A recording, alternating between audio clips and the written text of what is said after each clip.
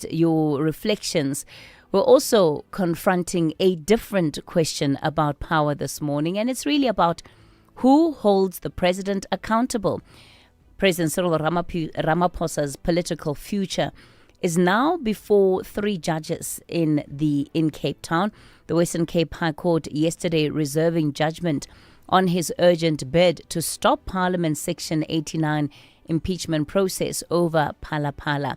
Now, a ruling is expected by the end of courts. Stop Parliament from investigating a sitting president.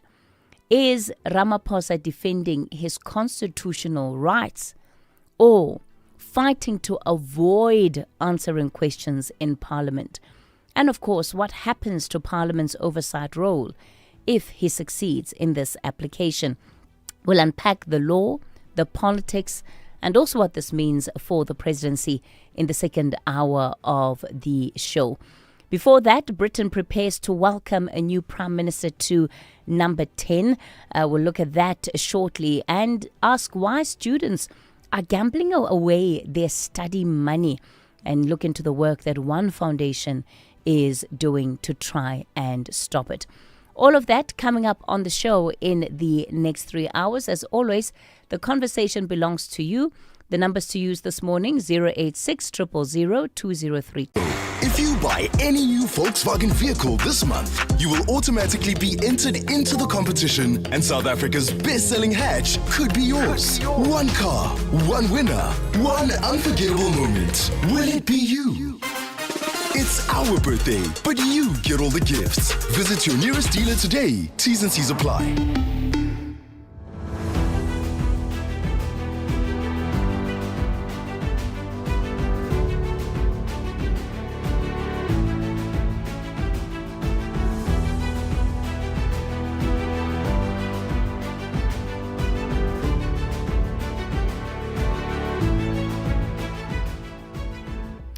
It's 12 after 6 o'clock and we're getting into the front pages of the newspaper. Indicate whether Burnham intends to prioritize fiscal discipline, economic growth, or a more interventionist state. So Shabana Mahmood make changes instead of pursuing a sharp shift.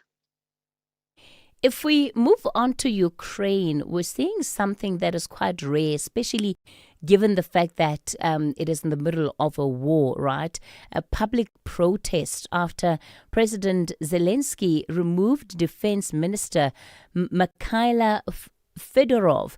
And this is the man that many Ukrainians credit with dragging their military into the technological age and also taking on corruption. Now, how much respect did he have among Ukrainians that they're now in the streets against his removal? Yeah, obviously quite a lot. And this is interesting because it's another clash between Zelensky's, call it parliament or his team, and the military commanders. So it's about more than Mikhailo Fedorov, who, by the way, he's a young 35-year-old tech-savvy reformer and he's a businessman.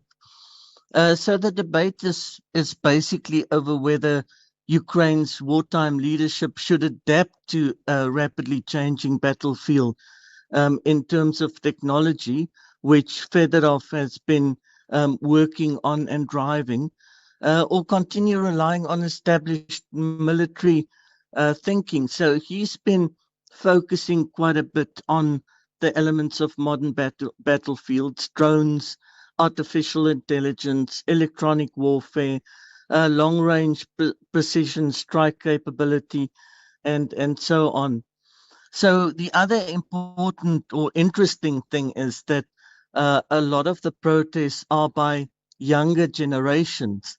So many younger Ukrainians obviously have grown up in a digital world and experienced almost continuous conflict since 2014. And I would guess that they really want this to stop and they want to see something different happening.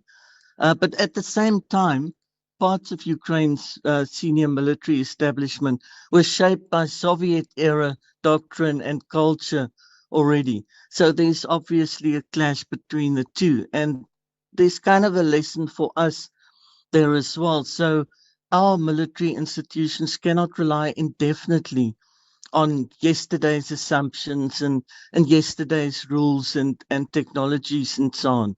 And therefore, we should continually review our defense strategy and force design as well to ensure that we keep pace and sort of fit in with what our objectives are and or should be. Okay. And then looking at India finally, where thousands of young people have marched on Parliament, they're demanding the education minister's head, right? And it's a youth movement that has been born out of leaked exam papers and a deep frustration that nobody is held responsible. I won't lie, Joan, when I saw this, I had a bit of a chuckle and I thought, we've had so many exam leak scandals in our country, but I've never seen, young people out on the streets. I've never seen a movement, at least not to the extent of what is happening in India. And perhaps it's a lesson about how seriously, not seriously we take some of these issues, but what's powering this youth movement and these grievances? Yeah, I had the same idea when I read about this event. So as we know, persistent social and economic strain can gradually become political strain and then spill over into the streets. And that is what we are seeing there.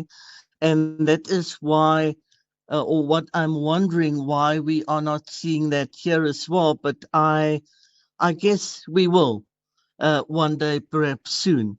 So it's again the same trend that we've seen in Ukraine, partly in parts of Europe as well. That today's students often become tomorrow's political movements, and we've seen that in just about every important resistant movement in the history of the world. So younger generations are becoming increasingly politically engaged. And rather waiting for change, many are using peaceful protest and civil activism and public pressure to shape the policies and their leadership that will define their future. So when sorry. Yeah, go ahead. Sorry. No, I just wanted to finish off by saying when young people believe they have a meaningful voice in shaping their future, then democracy is strengthened.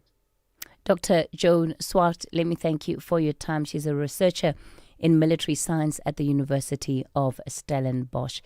Dinao Mutaung, good morning. Thanks, Kathy. A very good morning. Let's take a look at the headlines at 6:30. Parliament's Portfolio Committee on Cooperative Governance and Traditional Affairs will today hold a high-level joint meeting with stakeholders to discuss National Treasury's decision to temporarily withhold the equitable share payouts to 69 municipalities. In other news, the Madlanga Commission of Inquiry in Pretoria is this morning expected to hear Northwest businessman Suleiman Karim's application for a postponement, and the Limpopo Premier Dr. Popi Ramatuba says the late veteran actor Siputla Sebohodi inspired generations of performers. A full update follows at the top of the hour. SAfm, guiding you through the rush hour traffic.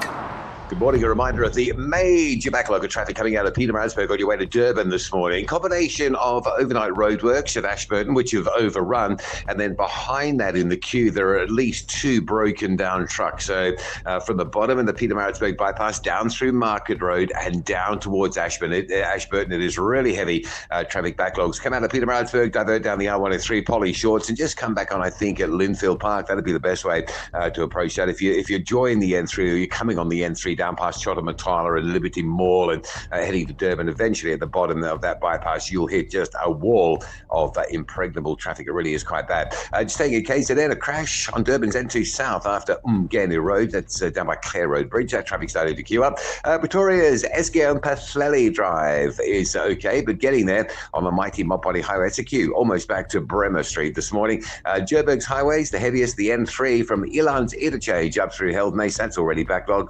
And not a bad run into Cape Town. The N1 looking clear from Belleville. The N2, pretty good conditions coming in from Khayelitsha through Hospital Bend. With your traffic updates, I'm Rob Bird. This is SAFM Sport with Zai Khan. 6:32, Zakan, good morning to you. Okay, we're going to start off with the cricket this morning.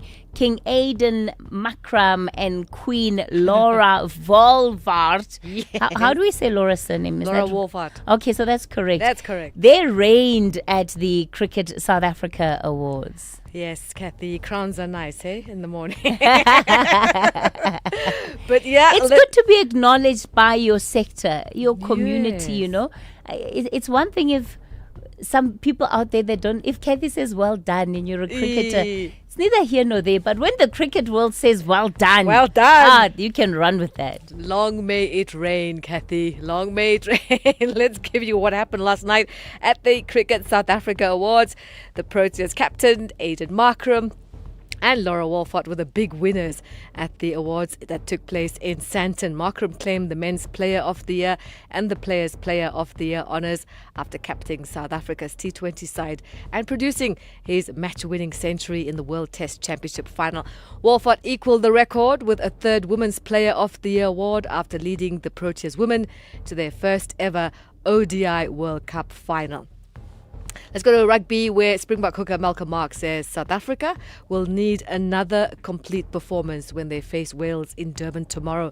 The Boks head into the Nations Championship clash on the back of convincing wins over England and Scotland, but Marks expects a fired-up Wales side despite their recent struggles.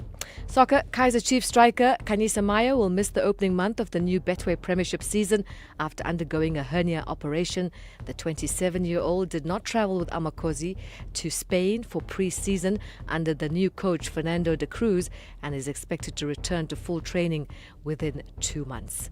Meanwhile, the White House has confirmed the US President Donald Trump will attend Sunday's FIFA World Cup final between Spain and Argentina. Trump is also expected to meet FIFA officials in New York before traveling to New Jersey, where he's set to present the World Cup trophy to the winners.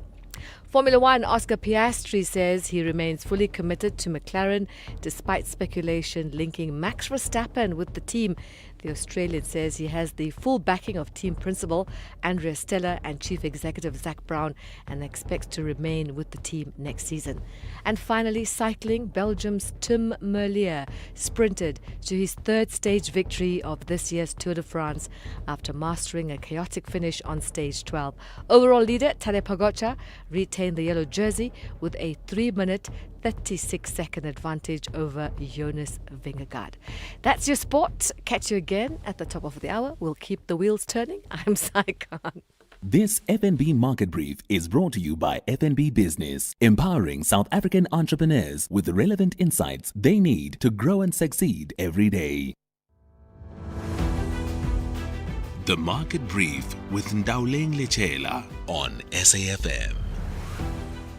A happy Friday, Ndauleng. I was certainly hoping that we'd start the Friday with a bit of better news, but the US retail sales growth, they're cooling our mood.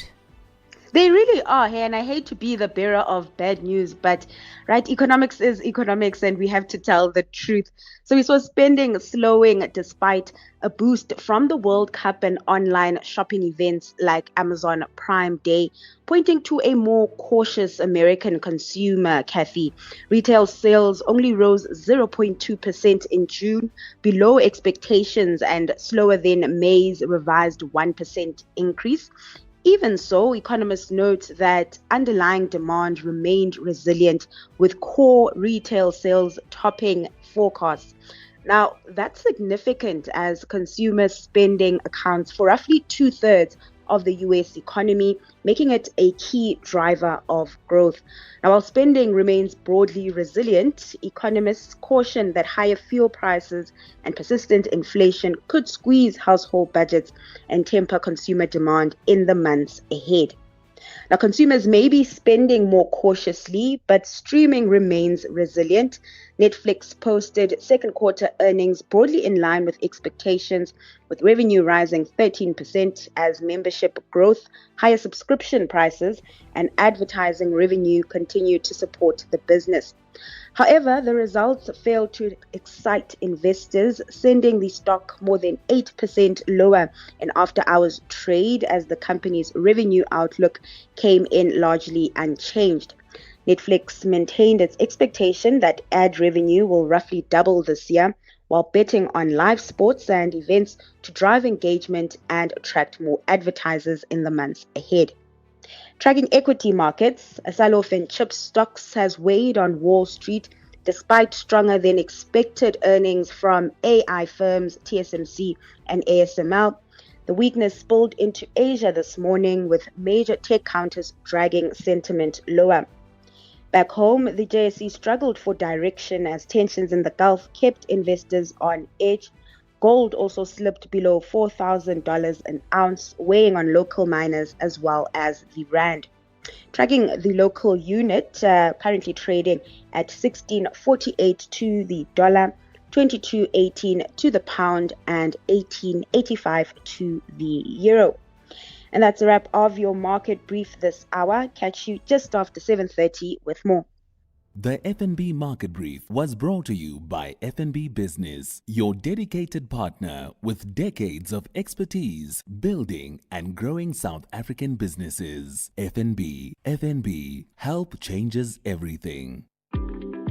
FNB Business is proud to partner with SAFM's The National Briefing. We stand shoulder to shoulder with South African entrepreneurs and businesses because we know building a business is a 24/7 commitment. Whether you're managing cash flow, planning for growth, or navigating challenges, we deliver the sharp insights and practical solutions you need to move forward with confidence. From smart funding options to expert business advice, FNB Business is right there with you. Visit fnb.co.za/business. FNB, help changes everything.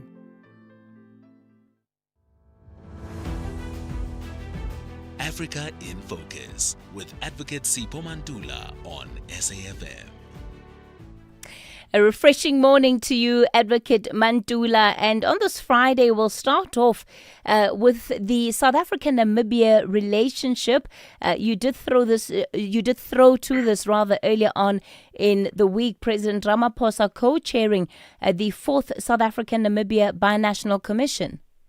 Indeed, Casey, and jump Africa to the listeners. On the eve of the day of Nelson Mandela tomorrow, Casey, the Free State Legislature also will be looking at from Windhoek to the Constitution. And you look at the impact of Mandela as the signatory, the relationship between South Africa and Namibia. So as today we are talking about the co-chairing of the two heads of state, one has to look at what have we achieved so far. Others are saying 75 signed agreements since 2013. We are looking also at the business forum tonight, Katie, that will be looking at what are the strategic impact between South Africa and Namibia in terms of trade. Now here you look at South Africa has more than 50 companies investing in Namibia between 2023 and 2025.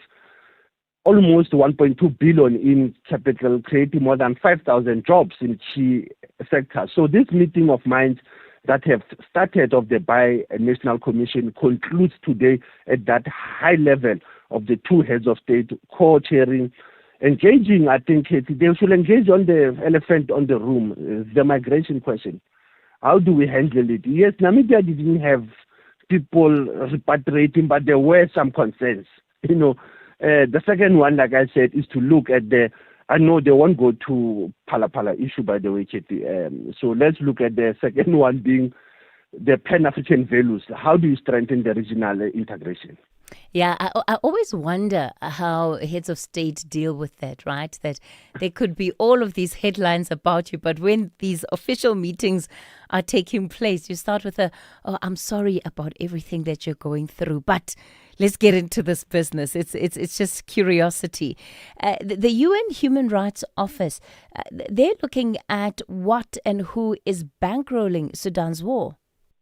That is quite true. Now, when you look at what we'll always call that, the conflicts are also a draw of exploitation of natural resources. Now, the Sudan conflict since 2023, you can say that there's been looting of the gum Arabic, and there have been issues of gold being looted in that country. You have a war, you have people suffering, and the smuggling routes are extended through Chad, Southern Sudan, Kenya, Libya, and Egypt.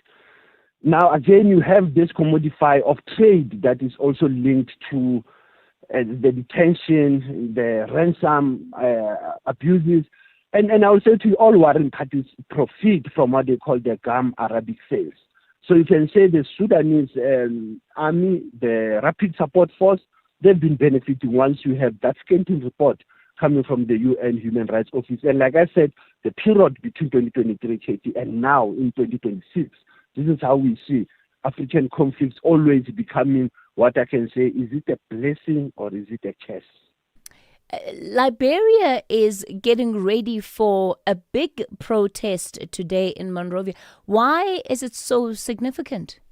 It's very important because they are saying the President Joseph Sleepy Bukai, who in 2023 was saying he will build from George Weah. They say today the theme of the march of the stand is the lead or leave.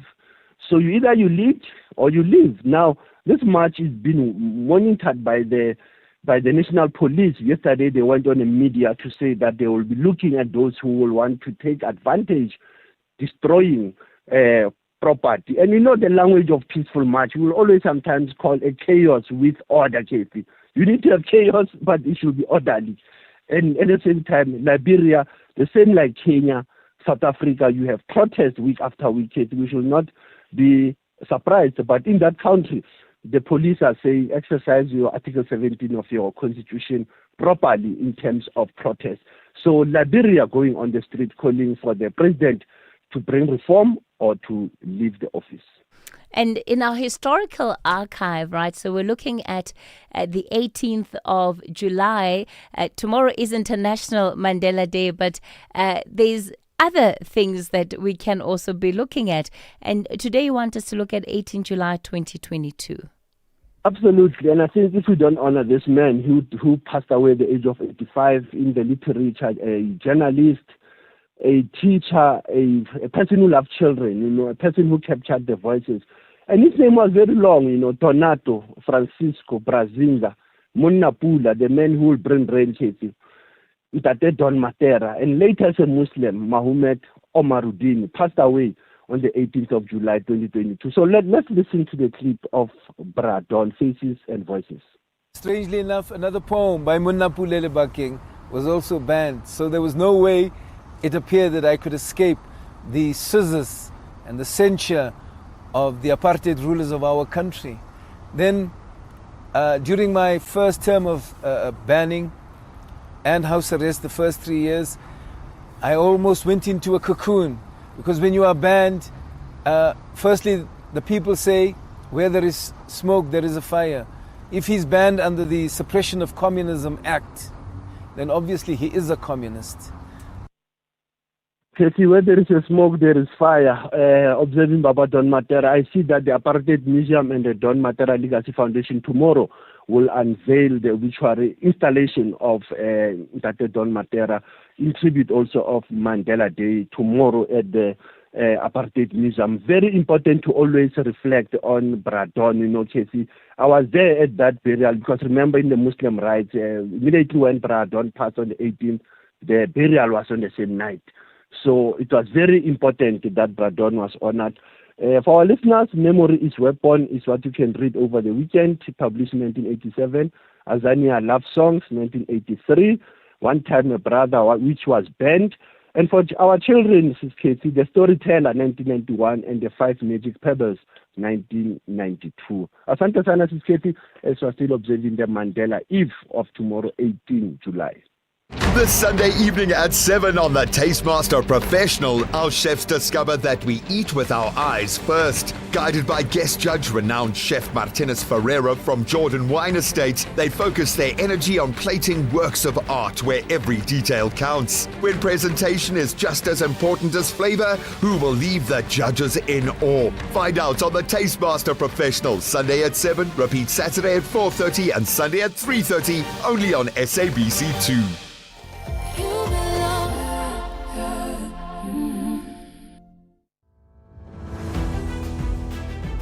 The National Briefing on SAFM. Weekday mornings from 6 to 9. SAFM. Guiding you through the rush hour traffic. Good morning. Still a major backlog coming out of Pietermaritzburg on your way to Durban this morning. There are multiple breakdowns and some overnight roadwork still in place. Approaching Ashburton, the queue is back through Market Road and back up the bottom end of the Pietermaritzburg bypass. If you're coming through Pietermaritzburg around sort of Liberty Mall, Chotamatali, you might want to exit into the CBD and then work your way down to the R103. Take that Polly Shorts option, just get right down to sort of Linfield Park on that by road and come back onto the N3. There will be traffic. There will be extra traffic avoiding the N3 on that route, but it'll be quicker. It's a major backlog leaving Pietermaritzburg all the way through to Ashburton. Quite literally a car and truck park through there. Crash on Durban's N2 southbound near Clare Road Bridge. That is just south of Umgena Road. Traffic also quite heavy on that section, marching back towards Queen Nanti Drive. Pretoria, Mopali Highway, queuing heavily down to Eskiam Paswelly Drive on your way to Pretoria. Joburg's N3 North, heavy Elands to Van Buren, and then Linksfield up to Modderfontein. Some queuing pressure there as well. Looking at K-Round, Emelaseni, no reports of any mist this morning. And if you're driving Cape Town, clear conditions, N1, N2, moving nicely towards the CBD. With your traffic updates, I'm Rob Byrne. Durban, the promenade is calling and the purple wave is taking over the East Coast. It's time for the Hollywood Bets Durban 10-kilometer road race on Sunday, 30th of August. Whether you're chasing a personal best or walking for the vibe, let's turn the city purple along our beautiful coastline. Entries are filling fast. Visit HollywoodAthleticsClub.co.za and secure your spot today. If you can't make it to the start line, catch all the action live on SABC 2 and SABC Plus from 7 a.m. Brought to you by SABC Sports.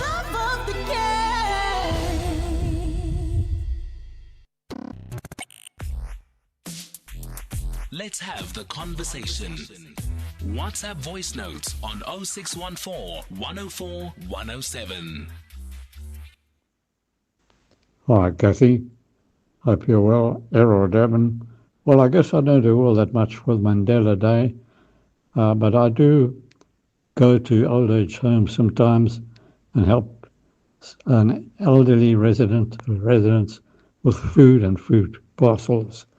So, yeah, that's my contribution. I know it's not much, but it is something. Errol, Durban.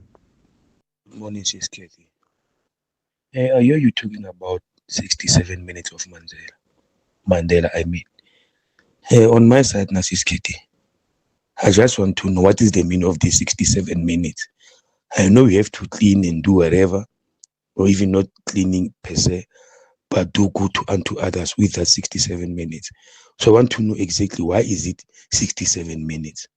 Because I only hear 67 minutes of Mandela. Why specifically 67 minutes? That's what I'm asking. Why is it 67? What is the meaning of that 67? Send me from Potchefstroom. Thank you, Sissy. All right, those are just some of the early voice notes that have started coming through. And it's in response to a question that I asked ahead of International Mandela Day tomorrow. What are we doing to build the country that Madiba believed was possible? And I said we should even personalize it, right? What am I doing to build the country Madiba believed was possible? So why 67 minutes? Well, because 67 minutes is the number of years that Madiba dedicated in his fight for human rights, social justice, and against apartheid. So that's really the framing around 67 minutes. That's how we arrived at 67 minutes. But I think the 67 minutes really is a starting point. And I guess it was one way of building a campaign around it, but 67 minutes should just be the start. All right, let's get into the story then for this morning. South Africa's gambling industry is booming, generating more than 59 billion rand a year. However, behind these numbers is a really concerning trend, and it's around university and college students who are gambling with the very allowance that's meant to pay for food, books, and accommodation. Now, NSFAS has raised the alarm with investigations tracing student funding into online betting accounts. One clinical psychologist has described youth gambling as a silent epidemic because it's easy to hide and aggressively marketed. Lebohang Seoheng is Advocacy and Communications Manager at the South African Responsible Gambling Foundation. Lebohang, good morning to you. How big is this problem on our campuses? What are students telling you? Good morning, Kathy. Good morning, Kathy, and the SFM listeners.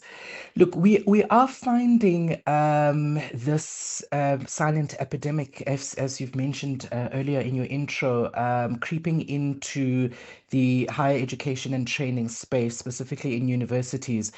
What we are finding and insights that we have gathered from universities is that students are beginning to gamble a little bit more excessively than they should be, which is obviously impacting their academic performance.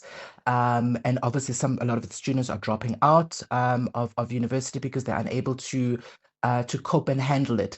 Now, excessive gambling can lead to what we call problem gambling or gambling addiction, which is a mental health behavioral disorder. And if it does go unchecked and students are not aware about the risks associated with engaging in the activity, it could lead to consequences of addiction and also comorbidity conditions. So it would be excessive gambling together with drinking or substance abuse or drugs, etc. You are now driving a campaign on campuses, and I wonder, what do you say to the students? Because many of them could well not see it as a problem or even believe that they have a problem, given how socialized gambling, especially online betting, has become. Absolutely, Kathy. So what we're doing to empower the students with through this campaign is to educate them about the risks, number one, but number two, for them to also take a self-screening tool, which is known as the Problem Gambling Severity Index. And this PGSI, or the Problem Gambling Severity Index, is a list of questions, which then, as honestly as that student would answer them, at the end of that questionnaire, it kind of grades them into a particular continuum in terms, are they displaying moderate risk, low risk, or severe risk in terms of gambling. And then it's at that point where they would need to seek counseling and treatment, which we offer. We are also going to be training the psychosocial support structures within universities. So this would be student counselors, student psychologists, SRC, and student leaders. With an accredited course for them to be able to identify the warning signs. And ultimately what we're trying to achieve is open up the referral pathways for counseling and treatment for students so that we're able to detect it early enough and early intervention is able to be administered. I guess it's also a call and a highlight, right, to parents, guardians who have young people who are in higher learning institutions of higher learning to be looking out, right? What are the symptoms and the signals that they should be identifying in their young people that could point to the fact that they could well be participating in gambling. And once that money is gone, it's gone. So now you can't buy food. Now you can't buy rent. Now you can't buy textbooks. And it has a cascading effect on the experience that these young people have at school. So Lebohang, thanks for that breakdown. Do great solutions start with good conversation? SAfm, leading the conversations that move us. Well, Eskom has named Tastepunt near St. Francis Bay on the Eastern Cape Coast as its preferred site for proposed 5,200 megawatt nuclear power station. The plan has returned, and so has the resistance to it.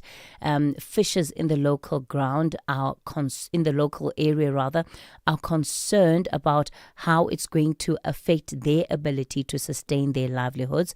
Heritage groups are warning that ancient Khoisan sites could be threatened, but of course, the mayor is looking at the influx of roughly 10,000 construction workers and also warning that it could overwhelm what is a relatively small municipality. Makoma Likalakala is director at Earthlife Africa, joins us. Makoma, good morning. Thanks for your time. So this kind of project, right, is big in nature, in scale, can bring a lot of economic activity, but we've seen communities fighting this for 3 decades. Why is it back? Good morning, and good morning to your listeners. Firstly, I don't know why it's back. It seems like there's some manipulation around nuclear power, which I think globally there are concerns around the coming back of nuclear. It's always pushed by geopolitics that particular powers would want to pursue nuclear. But in South Africa, it's not desirable. Neither policy, neither the need does warrant us to go nuclear. We can go renewables, and we are heading towards that. And we've seen that renewables have complemented our energy needs. The people although Makoma, from a policy point of view, in our integrated energy resource plan, South Africa has adopted nuclear as part of the mix of energy for sustainability of supply. Yes, we have nuclear as part of the energy mix, but remember we've got the current nuclear power station in Quebec, so that what is accounted for, and the new proposals are not in line with what needs to be done. Energy democracy is not there. The integrated resource plan that we have currently has not been put into real public review, so we cannot just adopt it as our integrated resource plan. So it means that there is kind of, even if it's said we are planning for the future, but planning for the future, we cannot leave South Africa to have very carbon intensive and choices of electricity generation. We have made commitments to combat climate change. So in all what we do, we need to have low carbon activities that would provide electricity for the people of South Africa. Makoma Likalakala, we'll leave it there this morning, director at Earthlife Africa. And remember, they were part of those that opposed that Russian nuclear deal in 2017 and ultimately won. The question is, why do the proposals over the building of a nuclear station keep ending up with the same community when they have vehemently said it does not work for them? It's now 7 o'clock. Dineo Motaung is standing by with your latest news update. Outsurance Essential is made for older cars. Claims are paid in cash within 5 working days, and you choose your own panel beater. SMS CAR to 43185. That's CAR to 43185. Theft, accident, and 1 million rand third-party cover for your older car. Outsurance Essential has it all. Get a quote. SMS CAR to 43185. That's CAR to 43185.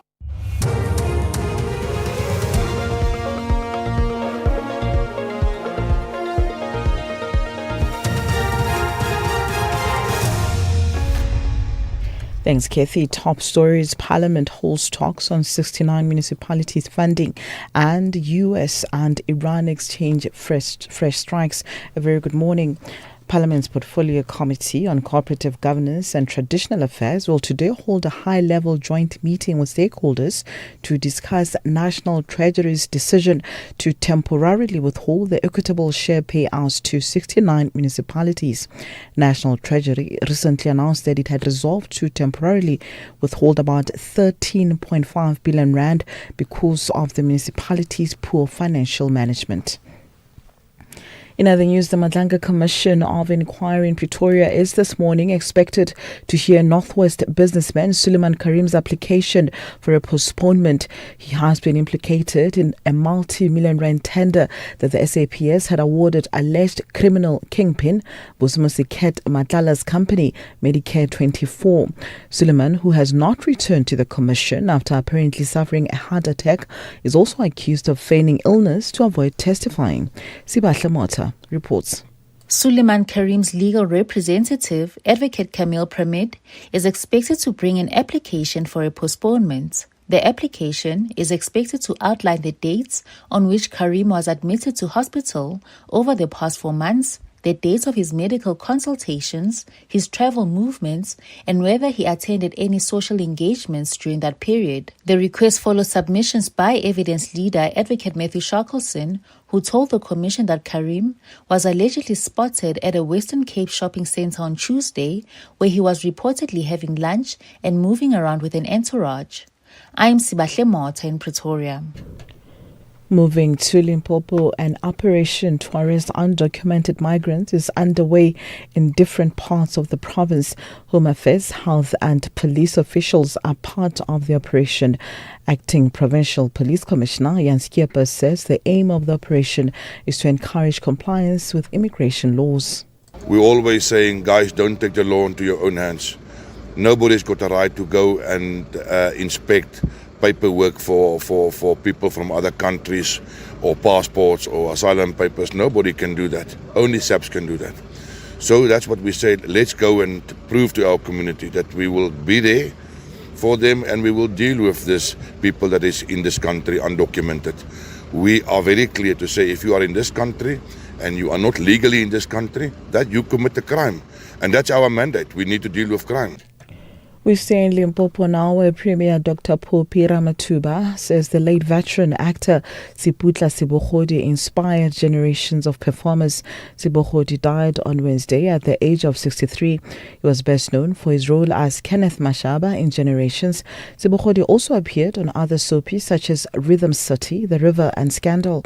Dr. Ramatuba spokesperson Tilibali Muaba.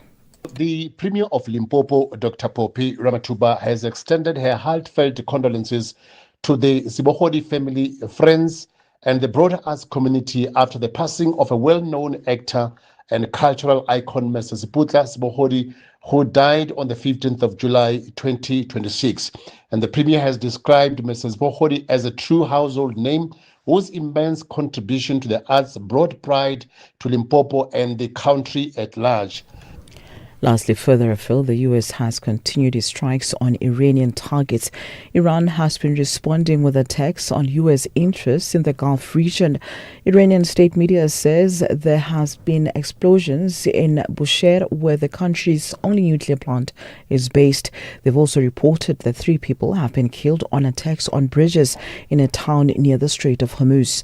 Here's the BBC's Jeremy Bowen.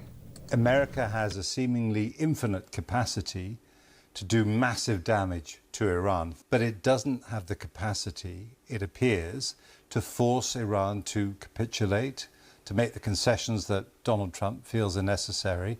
And one thing that Iran is absolutely certain is that it will not relinquish what it believes are its rights over control of navigation through this very strategic Strait of Hormuz. Recapping the top story at 7, Parliament's Portfolio Committee on Cooperative Governance and Traditional Affairs will today hold a high-level joint meeting with stakeholders to discuss a National Treasury's decision to temporarily withhold the equitable share payouts to 69 municipalities. Headlines at 7:30 for SAfm News. I'm Dino Motau. Outsurance is in the business of saving you money on your car insurance premium. If they can't, ask for 500 Rand. SMS out to 30754. That's out to 30754. OUTsurance will go out of their way to try and save you money on your car insurance. If they can't, ask for 500 Rand. SMS out to 30754. That's out to 30754.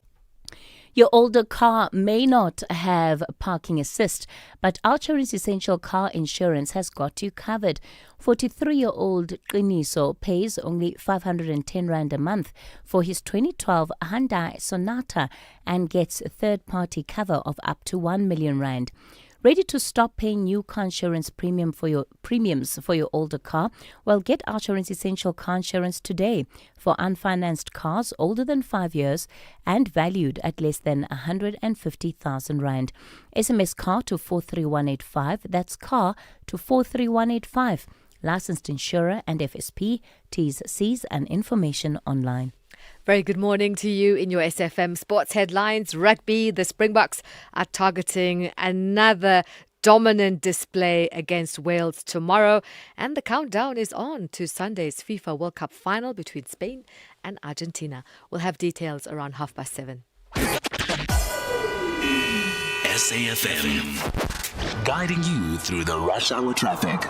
Well, don't forget there's a major backlog of traffic leaving Pietermaritzburg this morning. If you're on your way out towards Durban, you might be just joining from Pietermaritzburg, or you might be on that run from Moy River, Howick Hilton, approaching the Pietermaritzburg central section of that N3. It is bad from Ortman Road all the way down to Ashburton. There's a combination of roadworks at Ashburton, one lane open, plus a couple of breakdowns behind that in the queue. It is a monster backlog. Just trying to avoid it. The R103 is busy now as you go between Pietermaritzburg and Ashburton. That's understandable. Motorists trying to avoid the N3 and just jamming up that R103. So both options pretty heavy, but the N3 is really bad. Also, a breakdown after Ashburton on your way to Pietermaritzburg. So additional delays on that side as well. Durban's N2 south, earlier crash down by Clare Road Bridge is cleared, but that N2 from Queen Nundy Drive through Mgena Road on your way to Spaghetti Junction remains slow. Joburg's N3 heavy from Elands up to Van Buren. N12 and R24 who's driving in from Ekurhuleni. Both of those routes under pressure going into Galuli's interchange this morning. And Cape Town a clear run, clear set of highways. The N1 inbound from Belleville, N2 inbound from Khayelitsha looking good. Noticeably lighter this morning. With your traffic updates, I'm Rob Byrne. The National Briefing on SAfm. Clarity, context and conversation. This is where the day begins with Kathy Mutlatlana on the National Briefing.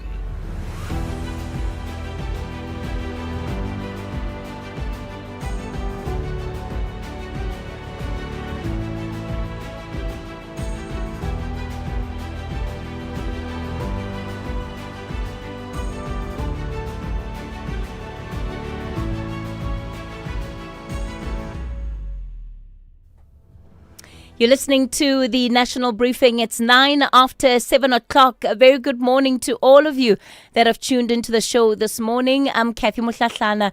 We're with you until 9 a.m. Coming up tomorrow, it's International Mandela Day. It's International Mandela Day. 67 minutes of service in honor of a man who understood that leadership was never just about holding power, but it was also about using it in service of others.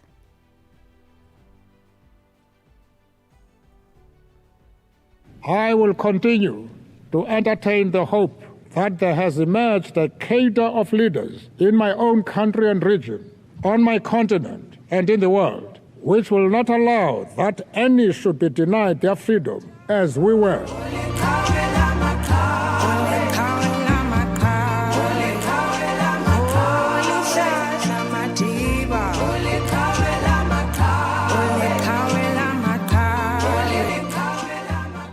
So as we think about International Mandela Day, it also asks all of us to do something, and that is to ask ourselves, what are we doing to build the country that Madiba believed was possible? Those are some of the reflections that I'm taking from you this morning. What are you doing to build the country that Madiba thought was possible? We'll have a special focus on this in our 8 o'clock hour. But coming up this hour, our big story, President Cyril Ramaphosa's future is now tied to a courtroom in Cape Town. 3 judges have reserved judgment on his his urgent bid to stop Parliament's Section 89 impeachment process over Phala Phala. We'll look at the law, the politics, and also the constitutional questions that have arisen from that court matter. The numbers to use, 086 000 2032. That's 086 000 2032. And on the WhatsApp voice note line, 0614 104 107. A glimpse, just a glimpse of the World Cup final. The wait is over. The FIFA World Cup 2026 final is here this Sunday. It's happening for Spain.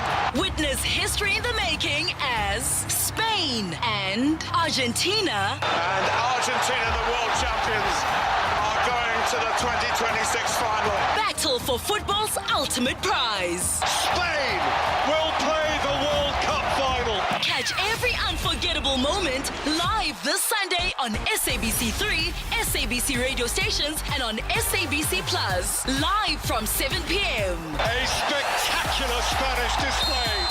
Don't miss the FIFA World Cup 2026 final, only on SABC, the official broadcaster of the FIFA World Cup 2026. Argentina have a title to defend.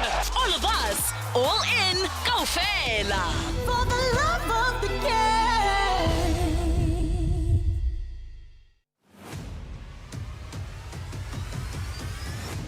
Kathy Mutlatlana is streaming live now on Facebook, YouTube, and X at SAFM Radio. All right, it's 13 after 7 o'clock. Now, the Western Cape High Court has reserved judgment after hearing 2 days of arguments in the legal battle over the parliamentary process. This is Parliament's Section 89 impeachment process.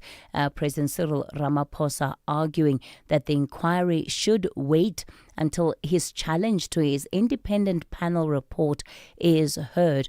On the other side, parties are insisting that Parliament has a constitutional duty to hold the head of state accountable. No pauses and no delays. Let me welcome onto the show Dr. Bantu Wanda Matlatsi, who is with the who is representing the United Africans Transformation. Thank you so much for your time this morning. So when we look at how this matter came about and why the Section 89, what the Section 89 panel was designed to do, why does your party believe that it cannot wait for the President's review? No, thank you very much, Katie, Khotsoma Africa, and to all the doers at home, Kanimambo. Katie, the President's high watermark, it's about embarrassment. And the more he delays this matter, the better for him. And his argument was based on the language of rules, based on the previous report in 2021, the difference between the prima facie case and sufficient evidence. But all we want to do as UAT and other members in the committee is to execute our constitutional mandate, which is to hold an executive accountable. At the heart of this matter is the separation of powers, because what the president seeks to achieve is to interfere with the processes of legislature, and it is interfere with the judgment from the Concord, which is an apex court of the country. And the parliament derives its authority directly from the constitution and cannot be prevented from exercising power constitutionally entrusted to it merely because of a related litigation is pending.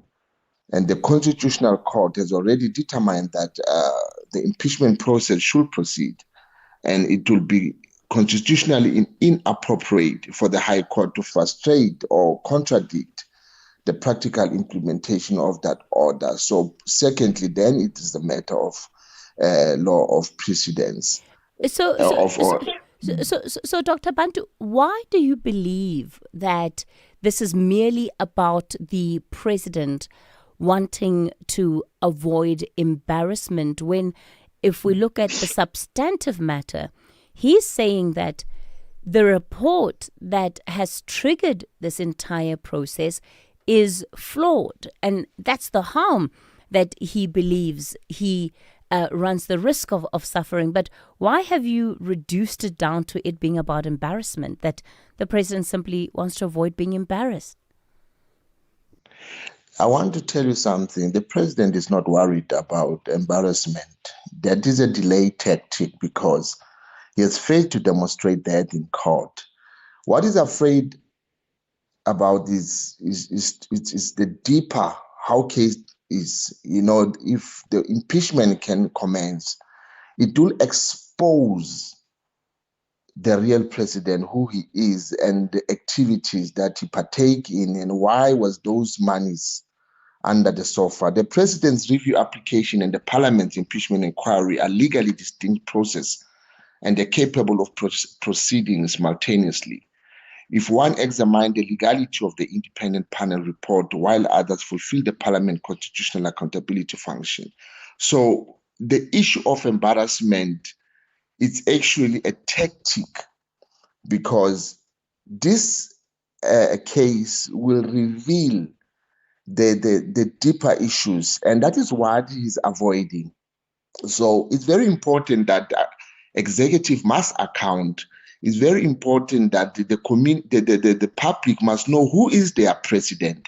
And this is an opportunity also that he must actually explain what actually occurred, and then maybe people will understand. It is not only also about being embarrassed, but that is what he's saying in his argument, which is actually does not hold. Okay, so after these 2 days of arguments, then you're still not convinced that the president has a solid enough case to halt the process in Parliament? No, the president doesn't have a case, actually. You heard what how our lawyers presented, and there's also an issue of a jurisdiction where the president want to take the decision that was taken by the Concon Court to the lower court, which is the High Court, which doesn't have the mandate to actually change the decision of the Apex Court. All right. So there is no case. These are just delaying tactics, and the impeachment committee will commence with this duty. Actually, the impeachment committee has commenced. We are in the process of nominating the evidence leader. So we are a separate branch. He can't interfere with the issues of legislature. He's an executive. So Dr. Bantu Wanda Matladzi, President of the United Africans Transformation, weighing in on this particular matter. Well, let's get into then the constitutional matters, right? Jurisdiction and separation of powers. Bophelo Sileke is an independent legal analyst. Bophelo, good morning to you. So after having listened to the arguments both from the president, the parties that have brought this matter, and also, the committee's legal representatives, on the matter of separation of powers, how much of a hurdle does that remain in this case? Good morning, Kathy. I think the question then directly answered would be, can the president pause a constitutional court order? And the simple answer is no, he cannot. The Constitution makes clear in terms of what the constitutional court rulings are, and they are final and binding on every organ of state. But we must then distinguish what the president is actually interdicting. The president is not interfering with the constitutional court order. What he is indeed doing is interdicting a parliamentary process that flows from that ruling, so not the ruling itself. And I thought that distinction is exactly what we need to clarify. When you look at it in that sense, does that bring the context up? Does it make the context more relevant? Because he's not saying, Parliament must never do that work. He's just saying can you hold it off? Because the reason why this work is being done in the first place is because of this report that I think is completely flawed. How much of a weight does that context carry? And when you look at the arguments made by his lawyers, did they make a strong enough case around that? I don't believe so. I don't believe a strong enough case was made on the part of the president. And I'll go as far as taking from or borrowing from what some of the counsel would have said. Advocate Mokari would have argued that granting the interdict would undermine the Constitutional Court's own judgment in the sense that, and I want to disagree with the previous guest, the Constitutional Court did not say the impeachment process needs to continue. Instead, the court did two things. One, it declared Section 129L unconstitutional, invalid, and set it aside in its existing form. It then went on to introduce what it termed an interim reading to guide the process. But what did this do? And this is the second leg. In terms of the revised approach, what the rules now, the parliamentary rules now say is that where a panel finds sufficient evidence, the matter must automatically be referred to an impeachment committee without any intervening vote by the National Assembly. So how we then contextualize what the submissions for the past 2 days are should be in that context. But what did the president, in my view, fail to do is to make a sufficient case for an interdict. Kathy, when you are seeking an urgent interdict, you must first get over these hurdles. You must show a prima facie right, even one doubt in terms of whether there is a prima facie case to be made or not is going to be detrimental to your overall case. But the president also needed to show that there's a well-grounded fear of harm if the interdict is refused. And this is the balance of convenience that needed to favor the president. So no other adequate remedy is available. This would be the third leg that the president would have had to bring to the court. And what the president's team then argued is that he would suffer irreparable public humiliation if the hearings proceeded, only for the report to later be set aside. I just don't think that framing that is sufficient to convince the Western Cape High Court that indeed it needs to grant an interim interdict. Bophelo Sileke, we're going to have to leave it there. Independent legal analyst. I do apologize for the poor sound quality coming through in that interview. This is Kathy Mutlatlana on the National Briefing. Well, we'll stay then with this story and then move on to the political implications of it. Dr. Ibrahim Harvey is a political writer and analyst. So, Dr. Harvey, there's the legal aspect, there's the parliamentary process, and then, of course, there's the politics, which cannot be ignored. What do you think are going to be the political implications of the court's finding, whether for or against the president?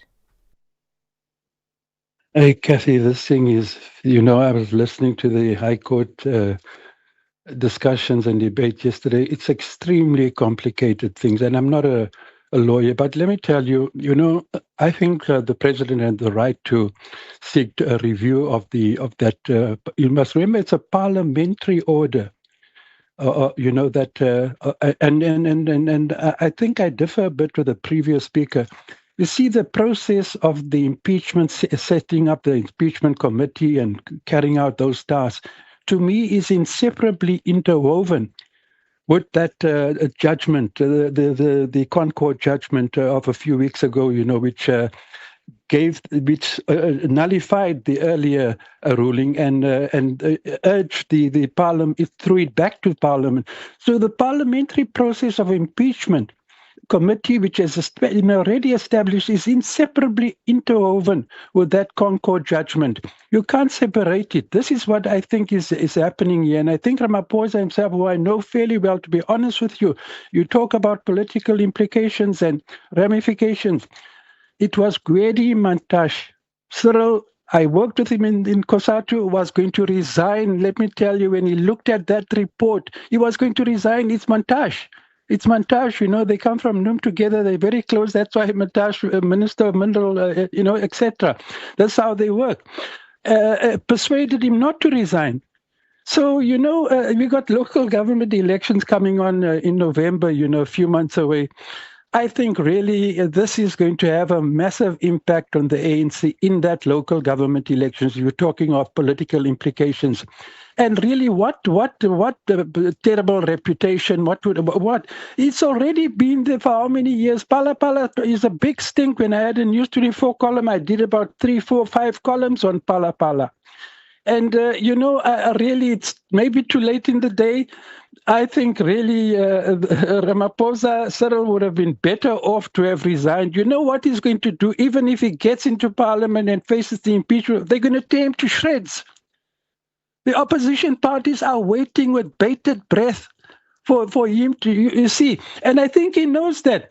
So, I mean, to want to stay or want to prevent the parliamentary impeachment committee that's been already established and manned from proceeding with its work. This is what is, this is the problem. I think this is going to be the big legal hurdle to cross. And I can tell you, I have very serious doubts that he's going to succeed in that regard. I'm talking about stopping the parliamentary impeachment committee from continuing with its work and calling for a pause until there's an outcome of you're talking how long? This thing could stretch on for.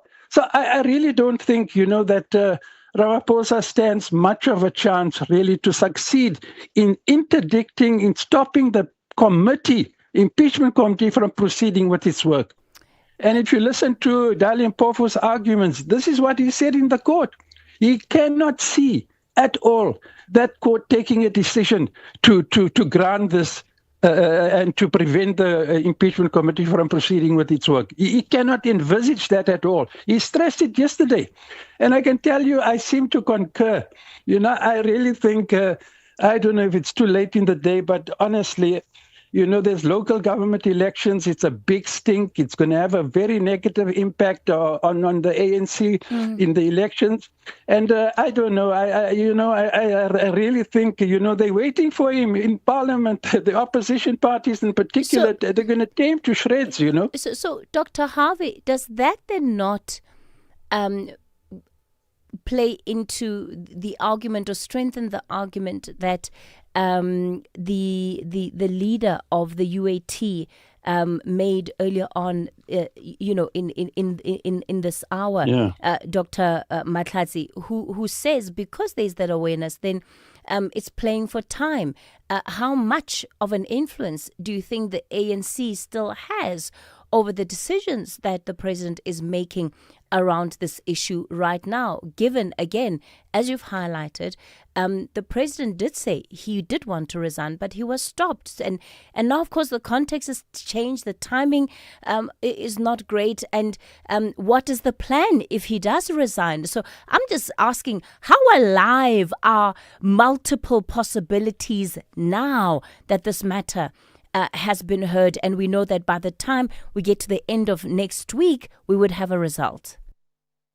Hey, Kathy, a response to your answer is so extremely complex and technical. But I can tell you, there's no doubt, you can see the anti-immigrant crisis, what has happened, our relations. There's problems, there's tensions between the ANC and Ramaphosa on this matter. You'd be foolish to think there isn't. There's deep issues. There's lots of ANC members, even the NEC, who's two-minded, and it's a whole lot of big ferment and debate is going on in the ANC right now about what. And you heard former President Mbeki saying, this is not an ANC matter, this is him, he must, face the music, etc. And it is an ANC matter. He's president of the ANC and the country. And I can tell you, I think we're going to be, as much as he might lose this case, but this constitutional remark, this will be the biggest blow from 1994. I mean, this has never happened in the entire history of the country, that a president is sitting with this impeachment. It's never happened during apartheid or post, the first time ever. That's why it's a very complex legal issue, because it's the first time. There's no precedent to it at all.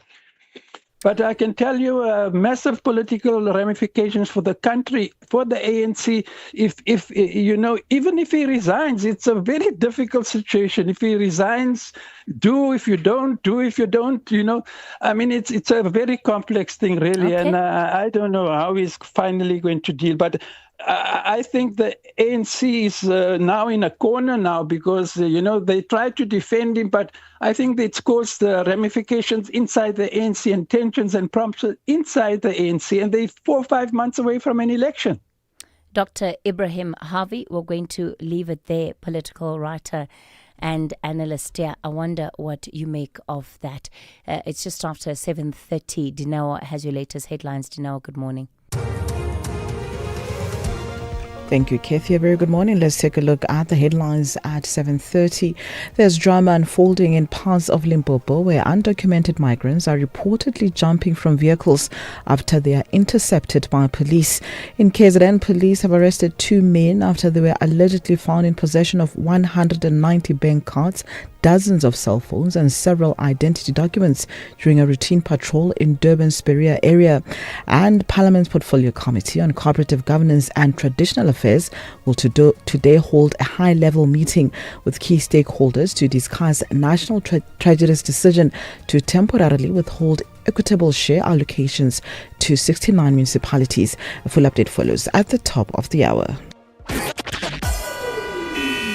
SAfm, guiding you through the rush hour traffic.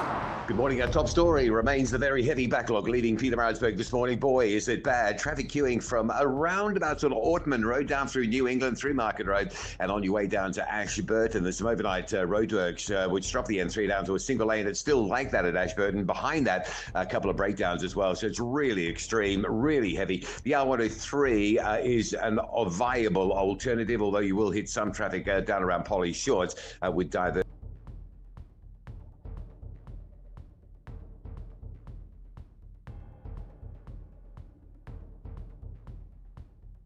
Pressures, but make sure you got a ton of time to get out of Pietermaritzburg on your way to Durban this morning. Joburg's N3 North heavy from Elands up to Van Buren. It's been like that since about 6 o'clock this morning. R24 into Galuli's coming in from the east is slow. A little bit of a hold up around Pretoria. Crashings on the M1 South at Linwood, M1 South at Rigel Avenue. It's not a really big backlog, but there is a slowdown. Once you get through Midrand, it is fine on that Midrand section this morning. And Cape Town Belleville South, a lot of congestion. Symphony Way heading up to Robert Sobukwe is jammed up, and Robert Sobukwe heading through Belleville South going north, also backlogging as well. With your traffic updates, I'm Rob Byrne.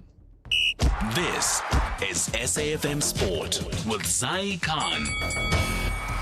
So, Zai, I'm going to admit, right, that when we are on the eve of a big game, especially for the Springboks, I want everybody to keep quiet about it and not go into it expecting that we're going to win. Because I feel like we've been on a winning streak and somebody's going to jinx it. Well, I feel that way about tomorrow. That's the challenge, right, Kathy? Because what do we do? It's not about winning anymore. These Boks, whether it's junior or whether they just keep raising the bar higher and higher. Maybe maybe I'm the problem. Am I the problem? Maybe I'm the problem. But yeah, I hope we don't lose. We better not lose. That's our problem child, Kathy, here. No excuses tomorrow. That's what Kathy wants. And you want another 80-minute statement win. Like the rest of us, Kathy. You're like us. You know what? I don't even need 80 minutes. I'm just like, when it comes down to the wire, can you please deliver? If you play bad all 60 minutes, can you make the last 20 minutes count? Can there be a turnaround somewhere? Yeah, even if it's just by 1 point. No excuses. I think that's what matters, the scoreboard tomorrow. And we're looking forward to the Boks. They may head into the clash as the overwhelming favourites after they had wins over England and Scotland. But hooker for the Boks, Malcolm Mark, says there's no room for complacency. He believes the focus remains on raising the team standards with every performance.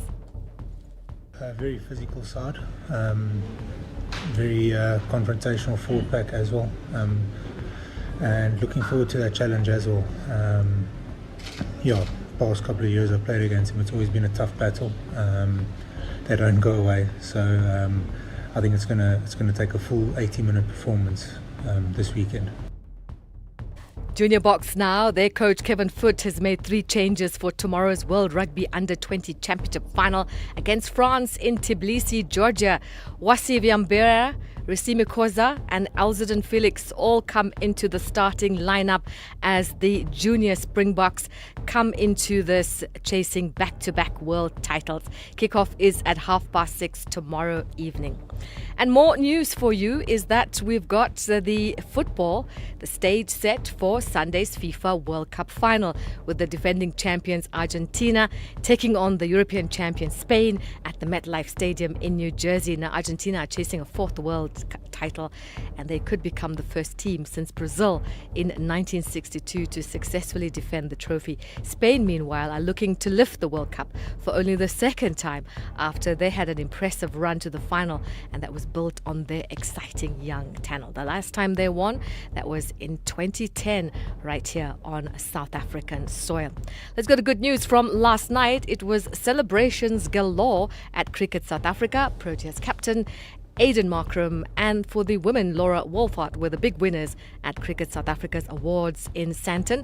Markram claimed the Players' Men's Player of the Year and the Players' Player of the Year honours after captaining South Africa's T20 side and producing his match-winning century in the World Test Championship final. Wolfart equalled the record with a 3rd Women's Player of the Year award after leading the Proteas women to their first ever ODI World Cup final. And finally, golf. The American rookie Jackson Suber fired a superb 5 under par 65 to lead after the opening round of the Open Championship at Royal Birkdale. Defending champion Scotty Scheffler made a solid start, while Rory McIlroy faces work to do after a disappointing opening round. We'll swing back with more on the National Briefing at the top of the hour. I'm Sai Khan. The Market Brief with Ndauleng Lechela on SAFM. Ndauleng, good morning. Look, I know where you stand with the World Cup, but when it comes to the Springboks, I hope we're on the same page, right? We don't have to debate what must happen this weekend with the Boks. Not at all. Not at all. I'll be my bucket top today as well, just to show support. Yeah, and Ndauleng, just when we thought African Bank, was in for a turnaround, the latest news this week now that there's a restructuring plan that has put more than 1,000 jobs at risk. What has gone wrong? I think they're really dealing with, higher costs as well, a really high cost base, considering that African Bank was also on an acquisition trail. I mean, looking at its previous results, the group posted a loss of 600 million rand. So really seeing that group under pressure. The news around the turnaround plan includes job cuts as well. To be exact, African Bank is proposing to cut up to 1,200 jobs and close 90 branches, and this is part of a broader cost-cutting drive. The lender has entered consultations with finance union SASPO, saying the proposed restructuring follows mounting losses and rising operating costs. Now, the bank has stressed that consultations are ongoing and no final decision has been made. Moving over to other company news, South African motorists and businesses are increasingly turning to vehicle tracking technology, helping CarTrack owner Karoo deliver a strong start to its financial year. Now, the group added a record 142,000 subscribers during the quarter, taking its customer base to more than 2.8 million. Now, that lifted subscription revenue by 19%. Karoo added that demand remains strong as businesses look to improve security, reduce costs, and run their fleets more efficiently. What's even more interesting is that the Karoo was the top performer on the JSE yesterday, closing about 8% higher. So markets really liking the numbers. Taking a more granular look at those markets, sentiment downbeat as we head into the weekend, with the sell-off in chip stocks and fresh strikes in the Middle East keeping investors on edge. Asian markets and US futures are in the red, and that likely to filter through to the JSE this morning, pointing to a softer start. Now, back home, attention is shifting to the SARB, with policymakers set to decide on their next interest rate move next week against a backdrop of volatile energy prices. So plenty of caution in the local market, with the rand also on the back foot this morning. at 16.48 to the dollar, 22.18 to the pound, and 18.85 to the euro. And that's your market wrap this morning. I'll be back on Monday with more market moving developments. I'm Ntaweleng Lechala for the National Briefing. Durban, the promenade is calling and the purple wave is taking over the East Coast. It's time for the Hollywood Bets Durban 10-kilometer road race on Sunday, 30th of August. Whether you're chasing a personal best or walking for the vibe, let's turn the city purple along our beautiful coastline. Entries are filling fast. Visit hollywoodathleticsclub.co.za and secure your spot today. If you can't make it to the start line, catch all the action live on SABC2 and SABC Plus from 7 a.m. Brought to you by SABC Sports. Here's the thing about insurance. You only find out how good it is when it's time to claim. With Outsurance, you've got that peace of mind. The Ombudsman, an independent body that rules on complaints, confirmed in their 2025 annual report that Outsurance had the lowest overturned ratio of complaints. Isn't it time you switch to the insurer where you always get something out? Call 08 600 60,000 or visit outsurance.co.za today. Licensed insurer and FSP, T's, C's and information online. Reality check on the National Briefing. It's 7:42. You're listening to the National Briefing. So we're getting into our final segment of Reality Check for the week. Our contributor this week has been Zimasa Vabaza, and he's been playing around and unpacking the theme of the South African middle class, asking what is the middle class doing with the power that it has quietly accumulated, and why, across every racial line, does it feel stuck? And some of the questions that we've been forced to ask ourselves is, what is the role that we are playing? How involved are we with different aspects of our ecosystem, in our communities? To what extent are we using the voice that we have to also solve the problems and the challenges and address challenges in our communities? And today, Zimasa, you're talking about becoming the driver, that the middle class must become the driver. Good morning to you. Morning, Kathy. Morning to your listeners on SAFM. I think this brings everything to a head. I think a lot of the conversations that we've been having throughout this week have broken up and dissected this entire paradox. But for now, I think it's important for me to say that this isn't a call for the middle class to continue to wait for government and hand over their agency. These are things that can start to be done almost this month, next month. This has got to start where people live. If your suburb or your complex doesn't have or your street doesn't have an urban improvement precinct, you can start one. These are just legal structures where residents and even businesses can come together to do their own things like cleaning, security, beautification. This will start to turn people away from being constant complainers within the middle class, because we understand all of the problems and people can list these, but we need to start becoming solutions orientated in the spaces that we can control, because it's easy to say that, well, I can't change the world. But yeah, you can definitely change your street, your house, and your family.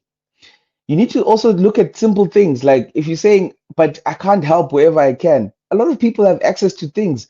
For instance, you could get old laptops from IT, the ones that they upgrade and really don't have use for.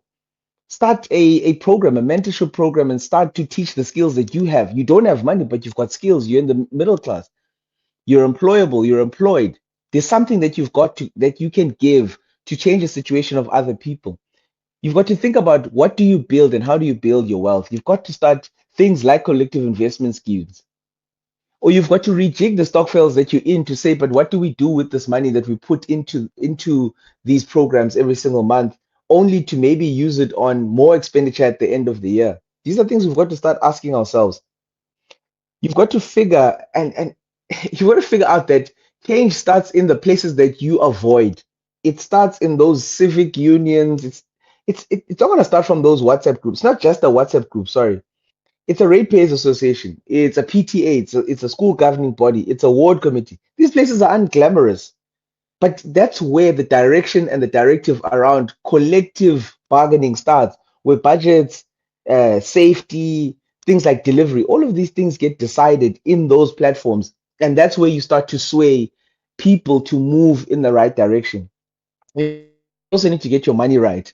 You need to start thinking how you spend, the lifestyle that you have, the affordability of that lifestyle, and you need to be real. Certain things you will say to yourself, hey, this thing is a vanity purchase, but at least understand and know that it is within the boundaries of what you've created. There's things like tax-free savings. These are things you can start to do almost immediately. Subscriptions, that one night out, that extra thing, these are things that can be redirected into kind of creating a better future for future self, you, not for anybody else, for you. So you've got to get the money right and the conversation around money right.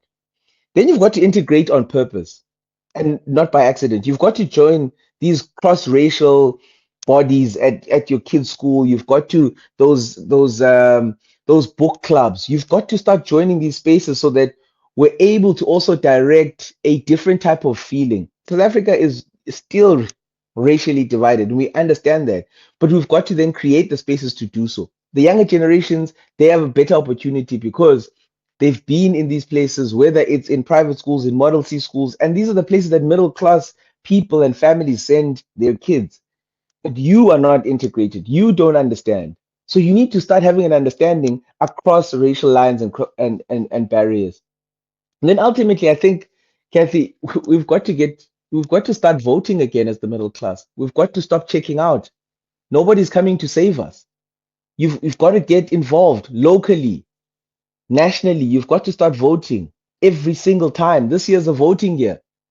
Are you going to be one of those people that's going to tell us in a year or from now that things are not changing, but you weren't involved in local government elections, which have the lowest attendance of any election that we hold in this country? I think we've got to stop waiting for permission and we've got to start acting.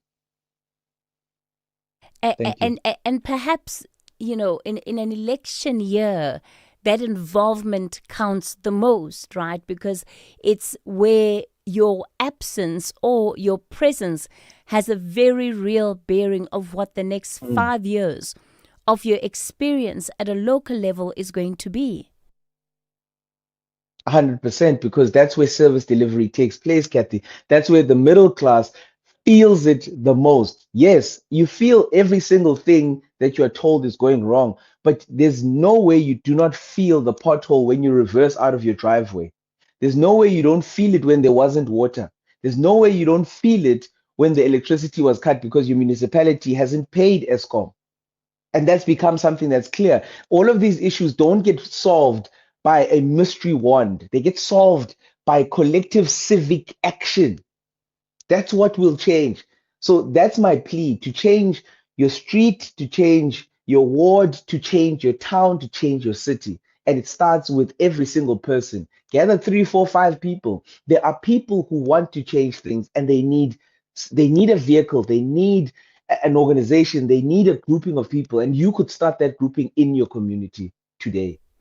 Zimasa Vabaza, let me thank you for your contribution this week. And I think it's such an important point to leave the reality check on as we round things up today. Does your involvement include recognizing the importance of showing up on voting day and actually voting? There are people that get it right? There's some aspects and portions of the middle class that get it right. And then there are others that don't. We have to ask ourselves, why does voting day become a public holiday just to stay home, have a braai, and complain about how we will not vote because things are not working out the way that we want them to work out? I'll take some of your reflections on Zimasa's contribution. 086 000 2032 is the number to dial. 086 000 2032. Remember, I've also asked you, what are you doing to help build the country that Madiba thought was possible? What are you contributing to making sure that we realize the dream of what South Africa can be? I'll take those WhatsApp voice notes on 0614 104 107. SAFM, guiding you through the rush hour traffic. Well, our top story this morning has been the N3 leaving Pietermaritzburg on the way to Durban down to Ashburton. There is a slight change. It looks like the overnight roadworks at Ashburton, which dropped it down to a single lane, have been lifted. But there is a major backlog that starts around Autumn and New England Road, goes all the way down through Market Road and halfway down towards Ashburton. It will take a while to normalise, to process, and probably a couple of those trucks in the queue will still break down as they head towards Ashburton. So it is going to be a problem for a while leaving Pietermaritzburg. Make sure you've got a ton of time to get through that and get down to Durban. Otherwise, just delay travel through that area. Crashings in Pretoria, not really having a major impact. There's a collision on the M1 South before Linwood, one before Ryagel, but traffic light enough to be getting through pretty much unscathed. The N1, Malabongwe down to Rivonia is quite heavy. N3 from Elands up to Galuli's looking quite busy as well. And Cape Town having a very easy run through the traffic this morning. No major problems. The highways are very light. The N1, bit of a slowdown at Sable, but it's not too bad. The N2 inbound looking beautiful from Khayelitsha right through Hospital Bend and into the city centre. Marine Drive flowing nicely as well. And if you're on your way out of town for the weekend, Somerset West to Lowry's Pass, all clear at this stage. With your traffic updates, I'm Rob Byrne. A glimpse, just a glimpse of the World Cup final. The wait is over. The FIFA World Cup 2026 final is here this Sunday. It's happening for Spain. Witness history in the making as Spain and Argentina. And Argentina, the world champions, are going to the 2026 final. Battle for football's ultimate prize. Spain will play the World Cup final. Catch every unforgettable moment live this Sunday on SABC3, SABC radio stations, and on SABC Plus. Live from 7 p.m. A spectacular Spanish display. Don't miss the FIFA World Cup 2026 final, only on SABC, the official broadcaster of the FIFA World Cup 2026. Argentina have a title to defend. All of us, all in, go Fela. For the love of the game.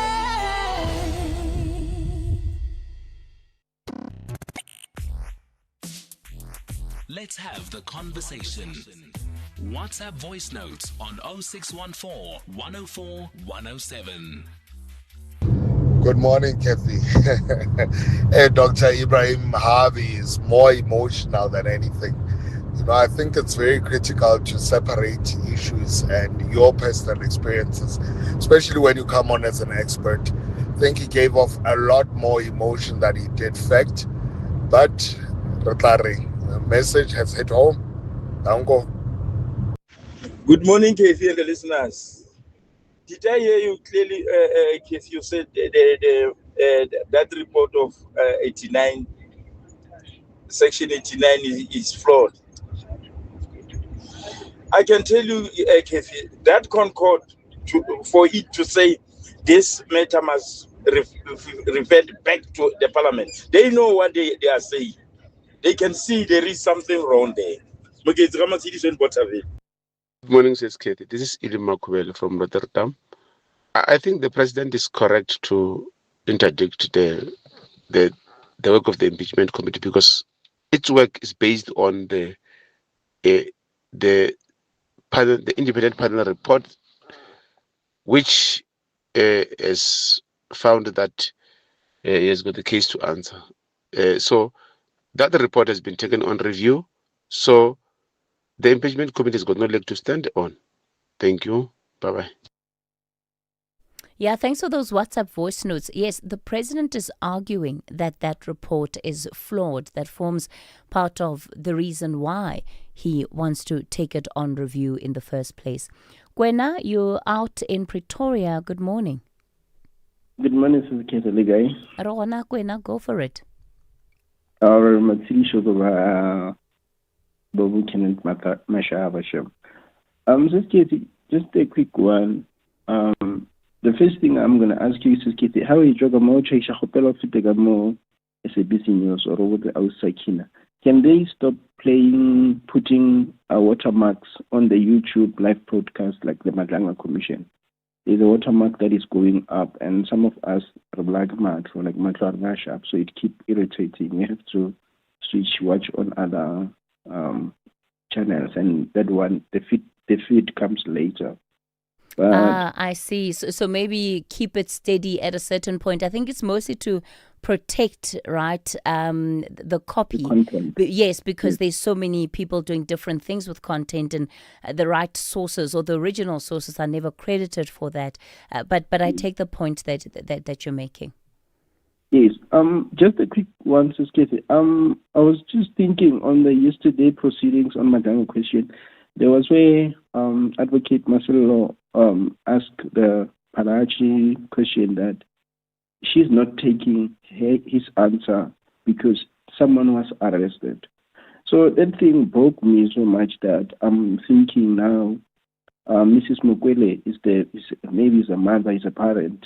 If now she's sitting there and she's watching the proceeding, and definitely she must be crying where she is. You can imagine leaving a big entity like BMW to join SAPS, and at the end of the day, you are arrested for something that is so flawed like that. It reminds me of the story of the coffee machine. So I think we need to do holistic introspection to our state entities, because this can't keep on going on. Someone's life can't just be run like that. To get that job. So Kwena, are you saying that she didn't hire herself, and so she mustn't be expected then to prove a case for why she was fit and capable for the job when she was not the one making the decision? Exactly. That's what Advocate Kumalu said, emphasized on, that the post was not internal post. It was external post also they could apply. Mrs. Mukwele saw the post, applied for the post. She was even overqualified for that post because she had postgraduate of some qualifications. And for Palayachi and IDEC to capture her in their investigation or in that affidavit, it was wrong completely, because she played no role in that. All she did is to apply for a job, go for the interview. She became up. For the fact that some people internally had applied, they didn't get the post, that is a different story. And for her to end up being arrested, let's leave Kumal aside, for her to end up being arrested, humiliated in front of her former colleagues, like from the companies that she went, wherever she goes now, that stain stays with her. The reputation is damaged. Okay. I wish we can get her just to get a side of story, how she feels, and something is giving. All right, Kwena, let's leave it there. Kwena out in Pretoria, and you'd remember it's Brigadier Dineo Mukwele, and I see now that she's actually going to be making representations to the NPA in this matter of the charges, and her attorneys are confident that the evidence that has been presented before the Madanga Commission will actually persuade the NPA to drop the charges against her. Sfiso, you're in Richards Bay. Good morning. Hi, Sister. How are you doing? Go for it, Sfiso.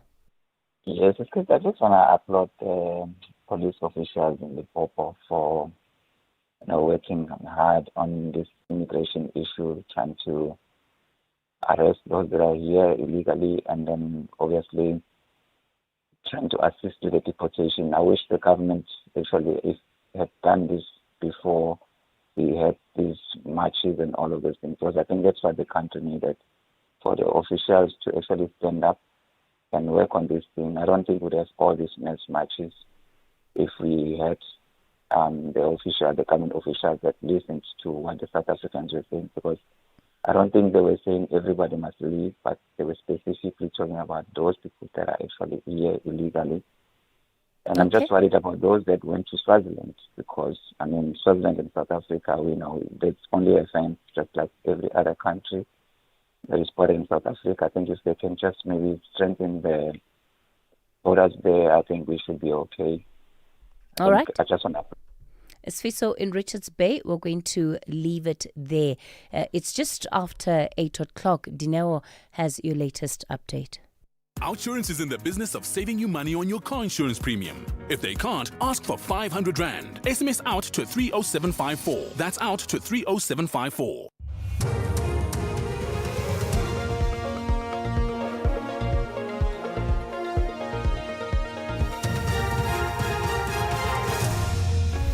Thank you, Kathy. Top stories: undocumented migrants flee police in Limpopo, and Canada battles hundreds of uncontrolled wildfires.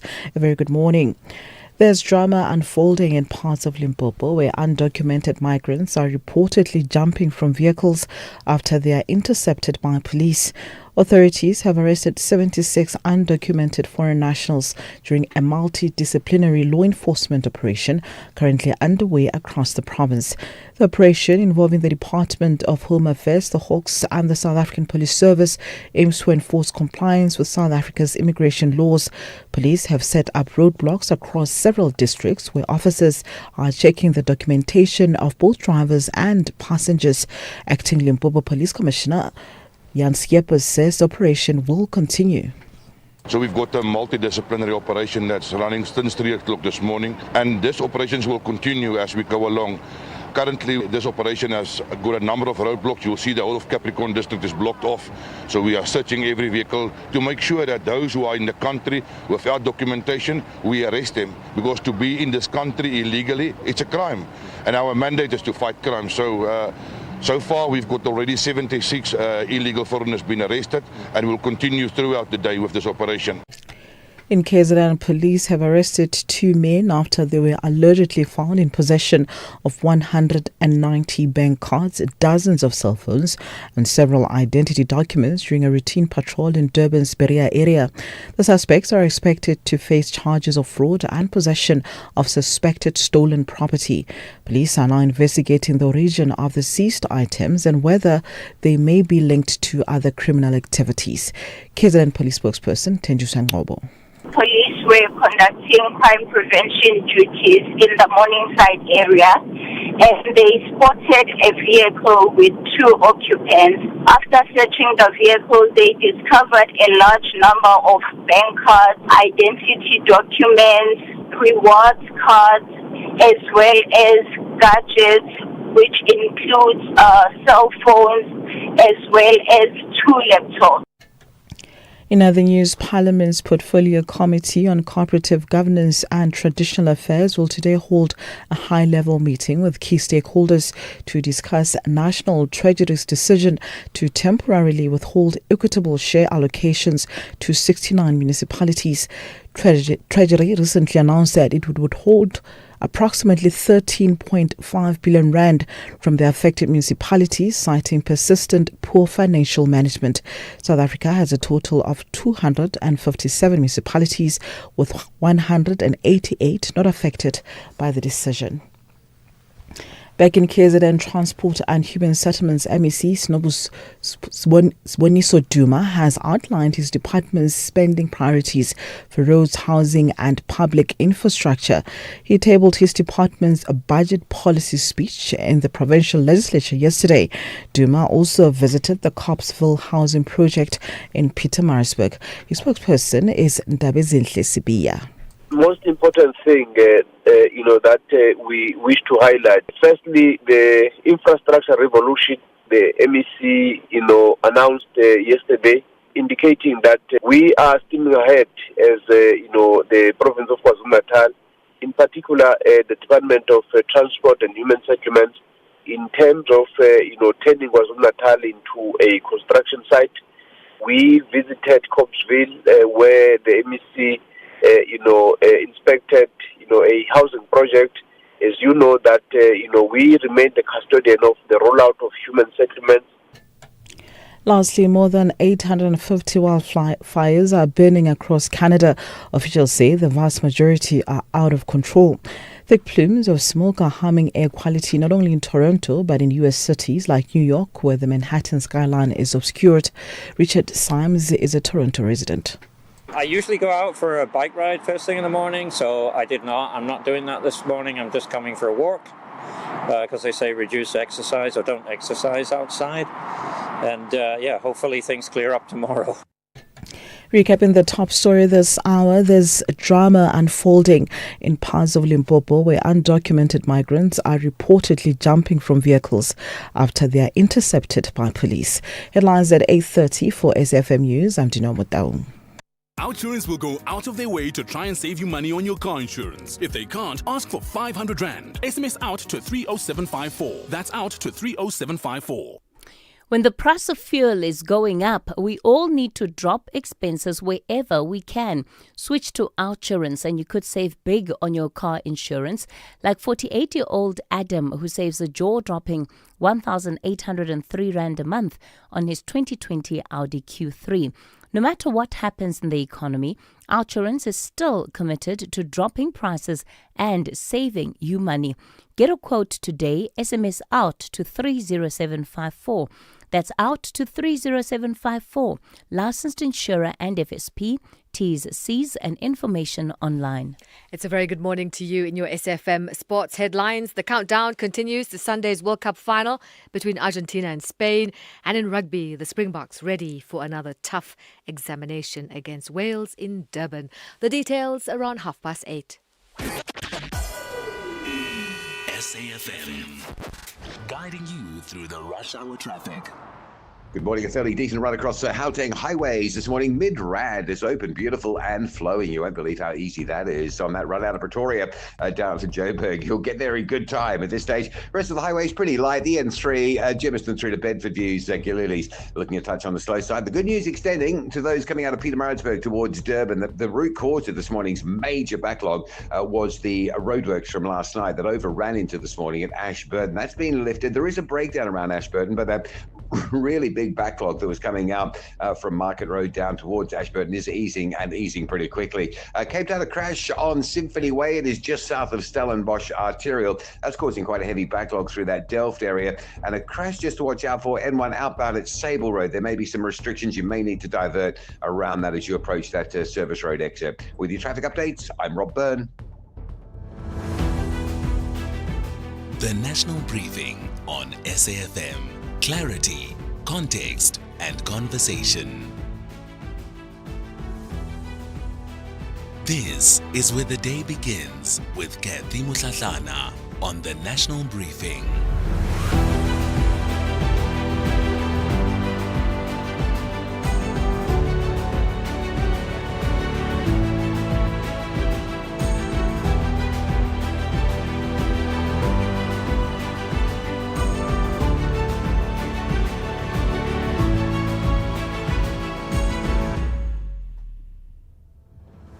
It's 8:09.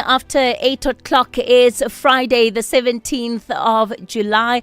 Welcome if you've just tuned in to the show. I'm Kathy Mutlatlana. You're listening to the National Briefing as we bring you clarity, context, and conversation. We're with you until 9 a.m. this morning. Coming up on the final hour of the show. Africa, the land of the brave. From the chains to the freedom flame, Mandela, we call your name.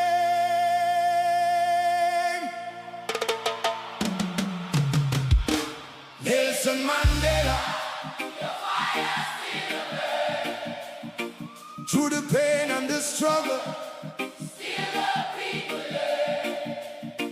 From the prison walls to the freedom call, your voice still echoes. Standing tall. Nelson Mandela, Africa rise again. Through the tears and the blood, now we break the chain. From the darkest night to the morning sun, you legacy live on in everyone. Hey! Long walk to freedom, miles in the sand. Heavy is the burden when you fight for your land. They tried to silence the truth in your voice, but you stood firm, you made your choice.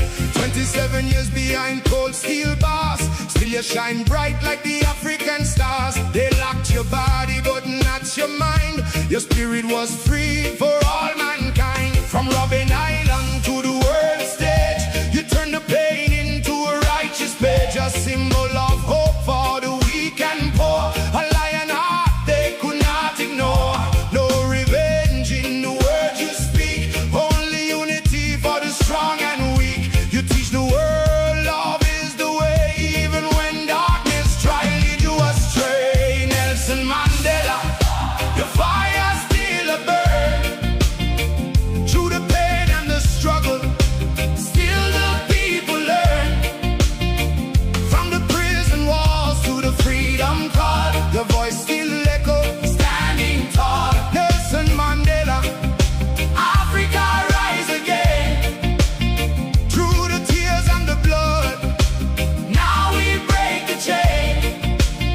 From the darkest night to the morning sun, your legacy live on in everyone. Afrique, mon frère, lève-toi maintenant. La liberté vient avec le temps. Mandela crie dans chaque cœur. Unité, justice, plus de peur. From the townships to I tell you what, that Madiba flame is not just burning in South Africa. Watch what happens in the world tomorrow. It changed the stakes when the United Nations declared the 18th of July International Mandela Day. So this is now something that the world has come to embrace, and 67 minutes of service in honor of a man who believed that leadership meant serving others.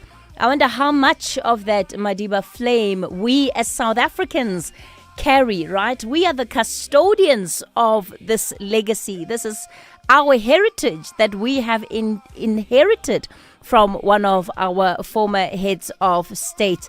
And the question I've been asking, what are you doing to help build the South Africa that Madiba believed was possible? Let's have that conversation in the final hour of this show. It's 13 after 8 o'clock. We'll get straight into it in a moment. Move with purpose from the first to the final job in a Hino 700 truck tractor. Available in either 410 or 450 horsepower. It gives you the flexibility to choose the right amount of power to suit your unique fleet and logistical needs. The Hino 700 truck tractor comes with a 6-year drivetrain warranty and 6-year service plan from as little as 1.9 million rand excluding VAT. Contact your nearest Hino dealer today to keep you moving. Offer available while stocks last. T's and C's apply. Hino, all the way. Do you have a car you'd like to sell, but don't trust your uncle or your pal? Then we buy cars is just for you. Buying cars is what we do. We offer service with a smile. We always go the extra mile. Use a place that you trust and sell your car to us. We Buy Cars, the easiest way to sell your car by far.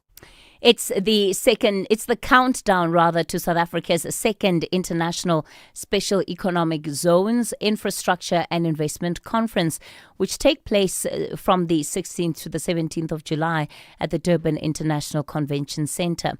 Hosted by the Department of Trade, Industry and Competition in partnership with the province of KwaZulu-Natal through the Department of Economic Development, Tourism and Environmental Affairs.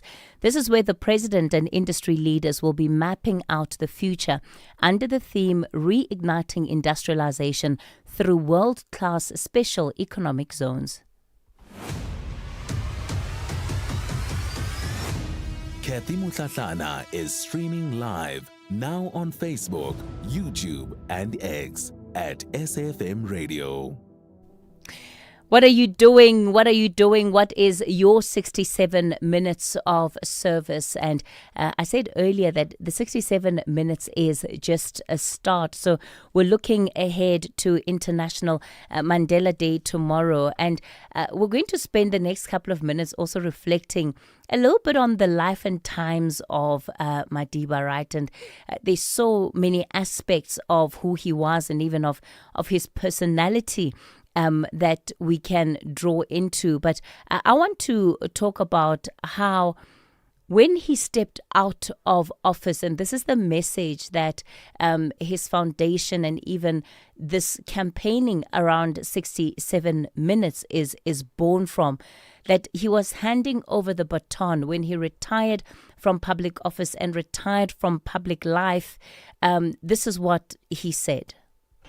After nearly 90 years of life, it is time for new heads to lift the burdens.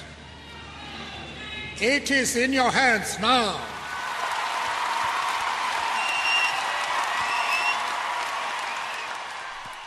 And indeed, it is in our hands. Hanika van Lenga is founding director of Chefs with Compassion and Nosh Food Rescue. So, Hanika, how have you taken up that challenge?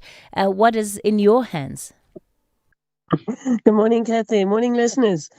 Yeah, I think for us, it's not just those 67 minutes. We plug away at fixing food insecurity throughout the year, but Mandela Day for us is a really beautiful and striking way of capturing the public heart as well and getting more people involved in our mission. How big of a challenge is hunger in our country? Because we, of course, sit with this great divide between those who have and those who don't. But it does seem that in the last couple of years, there has been a silent issue of hunger that we just are not aware of as a society.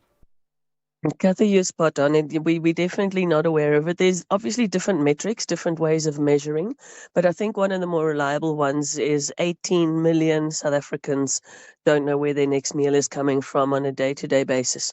So we're looking at almost a third of our population, 1 in 3. It's obviously higher in metros and in city centres. It's a geographic distribution. But yeah, it's pretty dire. And then coupled with the fact that from a food perspective, we throw away about 30% of our production. 10.6 million tons of food go to waste annually, which is about 48% of the produce that is available because we're a net exporter. You know, when you put those two together, then you realize that there's definitely something that can be done. There's a system that needs to be addressed, but that said, just feeding people today is not necessarily going to fix the underlying inequality and the systemic reasons why people are hungry. Feeding them, is a short-term solution. There's more work to be done than what just we at Chefs with Compassion and an organization like ours can do. How do you invite people to get involved? What is it that you do then in solving this problem? Yes, of course, you're distributing meals, but I'm talking here about how the process of getting there. So I would say if people want to get involved, let them reach out through our website, chefswithcompassion.org.za, or through our Facebook. That's, I think, possibly one of the best ways of getting involved. There's also Nosh Food Rescue, obviously, we've also got a website, Instagram, Facebook. Anybody out there that might be a producer or a processor or a farmer that might have surplus at any stage, we'd love to hear from them. Anybody that's maybe in logistics, there's so many different aspects to food. I always say food is not only the staff of life, it is the stuff of life. And there's so many different steps along the food value chain where there could be interventions that we could use to start working towards fixing food insecurity. Where does all of this food end up, Hanika? And just if we talk about this program, is it rolled out nationally? So both Chefs with Compassion and Nash are predominantly based in Gauteng. Nash has got a bunch of beneficiaries in other centres wherever they are. We find donations, but we've not been able to roll out nationally as yet. And it's mostly a resource constraint. You know, we have proof of concept, we're ready, but you know, it's time that we start rolling out nationally. So between Chefs with Compassion has about 43 what we refer to as hubs that are community kitchens, our feeding schemes. Nosh has about 200. So the food that we rescue, we work directly with our beneficiary organizations to try to get it into the communities as quickly as possible, because obviously we are working with end of life type produce. So it's a little bit more time sensitive. You know, there's not big warehouses and cold chain and lots of more steps involved.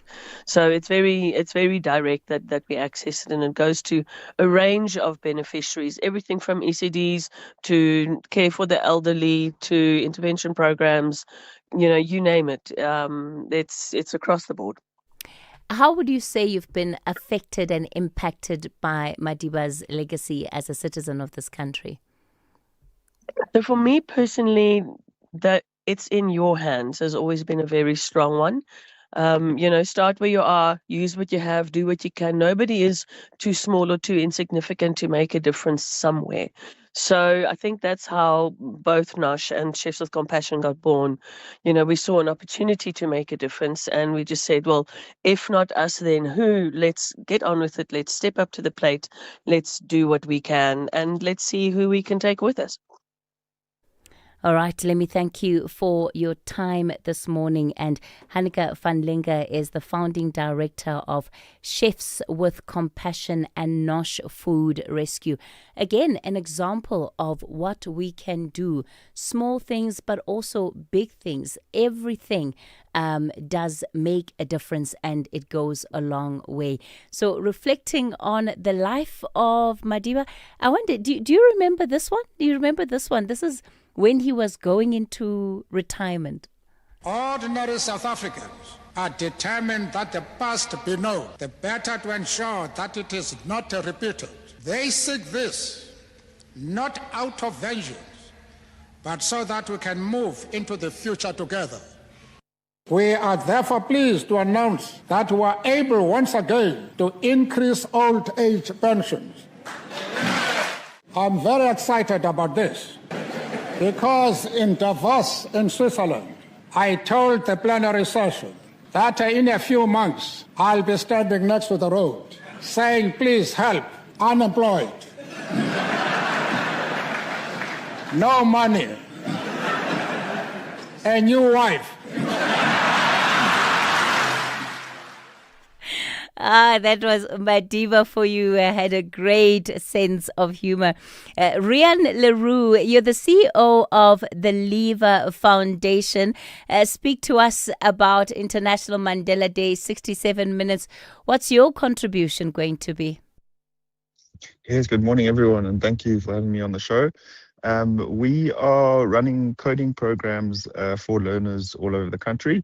And we've been doing this for a couple of years now, and this has moved from just one day now to a whole month. So we run it from the 18th of July, starting tomorrow, till the 18th of August. And we teach learners how to code without the use of computers. You're using the hashtag coding for Mandela, and in fact, it's now expanded to the rest of the continent. What about the work that you're doing? What made you feel that you needed to center it in Madiba's legacy, because you didn't have to? So there are a lot of roots. We started and founded here out of the Eastern Cape in Mandela Bay, from the university, Mandela University as well. So we really wanted to showcase that legacy, that we can take something both nationally across the continent and then globally from something in the Eastern Cape. And as well, Madiba was really about education and and access to education. And a big part of our program is making sure that learners from all over the country in rural parts that don't have access to big computer labs and resources like that can understand what coding is and how they can get into the digital economy. How have you been personally affected by Madiba's legacy? I think it's been a really good journey through education, obviously, and the significance of what Madiba's done for us in our country. You know, he really managed to help shift the country from a terrible, horrendous place where we were, and shift us into the rainbow nation that we can be and are now. And what's your message, Ryan, to South Africans out there who sit and they think, 67 minutes, blah, blah, blah, yet another campaign. Can we just get over the 18th so that, we can be over it already? What do you say to somebody who's feeling that way and who's probably even rolling their eyes as they're listening to this conversation? That's a great question to ask, and I think to them I'd say it's too early to roll your eyes, guys. It hasn't been long enough to do that, and taking a moment on Mandela Day to recognize what our country's been through and where we can still be, I think is really important. So to those people that don't do anything, I think the moment is to recognize what we can still be and what happened when we broke free of the apartheid systems and what we can really do to make sure this country becomes the legacy that Mandela made sure that we could break out of. Ryan Leroux, CEO of the Lever Foundation. Let me thank you for your contribution to the show this morning. Well, speaking of education, Ryan is right. Madiba did have very strong feelings about education. He championed it. In fact, the Oprah Winfrey Leadership Academy that sits on Hindley on Klip was inspired by conversations between Madiba and Oprah Winfrey, and it ultimately led her to building that institution. But there's another story that Madiba liked to share about education. When I phoned and a lady answered the telephone, I then asked, "To whom am I speaking?" She said, "You're speaking to me." I said, "Well, lady, I know I'm speaking to you, but what's your name?" She said, "Who are you to ask for my name? What's your name?" I say, "Well, lady, as soon as you tell me your name, I'll tell you mine." But as we argued as to who should tell his or her name, she became very cross. And she said, "You seem to be a backward person. Have you passed your matric?" And I said, "Well, lady, you must be very careful. Because if the qualification to speak to you is the possession of a matric certificate, I might work hard and pass my matric and be in the same class as you are." She said, "You will never be in my class and bang the telephone." How I wish she were here today. Who had the last laugh on that one? Well, talking about Mandela Day, there's a group of South Africans that are doing what they've been doing for a number of years now, championing and taking the message of International Mandela Day to the highest peak of the continent.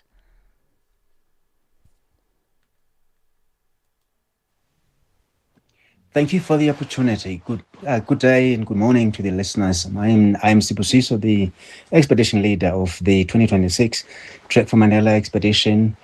Well, we've had the approach, meaning we came from the gate all the way up to our second camp. Yesterday, we did our acclimatization and we came down and had a discussion around reasons why people are here, how they are feeling, so that everyone else is feeling excited. Well, there is anxiety because there will always be, but my assessment of them for now, the way we've done, the way I've looked at them, they all are healthy, happy, and ready to continue with this trip. So today we will climb up to the summit camp, and up until then, we will really only know when we get to that summit camp how people are going to do. There's still a lot that can change, but we are hoping that it will remain as they are. If it stays like that, there will definitely give themselves a chance to challenge up this mountain. It is going to be tough, but they are very ready and they prepared very well for this. So we are just here to anchor and help them to achieve what they'd set out to achieve. That is Sbusiso Villani, the expedition leader for the Track for Mandela.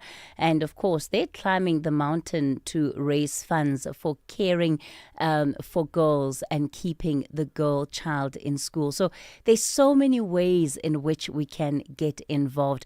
I'm going to bring you into the conversation within the final half hour of the show. I wonder how you feel, especially hearing these different messages. Maybe you're one of those that were rolling your eyes. Are you still going to be rolling your eyes ahead of tomorrow? I'll be taking your calls on 086 000 2032 on the WhatsApp voice note line 0614 104 107. Dinewa, good morning. Thank you, Kathy. A very good morning. Let's take a look at the headlines at 8:30. Action SA says it will today hold a media briefing in which it will reveal what it says are damning internal police records pointing to a deliberate cover-up on the part of the SAPS in the Phala Phala matter. In other news, more than 300 undocumented migrants have now been arrested in Limpopo, and in KZN, police have arrested 2 men after they were allegedly found in possession of 190 bank cards, dozens of cell phones and several identity documents during a routine patrol in Durban's Speria area. A full update follows at the top of the hour. SAFM, guiding you through the rush hour traffic.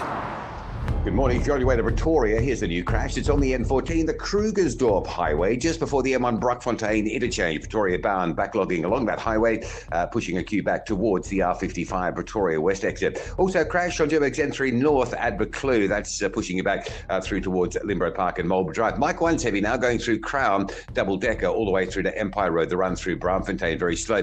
Interesting situation coming out of Pietermaritzburg to Durban. The big backlog that we had earlier, caused by the overrunning roadworks, has clear. That's all got through, but there's just now been a crash between Market Road and Ashburton. Right lane is closed, and that's likely to just start backing things up again. Busy weekend down in Durban. You got the Springboks in town, about 20 to 6 kickoff at Kings Park Stadium. That'll cause some problems Saturday.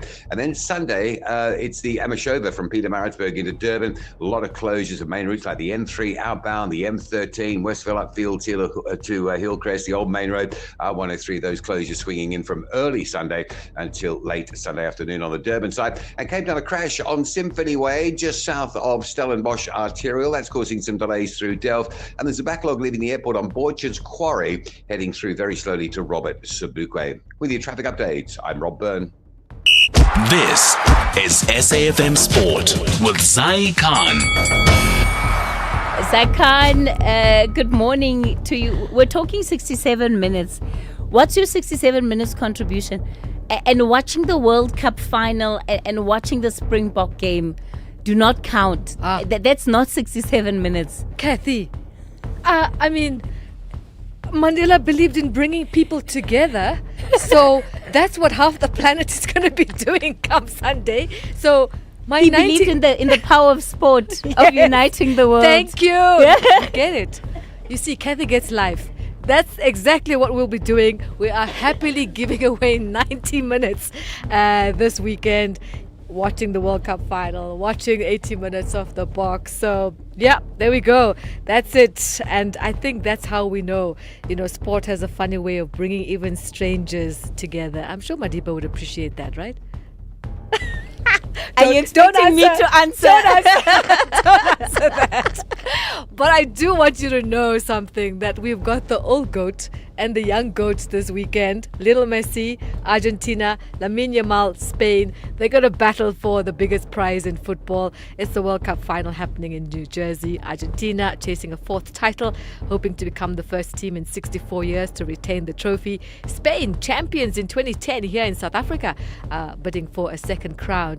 They've had an impressive campaign. For Messi, it could be one last tango on the world stage. For Yamal and Spain, it could mark the beginning of a new football era for them. Let's move on now to some exciting news when it comes to more football. France and England will have to put away their disappointment. They've got semi-final action tomorrow. It's the World Cup third place playoffs. And neither side wants to be in this fixture, with the England coach Thomas Tuchel admitting the players would rather be preparing for the final. The France coach Didier Deschamps says his team will do everything possible to finish the tournament with a victory. Stay with football. Now, the Football Transformation Forum has endorsed Danny Jordan for a fourth time as SAFA president ahead of the association's elections on the 12th of September. FTF chairman and national elections convener Tankiso Modipa explains. It's very difficult for me to understand when people are saying he must go. Now, in SAFA, we had a problem with our vice presidents. That is a fact. Whoever we put there as a vice president, the next term you want to be the president. Instead of learning from Dr. Jordan, so that whatever he gained, because nobody will buy that experience. Let's go to rugby. The Springboks will also celebrate a significant milestone in Durban, with Malcolm Mark set to earn his 88th Test cap against Wales. Despite being one of the most experienced players in the squad, the World Rugby Player of the Year says wearing the green and gold is never something you take for granted. It's always been an honour and a privilege to represent your country, whether it's the first game or however many caps there are, but it's always been a dream of mine since I was a little boy, and I'll keep fighting for that until the day is where I can't anymore. But it's always an honour and a privilege to be here. I'll always work as hard as I can to be here. Whether it's the first one or wherever I am now, I'll still keep working hard, because I know what an amazing environment we have here and what an honour it is to represent the Springboks. And finally, Formula One, Lewis Hamilton has challenged Ferrari to take another step forward ahead of this weekend's Belgian Grand Prix. The seven-time world champion says the Italian team has made encouraging progress, but believes more is needed if they are to challenge Mercedes and championship leader Kimi Antonelli consistency. And that's it. We've waved the checkered flag on the National Briefing Sport. John Gericke is back on the grid around 12:30. I'm Zai Khan. Get Spar Super Savings at every store, in every aisle, every day. Like 400 gram Black Cat peanut butter for $36.99, save 13 Rand. Or 200 gram Dow Egberts coffee jar or 230 gram pouch, excluding decaf, for $174.99, save 45 Rand. Price is valid from 8 till 21 July, while stocks last. Only at Spar. T's and C's apply. The pain of losing a loved one is never easy. At Clientele, we understand that burying loved ones with dignity truly matters. Our funeral plans pay out cash within just 24 hours, and you receive 200 Rand airtime when you claim. Plus, we cover up to 13 people on one plan. SMS SAFM to 48031. That's 48031. Clientele Life is an authorized FSP and licensed life insurer. T's and C's online. Standard rates apply. It's the countdown to South Africa's second International Special Economic Zones Infrastructure and Investment Conference, which takes place from the 16th to the 17th of July at the Durban International Convention Centre.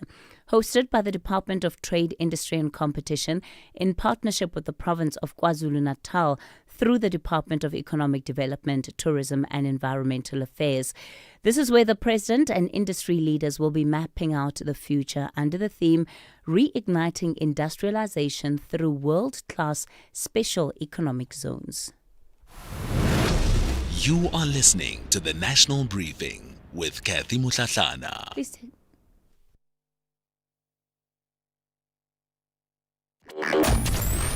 This is Kathy Mutlatlana on the National Briefing. In case you missed it, March and March is mourning the death of its regional leader, Andile Songqara. He was shot dead on the 4th of July. He'd been in charge of the Ekurhuleni region in Gauteng.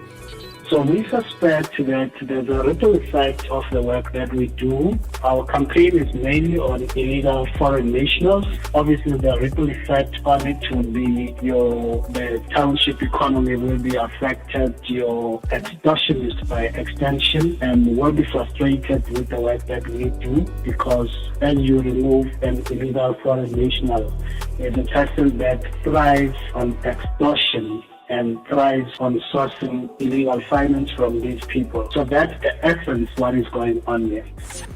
That was the Daily Discourse with Joanne Joseph. The National Briefing on SAFM. Weekday mornings from 6 to 9. All right, it's 8:40. You're still listening to the National Briefing. I'm going to be taking your calls on 086 000 2032. Remember, you're more than welcome to raise any issue that we've touched on, whether today or during the week, for us to reflect on. 086 000 2032 is the number to dial for our studio line. And on the WhatsApp line, the voice notes 0614 104 107. That's 0614 104 107.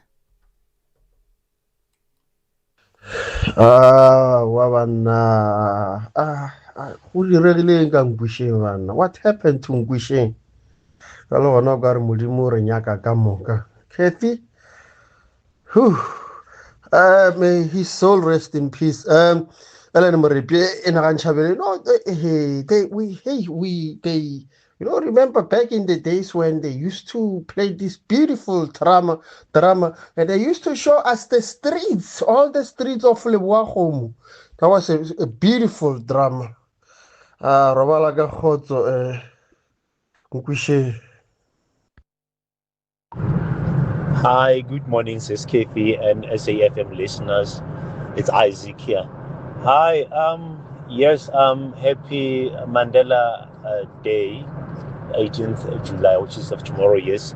But Sis Kathy, the current leadership of the ANC, they really let us down so much. They let so many people down that even people who were there who want to give or do for Madiba, some of them, they still asking themselves like, why the leadership can't use the baton that Mandela and others left for them. Instead, they are just doing the other way around. So it is sad.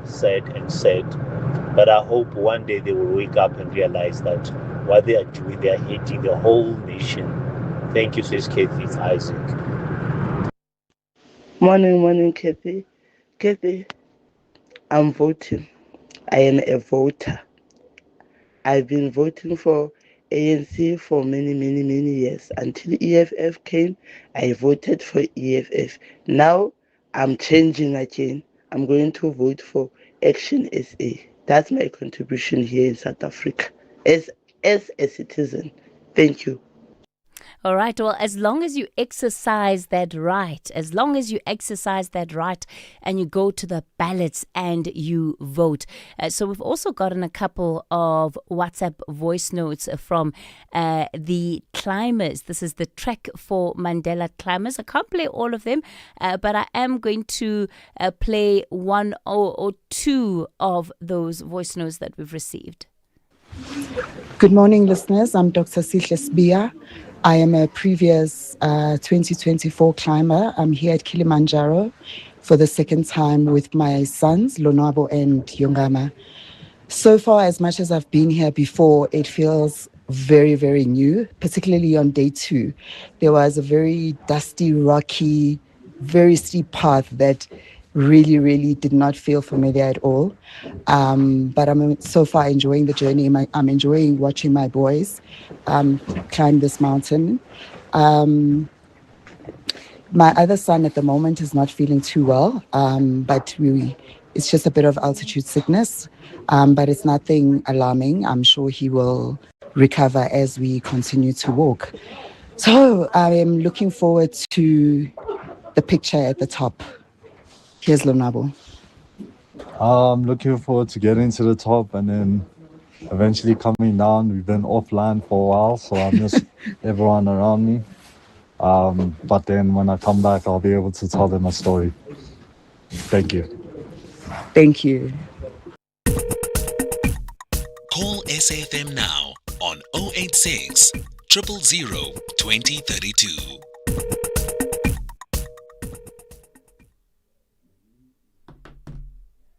With my 15-year-old daughter, Zanogunhle Makwakwa. We are at Horombo Camp.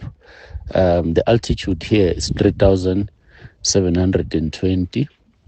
We'll be trekking shortly to Kibu Camp. It's about 9-10 kilometers. It's not far, but it's 4,700. So we are elevating even further. But that's the base camp for the summit, which will be starting tonight. How I'm feeling? I'm feeling okay. I'm doing this for the third time, so I have not experienced any altitude sickness. So I'll just share and ask how my daughter is feeling, and then she will share. Baby, how are you feeling? Good morning, everyone. Today I'm feeling very tired. It's been quite a long past 4 days. I know that what's happening tonight is going to be even harder in comparison to the past 4 days that we've experienced, but I'm looking forward to the experience and learning more things about myself and seeing how far I can push myself. I was feeling a bit nauseous yesterday. I feel much better now that I've gotten a bit more rest, but I'll be looking forward to this experience, which is summit night tonight. Thank you. We are summiting tonight. We'll share more details once we have summited, but we're looking forward to doing the right thing for a girl child. All of it in the name of raising funds, right, for the South African girl child. Yeah, what a journey. Ignatius, you're calling from Bethlehem. Good morning. You want to talk about Mandela Day? Kefi, good morning, Kefi, and to the listeners of SAFM. Kefi, please help me with the name of the song and the artist that you were playing earlier on when we started the conversation about Mandela. Burning Spear, featuring Alpha Blondie. Oh, thanks very much. Kefi, these are people from the diaspora, from the Caribbean, So I so wish to start, like this, Kefi. I think in 1990, when Tatu Mandela was released from prison, I was 8 years. I was living in Tabancho, where is my original home. It was during the height of Uputatswana at that time. And I remember everything that was happening. The streets were full of people, celebrating, jubilating, about the release of Tatu Nelson Mandela. We were watching our black and white TV, the small black and white TV at home, watching, the proceedings that were unfolding in Cape Town there. So fast forward also, Kefi, to 1996. 1994, I think I was 12 years during the first election of South Africa. I remember the snaking, queues of our mothers and grandmothers, our disabled, cousin at home who were voting for the first time at that time. The disabled, son was the son of my aunt. And now, 1996, Tatu Nelson Mandela came to show I was around 14 years. I was part of the Guard of Honor that was welcoming him in Tabancho.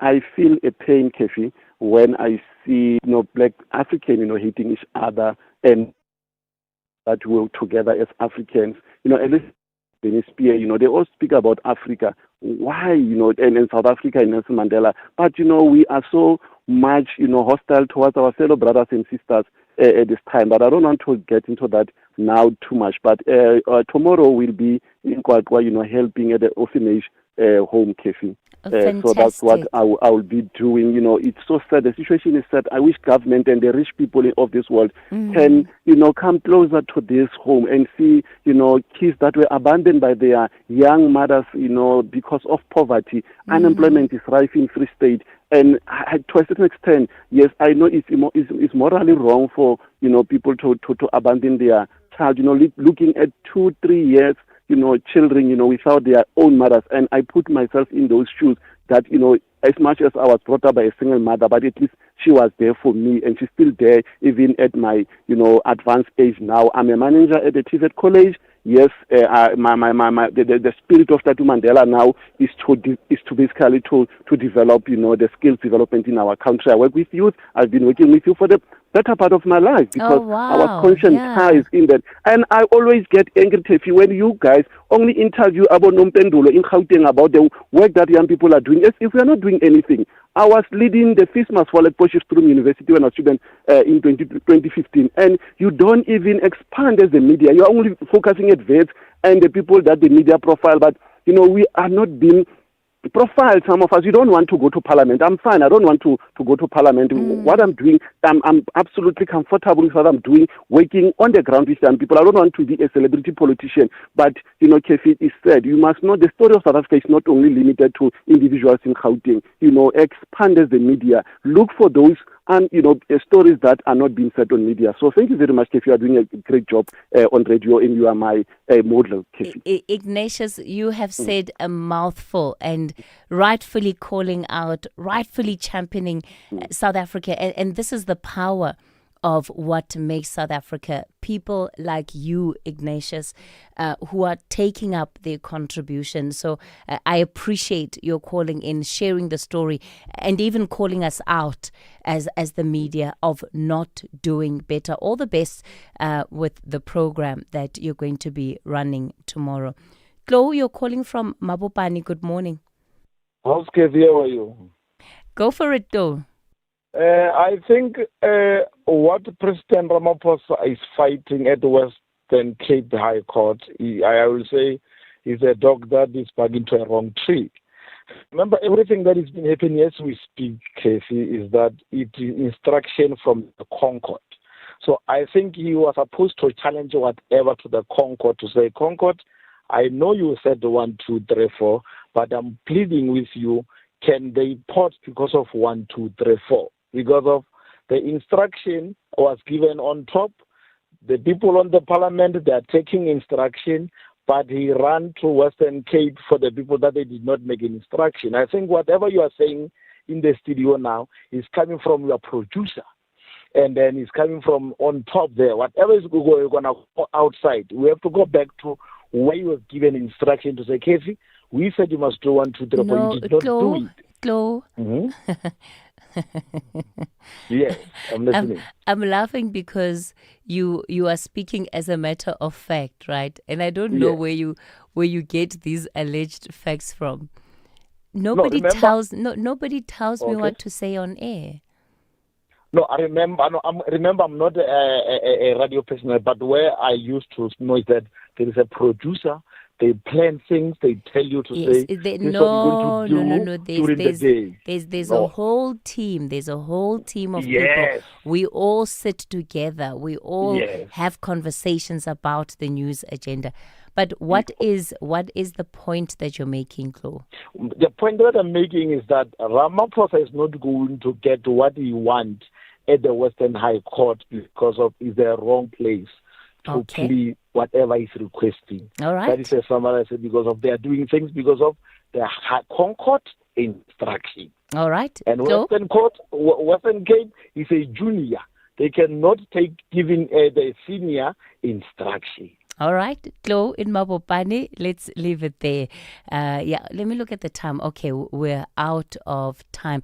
Rob Byrne is on the line. We're going to be getting into our final traffic update of the day. Here's the latest with Rob. SAfm, guiding you through the rush hour traffic. Well, we're still queuing heavily on the way to Pretoria. It's the N14, the Krugersdorp Highway. A crash before the A1 Brakfontein interchange. Traffic parked back towards the R55, Pretoria West exit. Bit of traffic coming through the Crown interchange. The Mike 1 between Boysons and Empire Road looking fairly heavy as well. When we last checked in, there was a new crash on the N3 south of Pietermaritzburg. Interestingly, all of that big traffic that was back this morning between Pietermaritzburg and Ashburton, that had just cleared that backlog when this new crash had happened between Market Road and Ashburton. So if you're leaving Pietermaritzburg, there is a whole big backlog of traffic starting to form up again into that new crash scene. Don't forget, this Saturday, you've got the Springboks in at Kings Park Stadium, 20 to 6 kickoff, so there'll be some late afternoon disruption around that part of Durban. And then Sunday, it's the Amashova, the bike riders, cyclists coming from Pietermaritzburg into Durban. There'll be closures all along that cycle tour route, including the M3 going out of Durban, closed on Sunday, M13, 45th cutting to Westville will be closed, and then Westville up Fields Hill into Kloof and down to Hillcrest. That westbound track of the M13 closed from about 2 a.m. until maybe 2 or 3 p.m. on Sunday afternoon. It will be a Sunday of disruption. Cape Town looks all right this morning. No major problems there, with the exception of the run around the airport area. A crash on Symphony Way before Stellenbosch Arterial, causing some delays through Delft. And there's a bit of a backlog leaving the airport on Borchard's Quarry, heading up to Robert Sebukwe. With your traffic updates, I'm Rob Byrne. Move with purpose from the first to the final job in a Hino 700 truck tractor. Available in either 410 or 450 horsepower. It gives you the flexibility to choose the right amount of power to suit your unique fleet and logistical needs. The Hino 700 truck tractor comes with a 6-year drivetrain warranty and 6-year service plan from as little as 1.9 million rand excluding VAT. Contact your nearest Hino dealer today to keep you moving. Offer available while stocks last. T's and C's apply. Hino, all the way. Attention all shoppers. Our supermarket shelves are full of unhealthy food. It's often hard for me to know which foods are good for my family.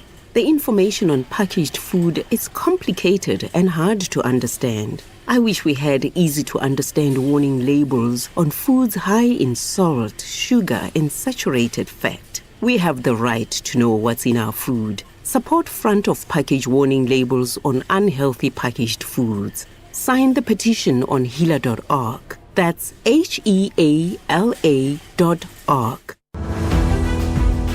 Built in Mzansi on the National Briefing.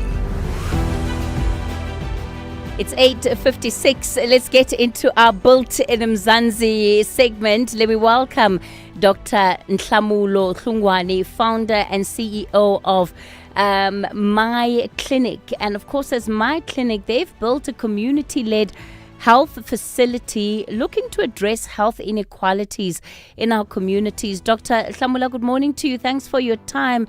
So what is My Clinic? How are you going about doing the work of servicing communities? Good morning, Kathy, and thank you so much for welcoming me to the show. And good morning to the listeners. So My Clinic, it's a healthcare services organization, but the organization that's actually holding the event tomorrow is My Clinic Cares. It's the outreach section of My Clinic group.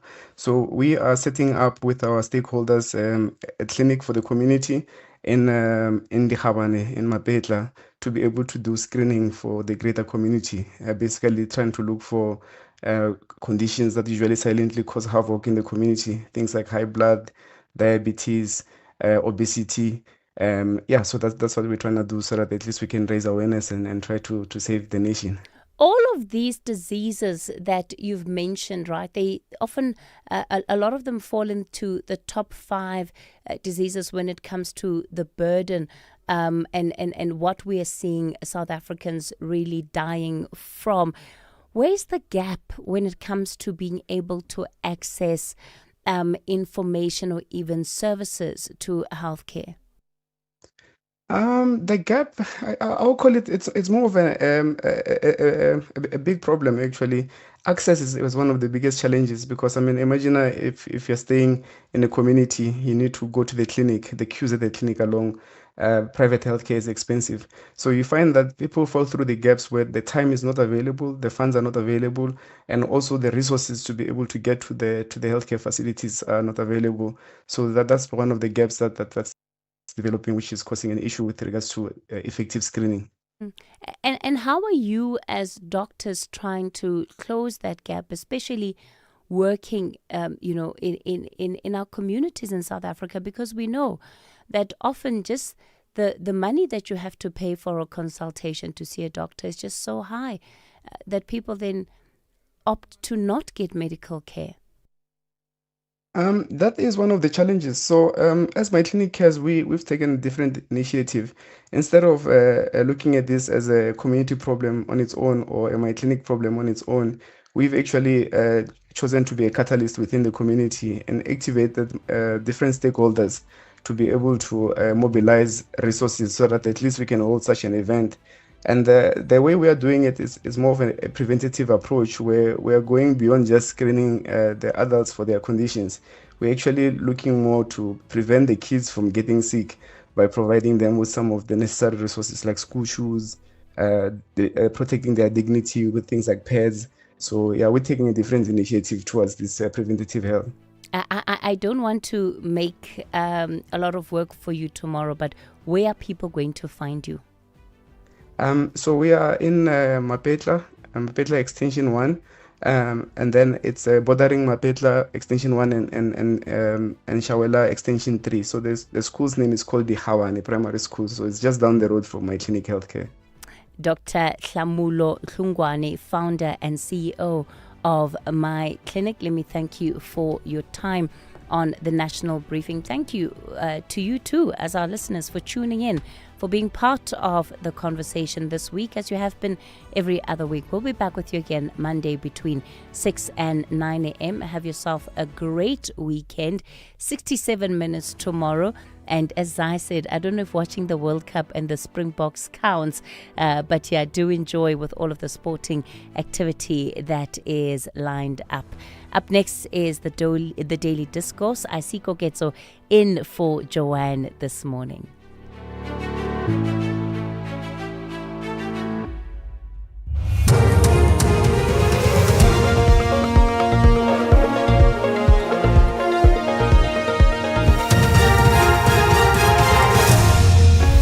Top stories: action essay to unveil Phala Phala police report records, and long-term study offers hope for prostate cancer patients. A very good morning with the news. I'm Dino Mataung. Action SA will today hold a media briefing in which it will reveal what it says are damning internal police records, pointing to a deliberate cover-up on the part of the SAPS in the Phala Phala matter. The party claims the documents show efforts to shield members of the Presidential Protection Unit over unlawful conduct. Action SA Party National Chairperson Michael Beaumont. The public protector in her investigations of Phala Phala found that these Presidential Protection Unit members had operated outside of the law in their unlawful investigation of the robbery. She directed IPID to investigate the matter. IPID did. It was classified top secret and held back from the South African people, and only after a protracted legal battle were we able to publish that information in April this year. And it listed about 13 breaches of regulations for a SAPS member. And then we learned through parliamentary questions Action SA had posed in Parliament that despite those two institutions' damning findings, the two individuals had been found not guilty in an internal disciplinary hearing. More than 300 undocumented migrants have now been arrested in Limpopo. This as officials from the police, Home Affairs and the Hawks conduct a multidisciplinary operation. Police have set up roadblocks across the province, including the Capricorn district, where some commuters have abandoned their vehicles. Limpopo Acting Police Commissioner Jans Kiepers has issued this warning to criminals in the province. You can run, but you cannot hide. We'll get you. If we don't arrest you today, if you are illegal in this country, we will arrest you tomorrow. But this operation will not stop. We will continue until we deal with people that are illegal in the country, and until such time that we make sure that also we deal with criminals. Because part of this operation is we're not only focusing on illegal immigrants, we're also doing normal crime prevention. So Limpopo will not be a playground for any criminal. In KZN, police have arrested two men after they were allegedly found in possession of 190 bank cards, dozens of cell phones, and several identity documents during a routine patrol in Durban's Berea area. The suspects are expected to face charges of fraud and possession of suspected stolen property. Police are now investigating the origin of the seized items and whether they may be linked to other criminal activities. KZN Police spokesperson Thenjiswa Ngobo. Police were conducting crime prevention duties in the Morningside area, and they spotted a vehicle with 2 occupants. After searching the vehicle, they discovered a large number of bank cards, identity documents, rewards cards, as well as gadgets, which includes cell phones, as well as 2 laptops. And in other news, Parliament's Portfolio Committee on Cooperative Governance and Traditional Affairs says today's meeting with stakeholders is aimed at gaining a better understanding of the challenges facing several municipalities. The committee is holding a high-level meeting to discuss National Treasury's decision to temporarily withhold 13.5 billion rand in equitable share allocations to 69 municipalities over poor financial management. Of South Africa's 257 municipalities, 188 are not affected. The committee's chairperson is Dr. Zweli Mkhize.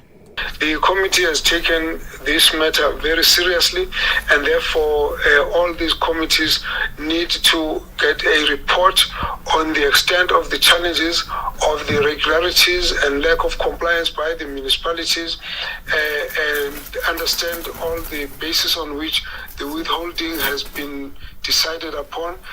We will also be receiving a report on the extent to which these municipalities are complying with the outstanding issues of compliance.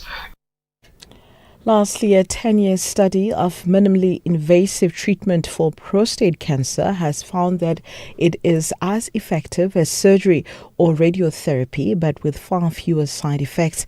Focal therapy uses heat or cold to destroy cancer cells. The BBC's Fergus Walsh reports.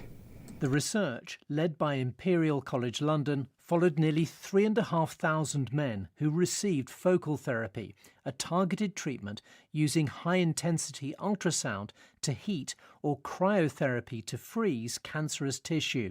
Nearly all the men had intermediate or high-risk prostate cancer, yet 10 years after treatment, only 2 had died from the disease, outcomes as good as surgery or radiotherapy, but with less than half the risk of side effects, such as urine leakage or loss of sexual function. Recapping the top story, the SAWA Action SA will today hold a media briefing in which it will reveal what it says are damning internal police records pointing to a deliberate cover-up on the part of the SAPS in the Phala Phala matter. Headlines at 9:30 for SAFM News. I'm Dino Motau. SAFM 104 to 107 nationwide, leading the conversation. The Daily Discourse on SAFM, unpacking the issues that matter. The Daily Discourse on SAFM, weekday mornings from 9 to 12. The Daily Discourse on 7 minutes past 9 on SAFM. Good morning and welcome to the Friday edition of the Daily Discourse. I am Koketso Sachane. In for Joanne Joseph. My role this morning is to warm up the microphone for Joanne. Then she joins us on the other side of 10, where she's broadcasting live from the country's second International Special Economic Zones Conference currently underway in Durban. Plenty conversations Joanne will have for you in the last 2 hours of the program live from the conference. As always, keeping it together, our producers Melissa and Kinelwe, and Tabiseng is with me in studio as well as Tuto. In this hour, we speak to Outer, who say that government cannot enforce ATO, the traffic violation management system, before putting motorists' legal protection in place. We will also, just after the 9:30 news headlines, connect with the South African Human Rights Commission to talk about a disturbing report highlighting widespread infrastructure failures, overcrowding, staff shortages, and many other challenges at police stations and correctional facilities across the Northwest Province. Those are the conversations between 9:30 and 10. As always, we kick off the Daily Discourse with open line between now and the bottom of the hour. What would you like to bring to the table? Give us a call right now, 086 000 2032, or send us your WhatsApp voice notes or text to 0614 104 107. A reminder that we are also streaming our broadcast, so you can watch us live via YouTube, Facebook, and X. I need to say that this doesn't happen in the evening when some of us are working. So the idea of cameras being on and streams happening, something that one must get used to. If you don't get to stay with us for the entirety of the Daily Discourse, our digital team uploads the podcast onto our website, safm.co.za. It is the Daily Discourse on SAfm. Kogetso in for Joanne. Good morning. Every South African has a Mandela memory. A moment. You're such an inspiration to all human beings, not just South Africans, but to the rest of the world. Thank you very much. A speech, a handshake, a lesson. He just stood there and he said, good luck, boys, and then he turned around. And my number was on his back, and I was just so proud to be a South African that day. This Mandela Month, SAfm invites the nation to remember together as we celebrate a life that continues to inspire the world.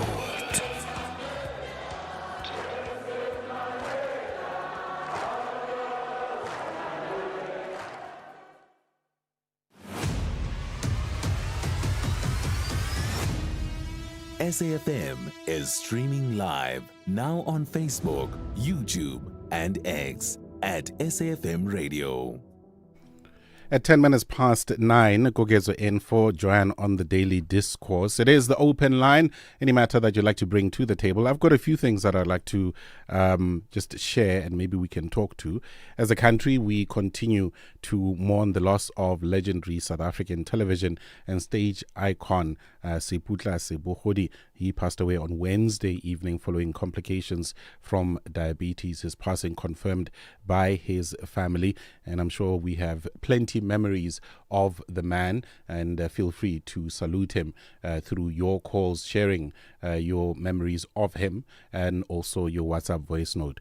What has unfolded before the Madlanga Commission of Inquiry through the testimony of IDEX Brian Patayachi, for me, raises serious questions about how much exactly are we in trouble. You have the Investigative Directorate Against Corruption, that is IDAC, which is a specialized unit within the NPA. Its mandate is to investigate and prosecute high-profile, complex corruption, commercial crimes, and financial offenses. Then, you listen to the reasoning behind decisions taken by investigators around certain cases. For example, what we heard over the past week, the matter of the charging of Khumalo Mokwele and others who are on trial at the moment. You listen to the decisions that have been taken. You listen to the rationale behind why people end up being charged in the first place, including one where we were anticipating that they would be committing a crime in the future. That is what we heard at the Madlanga Commission of Inquiry. And then you wonder not only how we got here and how bad it is, what else is it that we do not know?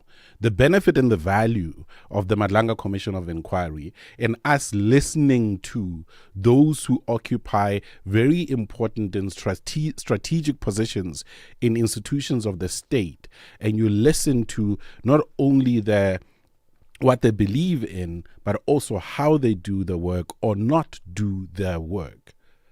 How bad is it if this bit that we are listening to and hearing at the Madlanga Commission is disturbing enough? What do we not know?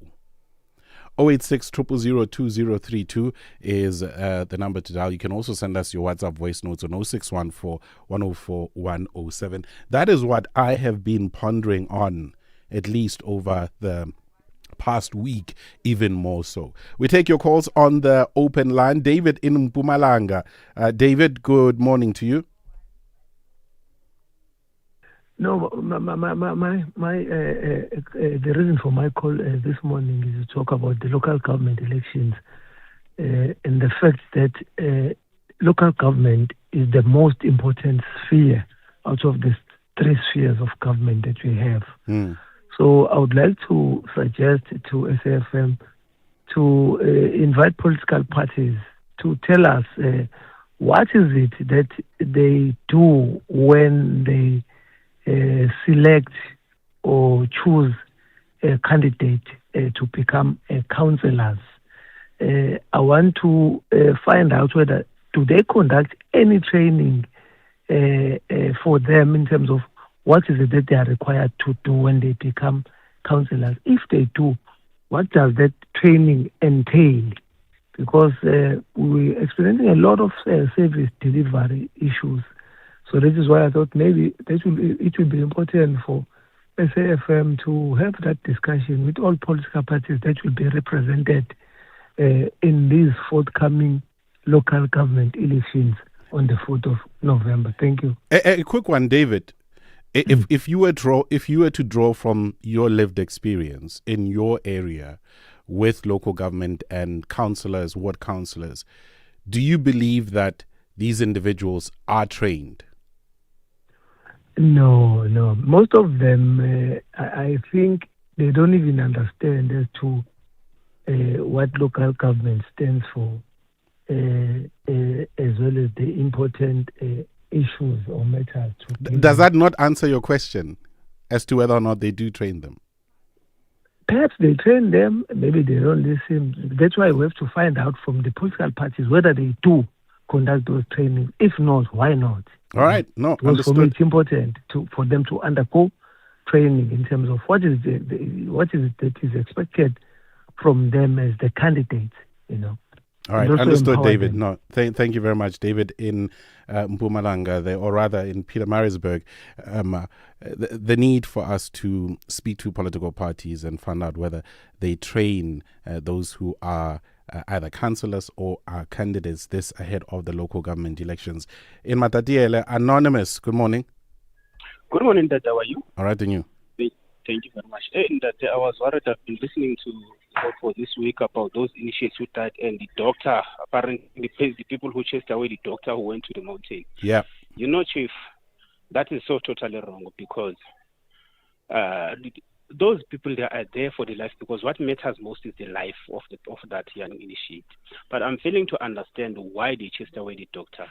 Okay, maybe the doctor has not been into the mountain. So if that is the case, I would say yes. But a doctor has been to the mountain, it's okay. But now, if the doctor has not been to the mountain, the means are made for that initiate to be taken to the nearest Orlando medical facility so that they get treatment. So I'm failing to understand what transpired there. Why was he chased away? Did they ever check would they zip into the mountain or not? I do not know the specifics of that one, but we do know also, Anonymous, that there are instances where some of the initiation schools are illegal. And so you would find that is a reason. I remember we had conversations earlier on in this week around the unfortunate continued deaths of initiates. And I remember specifically speaking to the MEC for Cocta in the Eastern Cape, who highlighted the fact that in some instances, some of these schools are hidden, which also makes it difficult for doctors to get to these schools, let alone those schools where they prevent doctors from accessing. But that is a very important question there as well. Maybe as part of the SAFM collective, you've got an understanding as to exactly why the doctor was prevented from that particular school. You can share those with us. Thank you, Anonymous. Parks in Cape Town. Good morning, Parks. Good morning, So I trust you all this morning. Yes, I just want to talk about the electricity tariffs, especially that there's the recent electricity hike that has just taken place. With the Minister of Electricity, can't he come to the public and actually let the public in as to what is their actual long-term plan after they have recovered all the costs that they've incurred due to the system failure at Eskom in terms of administration of the entity, as well as the various technical factors that they've gone through, because there's also municipalities which have now gone through the process where they are being held the budgets that they are supposed to be allocated. Oh, I'm not too sure what happened there. I think we just lost Parks. Hopefully we can get him back. In the meantime, let's go to the Northern Cape. KD, good morning. Good morning, brother and the listeners. Yes, sir. Yes, brother, I wanted to talk about the SPLUMA Act, which is 2013, which deals with spatial planning, land use and management. Yes. At the local government level. Yesterday I was talking to Joanne, and she disagreed with me that the municipalities have power to reverse the spatial planning of apartheid. But she was ignorant of this act, which was passed in 2013. It specifically, especially in 1.2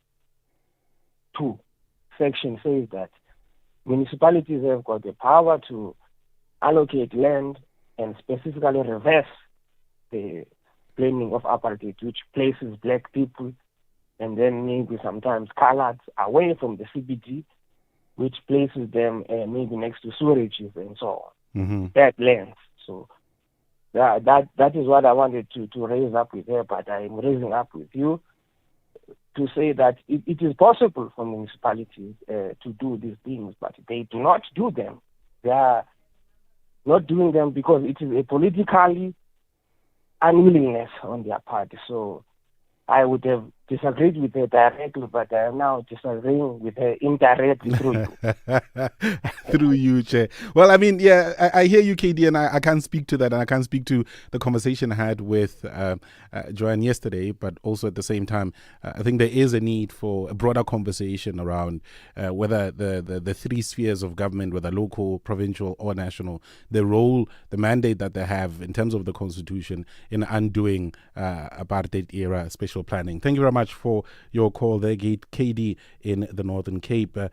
It is 20 minutes past 9. We'll take a quick break and continue the daily discourse on SAFM Kokezo in for Joanne. Business leaders like to talk about jobs and economic growth. They are parents too, yet they often don't talk about children. That's funny, because their future bottom line depends on how well we grow. Hold our hands. It's time to talk about real growth. Visit holdmyhand.org.za. Attention all shoppers. Our supermarket shelves are full of unhealthy food. It's often hard for me to know which foods are good for my family. The information on packaged food is complicated and hard to understand. I wish we had easy-to-understand warning labels on foods high in salt, sugar, and saturated fat. We have the right to know what's in our food. Support front-of-package warning labels on unhealthy packaged foods. Sign the petition on healer.org. That's HEALA.org. At Koketso Sachane and at SAFM Radio on Twitter. It is the daily discourse on SAFM Kokezo in for Joanne. We continue with the open line, taking your calls 086-000-2032. There's also the WhatsApp voice notes text 0614-104-107. You would remember that we did receive some voice notes from those who are on the Trek for Mandela exhibition, this being an annual expedition to summit Africa's highest peak on Mandela Day. And these are just some of those people who are brave enough to actually do so. And I salute them. Do I see myself ever doing so? Maybe one day, inshallah.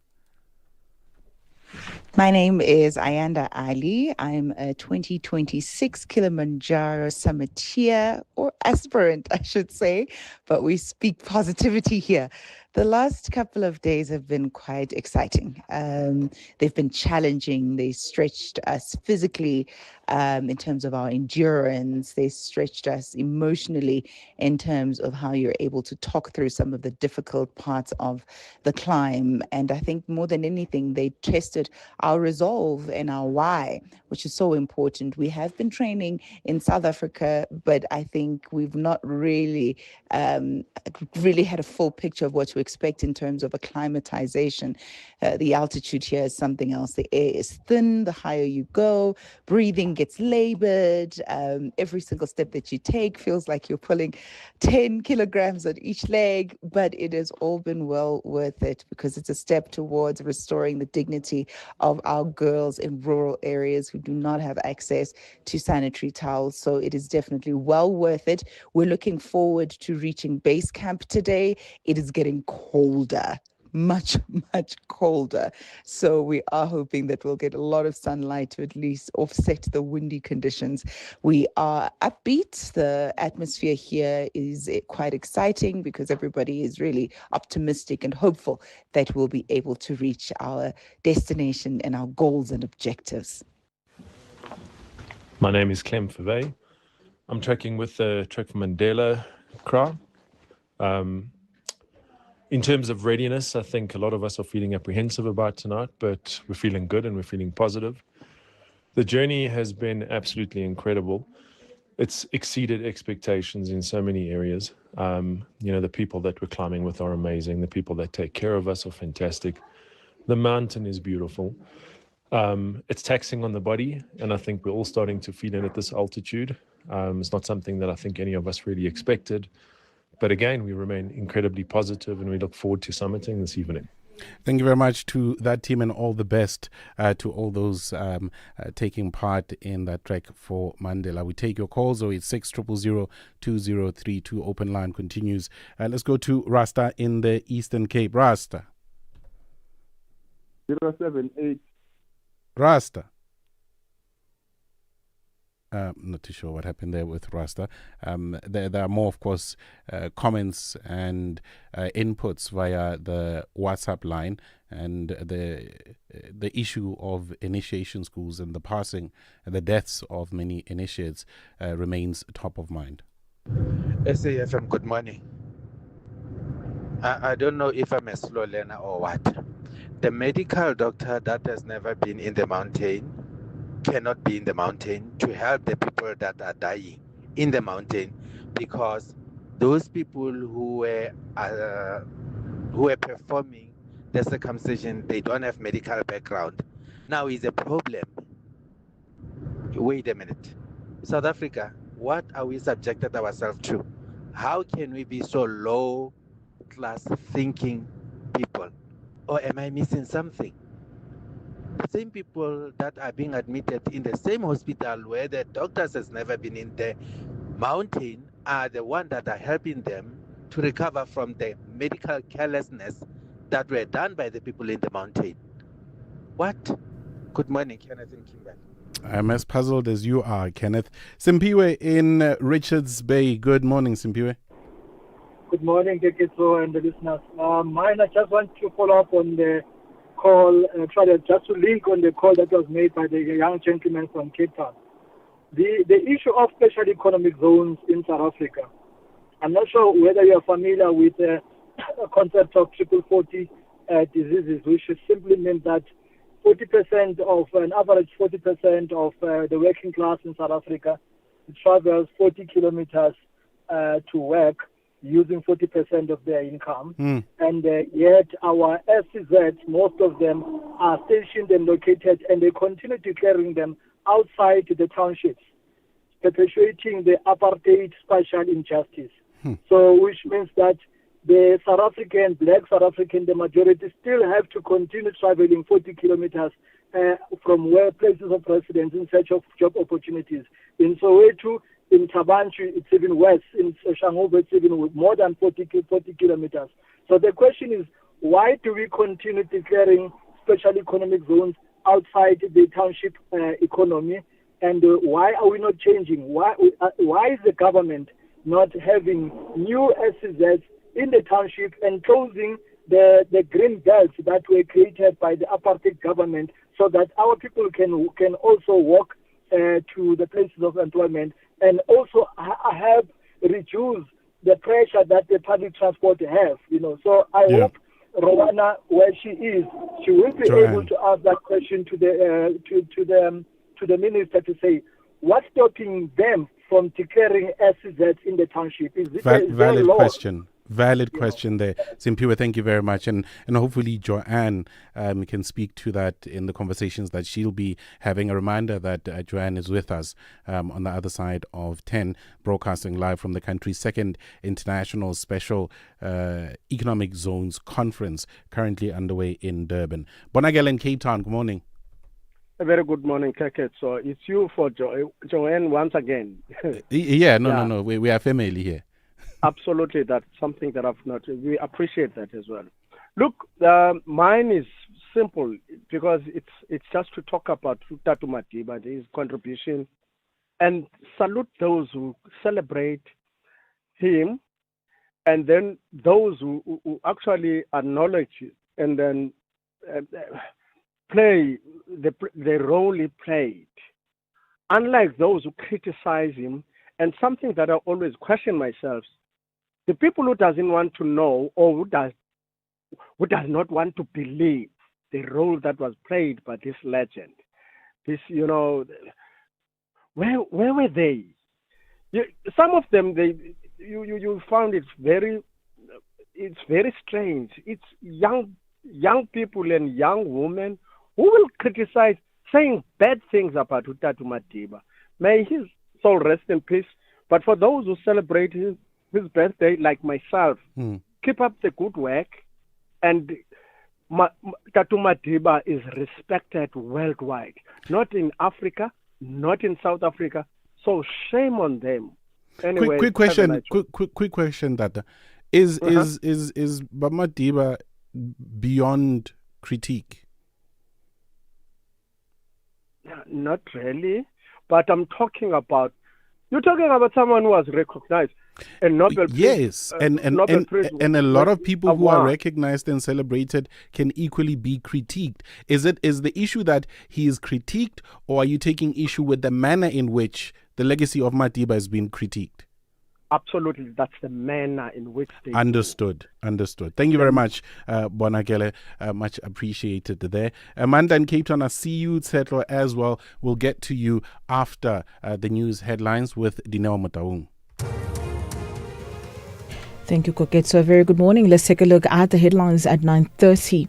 3 people arrested for the mass shooting at the Jumpers Informal Settlement in Cleveland, Johannesburg, are expected to apply for bail in the Johannesburg Magistrates Court today. In other news, the lawyers for the 2 EMPD officers arrested for their alleged involvement in the theft of precious stones has declined to comment on reports that had clients plan to turn state witnesses.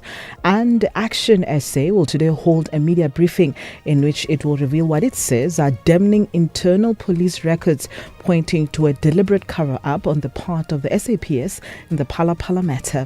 A full update follows at the top of the hour. SAfm. Cape Verde, West Africa. An island nation in the Atlantic Ocean, located off the western coast of Africa near Senegal and Mauritania. A country shaped by the sea, volcanic islands, ocean winds, and a culture carried through music. Portuguese is the official language. Cape Verdean Creole gives rhythm to everyday life. More than likely, Tsetse, that you're being described up and down the country at the moment as a communist. There is no truth in that as far as I'm concerned. It is just that in South Africa, if you're not doing what the government expects you to do, then you are a communist, of course. This is what we are becoming. SAfm, leading the conversations that move us. Let's have the conversation. WhatsApp voice notes on 0614 104 107. Good morning. Mataboche is my surname. Look, our security cluster is a disaster. Cannot be relied on. We have individuals within that cluster who cannot do their job, who are just there to collect cash or salaries every month end. It is shown yesterday or throughout the interview to Padiaji by the commission that you have those individuals who cannot be able to answer some of the questions that are critical. So it means they are clueless when it comes to their job requirements. Thank you. Good morning, Koketo. Good to hear your voice at this time of the day. I just want to tell South Africans the very sad and painful truth. No politicians will solve your problems. I repeat, no politician will solve your problem. You are on your own. Thank you. Hey, dark words there. If that is the case, then what? Right? And you connect the two voice notes where on the one hand, the lamenting of the state of affairs when it comes to the security cluster. And I think, we could balance that out. It's not as dark as it is while noting the challenges. And then there is that assertion, very clear assertion, that politicians are not going to resolve the challenges that we have in the country. If that is the case, then what does that mean? 086 000 2032, and I say, if that is the case, if at all you believe that is the case, then what is the solution? We wrap up the open line with a few of your calls. We go back to Cape Town. Mandla, you've been patient. Good morning. Yeah, my brother. Koketo, my brother. Yes. We are in this mess of illegal immigrants coming to this country in their numbers because of the ANC government decisions. In particular, President Thabo Mbeki, he has costed us a lot. He refused to create refugee camps in this country. He said the refugees will come and mingle with South Africans and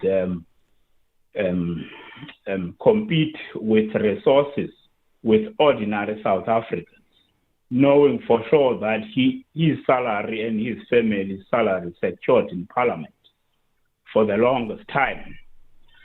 So when I listen to these guys, when they are interviewed in their own countries, Ghana, Nigeria, or return back, when they are interviewed, where you have legal documents in South Africa, they say, yes, we have legal documents. When they are probed further, what kind of documents did you have? They say, we applied for asylum. How did you come to South Africa? We came to South Africa in 2010 to watch the 2010 World Cup. Then we decided, this is a beautiful country, we can make living here. Then we decided, let's apply for asylum seekers. Most of those guys, that they said they are documented. So you've got some of them coming as far as Pakistan. They are all refugees because they've seen the gap. Yeah. That when you come to South Africa as a refugee, it's easy for you to make business. Yeah, but Mandla, I gotta run through, unfortunately, a few more calls. But clearly, the issue or the matter of people's refugee statuses and the broader question around migration or illegal migration, as some have described it, would need to be discussed further. We wrap up with Lord in Alberton. Lord, good evening. Yes, good morning. Good morning. Hey, good morning. My brother, no problem, I understand. Let's see.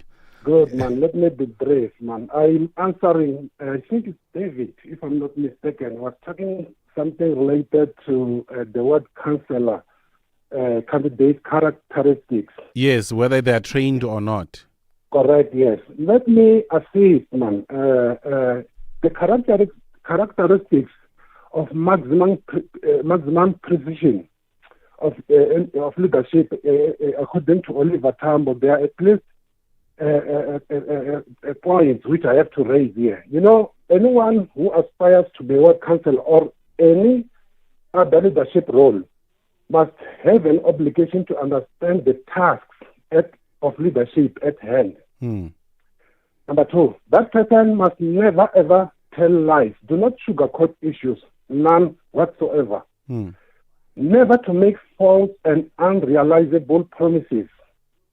Number 4, never to say or pronounce anything that might evoke an enthusiastic populist response from those who are listening to you. And the last one is never to say anything that you yourself do not mean or believe.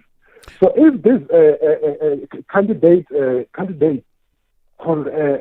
take a leaf from these advices or counsel from O.R. Tambo, at least they can be better servants of the people. Yeah. And Quick one. Here's one. Lord, we are out of time, but I have to ask this question. Having gone through that list and what the late O.R. Tambo had to say, what do you say about the past 30-odd years when it comes to living up to that which O.R. Tambo spoke to, including through the eye of the needle? Yes. Not a pertinent question. You know, those who are being tasked or deployed to perform duties or leadership roles in the ANC from the ward councillor, they tend to be elitist when they occupy those positions. So they do not subscribe to what O.R. Tambo said they should subscribe to. Okay, let's leave it there, Lord. Thank you very much for your time at 21 minutes to 10. Up next, we focus on a report from the South African Human Rights Commission highlighting serious issues and shortcomings around police stations and correctional facilities in the Northwest Province. It is the Daily Discourse on SAfm. Babe, I'm getting extra cash from my insurance. I was thinking romantic getaway or a treat for the kids. You're getting money from your insurer? Yes, my cash back from my way. I'll get back 10% of my monthly premiums for staying claim-free for 2 years. I'm getting 5,680 Rand. Now that's real cash. Real people, real cars, real rewards. For a quote, visit myway.co.za. My cashback is a feature on qualifying products paid after 2 claim-free years and all premiums paid. Premiums are risk profile dependent. MyWay is a licensed non-life insurer and FSP. T's and C's apply. MyWay. Live your way.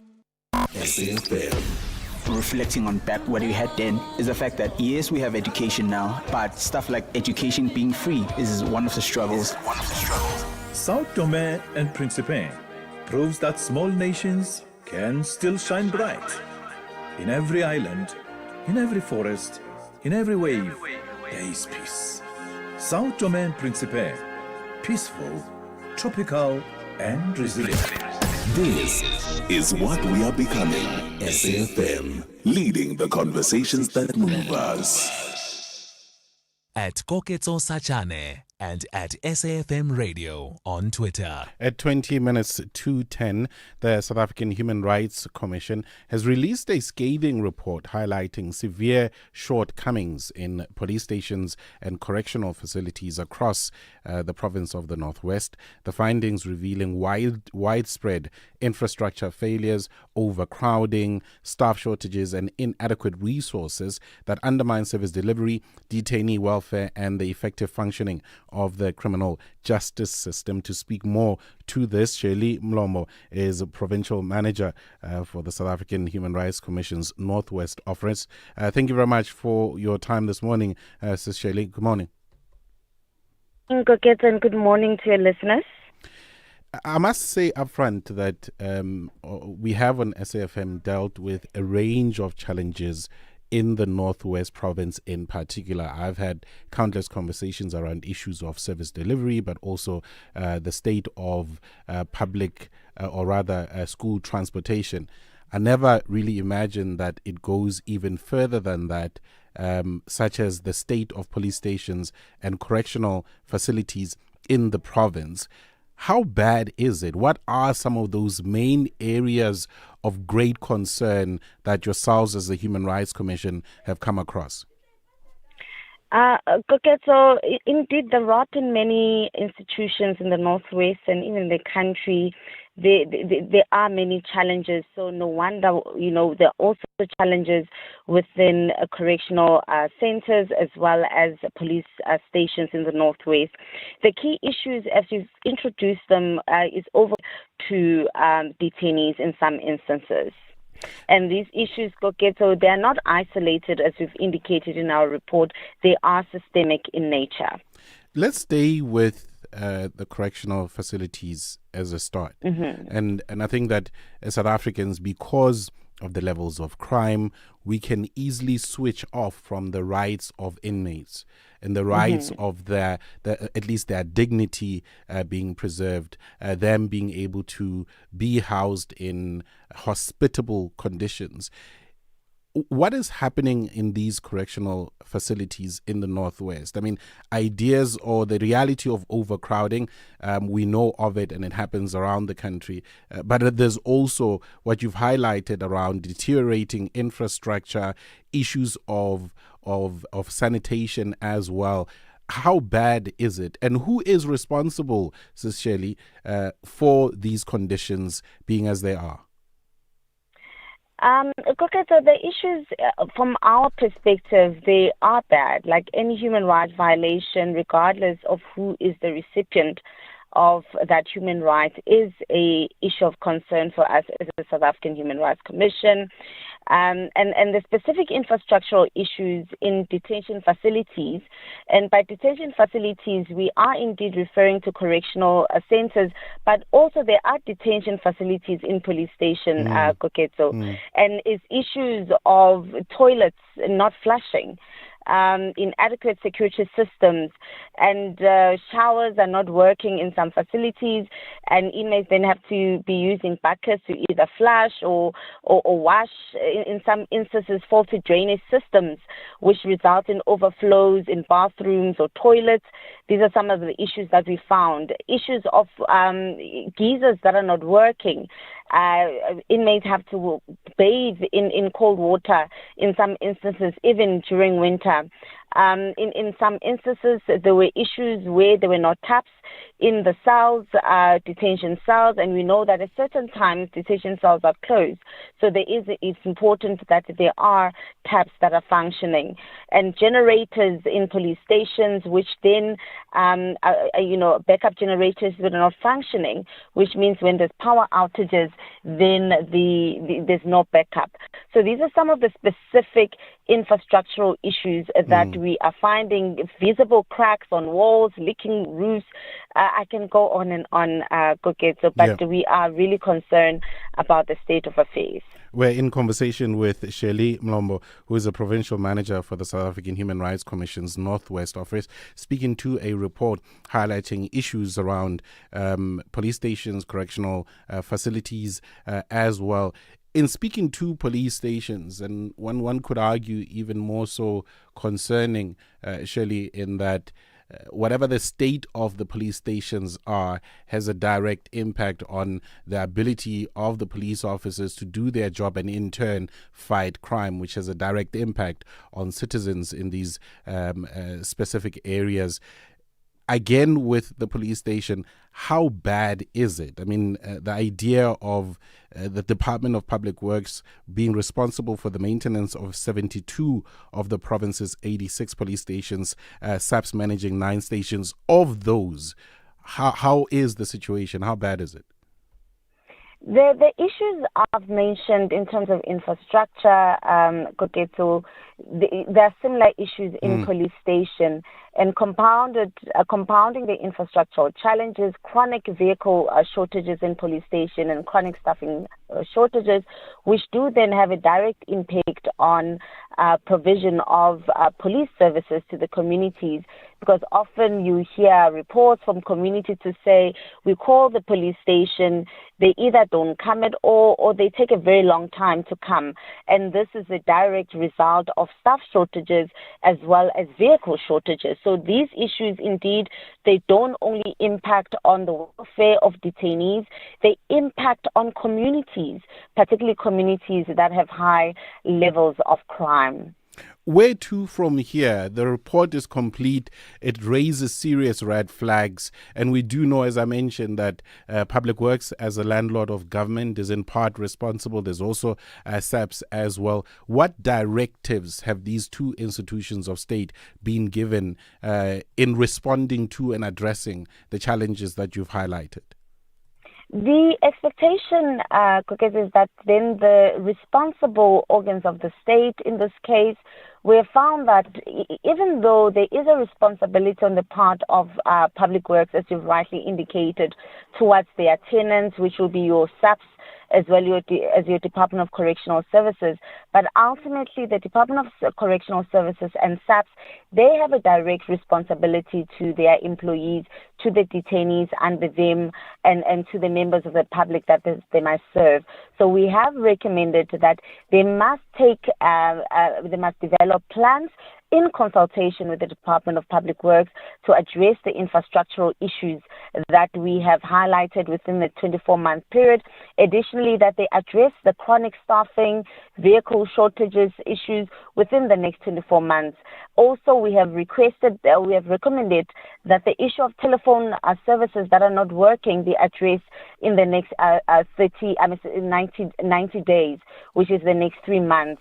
And also that with immediate effect, they ensure that they address the issues relating to detainee care, make sure there's sufficient blankets are cleaned, detainees are provided with mattresses, and that medical services is provided to detainees without delay. So those are some of the directives, or rather recommendations, that we have made in our report, Koketso. All right, we do appreciate the work of the Commission and for you giving us of your time this morning, Shirley. Thank you very much. Thank you so much. Thank you, Shirley Mlombo, the Provincial Manager of the South African Human Rights Commission's Northwest Province. As a resident of the province, your take on the state of affairs when it comes to police stations, and also maybe you might have friends or family members, or maybe possibly work in some of these correctional facilities as well. What has been your experience? You can send us your voice notes to 0614 104 107. Up next, we are in conversation with Outer, who say that government cannot enforce ARTO, the Traffic Violation Management System, before putting motorists legal protections in place. It's 10 minutes to 10.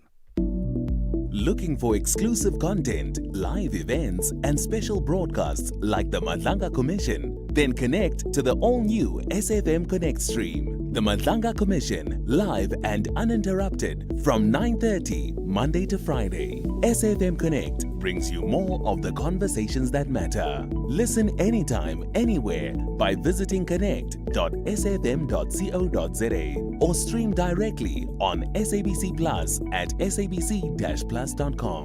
SAfm Connect. More conversations, more access. There's much more coming.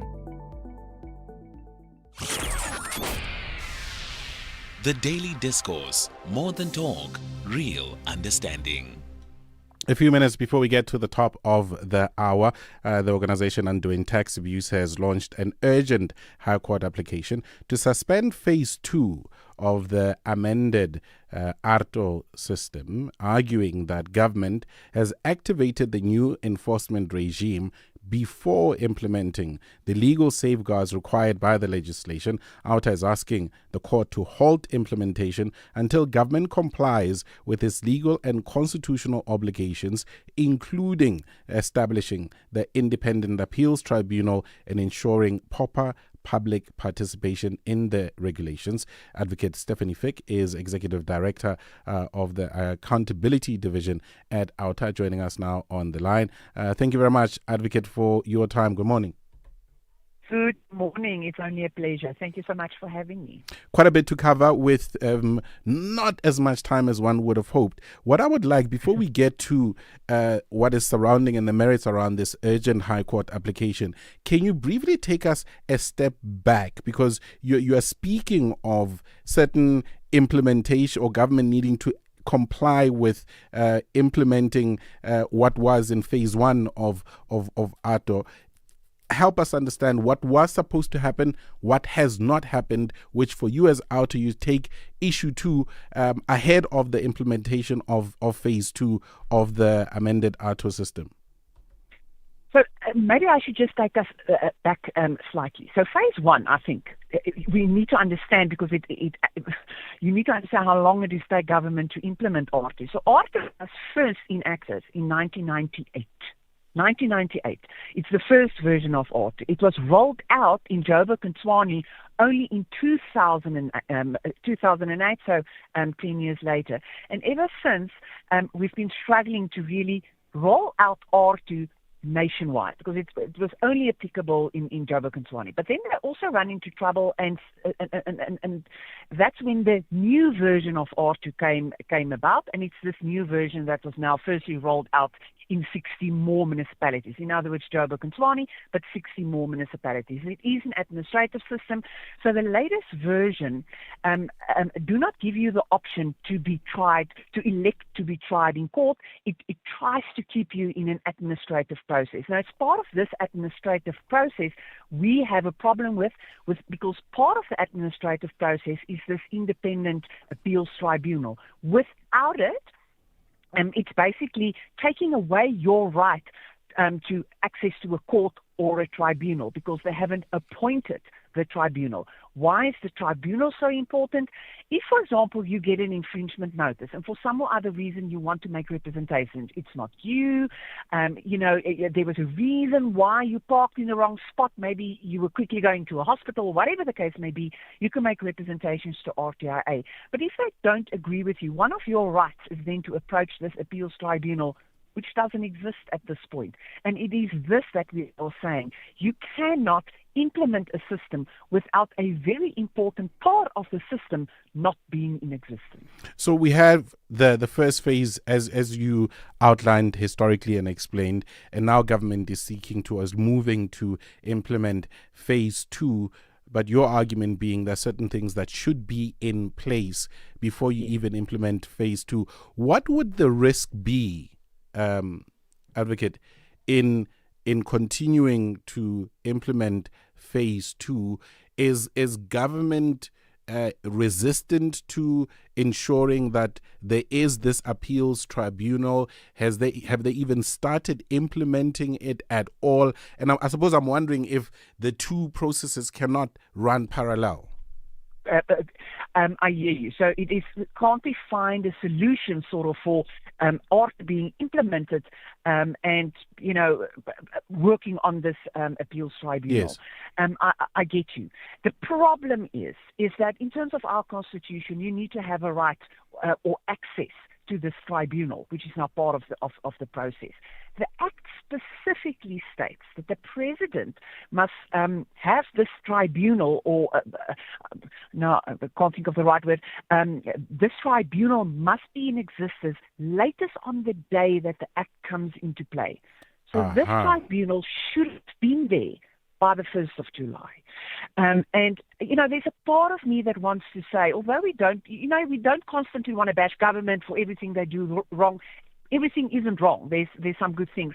And if R2 is rolled out perfectly, maybe it can contribute a very small part to the whole ecosystem of let's create a better road safety. But it's a small part. We can talk about that. But for now, government can't expect us to abide by R2 if they can't do it themselves. The other issue you've taken up as Arto, as outer. There's outer and there's R2. To be very clear there. The other issue you've taken is the matter of where you've argued that there has not been sufficient public participation when it comes to the 2026 R2 regulations. Where are the failings there when it comes to public participation from Outer's perspective? There always has to be public participation, especially if you look at an act like this that's going to have implications. I mean, this has got implications on a various numbers of stakeholders. I mean, for example, the taxi industry. There are certain things specific to the taxi industry that they may have problems with, that may need fixing before R2 or the regulations are implemented. The trucking community, freight community, and just ordinary South Africans, motorists that's on the streets, that could have contributed positively to, the regulations. And by not giving it to civil society and say, listen, here it is, let's have some public participation, I think you're also taking away a fundamental right of civil society to contribute. The regulations has got a huge impact on R2. It is, the very practical side of how R2 is going to be implemented. Plus, it's got pages and pages and pages of these alleged infringements and offences and what you're going to pay and the demerit points that will be linked to certain offences and infringements, which I think is very important. But I just want to say this. I mean, civil society can contribute to what government is doing. And I think in this instance, they missed out on stakeholders actually contributing to what could have been, better regulations, but they didn't. All right. We are out of time, Advocate. Thank you very much for sharing with us. We'll continue to follow that court application. Advocate Stephanie Fick, the Executive Director of the Accountability Division at AUTA. It is the Daily Discourse on SAFM.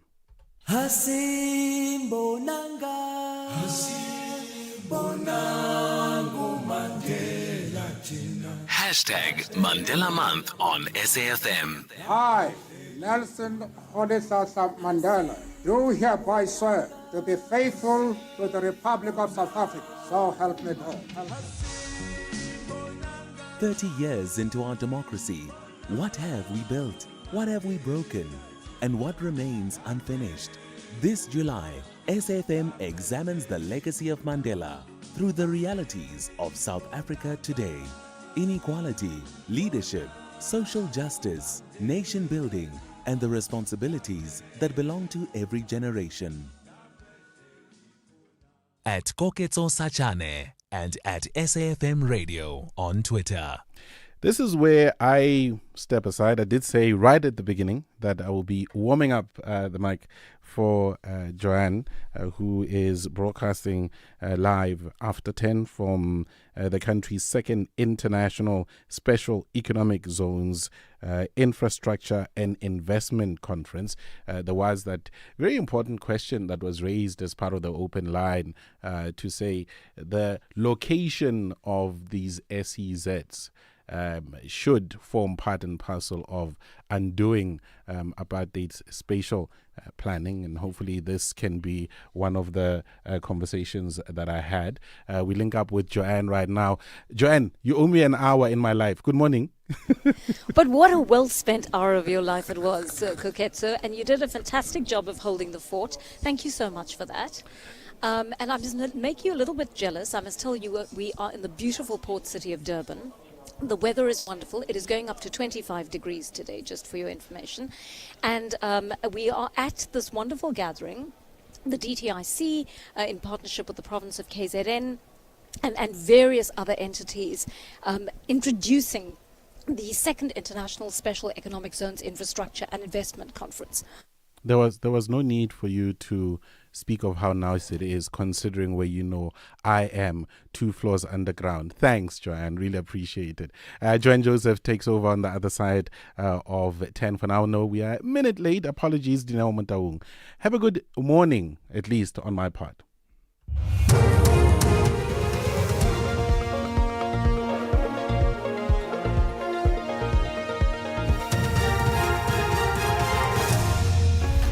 Thank you, Koketso. Top stories: Cleveland shooting suspects back in court, and Action SA to unveil Phala Phala police records. A very good morning. 3 people arrested for the mass shooting at the Jumpers informal settlement in Cleveland, Johannesburg, are expected to apply for bail in the Johannesburg Magistrates Court today. The Lesotho nationals are believed to have been among armed men that had stormed the informal settlement and started to shoot a month ago. 13 people were killed. Horisane Sitole reports. Michael Metzing, Ramon Maikutlo and Mulibedi Musie were arrested at the Kwamaimai informal settlement in connection with a mass shooting that claimed 13 lives last month. 14 others were wounded. The incident is believed to be as the result of a turf of war among rival illegal mining gangs, also known as Zamazamas. The families of the victims have asked the court to deny them bail. For SABC News, I'm Horisane Sitole. The lawyer for 2 Ekurhuleni Metro Police Department officers accused of stealing precious stones worth nearly 50 million rand has declined to comment on reports that her clients intend to turn state witnesses. EMPD officer Adrian McKenzie and former officer Kasha Lee Stolz allegedly stole the stones during a raid on a home in Killarney, Johannesburg in 2023. The Johannesburg Magistrates Court yesterday granted the pair 5,000 rand bail each. They claim they acted on the instructions of suspended EMPD Deputy Chief Julius Mkhwanazi. The two were arrested following the testimony of witness K before the Madlanga Commission of Inquiry. Crystal Kiwi is representing the accused. At this point, I don't want to really comment on aspects or attributions pertaining to that aspect.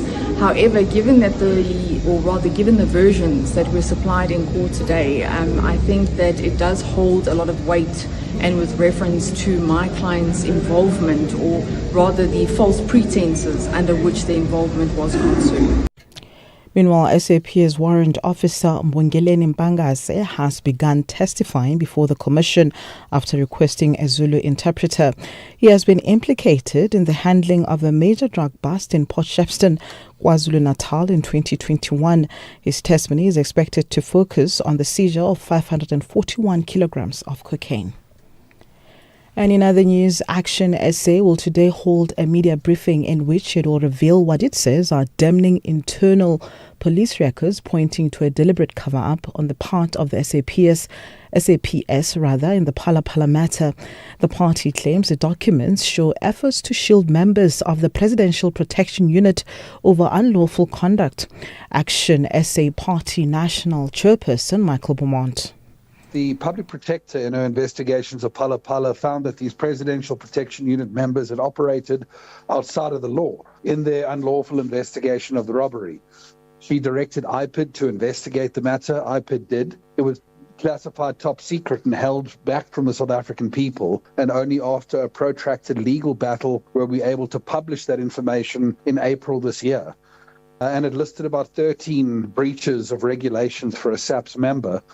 And then we learned through parliamentary questions Action SA had posed in Parliament that despite those two institutions' damning findings, the two individuals had been found not guilty in an internal disciplinary hearing. Lastly, the life of late Mamelodi Sundowns and Bafana Bafana midfielder Jaden Adams has been celebrated at a memorial service in Stellenbosch. Adams died on Saturday at the age of 25, just weeks after representing South Africa at the 2026 FIFA World Cup. Family, friends, football supporters and committee members gathered at a packed Stellenbosch town hall to pay tribute to the player affectionately known as Grootman. SAFA Cape Winelands chairperson George Roder. Jaden has walked hours and hours to get to the field and back home. There's dedication, training up early in the mornings where we will lay and sleep, or the boys. I think Jaden's father has alluded and said, sometimes you had to go fetch Jaden with the wrong crowd. Sometimes you had to push Jaden into the taxi to say, go train. And even in his own words, Jaden said, sometimes he didn't feel to go to school and sometimes he didn't feel to train. But his parents guided him, and that's part of his successes. Recapping the top story this hour, 3 people arrested for the mass shooting at the Jumpers Informal Settlement in Cleveland, Johannesburg, are expected to apply for bail in the Johannesburg Magistrates Court today. Headlines at 10:30 with Onde Lambana. For SAFM News, I'm Dino Mutau. SAFM 104 to 107 nationwide, leading the conversation. As we celebrate 90 years of existence, SAFM takes you back to the voices that shaped a nation. Now leave the SABC and see the tower block lit up, 27 stories of light. Move from Auckland Park into the shadow of the Hillbrow Post Office Tower.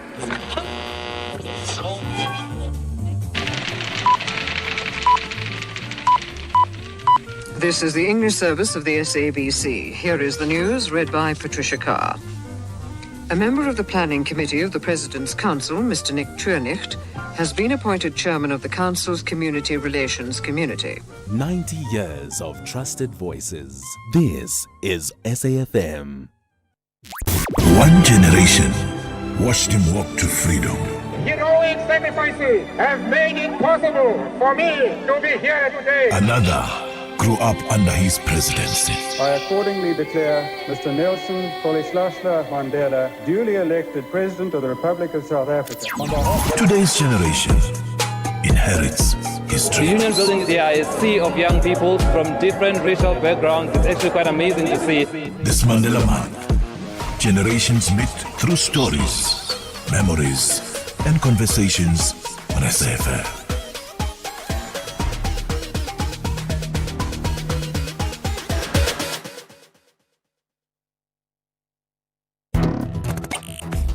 The Daily Discourse on Let's Have the Conversation.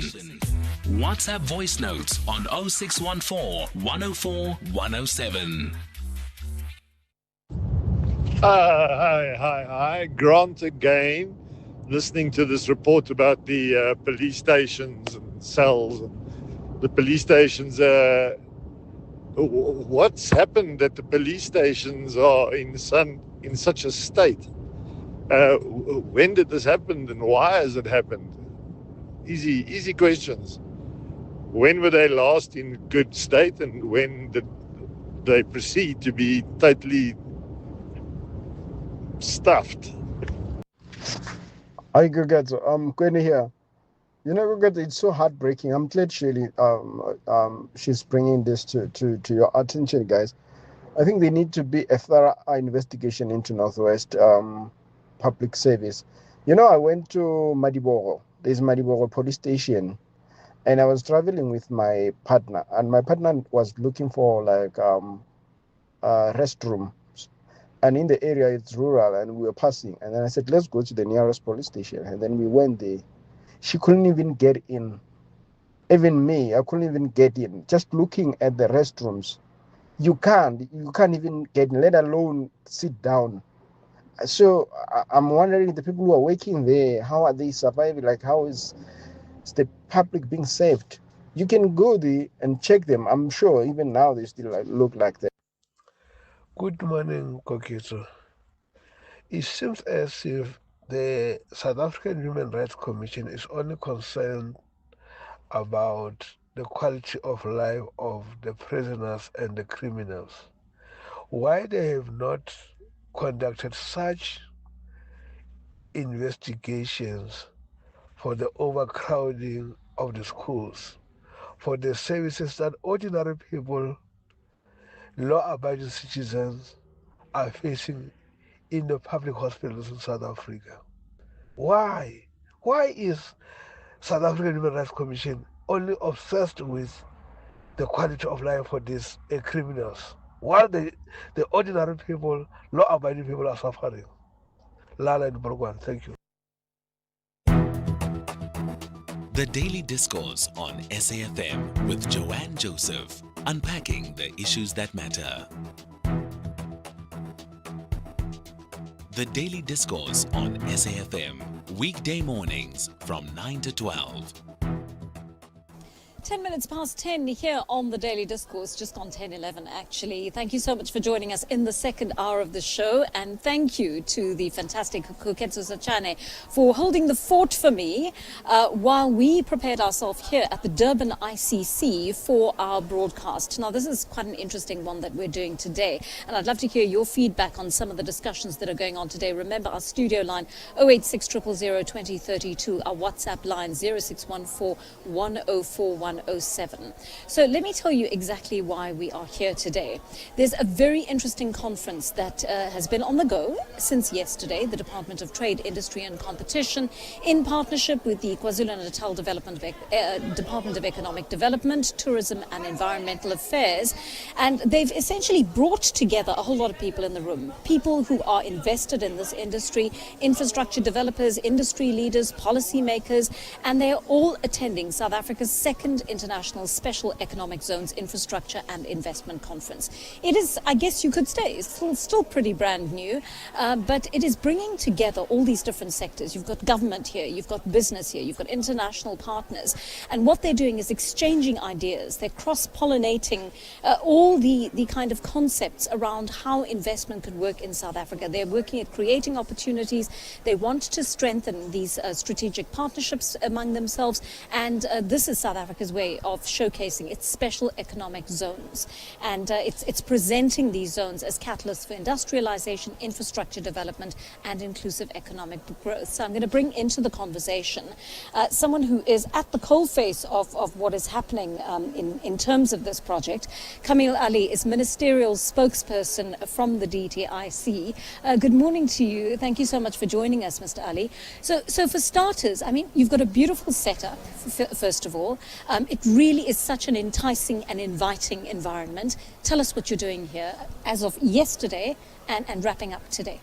Well, thanks very much, and good morning, Joanne, to yourself. Good morning to your listeners. Thank you very much for having me this morning. I think you've given a very good synopsis of what we're trying to do here at this conference. Yesterday, we opened the conference with an exhibition site where we have exhibitors from our special economic zones, both the zones themselves, but also the investors that are located within the zones.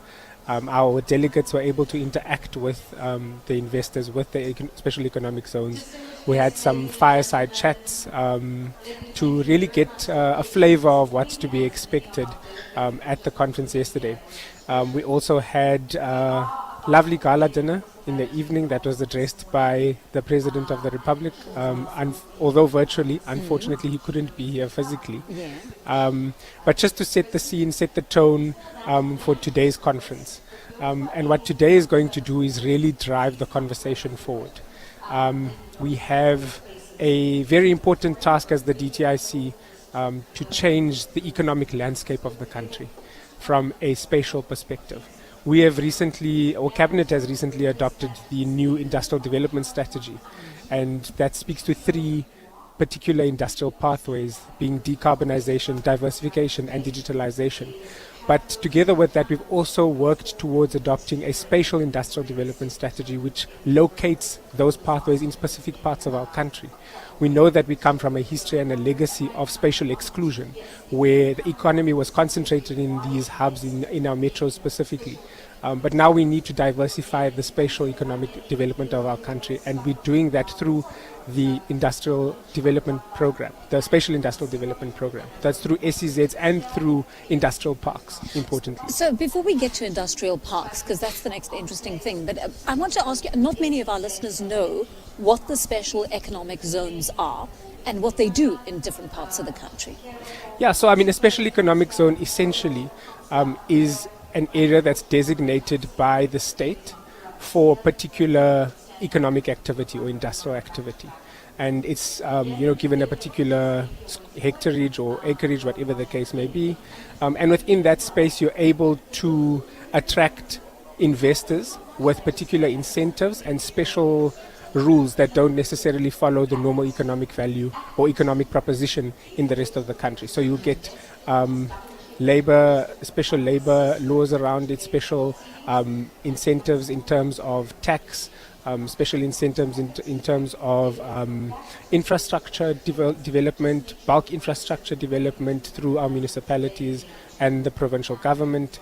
And so these special conditions create an environment for which investors want to come and build in the country. What we usually do is we'll have an anchor investor in a particular SEZ, and that attracts other kind of industrial and economic players. If you take the Tshwane Automotive Special Economic Zone, for example, we have Ford with a 16 billion rand investment there, building the new Ford Ranger at that facility. And around it, we have a number of suppliers and component manufacturers in the Tshwane Automotive Special Economic Zone that feed into Ford. So that's the kind of concept around it. But what the conference is doing, Joanne, is trying to look at that model and say, how do we improve it? How do we take it to the next level?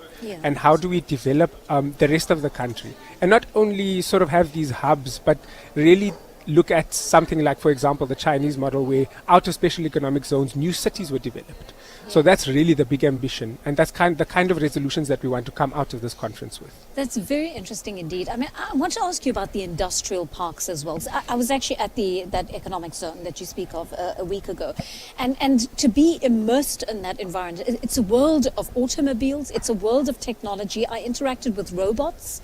It was such an unusual and interesting experience. So how do the industrial parks differ in nature from these special economic zones? Well, historically, the industrial parks were set up as sort of access to cheap labor for the apartheid government. But what they did do was to stimulate economic activity in townships and rural areas. So what we are trying to do is revitalize those industrial parks, which have been historically dilapidated and neglected, and try to revive them by creating and attracting more investment into them, so that we're able to take, as I said in the beginning, economic activity to our people. And so the Industrial Parks program is really focused on sort of smaller scale manufacturing, light manufacturing, and those kinds of economic activities where it's not necessarily at a massive industrial scale, but it's still able to produce the economic activity that's required to create jobs for people where they are. That's a really important thing, right? Because part of apartheid spatial planning, we always mention on this show, is that it took people away from home in order to work. And now, I think post-democracy, we're developing this idea that, one doesn't actually or shouldn't have to leave home to find work nearby. And this is also the way government penetrates the communities with its opportunities. Absolutely. Our SEZ program has created over 28,000 jobs so far. It's a fairly new program. It was, inception was in 2014. So fairly new in our democratic history. So we've got a good number of lessons to learn. We have the report on the World Bank, which was released in collaboration with the DTIC on our SEZ program, and it focused a lot on industrial parks and industrial zone development. Locating particularly in areas where historically black disadvantaged people are, and enhancing governance within our program so that we're able to protect the integrity of our SEZs through boards and those kinds of things. We are definitely quite excited about what this conference will do. We will be addressed by the Deputy President of the Republic today. Hopefully through our conversations, we want to do that. But I think I just want to mention something quickly, Joanne, which is quite important, is that South Africa can't develop alone. We exist within a regional space and a continent that's also developing. So what we want to do is create what's called cross-border special economic zones. If you take, for example, the location of the Musina-Makado special economic zone and then Nkomazi special economic zone, which borders Mozambique and Zimbabwe respectively, we want to involve those countries in these cross-border SEZs so that we're able to benefit as a region and create that regional economic development as well. Well, that's fantastic news for SADC. Thank you so much for speaking to us, Mr. Ali. Really, really good speaking to you. And thank you very much for putting us in the picture as to the work that is being done here. We may ask you to stay a little bit longer, but I think you've done a wonderful scene setter for us of what we can expect over the next day or so. That, of course, was Camille Ali. He is the ministerial spokesperson for the DTIC.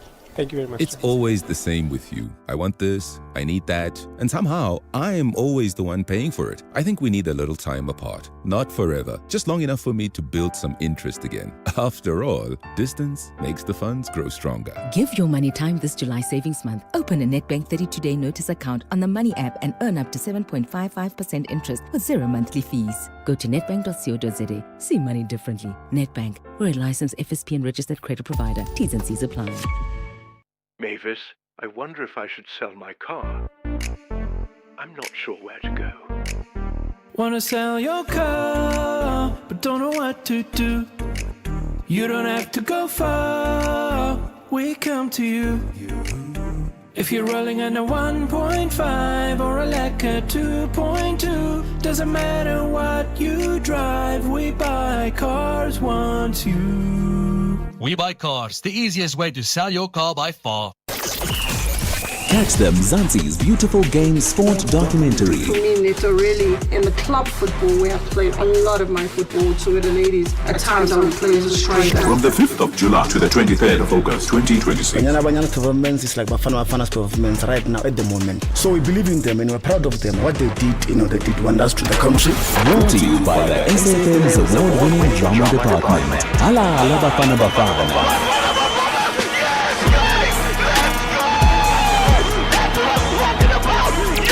This is what we are becoming. SAFM, leading the conversations that move us.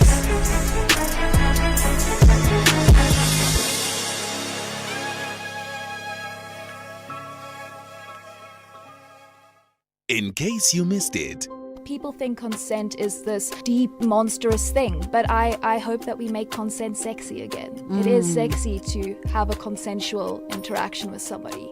The audience is a part of the play in terms of they become the jury. So they decide who they think is innocent and who they think is guilty. I left it open and subjective for them.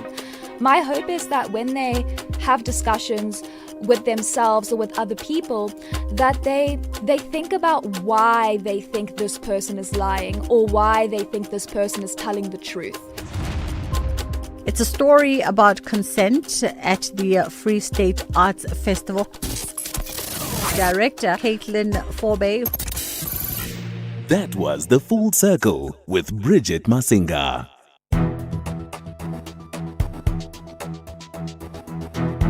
The Daily Discourse on SAFM, weekday mornings from 9 to 12.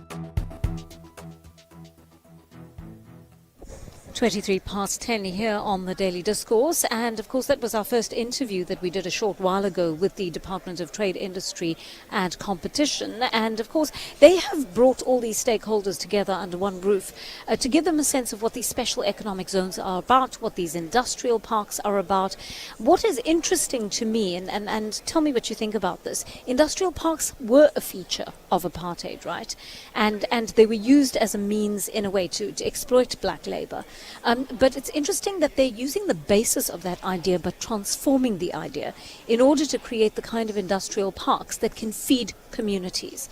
So, you take the elements out of it that are no longer compliant with the law, and you bring to bear on that all the positive aspects of democracy, the things that really make an economy thrive and work, while bearing in mind workers' rights.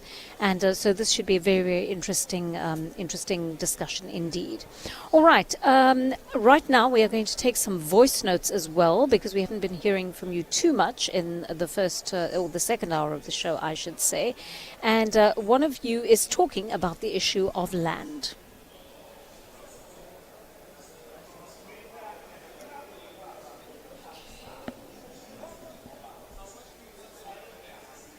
So I'm. Are we going to be listening to voice notes? I think we're having a bit of a problem connecting with studio here, but I would like to line up some of these voice notes, and I do want to start by listening to the voice note on land. I'd like to be anonymous for now. I will reveal my name when time goes on. I'm calling from a place called Sanfontein. Sanfontein is a village at northwest at Muruleng site. Sanfontein is an independent land. We've got the documents, the title deed, and the map that tells everything that we are not under any Bakatla Bakafela. So I want to report a very biggest crime that is more bigger than Tembisa scandal. There's this group called themselves Bakatla Bakafela under the leadership of Kosinyana Lapilani. That man is a thief.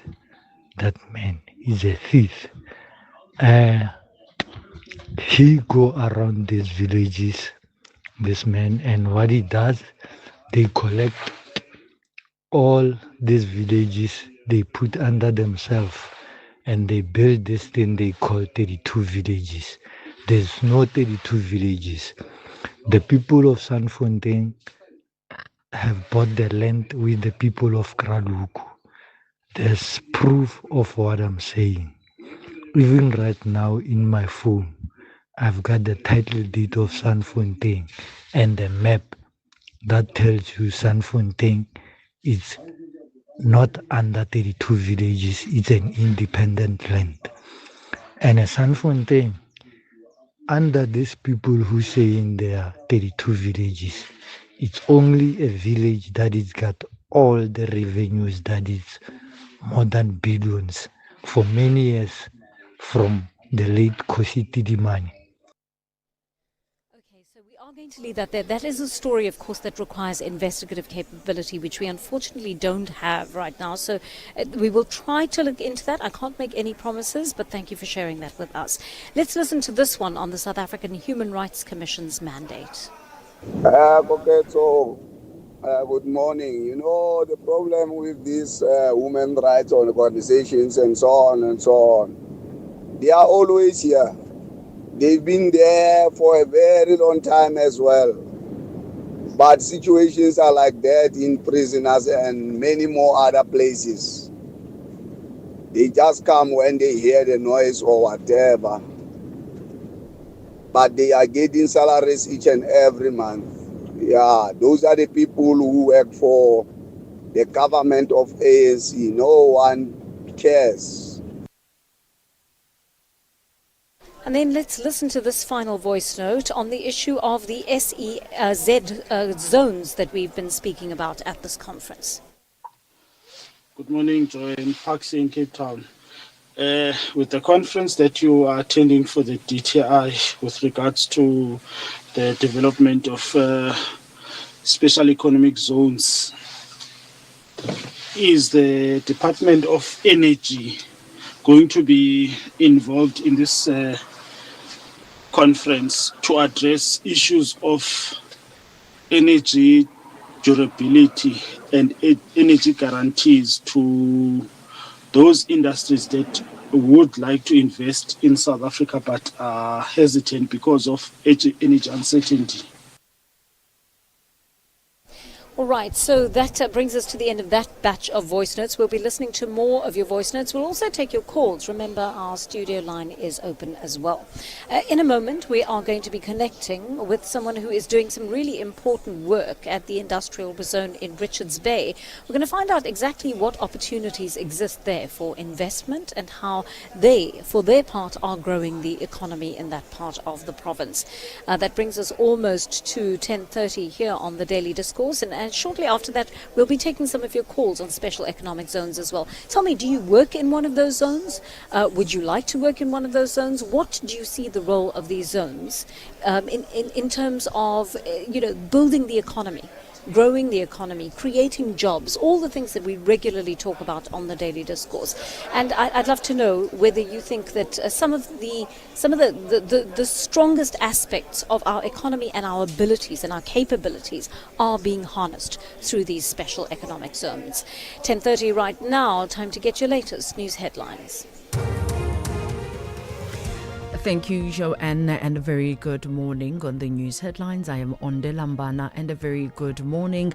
The Ndumeni local municipality in northern KwaZulu-Natal has until the end of this month to adopt its 2026-2027 budget or face being placed under administration. 3 people arrested for the mass shooting at the Jumpers Informal Settlement in Cleveland, Johannesburg, are expected to apply for bail in the Johannesburg Magistrates Court today, and the lawyer for the 2 EMPD officers arrested for their alleged involvement in the theft of precious stones has declined to comment on reports that her clients plan to turn state witnesses. A full update follows at the top of the hour. In case you missed it. Why should I be concerned about my personal data, where it's stored, who controls it? How does that affect me in the instance where there is a bridge to that data? South Africa has the POPI Act, which is an incredibly strong law, and it's probably the strongest data privacy law in the African continent. But the question now is, if I was hosting, for example, and I'm just using this as an example, in Nigeria, and something happened to my data, would the POPI regulator be able to enforce the laws against the Nigerian data center? And that's the question you have to ask. Richard Frost, Head of Technology Solutions and Consulting at Amata Cybersecurity. That was The Full Circle with Bridget Masinga. The Daily Discourse, more than talk, real understanding. Right, that brings us to 10:31, actually 10:32 here on the Daily Discourse. And of course, we are broadcasting live to you from Durban. We're at a conference that is dealing with the issue of bringing more investment into the country. They've brought together government, they've brought together stakeholders in all sorts of economic zones around the country. And essentially, there are going to be lots of investors who are talking about the brilliant work that they are doing and showcasing that to the rest of the world and trying to attract foreign investment. Right now, we bring into the conversation Ms. Mangile Mvelase. She's the CFO of the Richards Bay Industrial Development Zone. Ms. Mvelase, thank you so much for coming to be with us this morning. Thank you so much, Joanne. So I'm very excited about the kind of things that I'm hearing are coming out of the RBIDZ. It's a bit of a long acronym, isn't it? Try saying it in full. So tell me what is happening in that part of the country. Okay, so we are the RBIDZ, that is the Richards Bay Industrial Development Zone, Yeah. and one of the two SEZs. So there are two SEZs in our KZN. It is RBIDZ as well as DTP. So we're located in the northern part of KZN, the region that we work for, as well as the district of King Cetshwayo. We've got it's interesting times, if I may just say, Yes. with all the different activities that are occurring, all the interesting projects that we are currently facilitating in our zone. As you indicated, one of our key objectives is to attract investments both locally as well as foreign direct investments into South Africa. Okay. And the main aim, because the challenges that we've faced in South Africa is we are a rich country when it comes to minerals, and one of the things that we are promoting is minerals beneficiation, to ensure that we're promoting industries that are involved in the manufacturing space, to basically beneficiate the minerals that we have in our country into final products versus importing and spend a lot of money in the imports versus beneficiating what we currently already have and export it as final products to other countries. So ultimately that is what we are all about, but I can share more. Well, I will ask you more in a moment. But let me just start with, there was once upon a time, I remember when beneficiation was a swear word, right? People were not fond of that word. And somehow we've managed to get past that. But I imagine that in so doing, you're upskilling or skilling a lot of people from scratch. You are creating a number of jobs. How does that work?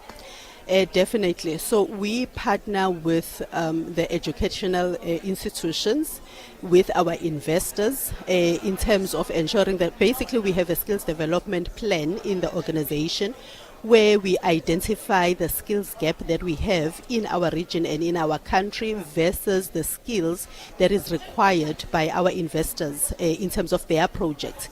And we ensure that we communicate that information to the tertiary institutions in the area as well as in the KZN as a whole province, to ensure that they promote also those qualifications that will ensure that once our students have qualified, they are able to tap into those rare skills that we are definitely in short of in South Africa. So it's one of the things that we do as the zone to ensure that we don't,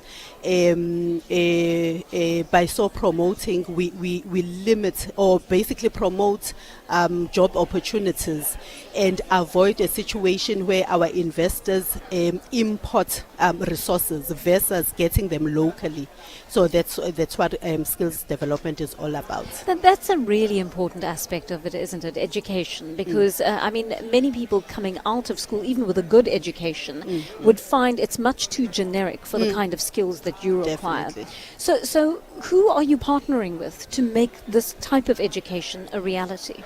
Okay, so one of our sister entities, so we're a public entity under the Department of Economic Development, Tourism and Environmental Affairs. So one of our sister entities, that is Moses Kotane Institute, we partner with them, work very closely with them. We also work closely with the financial institution, could be the TVET colleges. It is the University of Zululand, which is in our region, and all other universities and FETs as well.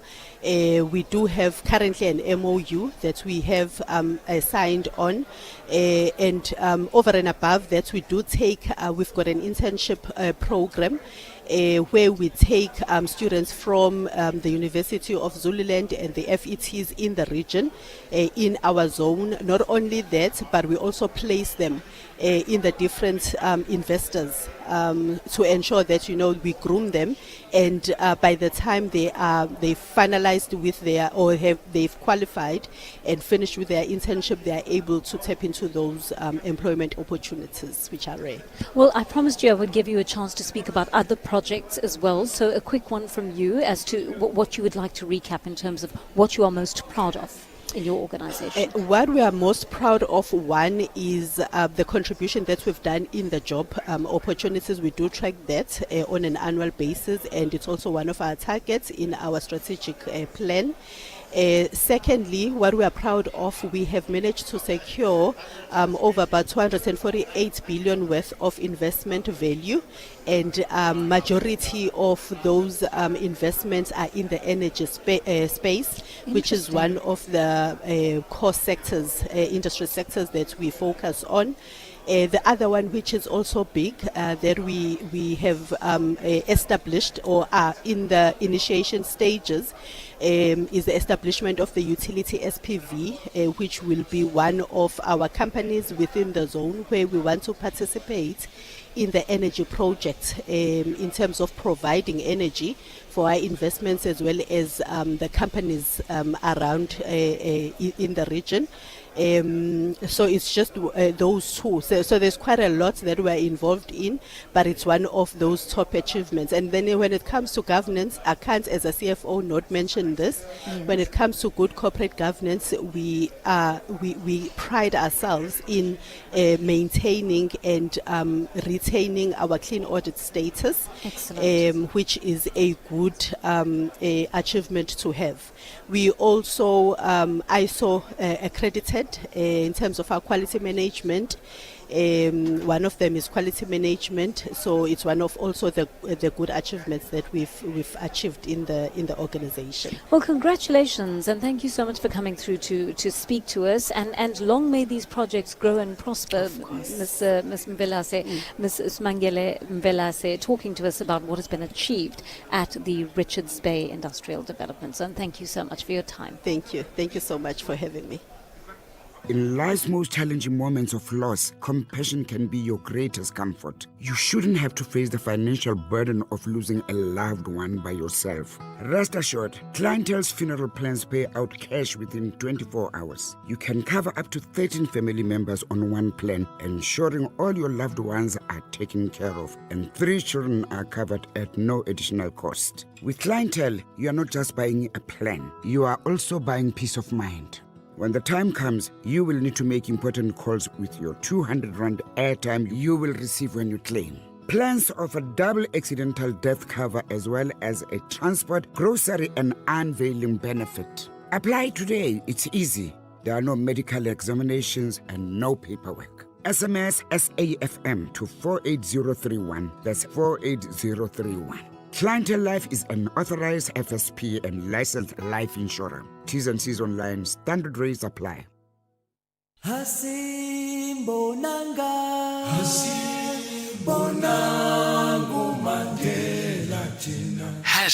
Mandela Month on SAFM. I, Nelson Rolihlahla Mandela, do hereby swear to be faithful to the Republic of South Africa. So help me God. 30 years into our democracy, what have we built? What have we broken? And what remains unfinished? This July, SAFM examines the legacy of Mandela through the realities of South Africa today. Inequality, leadership, social justice, nation building, and the responsibilities that belong to every generation. Looking for exclusive content, live events, and special broadcasts like the Madlanga Commission? Then connect to the all-new SAFM Connect stream. The Madlanga Commission, live and uninterrupted from 9:30 Monday to Friday. SAFM Connect brings you more of the conversations that matter. Listen anytime, anywhere by visiting connect.safm.co.za or stream directly on SABC Plus at sabc-plus.com. SAfm Connect. More conversations, more access. There's much more coming. The Daily Discourse. More than talk, real understanding. 10:42 on the Daily Discourse, coming to you live from the investment conference here in Durban at the ICC. We've been having a fascinating conversation about the special economic zones and the kind of prosperity that they can deliver to the country, and have started doing that in so many ways. We continue the conversation with Maoto Molefane, Acting DDG, Investment and Spatial Industrial Development at the Department of Trade, Industry and Competition. Mr. Molefane, good morning. Thank you for joining us. Good morning, Joanne, and good morning to the listeners. Well, it's good of you to make the time. I know you've been pulled in a lot of different directions this morning, but I think what I'm sensing from the people who are here is that they're very excited to be here, and that there's a lot going on. How have you experienced the last day and a bit? I am very enthused myself. It is very exciting, and I must say that although I'm not surprised, but it is something that it's overwhelmingly great because of the kind of the appreciation that the entire delegation has. Yesterday we had a very exciting night of Excellence Awards given to best performing SEZ. It was quite astonishing to see SEZs complementing each other.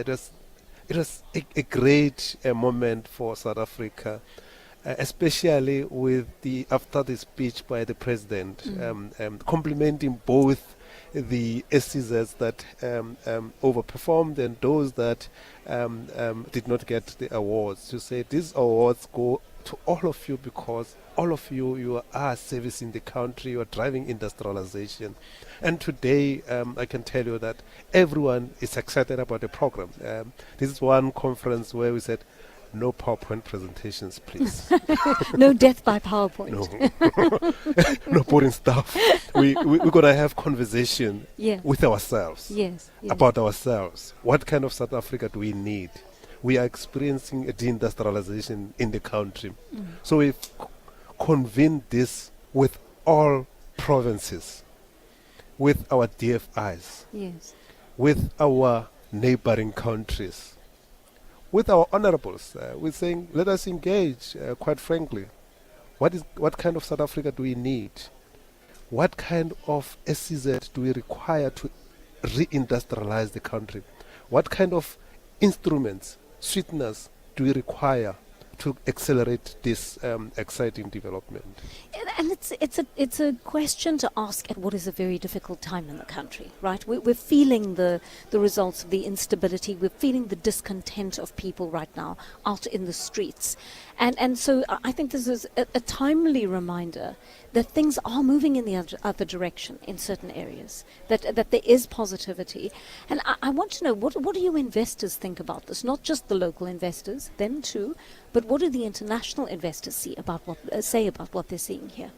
Look, I think the reality is that there's also genuine concerns from the general public about higher level of unemployment. Yes. And I think, of course, we're dealing with the international community that would have concerns there and there. But because they know that there's government position, and the government position is that we are protecting our investments, we are having laws in the Republic. Our law enforcement agency, security cluster, is doing their job.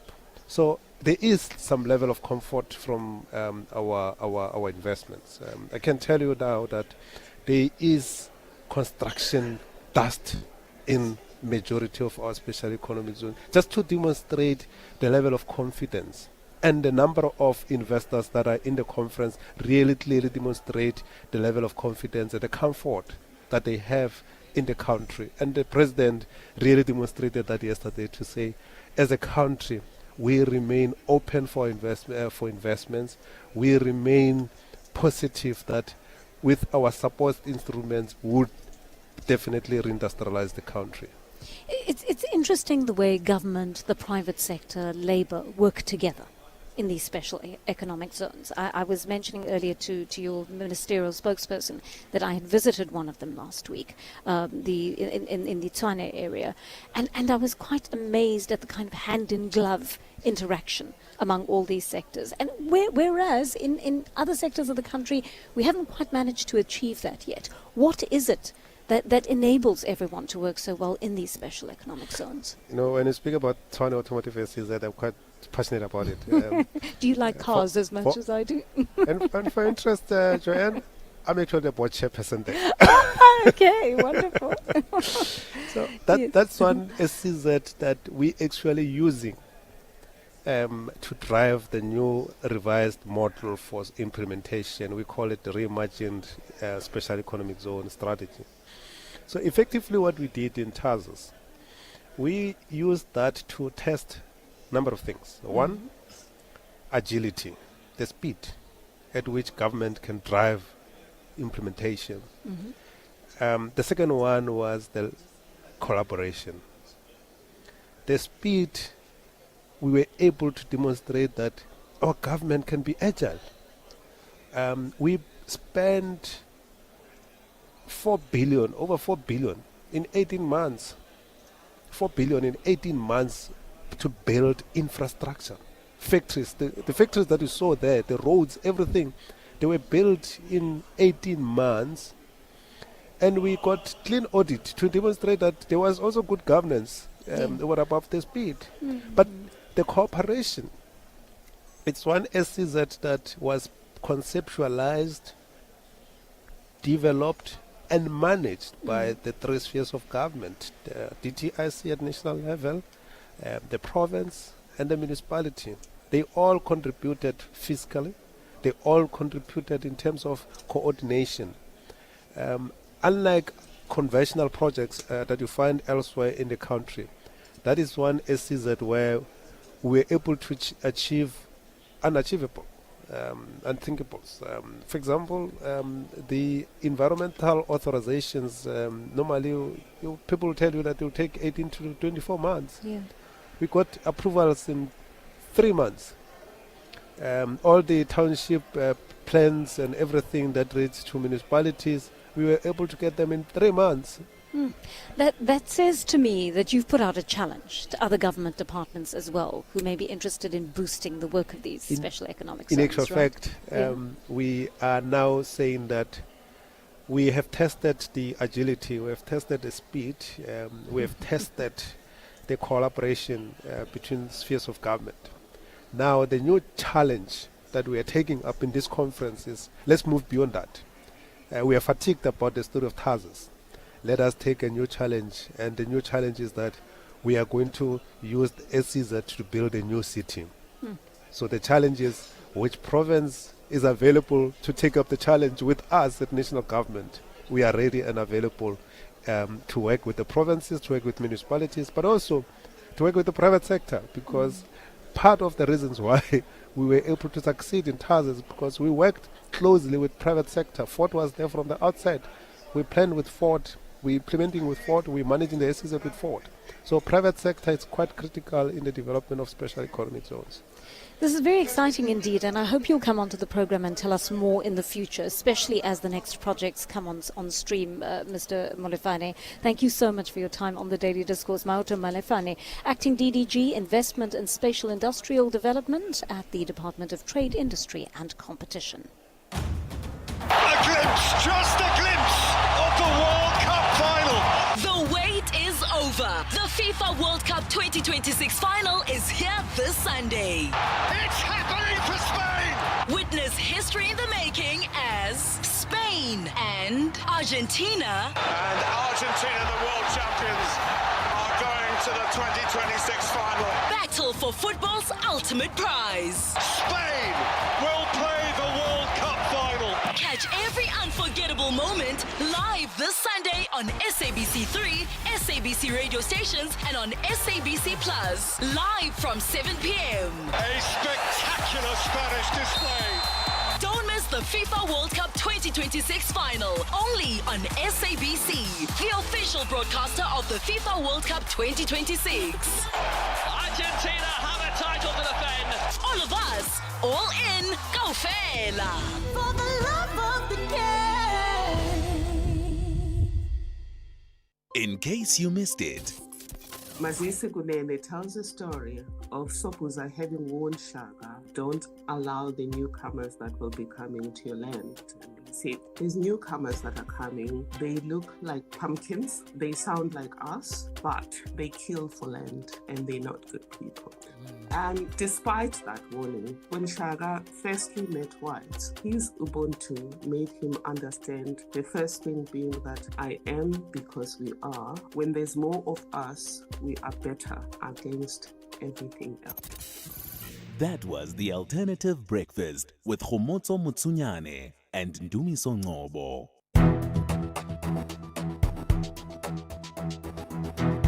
The Daily Discourse on SAFM, weekday mornings from 9 to 12.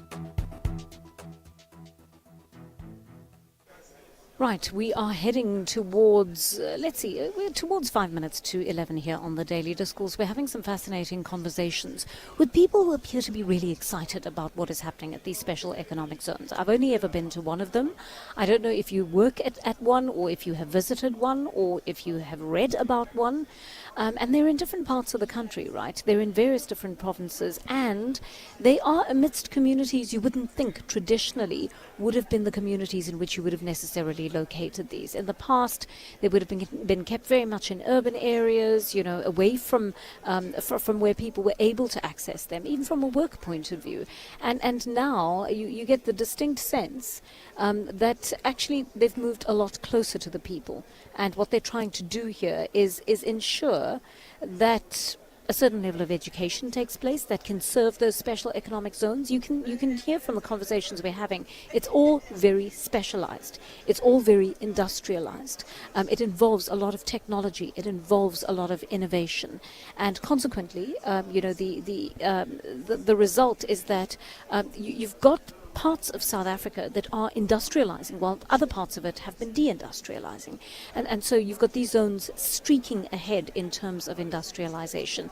There are some of them that are not active yet. I know there's one zone in Limpopo, for example, that hasn't come on stream yet. I'm interested to know what is going to happen with that particular one, because, of course, you want to see in provinces that haven't actually been given an opportunity to showcase their talent, their abilities, their willingness to learn these new skills, to acquire them, and to start working in these fields that would essentially put those workers in the league of any other workers in the field who are working in these innovative types of fields, these technologically advanced fields.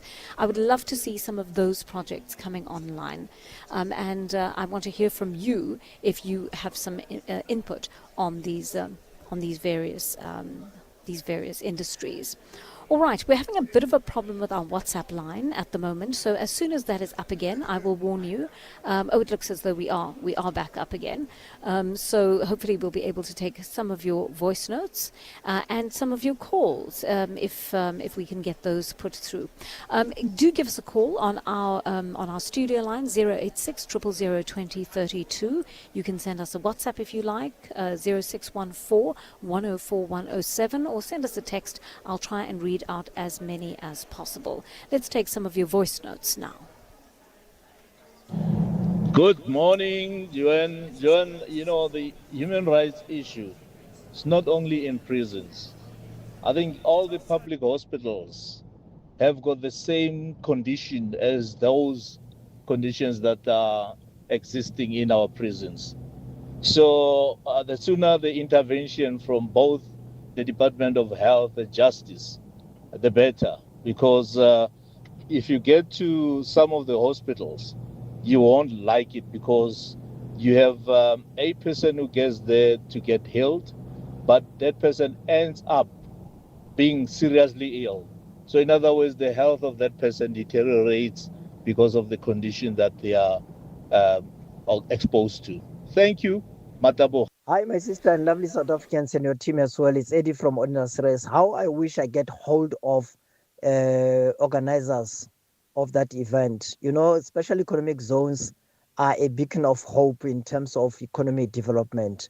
Once it gets into right hands, once they get well nurtured, I'm telling you, It will be a good source of income, a good source of economic development.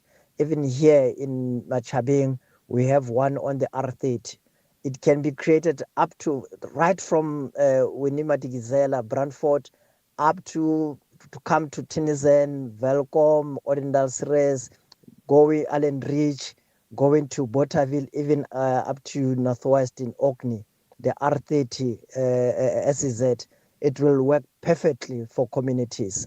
Thank you very much for coming up with this show. Thank you. Thank you so much, and really brilliant to hear from one of our listeners who is so au fait and so on top of things that are happening in regard to these special economic zones. It's an education for us to hear from you, and I'm glad that you are excited about this, because this is an opportunity for so many people who've existed outside the economy to be brought into it, to be educated, to be upskilled. Can you imagine how lives will change in one generation if we can get these special economic zones going?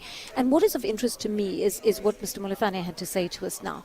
Government, whom we are very, very cynical about in many ways, managed to get these zones up and running. They spent 4 billion rand getting these special economic zones running in a matter of 1.5 years. That's all it took. I mean, that is like a defibrillation to part of the economy, if you can imagine that, right? Where you're taking literally one sector of the economy, you're saying, I'm going to focus totally on this, I'm bringing government together with business, together with labor and civil society, and we are going to make this work. And it begs the question, if indeed this is possible, in certain sectors of government, if the DTIC, for example, is able to pull this off in a very short period of time, why can we not get other government departments to come on board and do the same? Why do some government departments lag while others actually show the promise, the energy, the agility that is required to push the country forward in terms of this growing this economy? And if this agility is possible, if licenses, for example, can be obtained instead of over a period of years, over a period of 3 months, imagine how much more could be done. It actually makes me think of the prospective spaza shop owners, for example, in so many areas who qualify for that 500 million rand grant from government, but cannot get the municipalities to hand over the licenses they require in order for the conversation to be taken forward and for those businesses to be set up in their entirety. So you've got people who are very excited about starting a new business, about contributing to the economy, and yet here we are. We have an issue with not being able to get the documentation required. Away with red tape. We need to move beyond that right now. It is an urgent matter. That brings us to 11 o'clock here on the Daily Discourse. Time to catch up with Ondela Mbana for your latest news bulletin.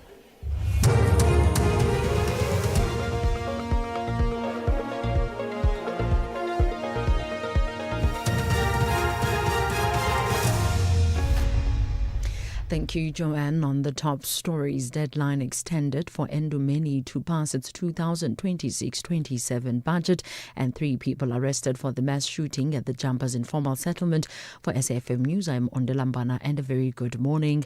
The Endumeni local municipality, Northern KwaZulu-Natal, has until the end of this month to adopt its 2026-2027 budget or face being placed under administration. The ultimatum comes after councillors again failed to approve the budget at this week's council meeting. This is the Government of Provincial Unity's third deadline extension, which now falls on the 31st. Finance MEC Francois Rogers says placing the municipality under administration is an outcome they would rather avoid. His spokesperson is Nkosikona Duma. The continued failure to adopt a budget points to a breakdown in political leadership at a time when residents expect elected representatives to prioritize service delivery. MEC Francois Rogers says that while political differences are part of any democracy, they should never come at the expense of the people of Endumeni. KZN Treasury stands ready to support the municipality in crafting a credible and funded budget that meets legislative requirements and safeguards the delivery of essential services. 3 people arrested for the mass shooting at the Jumpers informal settlement in Cleveland, Johannesburg, are expected to apply for bail in the Johannesburg Magistrates Court today. The Lesotho nationals are believed to have been among armed men that had stormed the informal settlement and started to shoot indiscriminately a month ago. 13 people were killed. Horisani Sitole reports. Michael Metzing, Ramon Maikutlo, and Mulibedi Musie were arrested at the Kwamaimai informal settlement in connection with a mass shooting that claimed 13 lives last month. 14 others were wounded. The incident is believed to be as the result of a turf of war among rival illegal mining gangs, also known as Zamazamas. The families of the victims have asked the court to deny them bail. For SABC News, I'm Horisani Sitole. The lawyer for the 2 EMPD officers arrested for their alleged involvement in the theft of precious stones has declined to comment on reports that her clients plan to turn state witnesses. EMPD Adrian McKenzie and former officer Kesha Lee Stalls are alleged to have stolen the stones valued at nearly 15 million rand after they raided a home in Killarney, Johannesburg in 2023. Yesterday, the Johannesburg Magistrates Court granted the accused bail of 5,000 rand each. They alleged that they acted on suspended EMPD Deputy Chief Julius Mkwanazi's instruction. The accused were arrested following witness case testimony at the Madlenga Commission of Inquiry. Crystal Kivi is representing the accused. At this point, I don't want to really comment on aspects or attributions pertaining to that aspect. However, given the versions that were supplied in court today, I think that it does hold a lot of weight, and with reference to my client's involvement, or rather the false pretenses under which the involvement was consumed. Meanwhile, the Commission has provided a Zulu interpreter for SAPS Warrant Officer Mbongeleni Mpangase. The officer started to testify this morning. He has been implicated in the handling of a massive drug bust in Port Shepstone in KwaZulu-Natal in 2021. Mpangase's evidence is focusing on the 541-kilogram cocaine seizure. A leading U.S. scientific body says it's becoming easier to link specific extreme climate events to global warming. In a new report, the National Academies of Sciences, Engineering and Medicine says tools and data sets are constantly advancing, allowing researchers to link with a degree of confidence heat waves and cold snaps to man-made climate change. The science is being increasingly used in lawsuits against fossil fuel companies. Recapping the top story, the Ndumeni local municipality in northern KwaZulu-Natal has until the end of this month to adopt its 2026-27 budget or face being placed under administration. I'm Ondilambana for SAFM News Headlines at 11:30. SAFM 104 to 107 nationwide. A glimpse, just a glimpse of the World Cup final. The wait is over. The FIFA World Cup 2026 final is here this Sunday. It's happening for Spain. Witness history in the making as Spain and Argentina. And Argentina, the world champions, are going to the 2026 final. Battle for football's ultimate prize. Spain will play the World Cup final. Catch every unforgettable moment live this Sunday on SABC3, SABC radio stations, and on SABC Plus. Live from 7 p.m. A spectacular Spanish display. Don't miss the FIFA World Cup 2026 final, only on SABC, the official broadcaster of the FIFA World Cup 2026. Argentina have a title to defend. All of us, all in, go Fela. For the love of the game.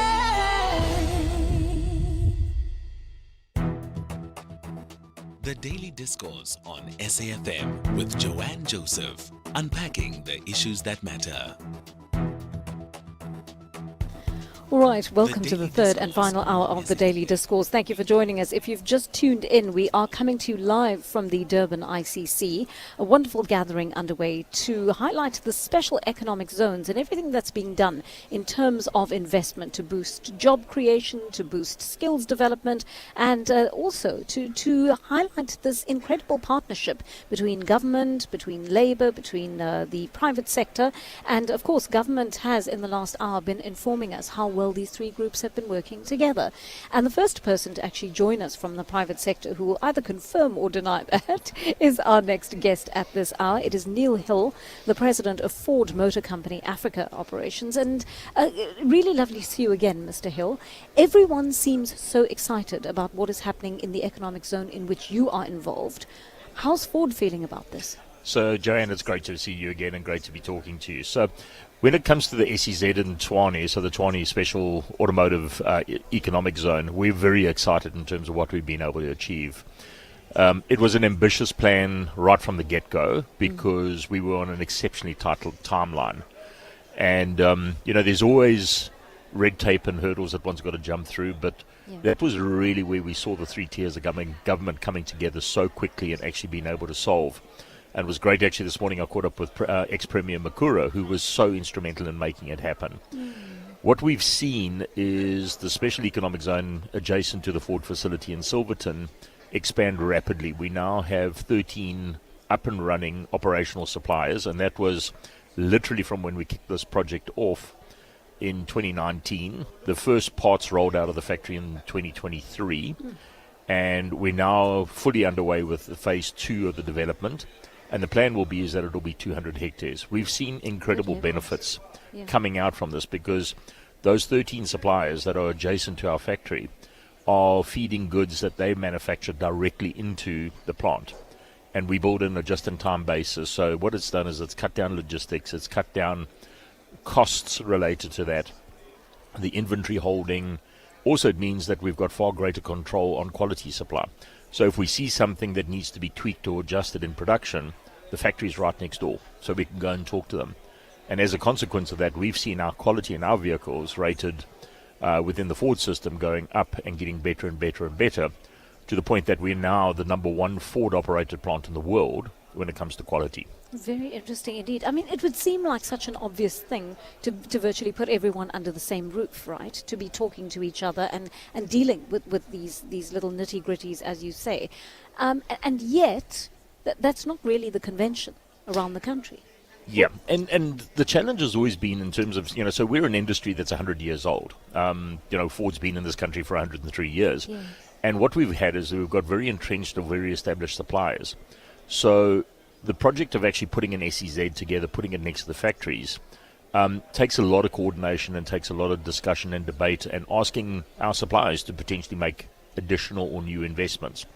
And that was one of the big things that we really spoke to our suppliers about when we were setting up the project to launch the next generation Ranger, which we did in 23, was about the fact that we wanted to shorten the lead times, we wanted to shorten the value chain, and there were commercial benefits for all of us. And that was the promise in terms of what we sold them into. And it's really come to fruition, but also what we've seen is the benefits of being part of an SEZ as well. So you're in a very well-managed, very established property that's under the control and the auspices of DTIC. There's financial benefits, as we know, with SEZs as well. And, putting up brand new factories, employing, in the whole process, we've actually added 10,000 jobs over the cycle. There was about 8,400 jobs that went in the construction phase. There were 3,400 permanent jobs that have been added, and that's come directly from the Nel Mapius, Yesterus and Mamelodi communities. So the benefit has really been there across the whole board. It's not only business that's benefited, it's also the local communities. You see, that's interesting to me because especially from a labor point of view, often when you say we're going to be building to these particular timelines where everything is accelerated, that's when labor often says, whoa, hold on. We have to make sure that this is not going to create a certain kind of stress for our people that would make working in this environment untenable. How did you manage to convince labor that this could be done in a way that would benefit everyone? Well, I think it's first and foremost the promise of new jobs that you're creating. So then it's a case of, in terms of, here's the timelines, everybody, and there was a lot of community engagement. There was community, naturally engagement with the three sectors of government. So everybody was on board. It's about the communication. It's about selling what the dream is going to be and how we're going to get there. And, I've worked for the company for 35 years, and that I've always seen that as, it was always felt. It was always bush. And now when I drive through that area, you see factories that have risen up out of the grounds, and there's products that we're producing. There's people that are actively, gainfully employed, and you can see the benefits that come through just across the whole socio-economic system. So, that level of engagement, that promise of economic advancement, economic emancipation is absolutely critical in terms of that whole part of the process. But it comes with a lot of communication, a lot of dialogue, and a lot of upfront work that you have to do as well. Mr. Hill, I know you're going to get pulled into a panel shortly. I just have one last question for you. I mean, it's been a very, very tough year for the automotive industry based on what is happening internationally from a geopolitical point of view, right? And I wonder how you offset the reality of that with the positivity that is coming out of the project you're involved in. Well, we always look at it in terms of what's controllable and what's not controllable. So there's factors that are in your control and there's factors that are outside of your control. What's happening in the Middle East is a factor that's beyond our control. Whether Iran and the US are having full-on conflict or degrees of conflict, the way our business operates is you look at what you have to control, what is your most critical thing that you need to address. Teams get involved get into that, they solve for it, we move on to the next one, and it's always a basis of looking at how do we keep the business moving forward and how do we make sure that we're staying positive and that we're providing the right direction, leadership and guidance to the company and to the employees in terms of how we show up and what we do differently. And that's the one thing about South Africans and about our industry is that we're incredibly resilient, we're incredibly resourceful, and we continue to find solutions for problems that we never thought we were going to have to face. And I go back and I think to myself, over the last 6 years we've had COVID. We've had, we've now got this Middle East war. There's been other things that have come along. And each time, it's just a case of, okay, what do we need to do? How do we pivot? How do we solve? How do we go? And, that's what we do. Yeah, you just keep moving forward. Well, thank you so much for your time, Neil Hall, President of Ford Motor Company Africa. And he's been with the company for 35 years, as you hear. I didn't even know he was 35 years old. Thank you, Joanne. Mandela is more than a chapter in our history. And as I have always done, He's a reminder of courage over fear, I will do what I can within the discipline of the broad movement dialogue over division, for peace and democracy, to which I belong. hope over despair. This Mandela Month, celebrate the values that unite us. Only on SAfm. In case you missed it, What happens when one parent wants to relocate with the child after separation or divorce? What does the South African law say? Parents do have their own constitutional rights, okay? This includes the right of freedom of movement and the right to rebuild their lives after separation or a divorce. But obviously, when there is a child involved, this central question is always going to be what is in the child's best interest. So, if both these parents hold parental responsibilities and rights, so just like I've said now in terms of Section 18, one parent cannot simply make a major decision that will significantly affect that child or the other parent's contact without properly engaging the other parent.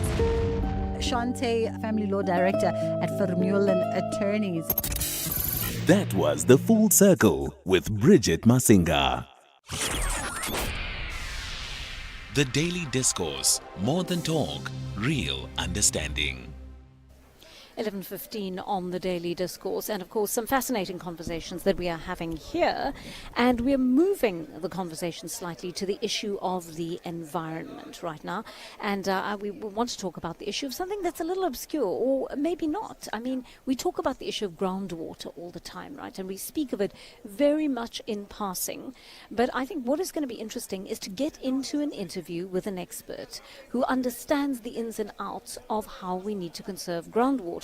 I didn't know until Mel sent me an article yesterday about the uses of groundwater, how one ensures water security by looking after the country's groundwater. Now, you know, South Africa is a water-scarce country. There are particular places in the country that have gone virtually to day zero in terms of their lack of access to water. And so it is really, really important that we have this conversation and we try and conserve in some of the simpler simplest ways, one of our most important resources. So the Citizen actually ran that piece that Melissa sent me about the importance of groundwater, and it suggests that the big challenge of the 21st century isn't just building larger dams or pipelines, it's about ensuring water security by focusing on groundwater. We're bringing into the conversation water security expert Aisha Laha right now to explain. Ms. Laha, good morning to you and thank you for your time on the Daily Discourse.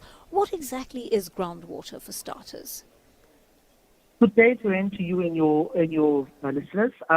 Well, groundwater is a very sustainable source that we can get because remember we have water that is collected underground over thousands of years in aquifers, which are basically dams under the ground. And we can sustainably use it, to augment supply for surface water. The volume of water is quite large in certain areas, and it can obviously be used as a sustainable source of water for many communities, especially communities that are in rural areas or in areas where they are not close to rivers. So I think how we've got to know groundwater is when we speak about boreholes. But give us some practical examples apart from boreholes as to where groundwater is generally found. So basically you are right. Groundwater is accessed via boreholes. So there is groundwater all over. In South Africa, there's many areas, but it also depends on the geology, Joanne. So groundwater is found in most areas, but to access that groundwater, you have to drill down to get it. The issue is how far do you have to drill and what is the cost of drilling. So sometimes the groundwater is a bit shallower, other times it's deeper down. And obviously the important thing is the amount of groundwater that is available for use by a community or by a property or person, and also the quality of the groundwater that you are using. And tell me, in what ways can groundwater insulate us from droughts and other difficult climate events that we're seeing in various parts of the world? So the supply of water that is under the ground, there are large quantities of water where they are. And in many communities, this can be actually a source of water. So it obviously is a great alternative source of water that can buffer against the use of surface water. And especially when the surface water is not available, groundwater can be used. But I'm going to again say sustainable use of groundwater, because I think people imagine that you can just step into an aquifer and drain that aquifer and use as much as you want to. That is not the case. I see all the articles about promoting groundwater, and yes, we need to promote groundwater and diversify our reliance on a single source. We only use surface water in South Africa, so we need to use a variety of sources, including groundwater. However, we need to use it sustainably, and I think that is what needs a lot of attention as what does the definition of sustainable groundwater mean? I think that's a really important question, Ms. Laha, because I was going to ask you, how do we care for, maintain the quality of our groundwater and conserve it? So first of all, when you drill a borehole, you have to know certain things. There are rules and regulations regarding groundwater, and I feel very passionate about this because we have a total disregard for that. First of all, you cannot drill for groundwater in areas where there is dolomite rock, because if you drill there, you risk disturbing the dolomite and causing sinkholes. So you need to understand that there are places where you can and cannot drill. Secondly, when you drill a borehole, you must get a person that understands how to drill the borehole correctly. There is a SANS, a SABS standard, a national standard about how to drill a borehole, and they must comply with that. Because what that does is when you drill a borehole, you do a recharge test. So the borehole driller will drill your borehole wherever it is, whether it's for community, for a person, whatever, and will tap out some of the water. They will then pump the water out over a period of 48 hours and measure the level of water that is left in the aquifer. If you do not deplete it, and you can take a certain amount all the time and it gets filled up again, there is the amount that you are allowed to abstract, which is called the maximum allowable yield that you can take off. You cannot take more than that. If you take more than that and you drain the water, what ends up is you have a vacuum and a cavern that's only got air that was previously filled with water. And what is the result of that? You will have you can have subsidence and sinkholes forming. So sustainable yield of groundwater is very important. You cannot over-abstract your bowl because it will become dry and you may compromise the geology of the area. Well, Ms. Laha, I'm going to ask you to stay with us for the moment, please. We're going to take a short ad break now, and we'll put some of our other questions to you when we come back. Leading up to our 75th birthday in August, VW is giving you the chance to drive away in a new Polo Vivo. If you buy any new Volkswagen vehicle this month, you will automatically be entered into the competition, and South Africa's best-selling hatch could be yours. One car, one winner, one unforgettable moment. Will it be you? It's our birthday, but you get all the gifts. Visit your nearest dealer today. T's and C's apply. Yo, how is your trolley so full these days, friend? It's my way, Chomi. I save up to 40% on my car insurance premiums every month. My way insurance? Yes. Now I have more money back in my pocket, even though hubby switched to my way. Manja, we're both saving, which means we have more money to focus on the things we love and live our way. Savings after savings. Real people, real cars, real savings. For a quote, visit myway.co.za. Premiums are risk profile dependent. MyWay is a licensed non-life insurer and FSP. T's and C's apply. MyWay. Live your way. You are listening to Joanne Joseph on SAFM. We are continuing the conversation at 11:22 on the issue of groundwater, a much, I'd say a much underappreciated resource in the country. As the water expert Dr. Aisha Laha has been telling us, we tend to use our surface water, but we're not really caring for our groundwater or conscious even of the contribution it makes to keeping us water secure. So Dr. Laha, to continue this conversation with you, are there new technologies that increasingly enable us to manage our groundwater better? So it's basically the basic processes are always in place. There is technology to treat any kind of water. So let's talk about two things. Abstraction of groundwater is basically basic technologies, drilling the bore, getting a pump in, getting level indicators, and that is standard equipment that you can buy anywhere, in fact. You can then also, at a community level, you can drill a number of bores and combine them so that you get like a well field. That is currently being done in some areas. Cape Town has been quite active in that area. They've got the entire aquifer system going. You can also do recharge of the groundwater to ensure that the water that's collected in urban areas then flows over areas which are catchments where the water infiltrates back into the groundwater to replenish it. So that is standard practices that is used everywhere. We can use it. But I just want to also talk about the quality of the groundwater and the protection of the groundwater. Yes. So if we have sources of pollution that are not controlled, uncontrolled sources of pollution, like illegal settlements, discharge of excessive use of agricultural fertilizers and that, what happens is all of that will definitely then infiltrate into the groundwater, and that will contaminate the groundwater. The problem with groundwater is that you cannot define where the beginning or the ending of a particular aquifer is. An aquifer is literally like a dam under the ground. So we need to be cognizant of what pollution we have at the ground level, because whatever infiltrates into the ground is going to negatively impact on that. And things like, the resistance towards fracking, I'm not saying that it should not happen, but I mean, we need to be cognizant of the risks associated with using acids and other kind of chemicals that are infiltrated into the ground. And this can negatively impact on the groundwater. Another issue, Joanna, that I'd like to warn people about. Yes, use groundwater and use it sustainably as you are. Make sure that you comply with the National Water Act as to what is reasonable domestic use. And if it is a commercial use, you need to also comply with local bylaws that will govern how you use a borehole within a municipality. And the last thing, Joanne, is that the quality of the groundwater is very important. People think that groundwater is safe. Yes, it can be of good quality, but it may not be safe at all times. So before you use groundwater, it must be tested. And if there is hardness or there is other contaminants in there, you can, appropriate treatment technologies must be installed, and that water can then be used sustainably. What effect would you say climate change is having on our groundwater, Ms. Laha? In areas where there is prolonged droughts, what we have is that we don't have that infiltration back into the into the groundwater. So the groundwater gets used up by us, but we don't have actual water coming back again, and that is a huge effect on the groundwater. It can negatively impact on that. Remember, groundwater is connected to our river sources, so when there is a drought in the area, the rivers dry up and the groundwater also gets negatively affected by that. Where there's flooding, obviously, then you're going to get more water being infiltrated, but water infiltrates very slowly into the groundwater, but it does have an effect.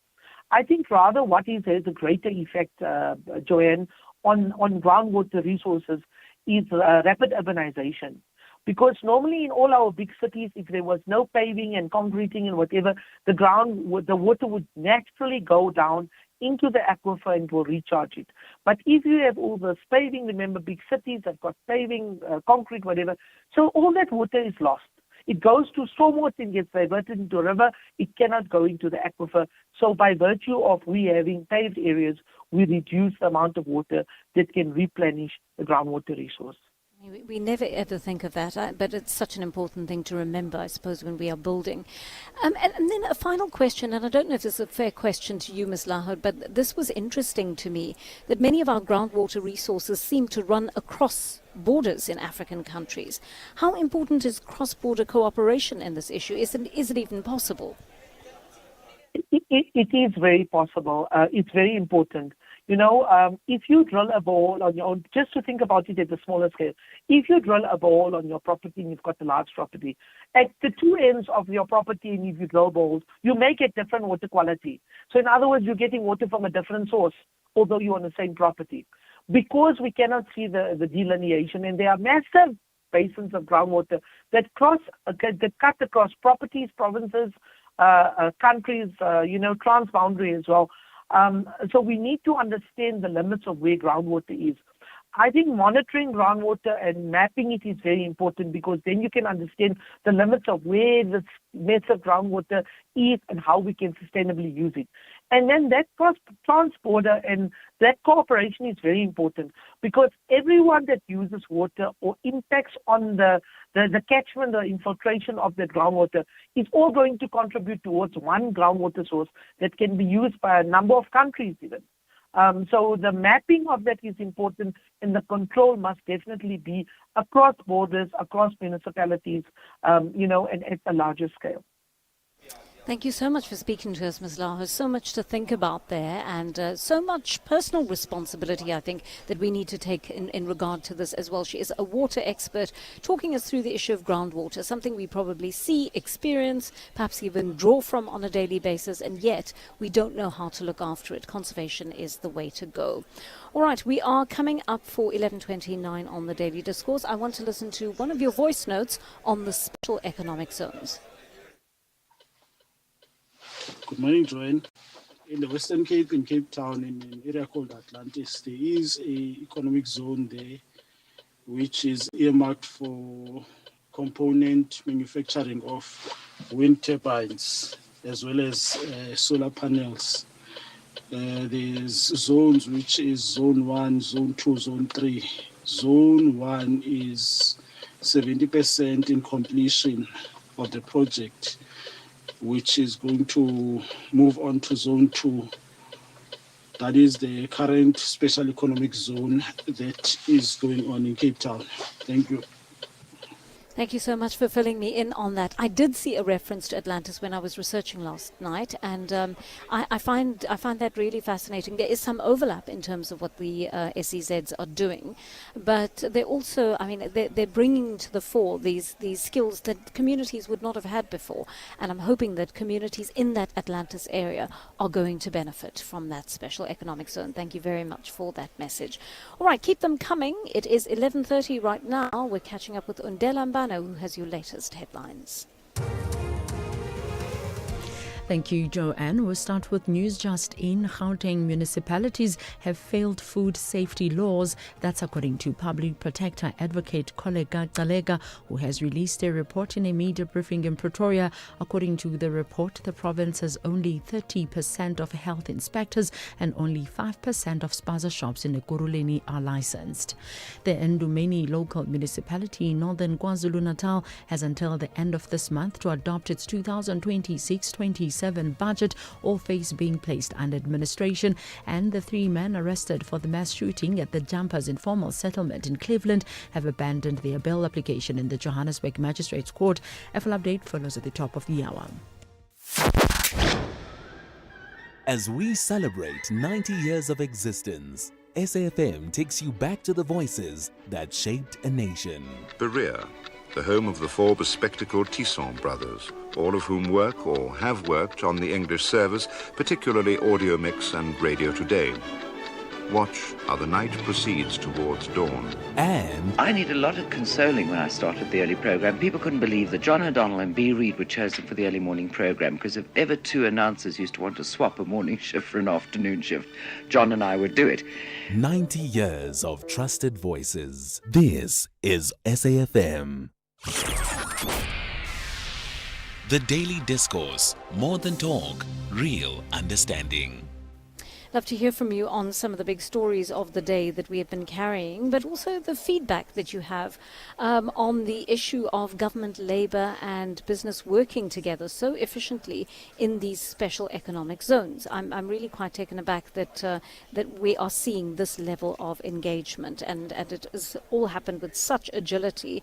So clearly, if the will is there, it is possible to accelerate projects of this nature and make sure that they gain speed, that they are able to bring the community on board, that labour is involved and ensures that workers are also part of this exciting venture, and that communities that have been ravaged by unemployment, particularly in the last few years, are now able to find some sort of hope in these types of initiatives. And if you have been somebody who has been pulled out of a difficult economic situation by participating in this, or by learning a new skill, by being pulled into an economic zone, I would love to hear from you.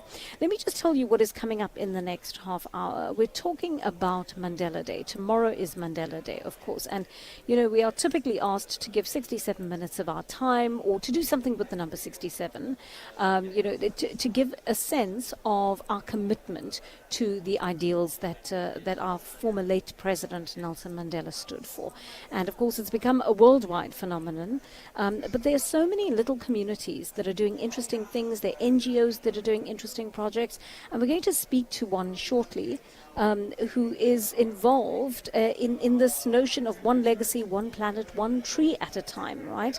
It's the International Union for the Conservation of Nature, and they're working together with the Johannesburg City Parks and Zoo, the South African National Biodiversity Institute, the Green Development Foundation, the motorcar manufacturer Chery, and Shevolve, together with strategic partners. And they're essentially commemorating Nelson Mandela Day, International Day, tomorrow under the theme, "It's still in our hands to combat poverty and inequality." And if that sounds familiar, it's because that was an idea, of course, that stemmed from Madiba. And what they're going to be doing is hosting a global tree planting and tree advocacy campaign. So that actually starts today and it continues tomorrow under the theme One Legacy, One Planet, One Tree at a Time. So let me bring into the conversation Valinabo Kavagali. He's the country representative for South Africa of International Union for the Conservation of Nature. Good morning to you, Mr. Kavagali. Thank you very much for making time to speak to us today. So give us a sense of this. I understand the project begins today and it continues tomorrow. What exactly are you doing?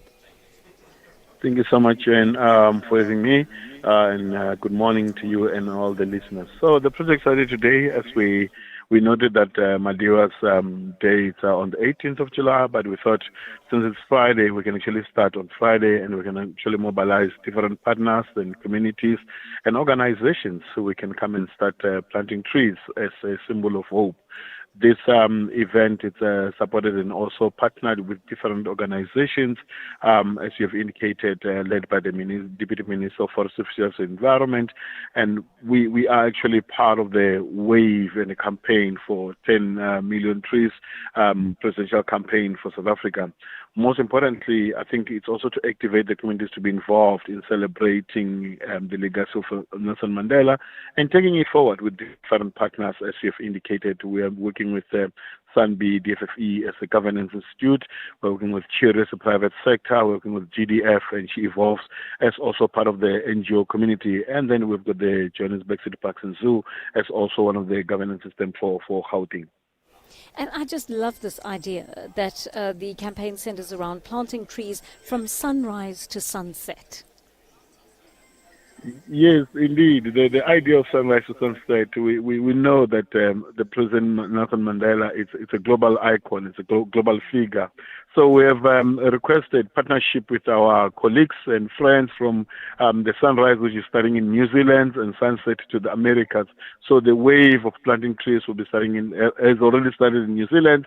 Now we are in the central time, so we're looking at Africa and Europe, and then it will sunset in the Americas.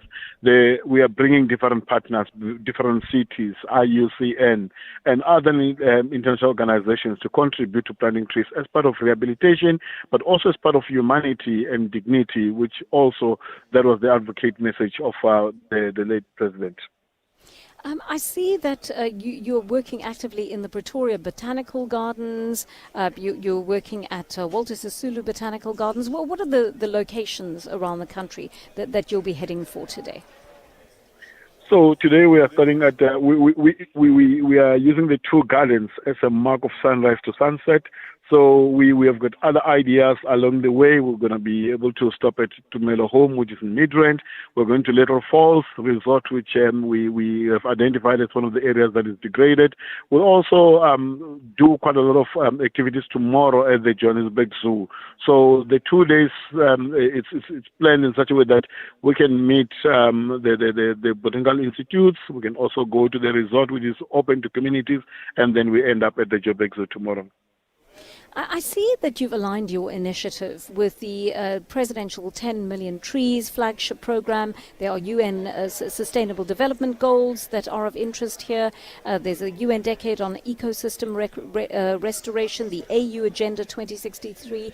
So this is not a project that's happening in isolation. It seems to be part of a much bigger plan.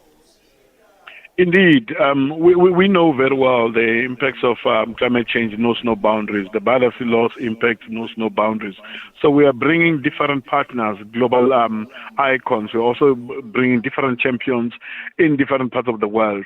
We are also privileged as Africans to have a global figure as in the President Mandela.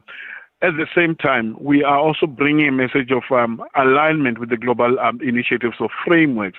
So it's very critical that as IUCN, we're a global institute, and then we also provide leadership in terms of biodiversity and climate change. So in terms of this particular initiative, we are working with different partners to convene them to say, how about if we go around planting trees as an initiative that will not only contribute to the better ecosystems, but also reduce greenhouse gases, will improve our livelihoods. It will also provide so much greenery into the world that you can actually see that it's mostly brown. So those initiatives cannot only be done in South Africa because that's just a drop in the world. That's why we requested our partners to join us from different parts of the world, for that matter. And you've also reminded us of the importance of greening urban spaces, right? I suppose the European heat wave is one example of why that becomes important. Indeed. We are looking at this as if we are surprised and shocked.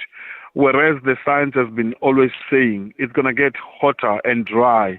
We thought for the longest time Europe will not be experiencing this kind of temperatures. It's not a surprise any longer. South Africa has been sitting on this for the longest time, for more than 10 years now, where we are having unusual weather patterns. But the reality is that when you go to the urban settings, the urban centers, there's a study that was done in Johannesburg that already tells us that it's an urban heat climate or island. That in essence tells you that if you're inside Johannesburg, you are basically exposed to higher temperatures as compared when you're outside Joburg.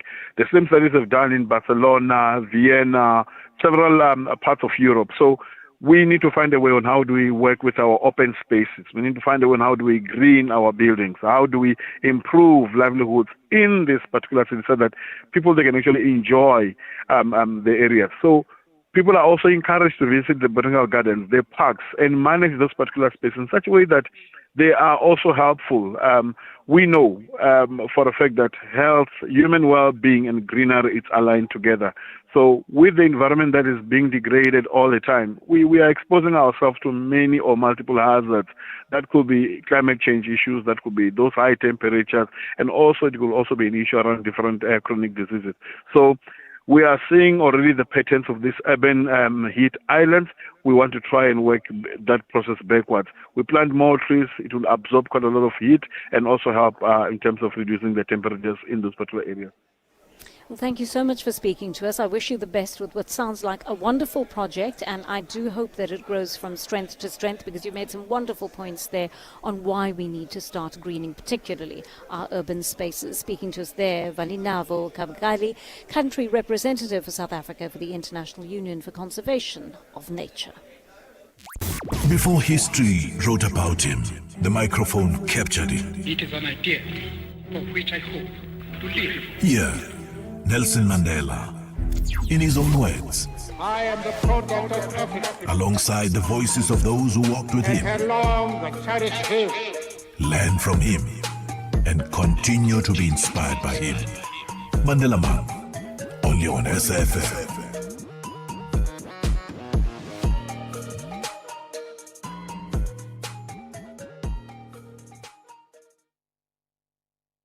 In case you missed it, Why should I be concerned about my personal data, where it's stored, who controls it? How does that affect me in the instance where there is a bridge to that data? South Africa has the POPI Act, which is an incredibly strong law and is probably the strongest data privacy law in the African continent. But the question now is, if I was hosting, for example, and I'm just using this as an example, in Nigeria, and something happened to my data, would the POPI regulator be able to enforce the laws against the Nigerian data center? And that's the question you have to ask.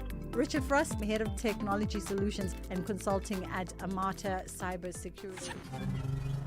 that was The Full Circle with Bridget Masinga. You are listening to Joanne Joseph on SAfm.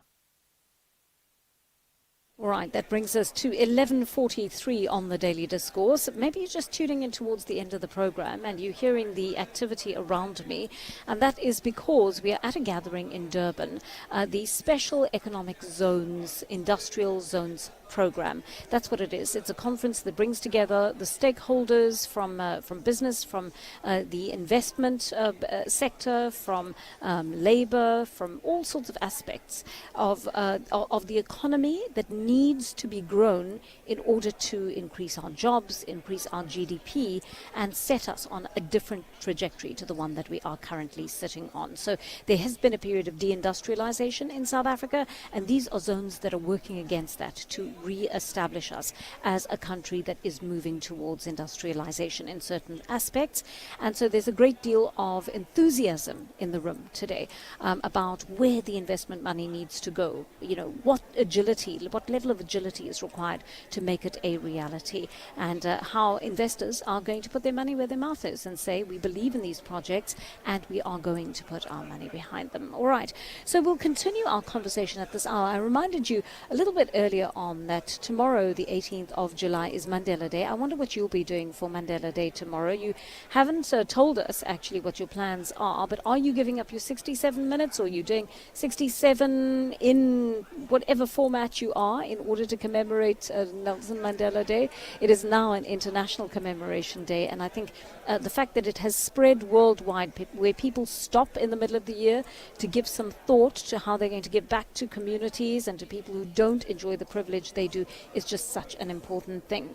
Now, as with every year, South Africans are also being called to give of their time and expertise, but there's one way of heeding that call by simply rolling up your sleeves, quite literally, to save lives. Donor relations practitioner at South African National Blood Services, Dinyiko Mate, joins us now to explain. Mr. Mate, good morning and welcome. Thank you for joining us on the Daily Discourse. Blood donation is such a selfless act, but it has so many positive consequences for people who benefit from it. Tell us what you're calling on South Africans to do this weekend. Greetings, Joanne. Greetings to the SAFM listeners. Yes, this is indeed the time. This is Nelson Mandela Day. So basically what we are calling on is basically to encourage, urge all South Africans, wherever they are, to please, when you donate blood, you are basically doing it to save lives. We're encouraging everyone to go out there, make sure they donate blood. Just make sure that your 67 minutes really counts towards an impactful session in your life. So I'm saying, come through, donate blood, save 3 people, and make sure you give someone a meaningful impact in life. And of course, it doesn't even quite take 67 minutes, does it? No, it doesn't. It doesn't really take 67 minutes. It really, Joanne and the listener, it's a selfless process. It's seamless. So it's basically anything around 15 minutes average from donations, from registration stage to walking out of the donor center. Around 15 to 20 minutes will be enough to complete the course. So tell me, Mr. Mate, what becomes of the blood that's donated? So the blood that is donated, Joanne and the listener, goes to all the South African hospitals. So we are actually responsible for making sure that all the hospitals will receive blood. So we have to make sure we provide sufficient blood throughout the country.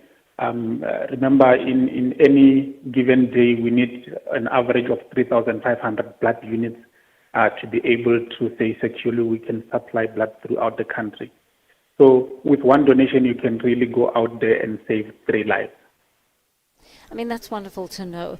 And tell me, is there a particular type of a blood type that is required more than others?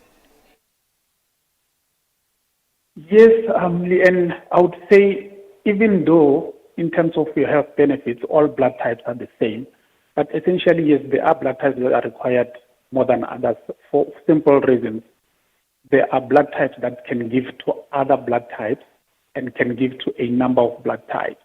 And we also have got a blood type, only one, which is O negative, can actually give to every other blood type. So we call it a universal blood type. So basically with this universal blood type, you can imagine in an instance of where you need emergency blood transfusion. So with O negative, you can actually transfuse it to a patient without knowing their blood type, because this one is universal. So we call out on everyone who knows that they are particularly blood type O to please make sure they come through and at least support a cause, because with O positive, they can donate to every other group that's positive. With O negative, they can donate to anyone. So this O type combined can actually donate to a number of people in a short space of time. Hence, we call on those blood types to actually come through and help us save a life. So it's actually useful to know what your blood type actually is. I know you said it's a seamless process, Mr. Mate, but many people haven't given blood before. Are there parts of it that are a little intimidating? Yes. So whether you have donated blood before or you haven't, the process really is seamless. So every life-saving blood transfusion begins with one person making a simple decision to show up. That's why South African National Blood Service is encouraging more South Africans, especially first-time donors, to come through, be part of a community of everyday heroes whose generosity gives strangers a second chance to life. I always say, imagine you donate blood. Your blood has got the potential of saving 3 lives, 3 people you don't know. They also do not know you. And at the end of it all, no one can come back to you and say, thank you for saving my life. But that is the power we have as South Africans. And tell me, who is allowed to donate blood and who can't, in the sense that are there types of blood that cannot be used? So, in answering that, Joanne, let me maybe quickly reiterate on who can, who can't, before we get to the blood type. So, as per our criteria, we know that for you to be eligible to be a first-time donor, you have got to be between 16 years and 75. Particularly for a first-time donor, you can continue donating after the age of 75, but that is provided you are not doing it for the first time. So maybe we eliminate the age criteria there. And the second thing that we need to look at is, even though your age might have reached 16 years, your minimum weight must still get to 50 kgs. So if someone is unsure of their weight when they walk into our donor centers, we always have the scale to make sure we satisfy the criteria of weight before they can go through. I was just mentioning just a few criteria that one has got to satisfy before they go through and donate. And of course, just to make sure they have a meal or snack before they come through to donate. But when it comes to blood groups, there isn't any blood group that is not allowed to donate per se. What we do is we do encourage everyone to come through and donate. Remember, in blood, we're essentially looking for three main components of blood. That will be your blood as a whole, we call it whole blood, and that will be your platelet and your plasma, which are other two components of the blood. And these three components can be given to three different patients, and hence we say you can save up to 3 lives. So the other encouragement is that if you are not able to, or rather if you are type A, for instance, we also advise you that if you do have a donor center close by that you can literally go into, please go through and make sure you donate either platelet or plasma. So those are two other options that you can. Let me ask you about people with illnesses. Are there people with particular illnesses who may not give blood? Yes, and the listener, there are people whose conditions do not really allow them to give blood, but we also have got to maybe distinguish from other perhaps stereotypes, misconceptions that people have. And if I use an example on that, a lot of people, and this is from experience, a lot of people would think someone who's got high blood as a condition cannot donate, and that is not factual. In fact, they can donate, especially if their condition is managed. So particularly with this condition, the question is not whether you have got high blood as a condition or not. The question will be, what is your blood pressure at the time of donating? So regardless of whether you've got the condition or not, does not matter. What matters most is what is your blood pressure at the time of donation, just maybe to clear that one. But of course, we have got other conditions like HIV, for instance. If you know you are HIV positive, you will not be allowed to donate blood for a simple reason, and that will be because we cannot take blood that is HIV positive and give to someone else. Whether the recipient is HIV positive or not is irrelevant. We cannot transfuse HIV positive blood to anyone, because then we'll be giving them another stream of HIV, which basically might not be good for the treatment that they are taking. And of course, other conditions that can make someone to be a potential blood receiver. For instance, our statistics tells us that cancer is the highest consumer of our blood, the blood that we collect. So it is the highest with around 28%. So that condition alone takes about 28% of the blood that we collect.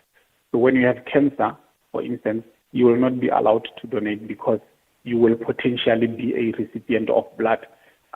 So we're not going to draw a line now. If you have got a condition and you are unsure of course, in our donor centers and all the mobile blood drives, donors will be met with professional South African National Blood Service staff who will be able to take them through the process and maybe where they are unsure, clarify whether they can donate or not. All right. I want to ask you a question about blood stocks, Mr. Mate, because every now and then we receive a statement from the SANBS that says, we are out of blood, or we're running out of a particular type of blood, and we would very much like members of the public to come in and donate blood. How are the country's blood stocks looking right now? Leanne and the listener, at the moment, the blood stocks are, I cannot say. So basically, we are required to have about 5 days of blood stocks, worth of blood stocks in our reserve, about 5 days. And currently, as we speak, we are just bordering around the line. So if you monitor the stocks, one day just be slightly below that, and one of the days just around. So we cannot quite say we have enough. Hence, we encourage people to continue coming through. You'll imagine, Leanne and the listener, that we consume around 3,500 units daily across the country. So if you take that and you multiply by 365, which will be your days, you're going to understand that we need just over 1.2 million blood units. So in that way, I'm encouraging people to please come through. Spread the message, tell a neighbor to tell a neighbor, tell a friend to tell a friend. Let's spread the message about the importance of blood donation. And that will also be securing ourselves in such that if it happens that you need to receive blood yourself, you rest assured that you have encouraged enough people to donate, and there won't be any shortage by the time you yourself need blood. So we keep on encouraging people to please come through and donate. Well, I think it's a wonderful thing to do, and thank you so much for coming to speak to us today about this and explaining the process, explaining what it's used for, and what a beautiful thing it would be to do for 3 people on average who could benefit from your blood. Thank you so much for speaking to us today. That, of course, was the South African National Blood Services, Tinyeko Mate. He is a practitioner in the donor relations area. All right, I want to play some of your voice notes because, as always, I like to give you the last say on the program. Let's listen to this voice note on the revival of the industrial park in Dimbaza in the Eastern Cape.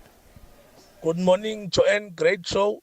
Thank you very much. This is Sia in King Williamstown in Dimbaza. We have an industrial park here right next to us. And what I would like to hear, Joanne, I know the focus is on SEZ, but just to hear, what is the way forward with these industrial parks? Are we going north? Are we going south? Is anything ever going to be done to revive them? Or should we just forget about it?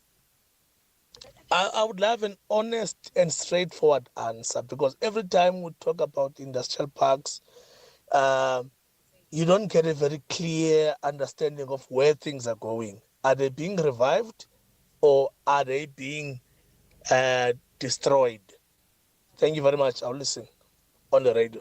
Bye, Joanne. Thank you so much for that. And I wish that voice note had come through a little bit earlier on in the show, because we did speak to the DTIC about industrial parks and we put that question to them. And it seems as though there is a will to revive it.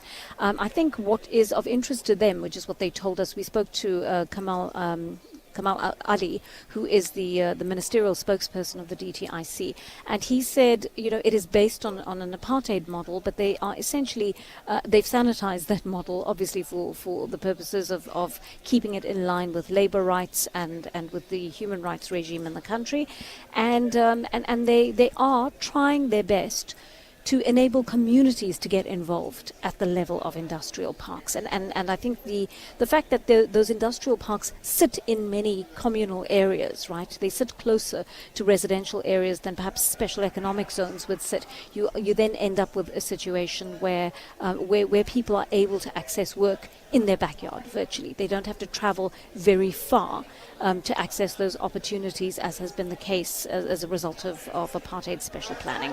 All right, let's listen to this last voice note for the show, and this is on. These are some reflections on the issue of Nelson Mandela Day and whether our leaders are honouring Madiba's memory.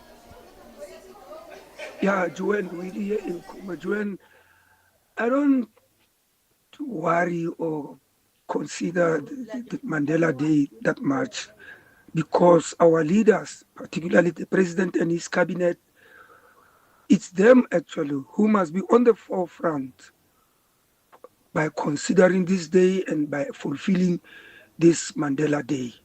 But Instead, they do nothing. They do negative things instead. They are really very, very, very bad people in that regard. Our leaders. Thanks, William Kuma. Willie, thanks so much for that message. And, I agree with you to some extent. I think our leaders have in many ways dishonored Madiba's memory. But I'm starting to try to think about it a little bit differently and asking myself as ordinary citizens what we can do and whether we put too much responsibility on government to lead us and to be the moral figure that we hope they are, the moral entity that we hope they can be. I think as citizens, we sometimes become apathetic because that expectation of government is so high. But I think we also, apart from having leaders who honor Madiba's memory, we as citizens need to get involved to be able to carry that legacy forward ourselves as individuals. And just imagine, as the cornerstones of this nation, how fantastic we can make it. I will leave you with that thought. Have a wonderful weekend, and we'll do it all again on Monday. Do take care, get in some relaxation, and don't work too hard this weekend. I'm handing over to the fabulous Sakina Kamwendo for Update at Noon. Take care. Bye-bye.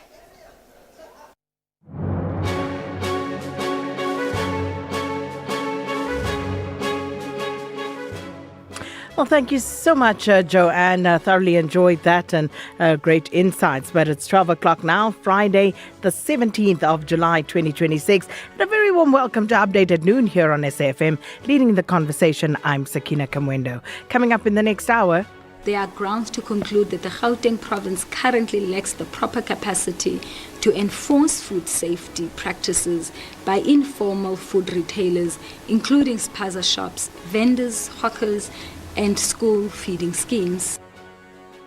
The Office of the Public Protector has found that Gauteng municipalities failed to enforce food safety laws in the informal sector, and we are searching every vehicle to make sure that those who are in the country without documentation, we arrest them. Because to be in this country illegally, it's a crime. And our mandate is to fight crime. So that's what we're doing at the moment. Officials in Limpopo are conducting a multidisciplinary operation to enforce immigration laws. We always want to hear from you. Please indulge us. 41391 is our SMS line number. You can also write to us at SABC News_radio if you're using X, or you can send us a WhatsApp voice note on 082 692 3909. Well, these and more stories coming up on this Friday edition of Update at Noon. First, though, here's the latest news with Ondelambana.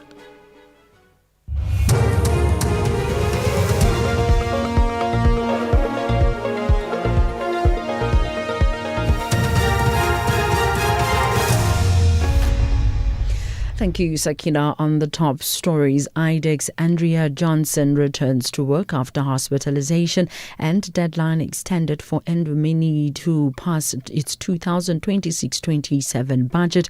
For SAFM News, I am Ondelambana, and a very good day. We'll start with news just in. Head of the Investigating Directorate Against Corruption, IDEC, has returned to work. Advocate Andrea Johnson's return follows a brief hospitalization earlier in the week. It forced her to skip a scheduled appearance before the Madlanga Commission of Inquiry in Pretoria. The National Prosecuting Authority has confirmed that Advocate Johnson is fine. Gauteng municipalities have failed food safety laws. That's according to Public Protector Advocate Koleka Galeka, who has released a report in a media briefing in Pretoria. According to the report, the province has only 30% of health inspectors, and in Ekurhuleni only has 5% licensed spaza shops. The Ndumeni local municipality in northern KwaZulu-Natal has until the end of this month to adopt its 2026-27 budget or face being placed under administration. The ultimatum comes after councillors again failed to approve the budget at this week's council meeting. This is the Government of Provincial Unity's third deadline extension, which now falls on the 31st. Finance MEC Francois Rogers says placing the municipality under administration is an outcome they would rather avoid. He spokesperson is Nkosikona Duma. The continued failure to adopt a budget points to a breakdown in political leadership at a time when residents expect elected representatives to prioritize service delivery. MEC Franzo Rogers says that while political differences are part of any democracy, they should never come at the expense of the people of Ndumeni. KZN Treasury stands ready to support the municipality in crafting a credible and funded budget that meets legislative requirements and safeguards the delivery of essential services. The 3 men arrested for the mass shooting at the Jumpers informal settlement in Cleveland have abandoned their bail application in the Johannesburg Magistrates Court. The men who are from Lesotho are in custody for their alleged involvement in shooting in which 13 people were killed last month. Michael Metzing, Jeremiah Makutlo and Elliot Moseya are facing charges including murder. Pumuzo Sadiki is their legal representative. Good morning, Your Worship. Your Worship, I confirm my appearance on behalf of all accused, Your Worship. Your Worship, after thorough consultation with all accused, Your Worship, it's my instruction to abandon bail at this stage, Your Worship. We do apologize for bombarding the court roll, Your Worship. A minibus carrying 19 passengers has plunged into a ravine near San Juan, Peru, killing 14 people and injuring 5 others. It's not clear what caused the crash in the Cajamarca region. Local authorities say the police and fire crews have arrived at the scene to recover the victims' bodies. Recapping the top story, head of the Investigative Directorate Against Corruption, IDEC, has returned to work. Advocate Andrea Johnson returns follows a brief hospitalization earlier in the week. I'm on Dilambana for SFM News Headlines at 12:30. Update at noon with Sakina Kamwendo, midday to 1 p.m. Update at noon with Sakina Kamwendo.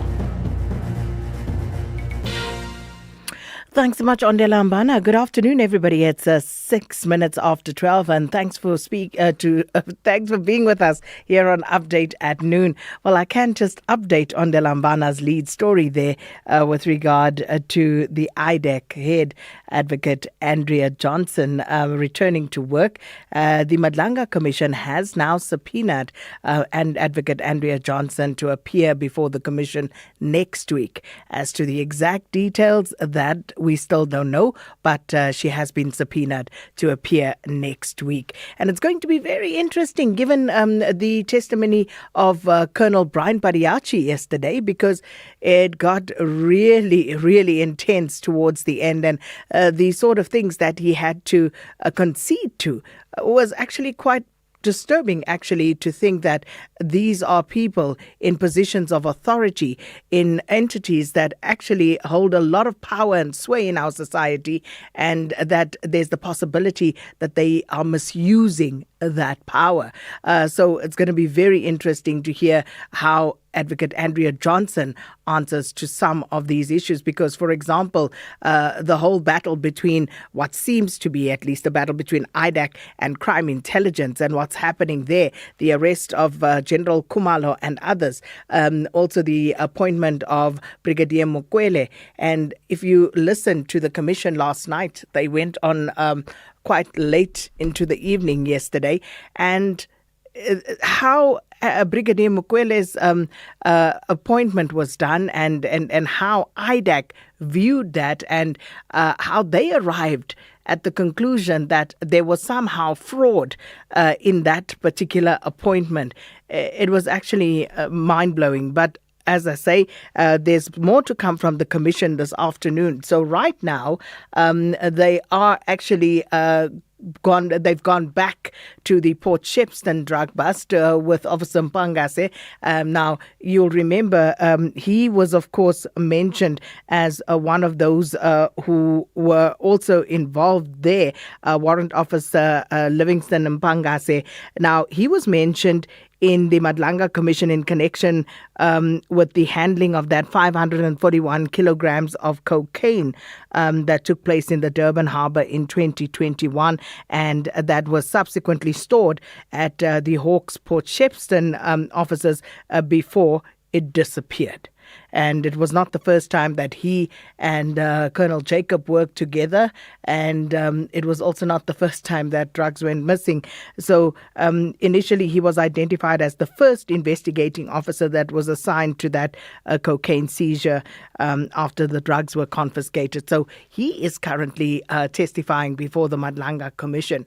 And then this afternoon, and I would imagine that would be after lunch at around 2 p.m. That is, of course, when the Commission will hear the formal application for postponement by the legal representatives for Suleiman Karim.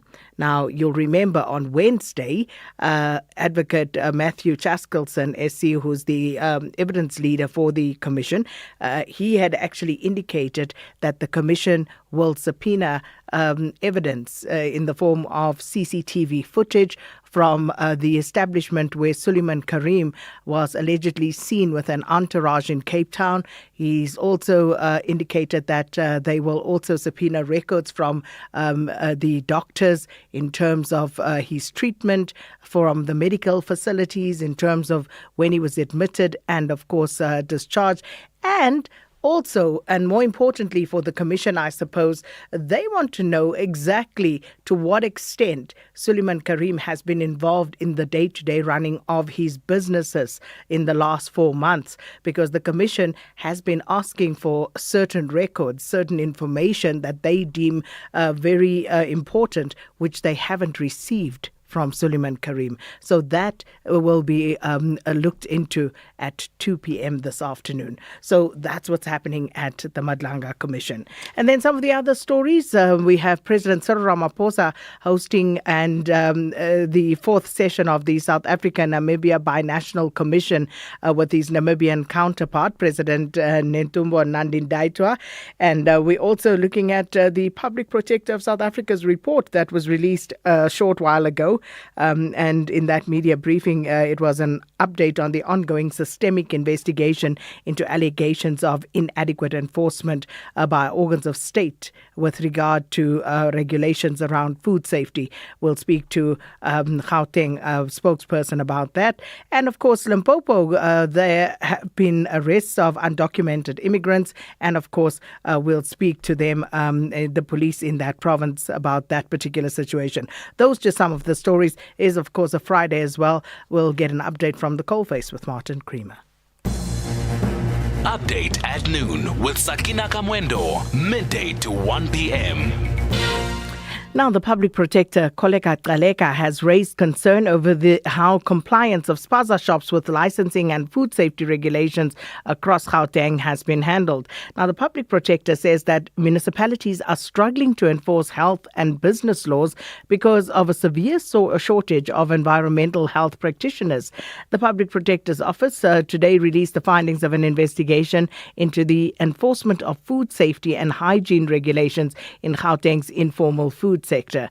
The probe follows a series of incidents across the country in 2024 when children died after allegedly consuming contaminated food that was bought from spaza shops.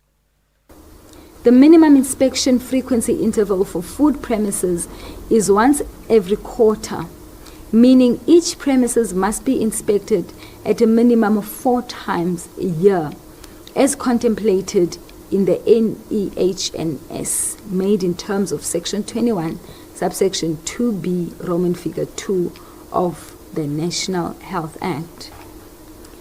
Statistical evidence at our disposal indicates that all municipalities within the Gauteng province do not meet the World Health Organization and the NEHNS capacity ratio for the EHP employment.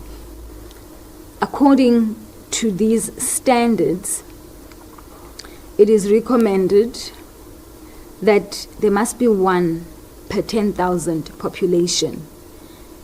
Now, the City of Johannesburg Metropolitan Municipality is at a 50% compliance level regarding the EHP staffing capacity.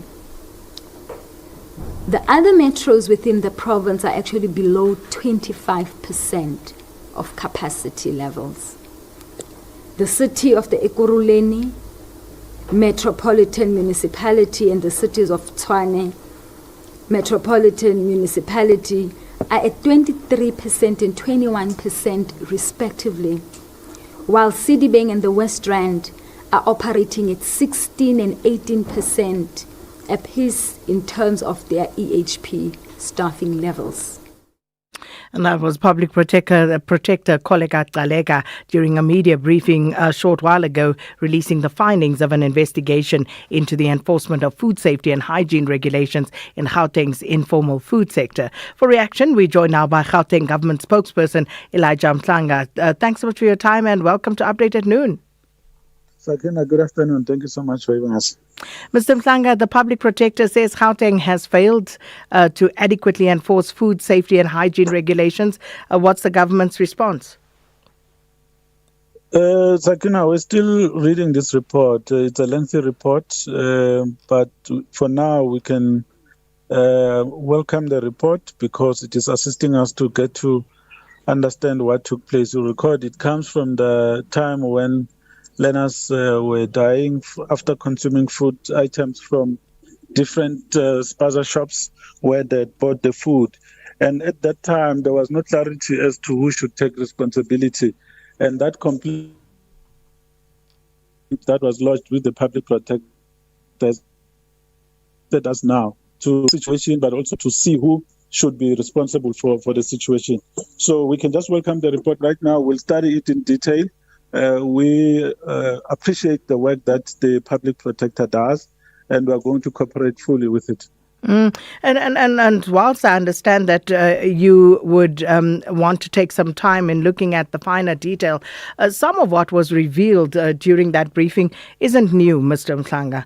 If you look at the staffing levels, these were things that were related to the media even back in 2024 about the shortage of staff. And also, if you look at the other issues like the possible business fronting and fraud and corruption in the informal trading sector, those were issues that were mentioned even back in 2024. What has the Gauteng government done to actually arrest these situations? There are different things that would have been done. In fact, if you were to look at what the Ekurhuleni mayor is doing, he's been enforcing bylaw, making sure that he works with the informal traders to enforce bylaws. Some spaza shops have been closed down, those who were found to be non-compliant in terms of registrations and other regulations that they needed to adhere to. So that work is undergo. It's in progress. City of Johannesburg, as we're living this week, the mayor went out on an enforcement campaign where he's raising awareness about compliance regarding the structures that people are building in and around the city, particularly the CBD, but also even in the townships. So some work would have been done. Of course, the report looks back at that time when the complaint was lodged, but there's some progress that is going to be reflected in the responses that are going to be dispatched to the Office of the Public Protector in response to this report, because she has invited all of us to respond within 10 days, and we are going to be doing that. But there are also different timelines for different things that must be done by the different stakeholders and role players. So the Premier has specific work that he needs to do, and he will be getting down to doing that with the coordination of COCTA in the province. MEC Mamabolo has already been working on IGR forum, which is intergovernmental relations, to bring together all the relevant stakeholders. Even this week, he was going from municipality to municipality, talking to the mayors, convening the mayors, the mayoral committees, as well as management in those municipalities to make sure that all of them work together to address various issues that affect service delivery in the province. So all of that work has been in progress, and when we respond to the Public Protector, we'll detail it properly in writing. But just confirming to yourself and the listeners, and indeed the residents of Gauteng, that we did not wait for this report. We already put in place measures to address the issues that have been raised in this report. And a lot of work to be done, because if these stats are anything to go by, Mr. Mhlanga, Ekurhuleni has a spaza shop licensing compliance rate of 5%. Johannesburg 14%, Tshwane 30%. And you would agree that that's woefully inadequate. That means that you should barely see a spaza shop that is open in some of these areas if the compliance rate is anything to go by. No, correct. Time would have passed as well from when the report was finalized. Some would have been closed down because work has been done. City of Johannesburg has been working as well to just verify as to whether those that are operating the spaza shops have complied, they are legal, and that they have all the requirements fulfilled. Where that has not taken place, we'll then use this report because it's also empowering us to focus on specific areas with the assistance and support of the other organs of state. So that's the benefit of having a report such as this one, because you are now not working alone. You use the instruction by the public protector to galvanize support from other organs of state that would otherwise not want to participate when you request such support. But now they are all compelled to work together. So we'll take advantage of that arrangement, which would have been forced by the public protector to make the change that we need to see to safeguard the lives of our children, first and foremost, and our residents in general. Just a final point. This, obviously, if you look at what was revealed in the Public Protector's report today, it paints a picture of ineffective oversight. The Public Protector also mentioned the poor coordination between municipalities, the Department of Health and Home Affairs, as well as other agencies that are involved in the sector. And ultimately, the residents want accountability, Mr. Mhlanga. And if there's no accountability, what should happen? Because where is the oversight? How did we get to this situation? Especially when the implication of what this is that there are tragedies that unfold like we saw a few years ago. So, Sakina, at the same time when this complaint was lodged in October 2024, that's exactly the time when the IGR platform in Gauteng was established, Intergovernmental Relations Forum, which meets every day focusing on different areas of service delivery, where national departments and their entities, provincial departments and their entities, municipalities and their entities come together to tackle different areas that concern citizens. So that's one change that was proactively put into place by the provincial Gauteng government, where we needed to coordinate and collaborate with different stakeholders. We have made a lot of progress in that regard. The water issue is one such, the electricity issue is the other. And we also do same with the traffic lights and other things where we coordinate all organs of state, Sanral, Randwater, all these entities. We are now working together. So the benefit of the Public Protector's report now is that that particular arrangement is no longer optional, but we are forced to do it because it's a finding which is damning on our part. We need to make sure that we act with speed to resolve these issues that the Public Protector would have raised with us, even though we're already working to correct this. But now we have this the instruction of the Public Protector as an added impetus to what we need to do. So we are going to be moving with speed to make sure that we address all these issues that have been raised by the report. We'll leave it there for today. Thanks so much, Gauteng Government spokesperson Elijah Mhlanga. Update at noon with Sakina Kamwendo, midday to 1 p.m. It's 23 minutes after 12. Now, more than 300 undocumented migrants have been arrested in Limpopo, and this as officials from the police, Home Affairs and the Hawks conduct a multidisciplinary operation to deal with illegal immigration. Police have set up roadblocks across the province, including the Capricorn district, where some commuters have abandoned their vehicles. Now, Acting Police Commissioner Major General Jan Skeepers joins us on the line now. Major General, thanks so much for your time. Welcome to Update at Noon. He's not there. Just lost him. Hopefully we'll get him back. He's just had to attend to something. And you can imagine this, of course, a live operation as it goes. When we spoke to him this morning, they had arrested 76 people. And now, as you hear, that number already up to 60. to 300, I should say. And of course, it's actually quite interesting that people are in fact abandoning their vehicles in trying to flee. But it seems as though there is a concerted effort right there in Limpopo to deal with the issue of illegal immigration. We'll see if we can get back to Major General there, but for the time being, let's take you to another story. Sakina Kamwendo on SAFM. Now, the head of the Independent Directorate Against Corruption, that's IDAC, Advocate Andrea Johnson, has returned to work following her recent hospitalization. Madlanga Commission spokesperson Jeremy Michaels says that Johnson's testimony before the Commission will now be rescheduled for next week.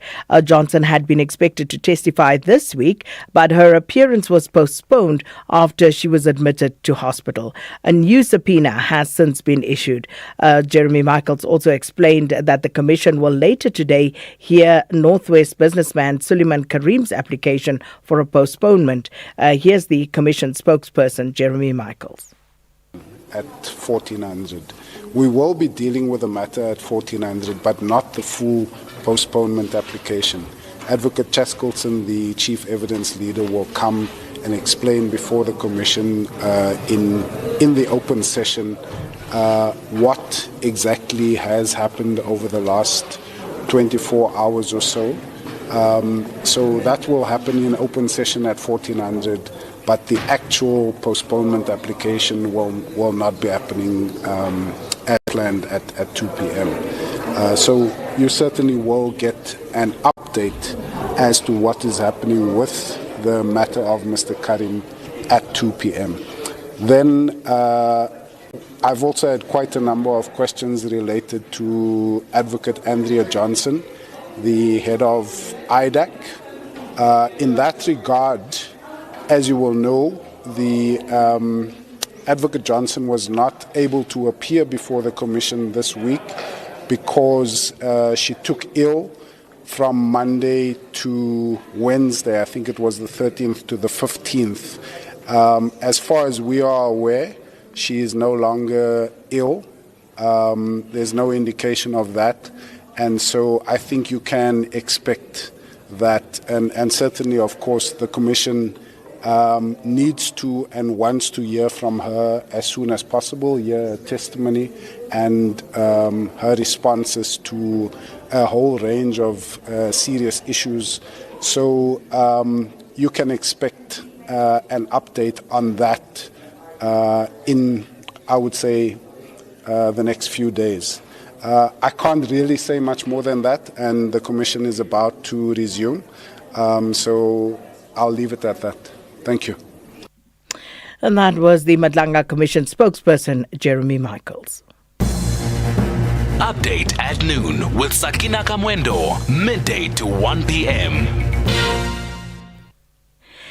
The Northwest government has expressed profound sadness and extended its heartfelt condolences to the families of two young initiates who tragically lost their lives during the 2026 winter initiation season.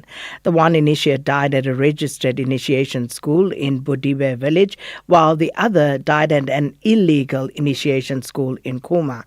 Authorities have since closed the illegal school and rescued 41 initiates who were taken for medical treatment. And nationally, at least 43 initiates have died, while authorities have opened 116 criminal cases and shut down dozens of illegal initiation schools this year. Northwest Cooperative Governance and Traditional Affairs spokesperson Tebietsile Kiamoditse joins us. Thanks so much for your time this afternoon. Good afternoon, Sakina, and good afternoon to the listeners of SAFM. Mr. Kiameditse, firstly, you have now recorded in the Northwest Province 2 initiation deaths this season. Can you just give us an overall picture of any other deaths as you update us, serious injuries that have been reported since the start of the initiation season? Let me update that information, Sakina, by indicating that sadly for this week we registered other deaths, and we are sitting at about 5 deaths of initiate that happened in different initiation schools across the province.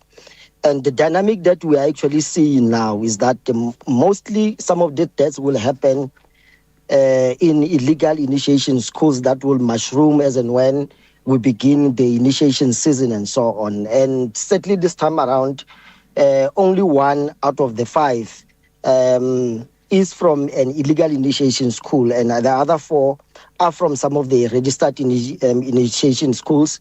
And this is the dynamic that we're observing that we really want to zoom in as the province to really understand what has actually happened. Obviously, the postmortem is being done. We are yet to understand really what has happened. But this is the dynamic that we are observing. But generally, ourselves as the province, we have really, done a lot in terms of ensuring that there is cooperation from all the stakeholders, especially that of initiation schools, your initiation principals, your caregivers, and everyone who begins to participate, who actually participate in the initiation activities to ensure lives of our young people, but also again they are able to start and end the process of initiation really without any harm, and they are able to graduate and be reunited with their families. We have started with the awareness campaigns. We have ensured that all the registered schools are being publicized so that the kids themselves as well as parents know which schools are registered and to avoid any other illegal initiation school that might mushroom.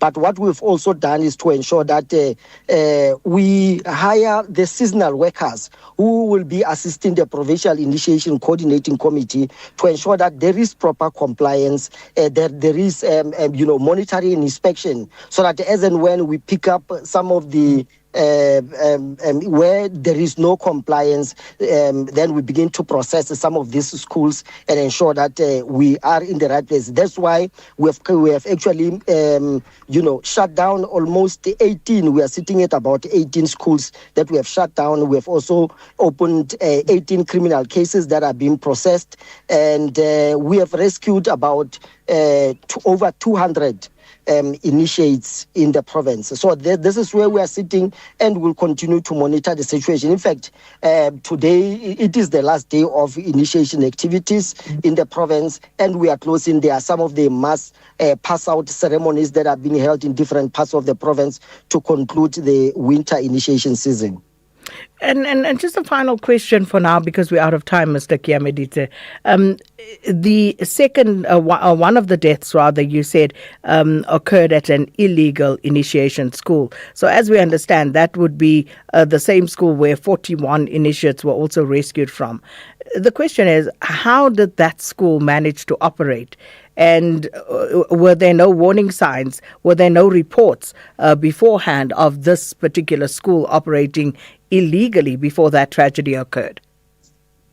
I think what actually happened to this school particularly, I mean, the issue of illegal initiation school, you'll know, Sakina, it's a serious problem throughout the country.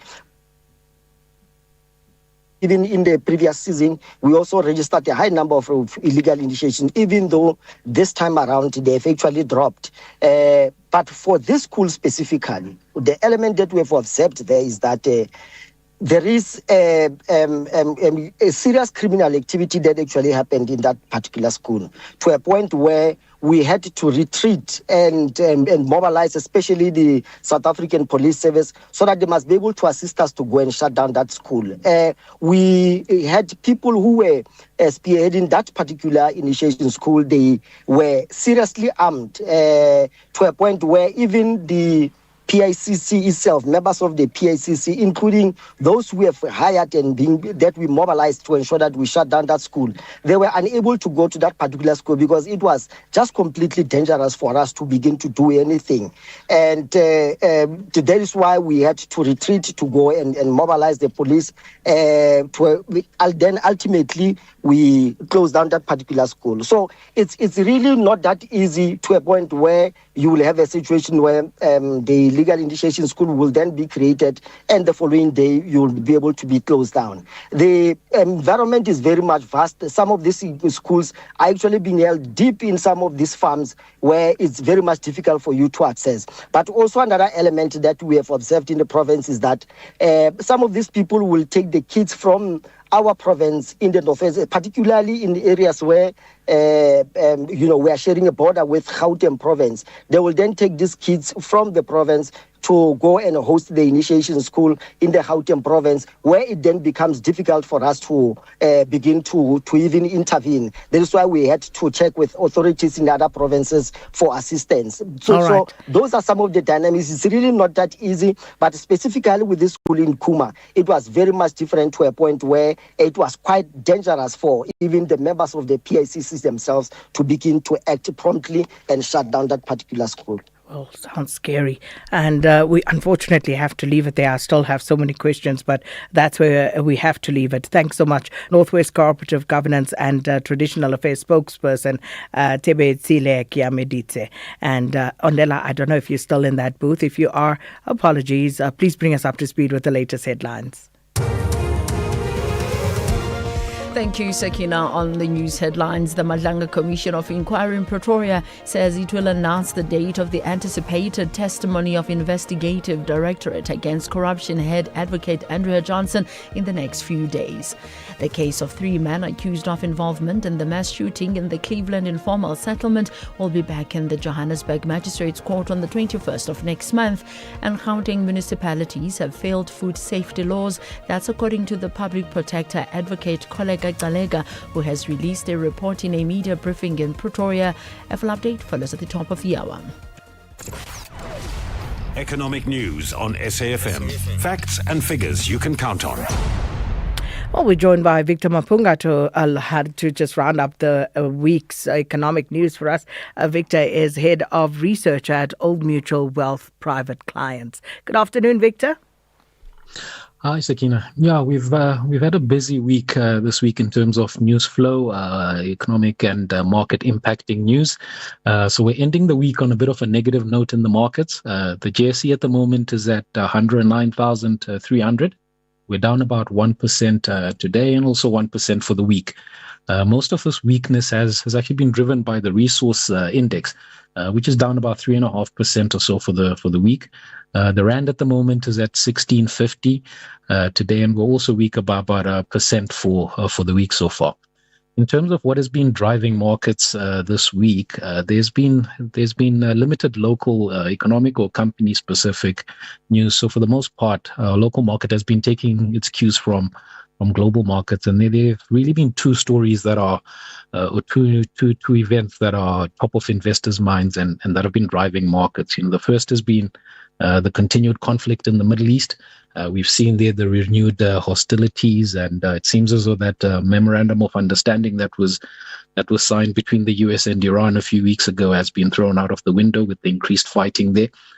So we've seen oil back above $80 a barrel, up over 12% over the course of this week. And that's obviously a big concern for the markets, given that there are no ships that are flowing through the Strait of Hormuz. And then the second development or news flow item that has been impacting markets, particularly towards the latter part of this week, has been the development in the semiconductor companies. Now, you recall that AI and the boom in AI spending has been a big theme in markets over the last year, or probably even going a little bit further back, last couple of years or so. And a lot of these companies that make these chips are now significant, have significant weights in the market. And more recently, at least over the last couple of days, there have been some concern about the level of capital investment that has been done by these companies, and there are question marks around how profitable the whole investment within AI will be, particularly given some of the cheaper models that you're seeing out of China. So that is leading to some risk aversion in the markets today, and so ending the week on a bit of a negative note. So that'll be something to watch going forward, Sakina, considering the fact that many of these companies will be reporting their earnings over the next coming weeks or so. Well, thanks so much, Victor Mapunga, and of course enjoy your weekend. Victor is head of research at Old Mutual Wealth Private Clients. Sakina Kamwendo on on SAFM. Let's get back to that story in Limpopo, where more than 300 undocumented migrants have now been arrested. And this is officials from the police, the Home Affairs Department, as well as the Hawks are conducting a multidisciplinary operation to deal with illegal immigration. And we're joined by Major General Jan Skeepers. Thanks so much for your time, Major General, and welcome to Update at Noon. Good afternoon. Major General, as we understand, more than 300 undocumented migrants arrested. Are you able to update that number for us, or is it still the same? Good afternoon, ma'am, and good afternoon to listeners. No, the number now that we've arrested is 339 undocumented persons. Please tell us more about these arrests, the areas in which you are operating at the moment, and just the circumstances that are leading to these arrests. We started with the operation at 3 o'clock this morning. But it's a normal Chanela 2 operation that we are conducting in the province. But this time we decided to focus on undocumented people that is in the area of Green Valley, and that is in the Capricorn district of Limpopo.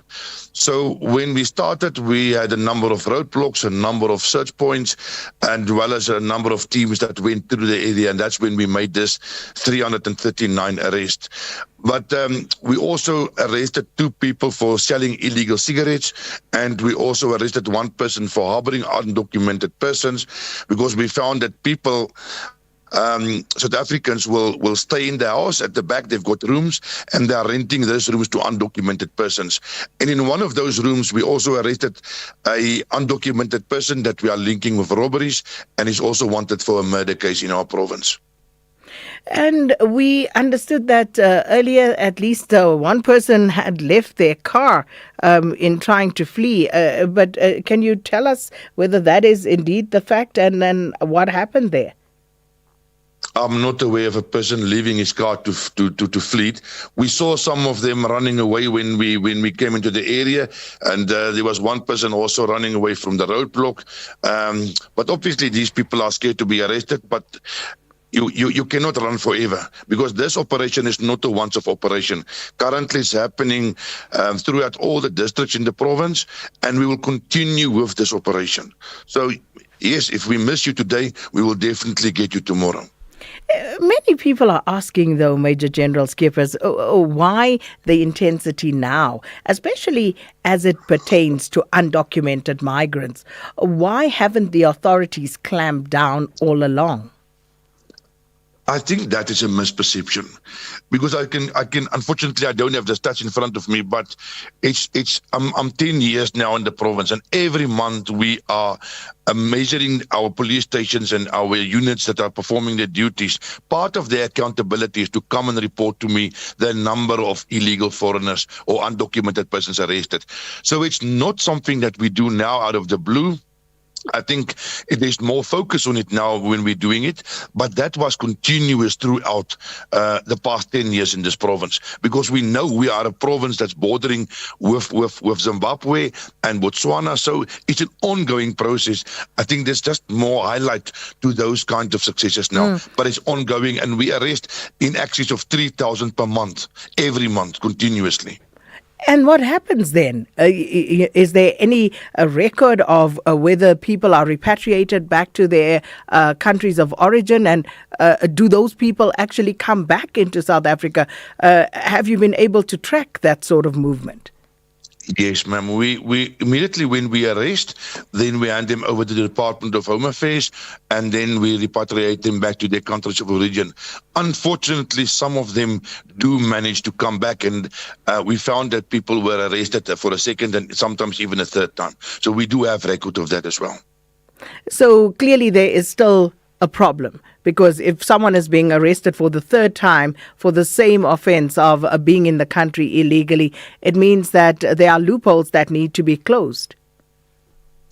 I think one of the challenges that we have is really our border. It's a quite long, vast border of more than 460 kilometers.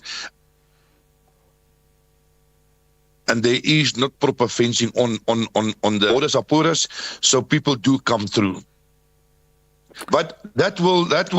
I'm not stating that is a problem. We will continue to enforce the law. Well, we appreciate your time, Major General Jan Skeepers, acting Provincial Police Commissioner out in Limpopo. And, of course, we heard from the Border Management Authority Commissioner, was it earlier this week or late last week, where we spoke to Dr. Masia Pato, who also mentioned the issue of the fence. So the patrolling along that borderline is a problem. And I always say, what's the point of throwing good money after bad? Because you can have all of these operations, but what's the point if people just keep coming back? So something needs to be done on a more permanent basis in terms of a solution. And hopefully the authorities are seeing this. Hopefully they will do something about it. But that's where we'll leave that. Update at noon with Sakina Kamwendo, midday to 1 p.m. Good day, Sakina. This is Colin from Standerton. I'm just baffled by the fact that our government in Gauteng could not ensure food safety. How can you trust a government that doesn't make sure that the food I eat is safe? Not to mention military safety then. Sakina, we don't have public protector as we speak. The public protector who protects its nation when its nation is struggling or it's being ill-treated by the president who is against an impeachment against him, the president who preach ethical leadership whilst he is not actually practicing that. This is nauseating to the last degree. Thanks. It's William Kuma. Sakina, it's Chris in Maritzburg. It's worrisome what we see in the Matlanga Commission through the testimony, so far at least, of Brian Patayachi. If they can do this to their own colleagues, who are we as ordinary citizens? I think Advocate Silo is expressing exactly our shock and dismay as poor and ordinary people. It cannot be that these things can continue and we remain in shock. Urgent steps need to be taken. In fact, Pharaoh's Khan needs to be in jail, as well as all those who disturb the administration of justice and even abusing their public power. Good afternoon, Sakina. I'm happy to see Limpopo Premier Popi Ramathuba joining the law enforcement agencies in the province, enforcing immigration laws against undocumented foreign national in the province. Sotisnolo, Denmafefe, Limpopo. Thank you, SK.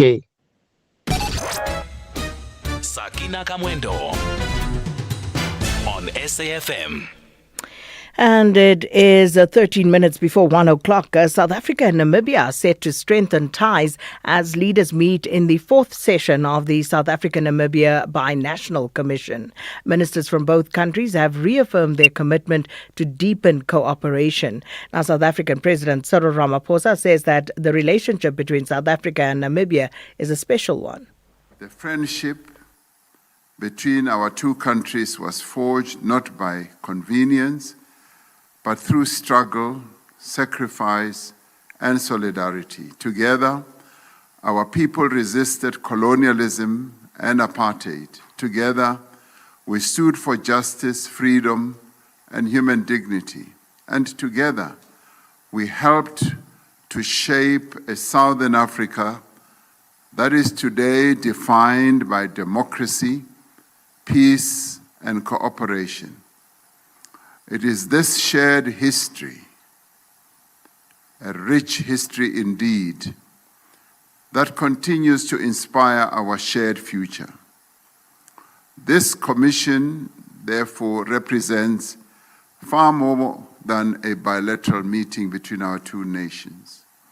It represents our collective determination to build a partnership that advances prosperity for our peoples, a partnership that contributes to the development and to the stability of our region and our continent. I wish to commend our ministers, our senior government officials, and the technical experts for the considerable work that they have undertaken during the past 3 days. Their deliberations, in many ways, have prepared the ground for today's engagement and demonstrate the seriousness with which both our governments approach this very special partnership. And that was President Cyril Ramaphosa. Meanwhile, the Namibian President, Dr. Netumbo Nandi-Ndaitwah, has urged the two countries to dedicate themselves to serve others. Yes, we are always home, as it's always a great pleasure to visit this sister republic, a country with which Namibia's destiny has been intertwined long before our two nations raised their flags of independence and freedom. The city of Pretoria holds a chapter of our own liberation struggle in its streets. It was here in Pretoria that our compatriot Antima Toivoya Toivo, together with 36 other Namibians, stood trial under the Notorious Terrorism Act for singular offense of demanding that Namibia determine its own future. It was also here too that President Nelson Mandela and his comrades stood trial in the Rivonia trial, refusing to trade their principle for their freedom. Two people tried on the same soil, by the same system, for the same crime of imagining themselves free. In his memory, we know tomorrow, 18th July 2026, we observe an International Nelson Mandela Day designated by the United Nations in 2009. As we commemorate his extraordinary legacy, let us dedicate the 6-7 minutes to save others. And that was Namibian President Dr. Netumbo Nandi-Ndaitwah. And to discuss this further, we join on the line now by analyst and senior advisor at the Nordic Africa Institute in Sweden, Professor Henning Melba. Professor Melba, thanks for your time. Welcome to Update at Noon. Thank you, Sakina, and all listeners. Professor Melba, South Africa and Namibia historically... My apologies. I was going to say the two countries historically enjoy very good ties, but we do understand that South Africa and Namibia are now formally launching the Namibia-South Africa Business Council, obviously to deepen bilateral trade and investment between the two countries. But just how intertwined is the business and political relationship between the two countries? Very much so. Namibia was for 70 years occupied by apartheid South Africa as a fifth province. And its institutions and the economy are still structured along the apartheid legacy to some extent. Similar to South Africa, those two countries remain the most unequal societies in the world. And this is to some extent still a direct result of the shared apartheid history, which also consolidated the shared history of the liberation struggle. And economically, South Africa is the most important partner for Namibia, not the other way round, but South Africa is the most important partner for Namibia. So this institutionalization very much reflects the Namibian interest. You have more than 50 South African companies investing and locally present in Namibia, not least in the retail sector with their chains. When Namibians buy in the grocery shops, they buy to a large extent South African goods and groceries. And if we look at this relationship as you've just characterized it, looking at what's happening at the moment in South Africa with its neighboring countries, the one relationship, and it's not the only one, but this one in particular is very unproblematic, one would say, for lack of a better term, between South Africa and Namibia. What would you attribute that to? Well, at hindsight, it is very unproblematic. But only a few days ago, more than 70 Namibians were repatriated from South Africa for the reasons you know and the listeners know. And I'm not so sure if that was a matter that was raised between the two presidents, if only in confidence, because Namibians were shocked when they were confronted with the assaults and considered to be makwewerere, like many other Black Africans. It never caught their thoughts that this would happen, given the close ties and actually the pioneering role that Namibia played as a litmus test for negotiated transition to democracy. Keep in mind, independence of Namibia in 1990 tested if a negotiated transition to democracy can also be applied in South Africa. And it was an important symbolic sign that Madiba, a few weeks after being released, reunited with Andimba Toivo Yatoivo on 21st March 1990 at the Independence Day ceremonies in Windhoek. So given this history, it came as a felt threatened and their life in danger the last few weeks in South Africa. A topic that we need to discuss further, but we'll leave it there for now. Thanks so much, Professor Henning Melber, analyst and senior advisor at the Nordic Africa Institute in Sweden. We're delving deeper into the world of mining and engineering. From the Coalface with Martin Creamer. And it's that time on a Friday when Update at Noon presents another update from the Coalface with Martin Creamer, publishing editor of Engineering News and Mining Weekly. Afternoon, Martin. Good afternoon, Sakina. Martin, South Africa's DRD Gold is spending 10 billion rand on 5 new gold from waste projects. Now, this is music to the ears. You know, we need a lot of investment of this nature. The private sector is doing it, and particularly in gold. You see South Africa's DRD Gold, which is the longest listed company on the Johannesburg Stock Exchange. It's been listed there for 131 years. And now what they're doing is not digging holes anymore and sinking shafts. They go along to those mine dumps, they go along to the tailings dams, the slimes dams, and they apply a technology where they can extract the gold from that. And they are going to do this across a big area in South Africa at the moment, because you see out on the East Rand, they've got Ergo, there are going to be several projects there. And then on the far West Rand now, beyond the Western area and Carltonville area, they are going to do something even bigger. So this is the sort of thing that you can extract that gold and you restore the environment. So it's very important that we do restore the environment as well, because these dumps have been left behind. You don't want to have them there forever. And they are getting valuable gold. The gold price at the moment is good. So you can really extract it. And they've got a wide ore body that they work on there. So it's really nice. Martin, we also have more than 900 million rand being spent at a platinum group metal shaft project in the Northwest Province. Yeah, so this is, in the next 2 years, they'll spend 964 million. And this is just part of a project that they've been doing. It's a shaft project. It's called K4. And this is the Marikana area in the Northwest Province. And it's the platinum group metals this time that they're going for. And it's Sibanye-Stillwater, also listed on the Johannesburg Stock Exchange. But what they're going to give there through this expenditure is an additional 48 years of mine life. I repeat that, 48 years of mine life they will give to this K4 shaft at Marikana. And that is very good for the Rustenburg municipal area. So they have bought what 3 big mining companies had. It's across 70 kilometers.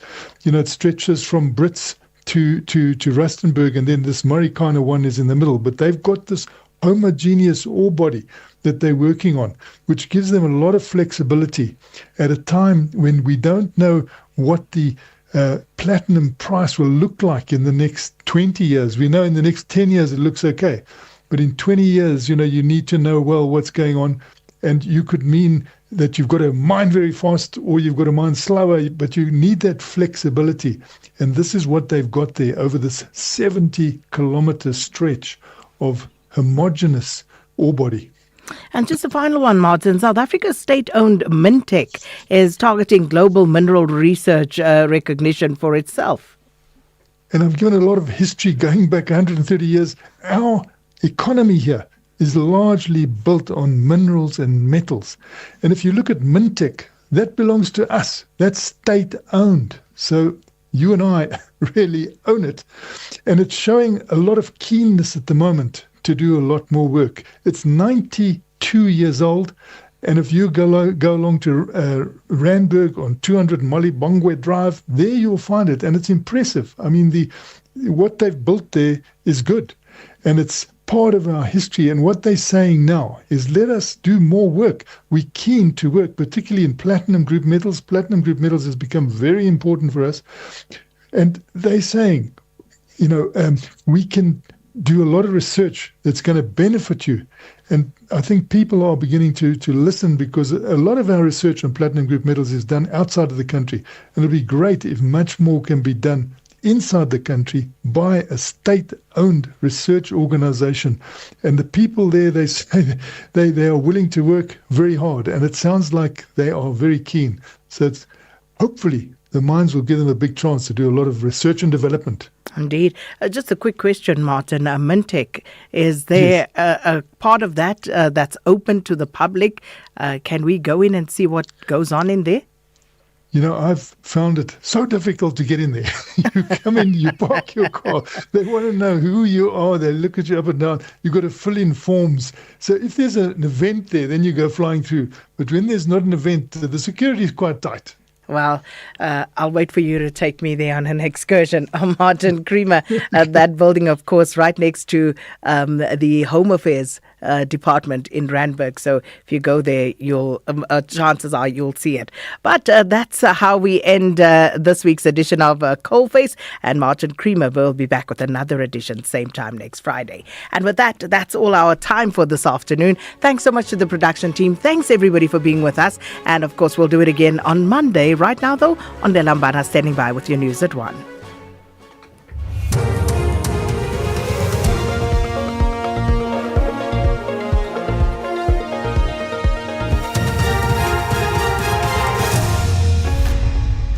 Thank you, Sakina and the team. On the top stories, Madlanga Commission to announce news dates for Johnson's testimony, and bus crash kills dozens of children in Uganda. For SAFM News, I'm Ondelambana, and a very good day.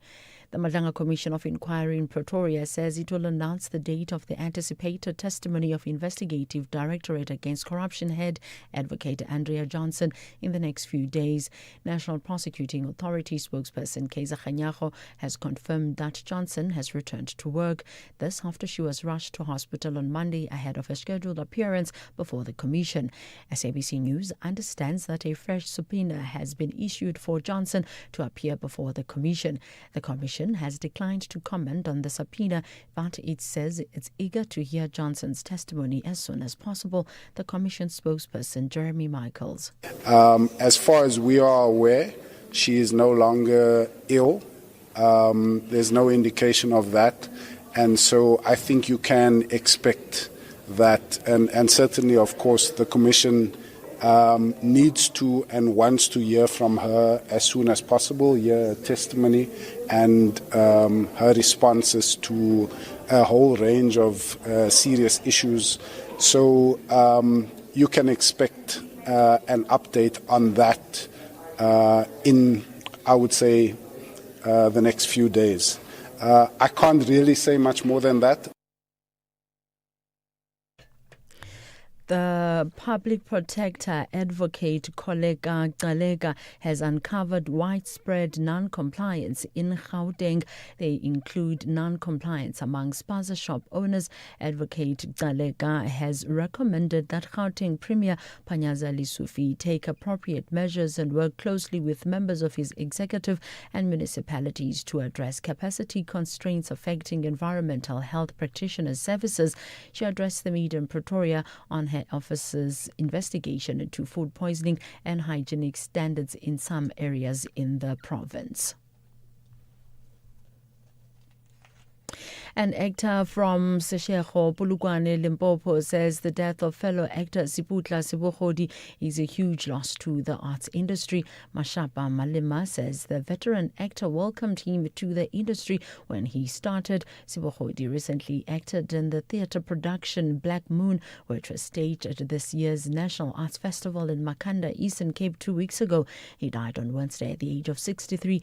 Malema has described Sebohodi as a humble person who was committed to his craft. We were really saddened when we heard the news, and the art fraternity will no longer be the same because recently we were speaking about how we will produce shows for the exclusive sport theatre for the coming year and until the provincial theatre opens. So we have lost his curtain might have fallen, but his legacy will forever receive a standing ovation. The case of 3 men accused of involvement in the mass shooting in the Cleveland informal settlement will be back in the Johannesburg Magistrates Court on the 21st of next month. The Lesotho nationals abandoned their bail application when they briefly appeared in court this morning. They are facing 13 counts of murder and 14 of attempted murder following the incident which happened last month. Police in Uganda say at least 20 children and 1 adult have been killed after a bus they were travelling in crashed at the Kapochora district. The crash happened yesterday evening when the deceased were returning from a school trip. Several others, including teachers, were injured when the bus veered off the road. Local officials say it's one of the country's deadliest road crashes in recent years. Recapping the top story, the Madlanga Commission of Inquiry in Pretoria says it will announce the date of the anticipated testimony of the Investigative Directorate Against Corruption head advocate Andrea Johnson in the next few days. I'm Mundela for SAfm News Headlines at 1:30. SAfm 104 to 107 nationwide. The Full Circle with Bridget Masinga, Monday to Friday, 1 to 3 p.m.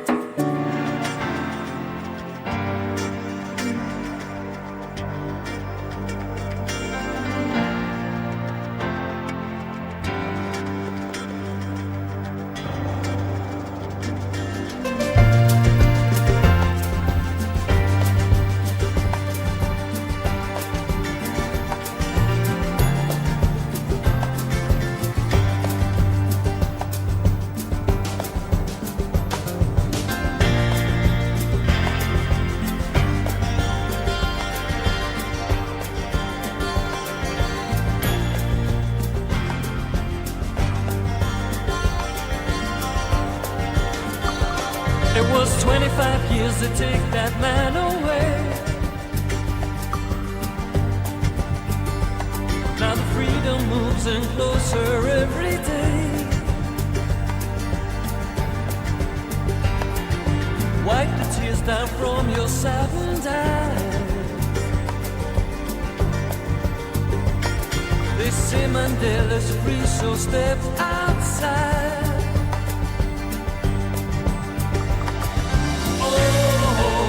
Mandela Day.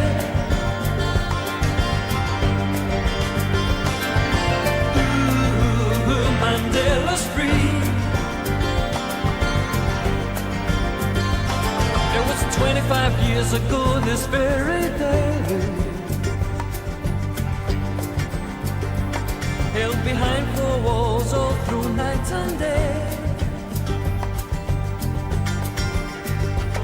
Still the children know the story of that man,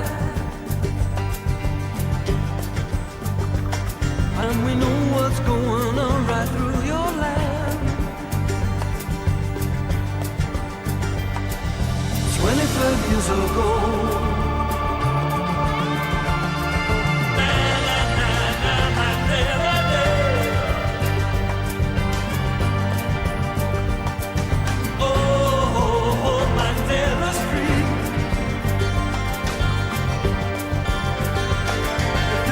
Flowing, wipe them from your face. I can feel his heartbeat moving deep inside. 25 years they took that man away. And now the world came dancing Nelson Mandela Street.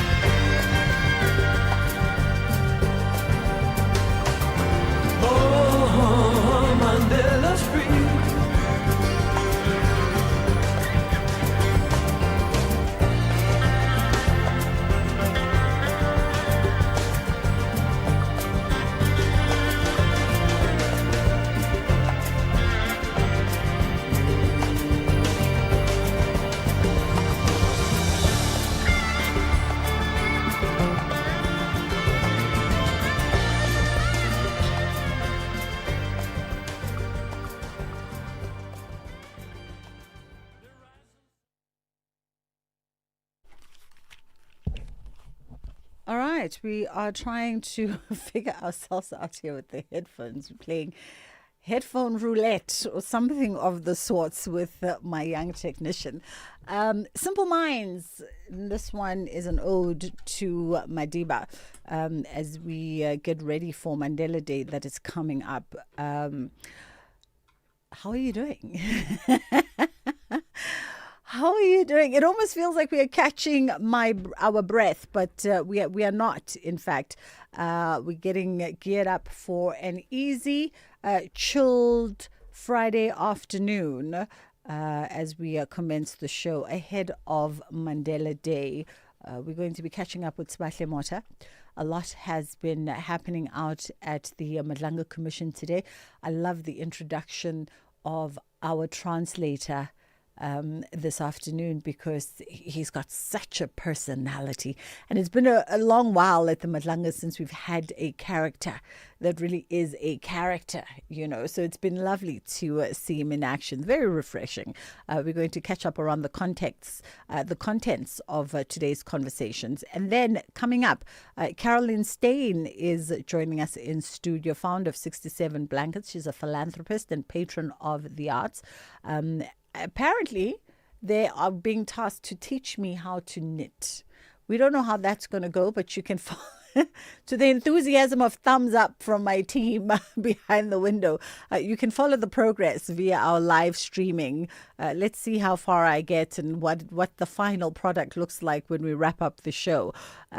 Because whilst we're still keeping on the Mandela Day theme, we're also going to be looking at African Synergy Health, which is calling for healthcare freedom on Mandela Day. So we'll find out from the CEO of African Synergy Health what exactly are we talking about when we're talking about healthcare freedom. Fridays are for Siwela Langeni. We're going to be catching up on the book Circle Capital. The latest title to look forward to, amongst others, is Quiet Battles. It's just gone 10 past 1 o'clock on the Full Circle. Wherever you are in the world, SAfm 104 to 107 is accessible. We're also streaming live on Facebook, X, and YouTube at SAfm Radio. We acknowledge and appreciate everyone tuning in and watching our streams. Stay with SAfm 104 to 107 as we bring you Commission Live, breaking stories, and thought-provoking lectures. SAfm, leading the conversations that move us. As we celebrate 90 years of existence, SAfm takes you back to the voices that shaped a nation. Now leave the SABC and see the tower block lit up, 27 stories of light. Move from Auckland Park into the shadow of the Hillbrow Post Office Tower.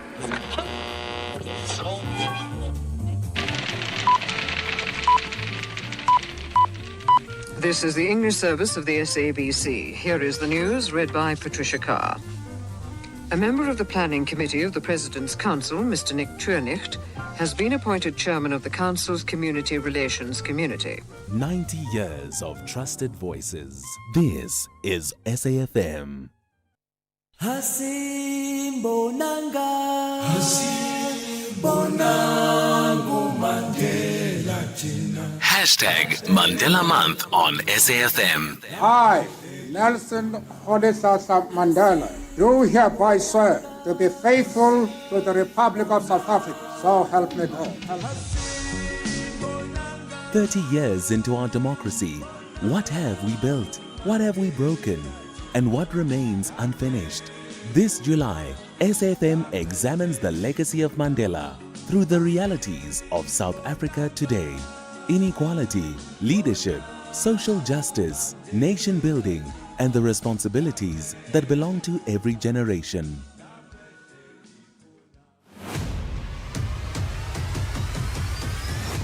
Bridget Masinga is streaming live now on Facebook, YouTube, and X at SAfmRadio. All right, let's catch up with Usbahle Mota, who's out at the Madlanga Commission, wrapping up the week that was. Usbahle, how are you? Good afternoon to you, Bridget, and thank you so much for having me. It's only a pleasure. All right, let's wrap up the week that was. We began today with a new witness. Maybe if you can give us some context around who this new witness is.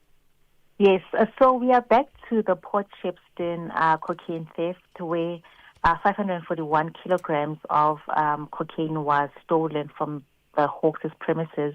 And who we have today is Mbongileni Mpangase, who was one of the people or the officials that Gavin Jacobs, who was among the first on the scene, had called and asked to assist.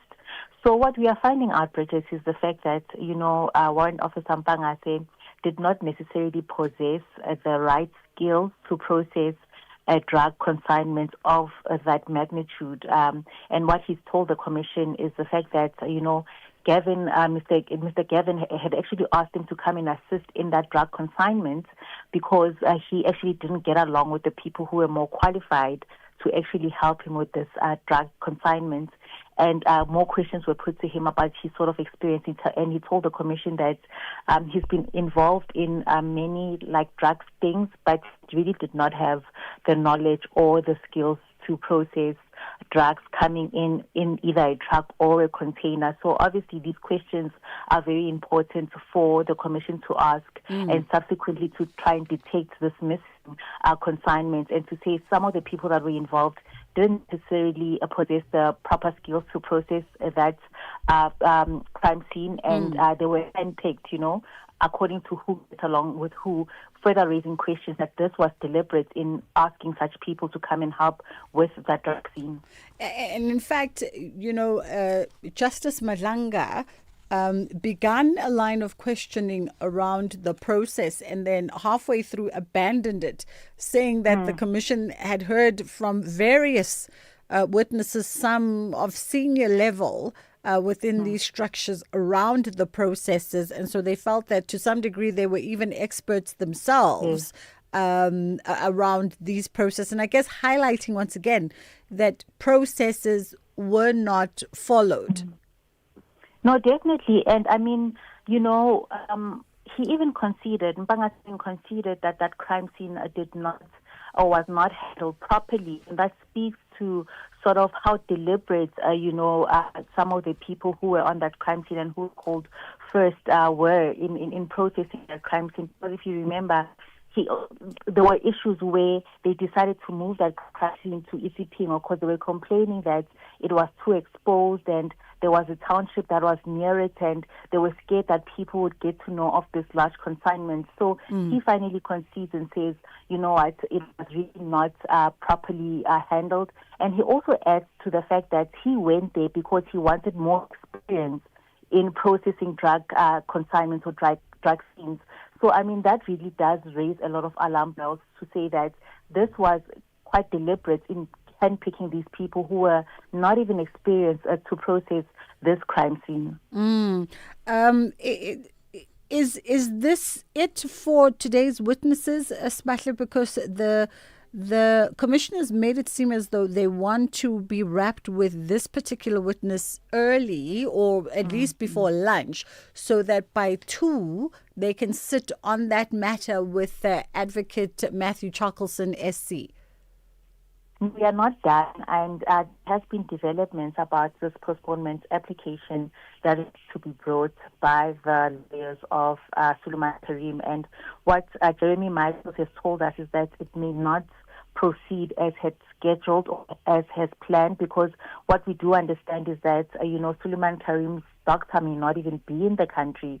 So there are some issues regarding that application. But what Jeremy Michaels had actually told us is the fact that, Advocate Mercy Shackleton will update the media as well as the public in this open session that is scheduled to start at 2 p.m. So it seems like there's more drama coming in from, Suleiman Karim's side regarding this application, and it will be interesting to hear what information Advocate Mercy Shackleton actually has for the commission. It would be interesting indeed, and whether or not we will also be brought into their confidence in as far as showcasing whatever was shown, whether it's CCTV footage, whether it's public detectives, because I feel like they are public, and there's been calls on the sidelines since that sighting. There's been calls on the sidelines for folks who say, well, if you see any of these people out and about who claim to be in hospital, as citizens, take video footage and send it to the commissioner. This is the conversation I've been seeing on Twitter. Not that this is what I'm saying, but this is the conversation that I've seen on Twitter. No, definitely. And I mean, also it just speaks to the seriousness of how the commission takes its work, right? I think a lot of people have been praising its efforts to say it seemingly seems like they are getting to the bottom of most of these cases. And we've seen even in this Dineo Mukuli case, that we heard yesterday about her appointment and how somehow the commission has actually dismantled this court case that is ongoing against crime intelligence. So I think it also speaks to the seriousness of the commission and how they're trying to get to the bottom of this alleged infiltration in law enforcement agencies and these alleged corruption. So it will be quite interesting to hear what maybe Shackleton may have up his sleeve. I think it will also be great for us, obviously, because we are reporting on the matter, to see this footage of Suleiman Karim allegedly walking around in the mall. So I think it speaks to the seriousness and just how invested, South Africans are in this entire process. And also, there's money that is being spent on the commission to yield the results that we are seeing. Absolutely. I mean, it's tricky with Popia because we can't then just expect, for instance, medical professionals to also just divulge, but perhaps a strong consideration should be behind closed doors. If really one is in a legitimate health situation, grant permission to the commissioners to engage your doctors behind closed doors and assess whether or not there's validity to what you are saying. But maybe that's just us, thinking out loud. Spahle, thank you so much for the time. We'll leave it there for this afternoon. That was Spahle Mota, SABC News reporter, who keeps a keen eye for us at the Madlanga Commission. It's just gone 20 past 1 o'clock. We're going to hit a reset button here. And then when we come back, we're focusing squarely on all things Mandela Day. Leading up to our 75th birthday in August, VW is giving you the chance to drive away in a new Polo Vivo. If you buy any new Volkswagen vehicle this month, you will automatically be entered into the competition, and South Africa's best-selling hatch could be yours. One car, one winner, one unforgettable moment. Will it be you? It's our birthday, but you get all the gifts. Visit your nearest dealer today. T's and C's apply. Do you know what our problem is? We have a problem? You're a little clingy. Clingy? Every time I start getting somewhere, you want me. But I need you. You can't have all of me. I need a little room to grow. So what are you saying? Put me in a Nedbank 32-day notice account. Give me some time. I'll come back better. Open a Nedbank 32-day notice account on the Money app and bank your money this July savings month. Go to nedbank.co.za. See money differently. Nedbank. We are licensed FSP and registered credit provider. T's and C's apply. History is never silent. The day Nelson gave evidence, it was so terrible to watch. It lives in every voice preserved. The idea of a democratic and free society. In every story remembered, in every lesson passed on. Throughout Mandela Month, SAFM opens its archives to bring you the speeches, Your Royal Highness, distinguished guests, comrades and friends, interviews, and defining moments that continue to shape our future.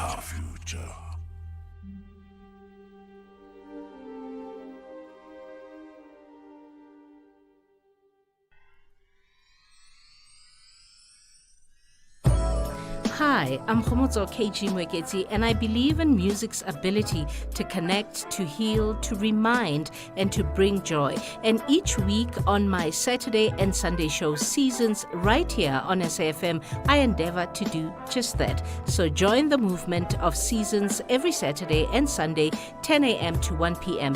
It's addictive. You might invite a friend. Seasons, only on SAFM 104 to 107 nationwide with me, KG Mweketi.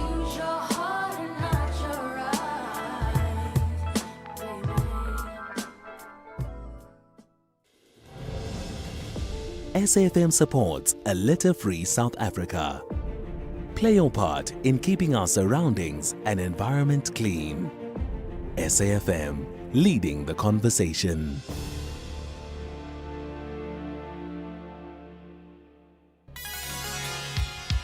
Hi, I'm Khomotso KG Mweketi, and I believe in music's ability to connect, to heal, to remind, and to bring joy. And each week on my Saturday and Sunday show Seasons right here on SAFM, I endeavor to do just that. So join the movement of Seasons every Saturday and Sunday, 10 a.m. to 1 p.m. It's addictive. You might invite a friend. Seasons, only on SAFM 104 to 107 nationwide with me, KG Mweketi. Because where words fail, music speaks.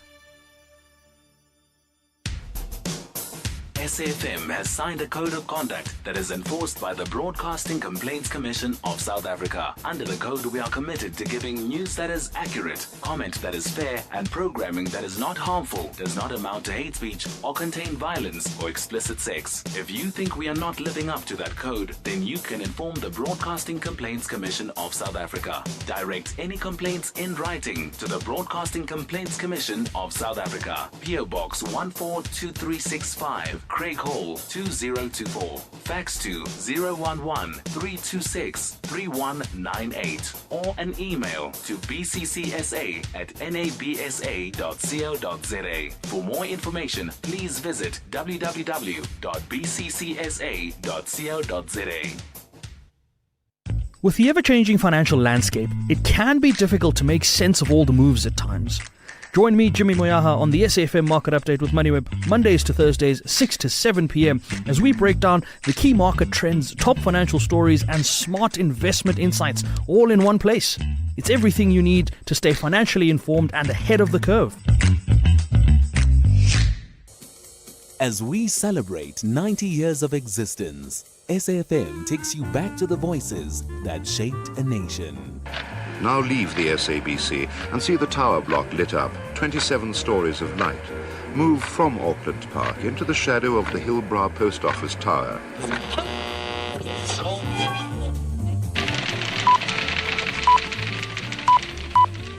This is the English service of the SABC. Here is the news, read by Patricia Carr.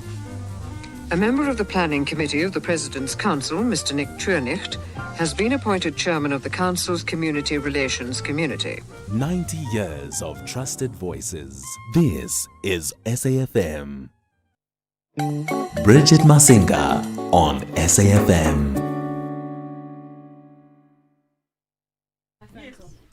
All right, it's just a few moments to go before the bottom of the hour. And so we're just going to take this 2 minutes really for our guests to settle in, find their comfort positions, because they're going to be here till the remainder of the show until 3 o'clock. Haven't done that here on SAFM, where I've had, guests stay for a while. But they are here and they come with all kinds of knitting balls and things. It's so interesting because Mamveli, who sort of began the knitting, I did say at the beginning of the show that in part we're talking about, we're focusing on 67 blankets and, for Mandela Day. And then somewhere in between, they're hoping to teach me a stitch or two, and maybe I can have a product by the end of the show.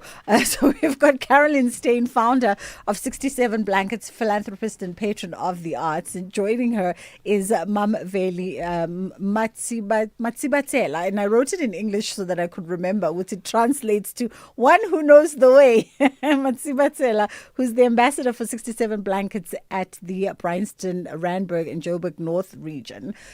Good afternoon, ladies. Thank you so much for coming. How are y'all doing? Hello, we're good. Hello, we're busy. good. It's Mandela month. And it's Mandela Day tomorrow. Yes. We've got things to do, places to go, people to see. I love it for y'all because also you're multitasking. Looking at me square in the eye, but the fingers are moving and the granny stitch is going and the expertise. And Mamveli, you thought I could do that? Yes, you can do. Easy peasy. Stop it. She says easy peasy, I tell you. Okay, we're going to get into a full conversation on the other side. But Carolyn is already, she saved me from Mamveli because she's begun a very straightforward line for me. And she's like, Bridget, there's no way you're going to mess this up. Like, once I hand this over to you, you are going to be good to go. We'll see just how good to go. Last time, I knitted anything, or even, what's that other one? The one that you put the cloth on the round thing and then you, is it embroidery? And then you create a pattern. Last time I did that, I probably was in grade 8. That was the last time. So, that's a long time ago. Such a long time Well, it's ago. time. It's time, Bridget. Yes. It is time for you to learn. Okay, I'll learn. Let's get to Onda Lambana in the headline news and then we'll come back on the other side. Thank you, Bridget. On the news headlines, the Madlanga Commission of Inquiry in Pretoria says it will announce the date of the anticipated testimony of Investigative Directorate Against Corruption head advocate Andrea Johnson in the next few days. Free State Premier McQueen Letsoha Matai says Nelson Mandela Day should inspire action rather than speeches. And Kuwait says Iranian airstrikes have damaged a power plant and water desalination stations. A full update follows at the top of the hour.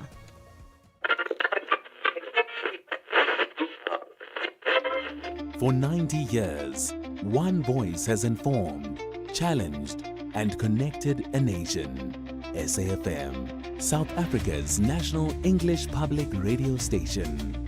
Established in 1936 as the SABC's very first service, the A program evolving through the English service, Radio South Africa, to SAfm in 1995, shaping thought and strengthening democracy. From a full-spectrum station to a trusted home of news and talk, SAfm continues to lead the conversations 90 years strong. SAfm, leading the conversations that move us.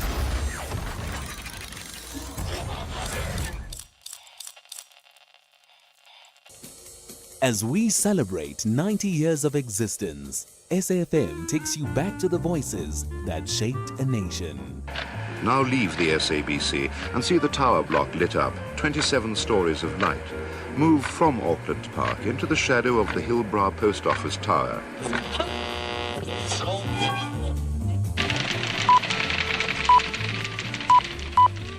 This is the English service of the SABC. Here is the news, read by Patricia Carr. A member of the Planning Committee of the President's Council, Mr. Nick Tuernicht, has been appointed chairman of the Council's Community Relations Community. 90 years of trusted voices. This is SAfm. Catch them Mzansi's beautiful game sport documentary. For me, Neto, really, in the club football where I've played a lot of my football, so with the ladies, at times I would play as a striker. From the 5th of July to the 23rd of August 2026. Banyana governments is like Bafana governments right now at the moment. So we believe in them and we're proud of them. What they did, they did wonders to the country. Brought to you by the SAfm's award-winning drama department. Ala Bafana.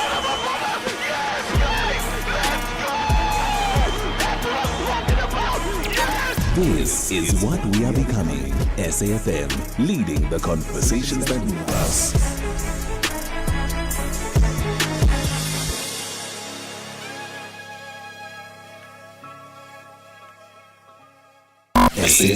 Young people have always had the power to shape society. For my generation, it's not only about remembering the students of 1976, but also about recognizing that young voices matter and can drive change. Angola faced a long civil war that lasted decades. A nation divided, people tested. But today, the story has changed. Peace rebuilt, cities rising, a future reclaimed. This is what we are becoming. SAfm, leading the conversations that move us.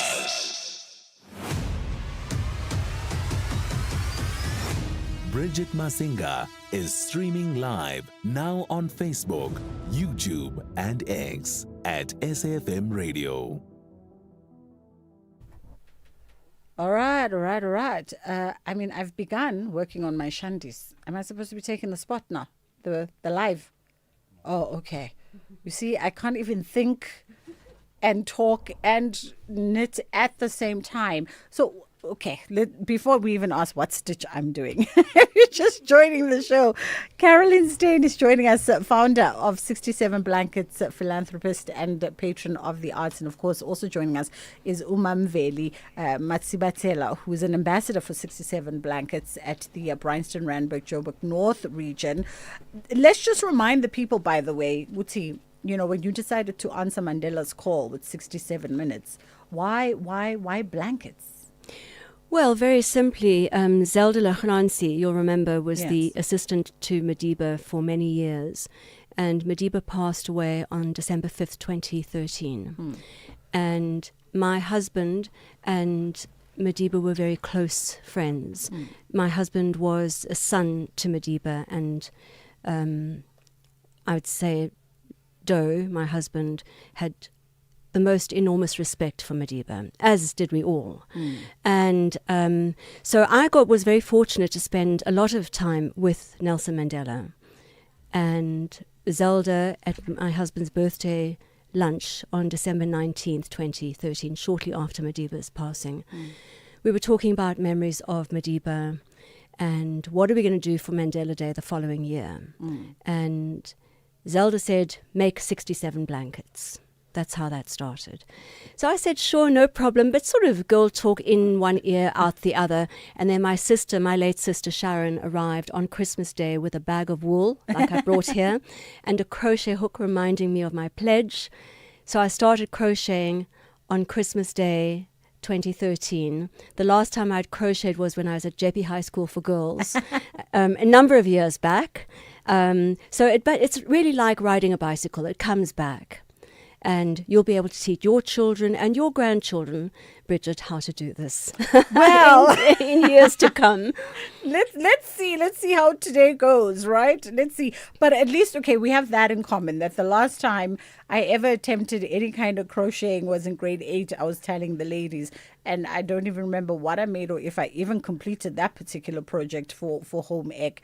But we are missioning along. You're doing very, very we have well. Half a line. So Carolyn started a line for me, and then we have half a line. It's called a chain stitch in the trade. A chain stitch. Yes. Okay. We'll see what this becomes. Maybe it becomes something. Maybe it doesn't.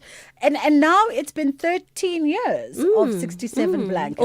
Almost. Yeah. And talk to us about that sort of 13 years, because it's morphed into a national movement. Yeah. Including the likes of Mamveli and a host of other ladies and gents who are part of it. It's amazing.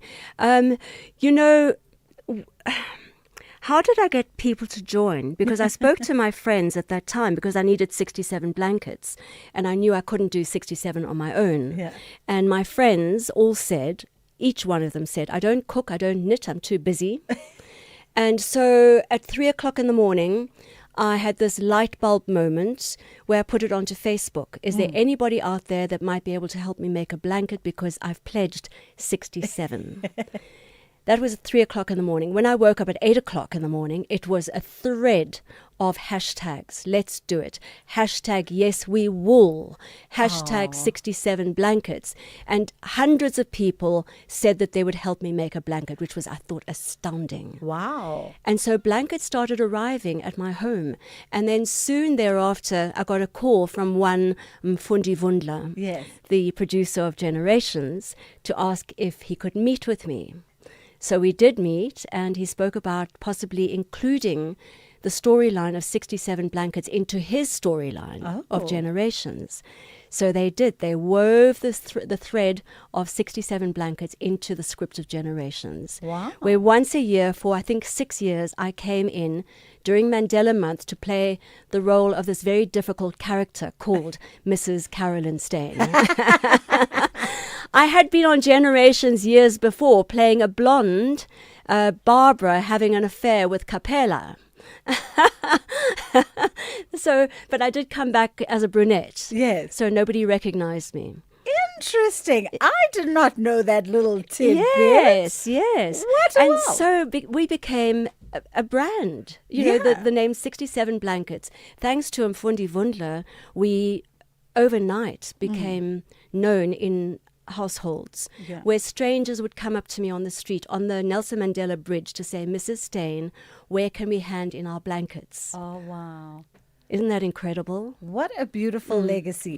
We're going to take a quick pause just so that I can assess myself. Also, I feel as if you need to be able to see to do this, and I'm getting older. My eyes are not that good anymore. But we're going to take a quick break, and then we come back on the other side, and we find out how Umamveli became a part of 67 Minutes, because there's also an interesting story the little birdies tell me about the fact that your lives have crossed paths before. You were just not aware.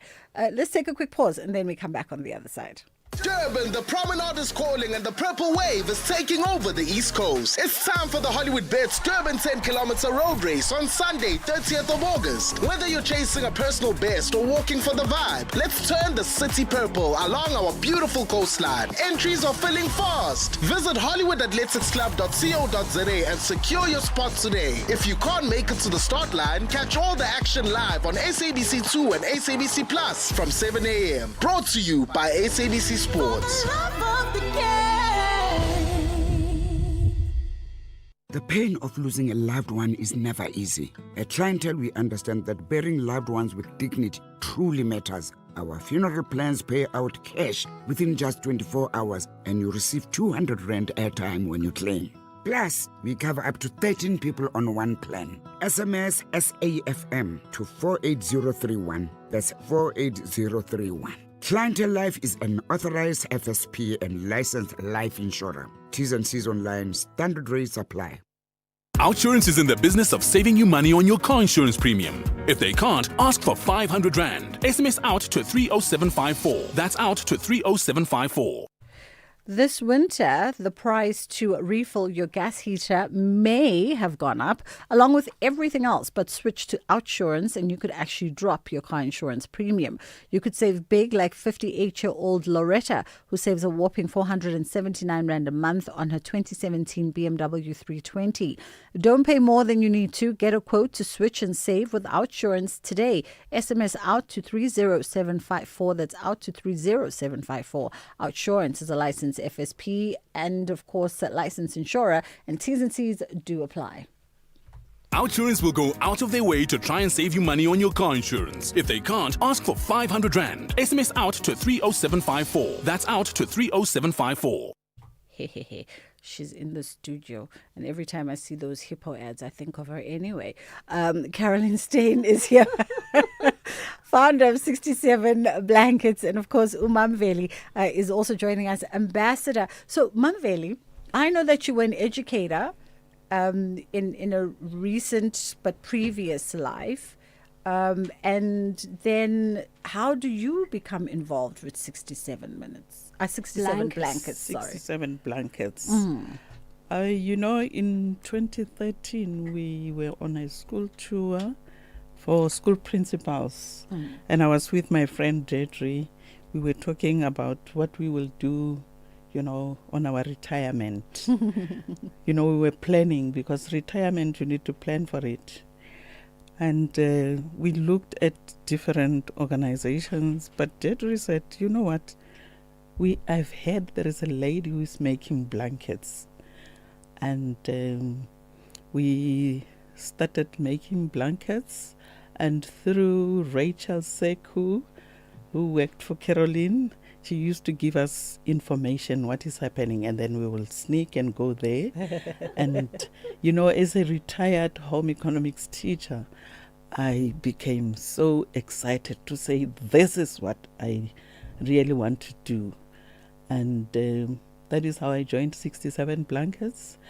And it happened that, as we were moving on, one day we went to Stain City. We were busy working on the scarves. I wanted to know, they are saying the founder of this organization is Mrs. Stain, Caroline Stain. I wanted to know, how is she related to Mr. Stain, who took me through to university? Wow. Yeah, my dad worked for Mr. Stain as a chauffeur long time ago. And, as a school teacher, as school teachers, we were not earning enough.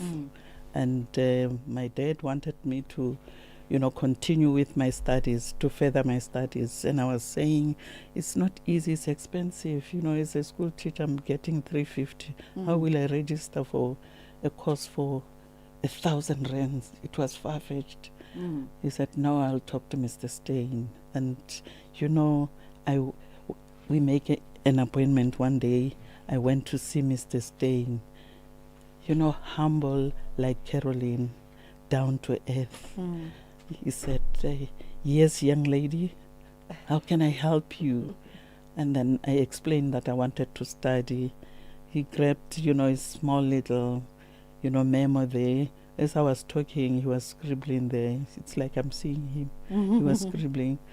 And, the way Mr. Stain was so smart, he only asked me which university. I studied with UNISA. And then off I went. When I was still teaching, when I was in class, I was called. Remember, we did not have cell phones. Yes.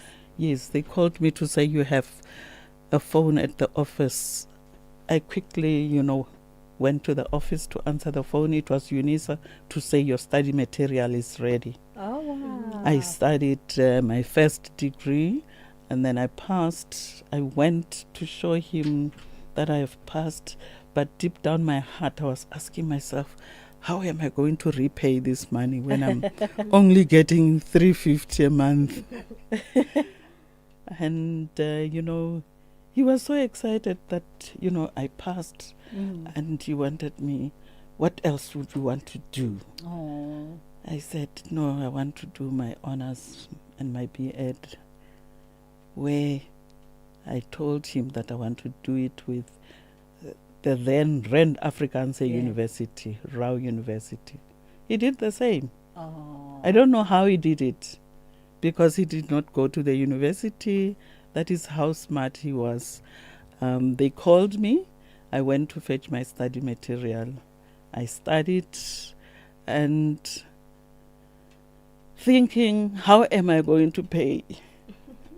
I even registered for a master's degree. Oh, wow. Yes, through Mr. Stain. And, on that very day when I wanted to know, how is this Mrs. Stain related to Mr. Stain? They say, no, she is Mr. Stain's wife. We were seated, you can't tell when we are working with Caroline to say, no, she just looked the same as all of us, does what we are doing. And I went to talk to her and explain. She jumped into the house. And she came back. I don't know if it's Mr. Rajan who did, all the transactions when they were buying the Saxon where my dad was working. And it was, that moment I became so happy, but I couldn't explain, the passion that I have for this 67 Blankets, the love that I have. But, as we went on, I knew, and I don't have words to explain. I simply say it's my ancestral calling. Oh, I love it. And I mean, how crazy, right? How your worlds collide without either of you being aware of this connection. And I think that this legacy that you're building now together, collaborating on this legacy with all the other countless women, there's going to be so many stories around this at some point where someone is going to say, I came across a blanket or was part of a knitting circle, and somehow there's been a full circle moment, because you really have started something that connects South Africans on the most basic of levels. And I think even connects generations because now it's a skill that a grandmother can rope in her granddaughter and say, hey, come, let's knit some blankets for Mandela Month. Come help me out. And conversations begin just by simply trying to figure out how to do a stitch.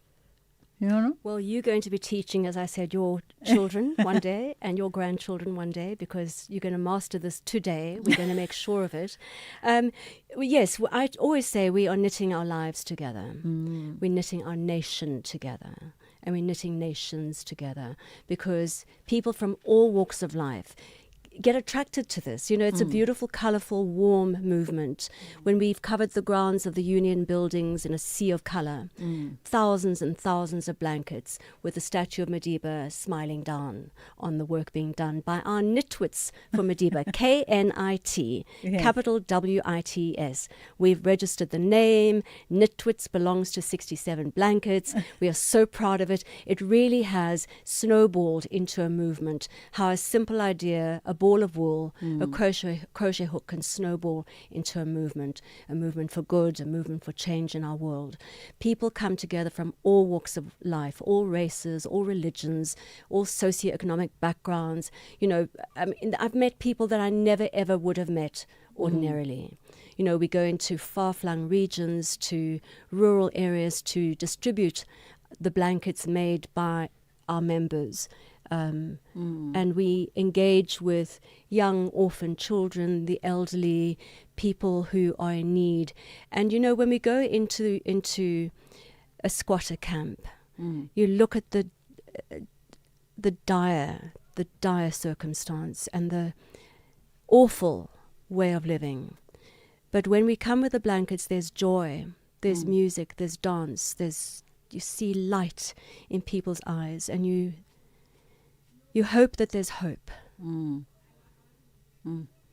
Or that you leave a little bit of hope. That you leave a little Certainly bit of hope. we leave warmth and love behind. Absolutely. Let's take a quick pause on that note. We'll come back on the other side. We'll continue our Mandela Day focus. And this time around, we're just going to touch base with Dr. Viola Morolo, who's the CEO of African Synergy Health, looking at their call for healthcare freedom this coming Mandela Day. That's coming up in just a moment. At the current rate that unemployment is increasing, and parallel to that, we have more and more graduates also graduating, but we have no way to fit the graduates. We have no way, why? Because the focus is on school and graduating, but there isn't, especially in the business sector, there isn't any growth and there isn't any injection from the government to say, hey, let's rather expand sectors so that we can handle the capacity. The Central African Republic gained independence in 1960, a country rich in resources yet deeply affected by instability.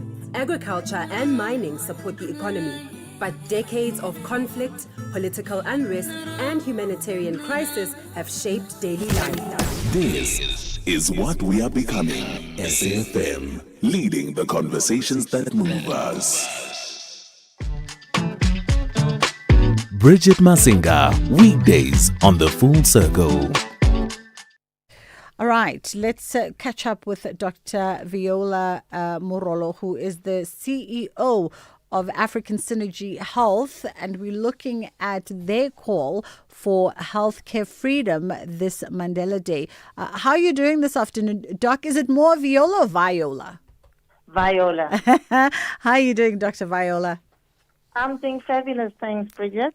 Fantastic. Well, listen, by the way, I mean, you are the first black female urologist to graduate from the University of Pretoria.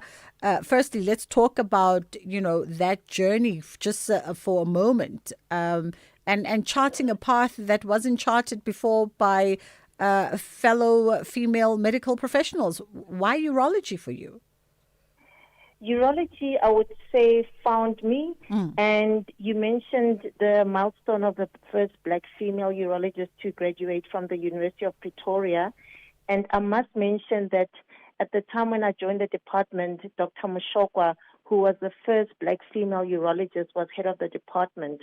So I was under very great leadership, and I myself had a mentor of Dr. Mushokwa, who was already the head of the department at that stage. But to be specific about your question, why urology? In essence, urology found me. I was actually doing, after my medical degree, I did occupational health, and I happened to purchase a practice, which was a GP practice, with the aim of, doing urology, occupational health services. And a lot of the patients in that practice had urology conditions, and I then reached out to Steve Biko so that I can get more information about urology and not just refer all the patients. And in essence, urology just swallowed me. It was just such a pleasurable, department that I just got consumed, and I wondered why I hadn't done it from the time that I graduated after my basic degree. Well, listen, as you say, it found you, so it was written in the stars. This year, for Mandela Day, to honor the late great statesman, you're making a call for healthcare freedom on Mandela Day. Talk to us firstly about healthcare freedom. When we focus on that, essentially, what is the conversation? Okay, so I founded an organization called African Synergy Health. And the organization is a non-profit organization which was founded to address the surgical waiting lists or backlogs in public hospitals. After my experience, during my training as a registrar, where most of the patients, or some I should say, we are unable to meet them where they want us to meet them in terms of delivering on our promise to actually help them in the public sector. And so we founded the organization called African Synergy Health, and the vision of ASH is to have 0 patients on elective surgical waiting lists. And we regard that as the definition of healthcare freedom. In the private sector, when a patient is seen and the decision to operate is made, at that stage, a patient is then given a date where they're going to be operated. And we believe that this same timeline can be provided in the public sector if we all synergize our resources. And I use the word synergy because synergy means our contribution together is greater than the sum of our individual contribution, meaning if we synergize the public and the private resources, we can certainly have the same timelines with the public patients as we do have with the private sector patients. And to launch this initiative, this call, you're embarking on a 6.7 kilometer long walk. Talk to us about that event. Well, this walk is going to be quite a memorable, reflective walk. So it's 6.7 kilometers in line with the 67 minutes that we must then dedicate towards being of service to others and demonstrating our power to bring about change. And the walk is not just going to be any walk. It's going to be a memorable walk. We're going to be almost simulating the journey to freedom that our country has been through. So every kilometer will be a milestone and reflecting on the different aspects of our journey. The starting point, we're going to call it, the first kilometer is going to be addressing vulnerability, where in 1994, all of us were, in a vulnerable state. We didn't know where our country was going. And at that milestone, we all going to put a fingerprint and simulate us voting at that stage in 1994. But instead here, it's going to be a commitment to contribute, to us all contributing towards this journey to healthcare freedom. All of us have got a contribution to make. The second milestone is then opportunity, where after we all voted, we were then given an opportunity to contribute towards this rainbow nation that we were all, tasks to build. And in the same way, there's an opportunity for all of us to contribute towards walking this journey of healthcare freedom. And there is then a 30-kilometer milestone, and 4th and 5th and 6th. And then at the 6-kilometer milestone, one of the milestones is also about addressing our failures, because we do acknowledge that although we have achieved a lot as a country, there are still failures. And failures are not necessarily bad things. It's just a sign that we have journeyed so far, but there's still so much work to do. Similarly, in our country, we have, our healthcare system is actually, as much as people may not believe it, is one of the best, actually. It's just that there are still gaps that, we then would regard as failures in terms of the ideal healthcare freedom. And then at the end of the walk, we're then going to have a poster where all of us pledge, those who are still on the waiting list, that we still need to have, there's still so much work that needs to be done, and all of us have to synergize and contribute towards attaining that healthcare freedom and 0 patients on elective surgical waiting lists. So it's going to be quite a memorable, walk. It's not going to be just any normal walk. We'd like everybody to walk away with the commitment and the power, knowing that everybody has a contribution to make, and just reflecting that we have achieved so much, but there's still so much work to do, and everybody's a part of that work that needs to be done. Absolutely, and I think it speaks to also what our guests in studio champions, and that is, it's in our hands. It's in all our hands, figuratively and literally. We're going to leave it there for this afternoon, Dr. Viola. But for anyone, by the way, who wants to be involved quickly, just give us the detail of the walk in under a minute. Okay, the walk is taking place tomorrow on Mandela Day, the 18th of July. It's taking place at the University of Pretoria at the University Training Center. You're welcome to get more details on our website. Our website is www.african, with an N at the end, synergy, SYNERGY, health, HEALTH.com. So www.africansynergyhealth.com. Thank you so much. And we look forward to seeing all of you coming and joining us in this memorable walk. Absolutely. That was Dr. Viola Morolo, who's the CEO of African Synergy Health. And you can join them tomorrow at the University of Pretoria Sports Grounds. That walk registration is at 7 o'clock in the morning, and then the walk starts promptly at 9. You definitely don't want to miss it. 2 o'clock, Ondela is coming through with the top of the hour news.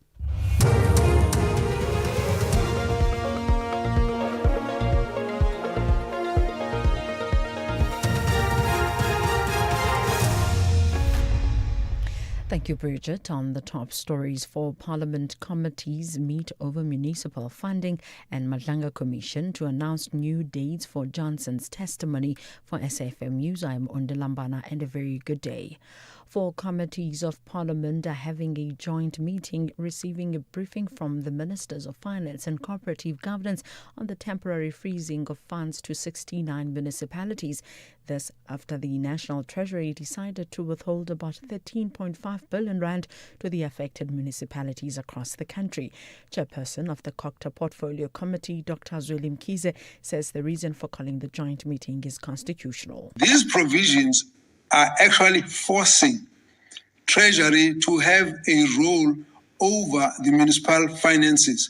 And I'm quoting this because it's very important to indicate that where we sit as Parliament, we would have wanted to ask Treasury, what are you doing in relation to the implementation of your role in this Act and in the Constitution?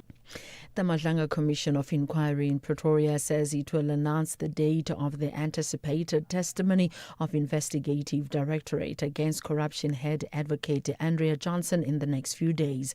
National Prosecuting Authority spokesperson Kaiser Kganyago has confirmed that Johnson has returned to work. This after she was rushed to hospital on Monday ahead of a scheduled appearance before the Commission. As ABC News understands that a fresh subpoena has been issued for Johnson to appear before the Commission.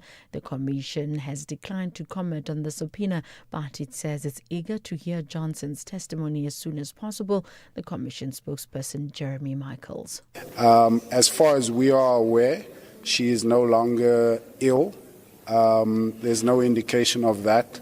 And so I think you can expect that. And certainly, of course, the Commission needs to and wants to hear from her as soon as possible, hear her testimony and her responses to a whole range of serious issues. So you can expect an update on that in, I would say, the next few days. I can't really say much more than that. Free State Premier McQueen Letsoha Mataya says Nelson Mandela Day should inspire action rather than speeches. She was speaking during a clean-up campaign in Bloemfontein Central Business District alongside members of the provincial legislature and officials from the Mangaung Metro Municipality. We have partnered with Mangaung, and indeed what we are also teaching our office bearers, even our public servants, to say what is that we can plow back to our people. Most of the time when it's Friday, you don't find everyone in offices. So if you don't have anything to do in the office, let's just indicate to the office of the Premier, we'll be having this, what we call Friday Let's Aim. So this is ongoing. We have started today and we'll move throughout the province, encourage even other districts to embark on the same program that the Premier and the Speaker of the Legislature and the Mayor of Mangaung have started today. South Africa and Malawi have placed migration issues at the center of the talks on the sidelines of the SADC Ministerial Committee of the Organ meeting in Lilongwe. The two countries say they are working together to manage migration while deepening regional cooperation. South Africa's International Relations Minister Ronald Lamula. We have just had a bilateral engagement with my counterpart here in Malawi. We spoke about a number of issues.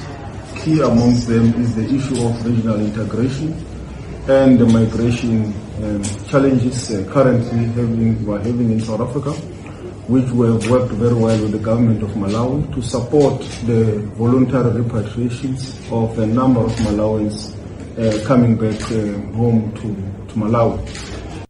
Kuwait says Iranian airstrikes have damaged a power plant and water desalination stations.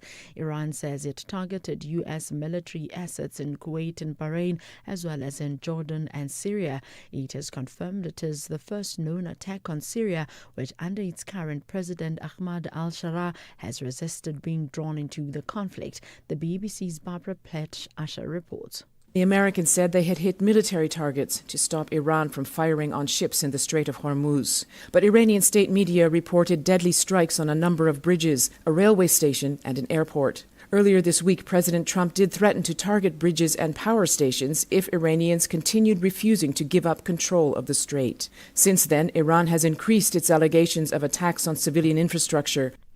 Recapping the top story, 4 committees of Parliament are having a joint meeting, receiving a briefing from the Ministers of Finance and Cooperative Governance on the temporary freezing of funds to 69 municipalities. I'm Undilambana for SAFM News Headlines at 2:30. SAFM 104 to 107 nationwide. Leading the conversation. Looking for exclusive content, live events, and special broadcasts like the Madlanga Commission? Then connect to the all-new SAFM Connect stream. The Madlanga Commission, live and uninterrupted from 9:30 Monday to Friday. SAFM Connect brings you more of the conversations that matter. Listen anytime, anywhere by visiting connect.safm.co.za or stream directly on SABC Plus at sabc-plus.com. SAFM Connect. More conversations, more access. There's much more coming. Young people have always had the power to shape society. For my generation, it's not only about remembering the students of 1976, but also about recognizing that young voices matter and can drive change. Angola faced a long civil war that lasted decades. A nation divided, people tested. But today, the story has changed. Peace rebuilt, cities rising, a future reclaimed. This is what we are becoming. SAFM, leading the conversations that move us. As we celebrate 90 years of existence, SAfm takes you back to the voices that shaped a nation. Berea, the home of the four bespectacled Tisson brothers, all of whom work or have worked on the English service, particularly Audio Mix and Radio Today.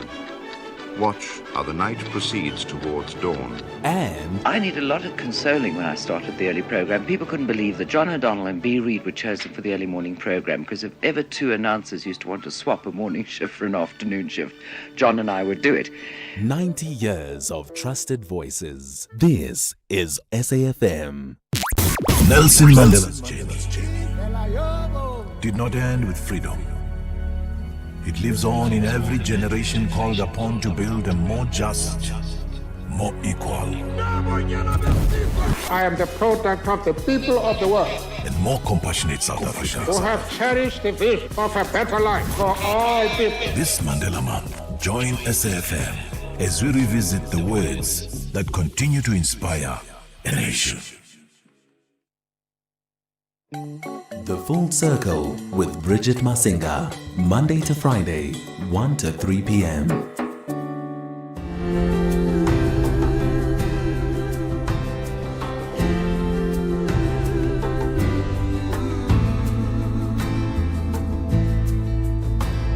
Sweet silver silence, supple rays of sunshine, twist on the turns of the Mbasha River.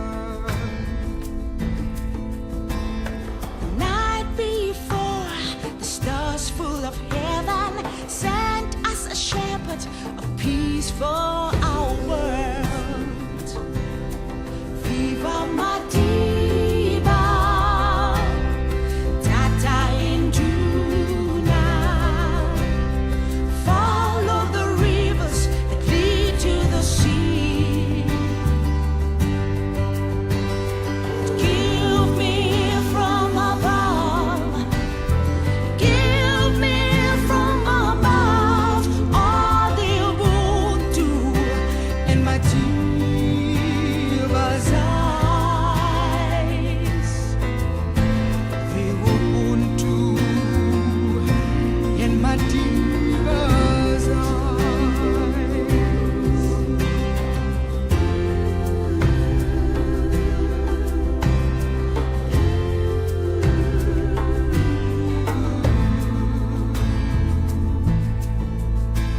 In the town of Mvezo, a baby was born. Abatembo has given us a brand new bright dawn. It was a long road to freedom, to climb every rung. The peace he has taught us will always be sung. Viva Madiba, Tata Induna.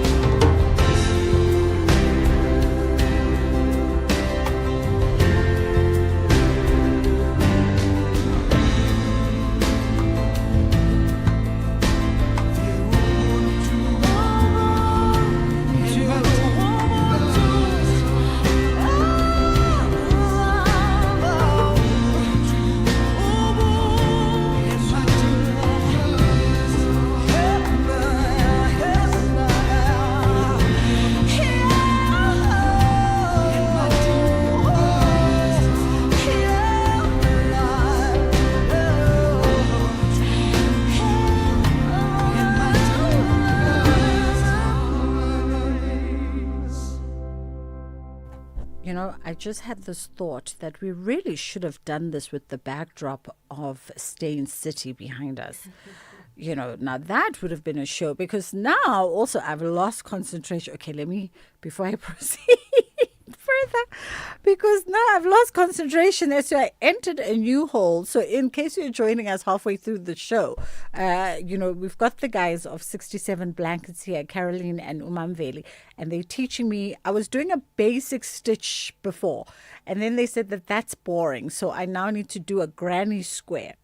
I've gotten through 2 sets of the granny square, and then I just lost my focus a little bit on this last one. So I'm going to pause it so that I catch up with where I'm at after we are done with this conversation. Siwela, how are you doing today? Siwela? Hello, I'm here. How are you? Yeah, I can hear you now. I'm good. Bridget, and you? I'm fantastic. I mean, poor Phoebe's probably thinking to herself, of all the Fridays for me to come on the full circle, I come on the Friday when everyone is knitting, and I think we should have actually just given her a needle and some wool. I heard it's hectic there with blankets. It really, really is. What's on the agenda today? Phoebe's already in studio, so we'll just get through just the highlights, and then you can intro her for us. Yes, we'll do one book. So Good Things Keep Happening to Me by Puseletso Tsotesi. It's a series. It was actually a TikTok series by Puseletso focused on Tato Ngwanyana, a modern South African love story about, second chances and the kind of love that finds you when you stop running. It's set in Johannesburg. The story follows Didi, a single mother and a software developer, and Tato, a charming pediatrician, who reminds Didi that love can be safe, passionate, and real. Their connection unfolds beneath the sunflower skies, so the beautiful cover that has sunflowers on it, during the early morning calls, the late night conversations that feel like home.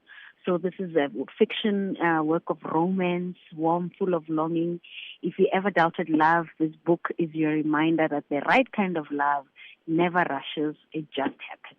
So that's our book for today. Ooh, I mean, definitely sounds like a read. Ngoba now I've got a new hobby. When will I get to reading all these books? But but we shall endeavor nonetheless. You'll make space for all of it. We shall indeed. All right, let's get to Phoebe. You always do the introductions for us, so let's not change from the norm. Go right ahead. For Phoebe, I spoke to Josh. I'm so honored that we have her in studio today to talk of a journey of resilience through her book. So I think without wasting time, I'm going to hand it over to you to start talking to her about it. All right, well, let me go ahead, Phoebe. Let's go ahead. Phoebe Strachan, Phoebe Strachan joins us. Quiet battles, the hidden struggles women carry, and the courage to rise again. And this is the book. If you are live streaming, how are you doing? I'm great, thank you. Thanks for having me today. Well, listen, thank you for coming. Thank you so much. We appreciate it. We know it's a bit of a full studio today, but we do appreciate you being here. Quiet battles. We are in the midst of Mental Health Month. Yes. So it gives that suggestion that this is the subject matter. Talk to us about the book. Yes, so the book is definitely talks to those kind of themes of mental health. It's a struggle that I've had to live through my life as well. But then the theme about this book is there are many different battles that we go through in life, and we don't have the courage to talk about them.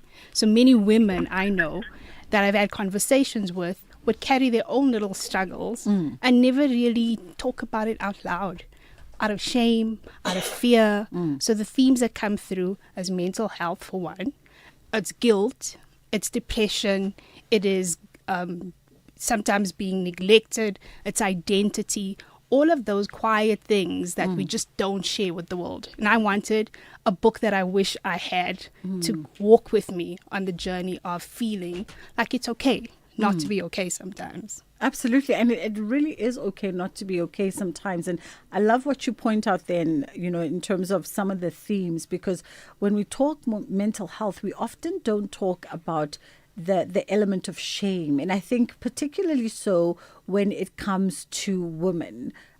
Because we carry so much and we answer to so many roles, and so much is demanding for women to be present and functional. Yes. That when you can't arrive in whatever capacity, you do feel a sense of shame, or sometimes leveled upon you even by society unwittingly so. True. Very true. And I worked in a corporate space for 25 years. And you are not allowed to show your emotions in that way. You're not allowed to show weakness on some levels. So that is very true, that even in Christian society, you're not allowed to show that you are not coping, right? Because we have the sense that you believe in God. Why are you struggling? Don't you pray? What's wrong with you? That shame lives with us, and we carry it silently until you reach the point of breaking. And then the shame feels even heavier, because now you don't want to let people know. I've been in a psychiatric ward before, right? So telling people that that's part of my story becomes very difficult for people to accept and think of you as strong. Because the strongest thing, or the bravest thing you can do sometimes, is tell people that you need help. Absolutely. Absolutely. And you know, it's even in our languaging, right? Because I'm thinking how casually we throw around terms when you see someone's acting out a character and people go, oh, that person needs to go to Vescopies. Yeah. And you go, but be mindful of our own languaging and what the environment that it perpetuates and creates, that makes people feel isolated in part and feeling like they can't reach out at their most lowest point, because there's no trust. If I reach out, will you catch me? Right. Will you be able to help carry this burden with me, or are you going to shame me to death? That is what people face a lot, and that's why they carry these quiet battles for so long. And I've come up with a framework that I always talk to women about. How do you deal with these quiet battles? What is it that you need to do? Firstly, you need to acknowledge that they exist. You need to acknowledge what I'm going through. Yeah. Secondly, you need to reach out for help. You need to reach out to a friend, to a specialist, to a professional, to a community of people that are going through what you're going through. And lastly, for me, what's important in faith is moving towards God. So that is what I call your arm. Yes. Acknowledge it, reach out, and move. That's how we get through these battles. And I love the faith-based point as well, right? Because I don't profess to be a person who can recite the Bible back to front, but I do feel I'm faith-based. and at times when one is struggling with things, you know, in the spaces that I call safe, I'm always reminded that God did not say whoever you believe in is your higher power, your higher being, whatever you might call that. They did not say you will be walking this earth without battle, without challenge, without struggle, that you would not fall, you would not break, you would not have to overcome. Exactly. You know, it's just knowing that you are rooted in something that tells you that though you feel like you're going to break, you're not going to break. And what's wonderful about it is that God invites us to let it go. He invites us to cast our cares on Him. And He says to us that His strength is made perfect in our weaknesses, right? So I have to leverage off of that knowledge, even though like you and I don't know the Bible back to front. But those things that I know that has rooted me helps. And that's what you can call on and what you can rely on in your deepest, darkest times. You know what this conversation with Phoebe reminds me of, Siwela? A few years ago, we had a really close friend pass unexpectedly in a horrific car accident. And it was so bizarre in the fact that this person never got into a car with the person that he'd seen drink. But because when God says it's your time, right, you go in whichever way. He happened to get in a car with someone who had been drinking. Sure.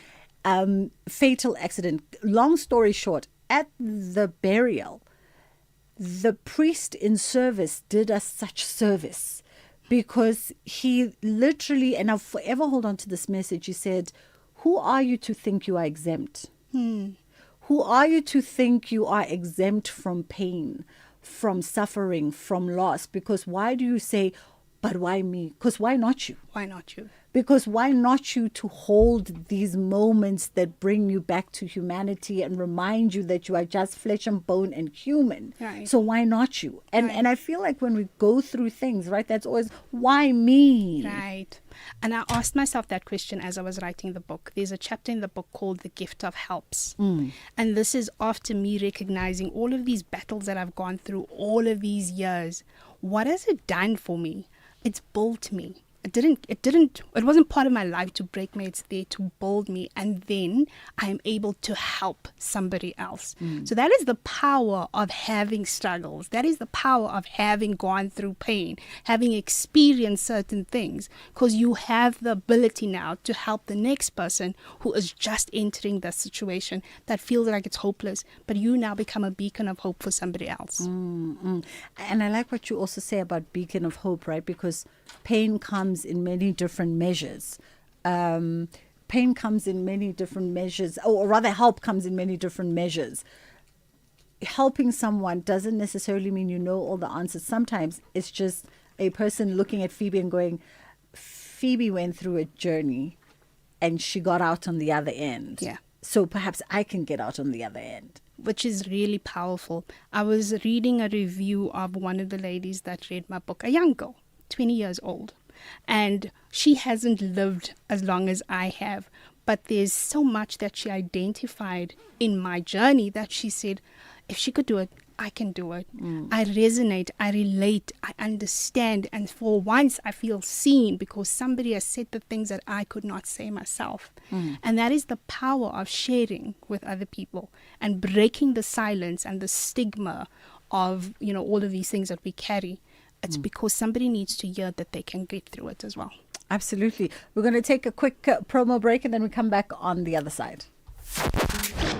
As we celebrate 90 years of existence, SAFM takes you back to the voices that shaped a nation. Xolani Gwala will be back again for you 6 to 9 Monday here on SAFM. And thanks, Xolani. Good morning and welcome to Morning Talk with me, Kim Gabadeli. The name is Bongi Kwala. Good to be with you till midday today. Let's engage South Africa. Welcome to Morning Talk on SAFM, South Africa's news and information leader, with me, Rowena Bird. 90 years of trusted voices. This is SAFM. Hi, I'm Khomotso KG Mweketi, and I believe in music's ability to connect, to heal, to remind, and to bring joy. And each week on my Saturday and Sunday show Seasons right here on SAFM, I endeavor to do just that. So join the movement of Seasons every Saturday and Sunday, 10 a.m. to 1 p.m. It's addictive. You might invite a friend. Seasons, only on SAFM 104 to 107 nationwide, with me, KG Mweketi. Because where words fail, music speaks.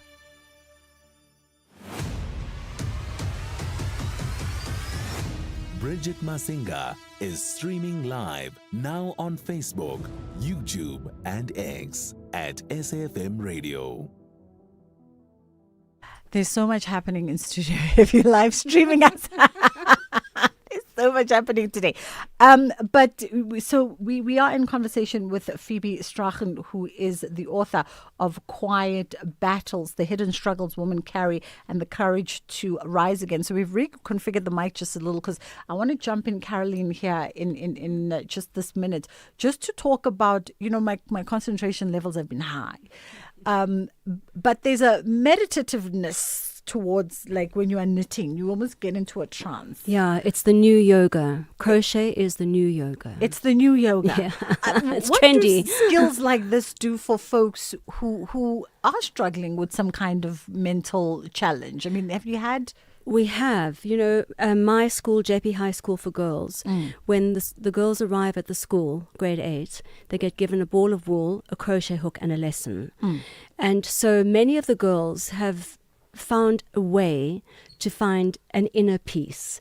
So when you go to the school, on any given day, you'll find people either in a group crocheting or on her own crocheting quietly. And the head teacher, Sybil Bagwan, says it is incredible what this project has done for the mental health of the girls. Wow. The people that are struggling with home situations, with study, it's brought them a calm, a peace, a tranquility. So I do think it is very, very important to introduce this into all the schools. So if the Minister of Education is listening, this is really very, very important. For you, what did you have an outlet, by the way, when you were going through challenges? Were you able to zone off somewhere just to filter through everything? For me, it was definitely music. So music, I used to sing in a choir. I used to be very active in church activities. And I find that in music, especially words, right? Because I'm a person of words, a book, right? So I believe that words have so much power and meaning and that it relates to what you can do. So soaking yourself into something that is really meaningful, that you believe in, and that you can actually just transcend into a different space as healing as well. I feel like the two of you can continue with the conversation because it is Mental Health Awareness Month as much as it is Madiba Month. And I think part of his legacy would have been for us to have conversations like this. For, part of when we talk freedom as South Africans, we also talk the liberation of the mind, the ability for you to feel safe enough to engage, male, female, however you identify, to engage in conversations around, I'm not okay in this moment. And to find a creative path around that, I think can really, really help. Absolutely. Madam, Quiet Battles, do you have anything coming up at Book Circle Capital or any other space soon? So I have been invited to many corporates where I talk about these struggles that women carry, particularly professional environments, because I've worked in that space for 25 years. I also go into many communities. I talk in church communities. So this weekend I'll be speaking at Mount Carmel Ministries, where we will be talking about meekness is not weakness. And then in the coming months as well, there'll be other engagements. But people that are looking for this book can find it on my website, on phoebestrachen.com. It is also available on Amazon as a Kindle form or a paperback internationally as well. So people can reach out and just get the book. Wonderful. Well, Phoebe, congratulations on being able to pen your own journey so that it helps someone else. Quiet Battles, Phoebe Strachen, that is the book. That is the cover for you to look out for. If you can't find it at your local bookstore, ask for it by name so that they can stock it. Otherwise, you can hit her up on phoebestrachen.com. It's 2:30. Ondela is standing by. Ondela, andiniti. Ooh, it's stress. She's standing by with the headline news, and then we'll get into Nalivali. Thank you, Bridget. On the news headlines, the postponement application for Northwest businessman Suleiman Karim will be heard next Friday, 24th July 2026 at 11:30 a.m. Karim has also applied for his hearing before the Madlanga Commission to be held in camera. 4 committees of Parliament are having a joint meeting, receiving a briefing from the Minister of Finance, Minister Enoch Godongwana, and the Minister of Cooperative Governance and Traditional Affairs, Velenkosini Tlhabisa, on the temporary withholding of equitable share grant to 69 municipalities. And China's President Xi Jinping has urged global cooperation with the development of artificial intelligence. A full update follows at the top of the hour. This program is brought to you by SABC Education. And if you miss any of our programs, you can catch up anytime on the SABC Plus app or on the SABC Plus website, www.sabcplus.com. Brought to you by SABC Education. Enriching minds, enriching lives.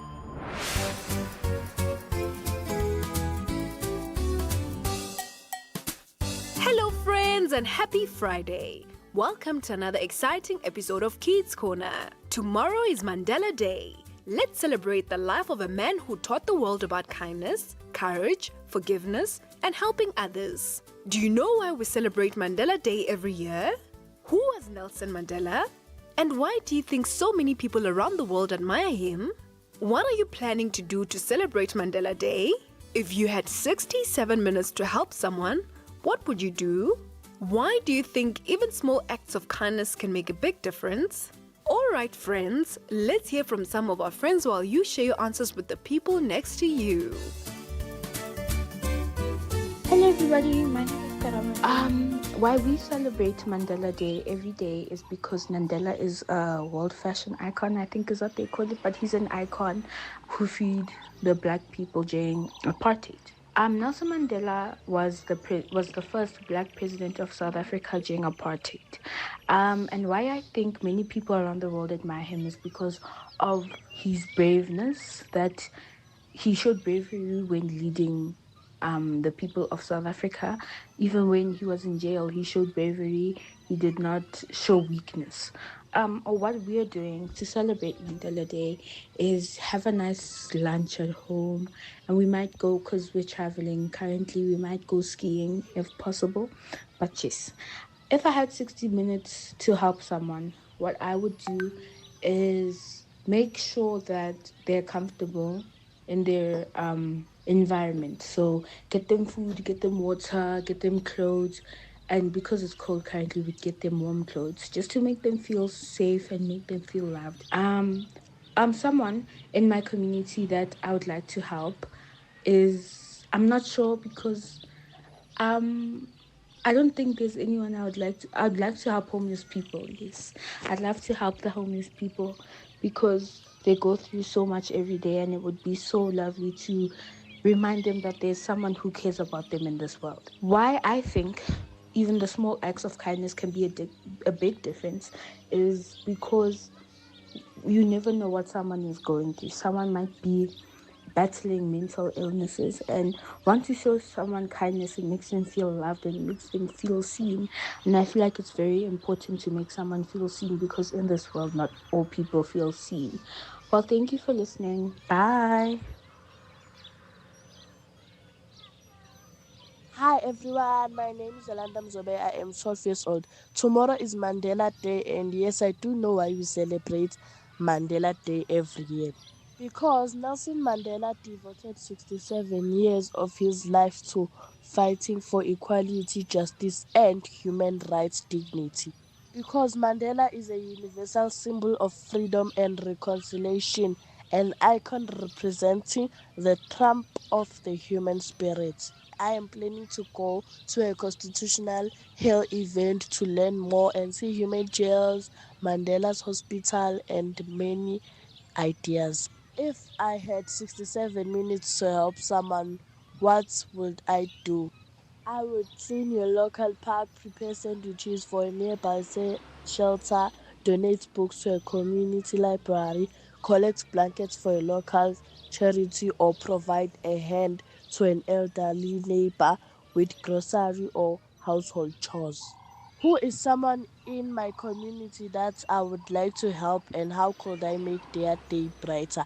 If I could help, I would love to help a senior citizen in Johannesburg area, like a retired educator or a long-time resident, by alleviating the daily stress of meal prep. Why do I think even small acts of kindness can make a big difference? Because it reduces stress, improves our emotional well-being, and even benefits our physical health. Thank you, everyone. Good day, my name is Monet Angel Nangobera. Tomorrow is the 18th of July, and that means that it is Mandela Day. So we celebrate Mandela Day every year to remember Nelson Mandela and to spend 67 minutes helping other people. And those 67 minutes represent the 67 years that Nelson Mandela spent fighting for the rights of all South Africans. He was the first black president of South Africa. He spent 27 years in prison because he fought against unfair laws. But then when he came out, he did not hate. Instead, he worked for peace, forgiveness, and equality. And that is why people all over the world admire him. To celebrate Mandela Day this year, I plan to spend my 67 minutes preparing food puzzles with my family and helping to clean up around the community because I want to make people smile. If I had 67 minutes to help someone, I would go to my street and give people food that are in need of food and maybe blankets and some other things that can help them, like basic toiletries. If I were to help someone in my community, I'd really like to help my neighbor who lives alone so I could sweep her yard, wash her dishes, and just sit and talk with her so that she doesn't feel lonely. I believe that even small acts of kindness can make a big difference. One smile, one meal, one clean yard can change someone's whole day. If we all do 67 minutes, imagine how better our country would be. Let us all be like Madiba. Thank you and have a lovely day. Good day, friends. My name is Lisa Kanyamlulu in grade 5B. I am in Brixton Primary School and I am 10 years old. Yes, I do know why we celebrate Mandela Day every year on the 18th of July to remember Nelson Mandela and the good things he did for South Africa and the world. He was brave as a leader who fought against unfair laws and called apartheid and worked to bring peace and equality. I think so many people around the world admire him because he was kind, strong, and forgiving. Even after being in prison for many years, he chose peace instead of revenge, which made him a great role model. To celebrate Mandela Day, people try to help others for 67 minutes, which represents the 67 years he spent helping people. If I had 67 minutes, I would clean up my community, donate clothes, and help someone who needs support, like an elderly person. And for Mandela Day, I would also love to help my colleagues, friends, and schoolmates. Someone in my community I would like to help is an elderly neighbor. She is very kind to me, so I would love to be kind to her. I would help her carry her groceries or clean her yard to make her day brighter. Small acts of kindness can make a big difference because people make others feel loved and cared for. When one person is kind, it can inspire others to be kind too. Thank you.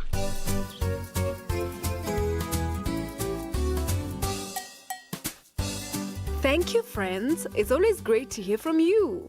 And to our friends listening, I hope you shared your answers with the people next to you. Friends, tomorrow is a very special day because South Africa celebrates Mandela Day every year on the 18th of July, the birthday of our former president Nelson Mandela. Mandela Day is a time to remember his life and the values he stood for: kindness, courage, respect, forgiveness, equality, and the service to others.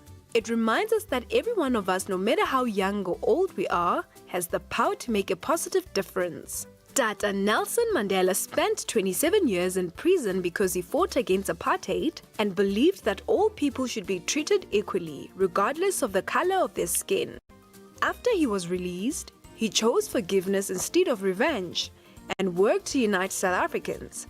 His message of peace and hope continues to inspire millions of people around the world. One of the special traditions of Mandela Day is giving 67 minutes of your time to help others. The 67 minutes represent the 67 years that Dr. Nelson Mandela dedicated to serving his country and making the world a better place. We don't have to do something big. Small acts of kindness can have a huge impact. We can celebrate Mandela Day by helping clean our neighborhood, reading to a younger child, donating books, clothes, or toys we no longer use, helping an elderly neighbor, planting a tree, feeding animals, writing a kind note to someone, or simply being kind and respectful to everyone we meet. Think about someone in your community who could use a helping hand. Sometimes the greatest gift we can give is our time, our kindness, and our willingness to help. Why do small acts of kindness matter? Because one kind action can brighten someone's day, give them hope, and inspire them to be kind to someone else. Kindness spreads from one person to another, creating stronger families, schools, and communities. Friends, let's remember that we don't have to wait until we're adults to change the world. Every smile, every helping hand, every kind word, and every good deed makes a difference. This Mandela Day, let's each spend 67 minutes making someone else's life a little brighter. After all, as Dr. Nelson Mandela showed us, real heroes are people who choose to help others. Do not forget that tomorrow, That's it for today, friends. See you next time.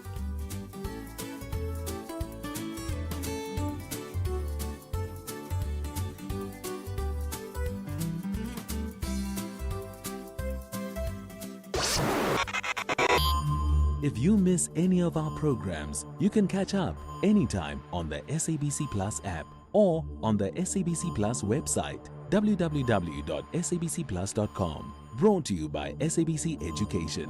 Enriching minds, enriching lives. Bridget Masinga, weekdays on The Full Circle.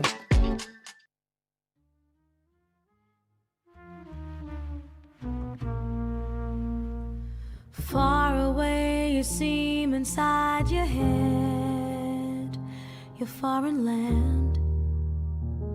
Just hope I get the visa and get to stay forever. Hope I'll get the chance, the final dance. 'Cause I found the side, but I didn't have the plans. Right then I wondered if you knew that I was unprepared. Traveling at the speed of light, not wearing a seatbelt, it was as if I was hypnotized. I don't have access to all your different states.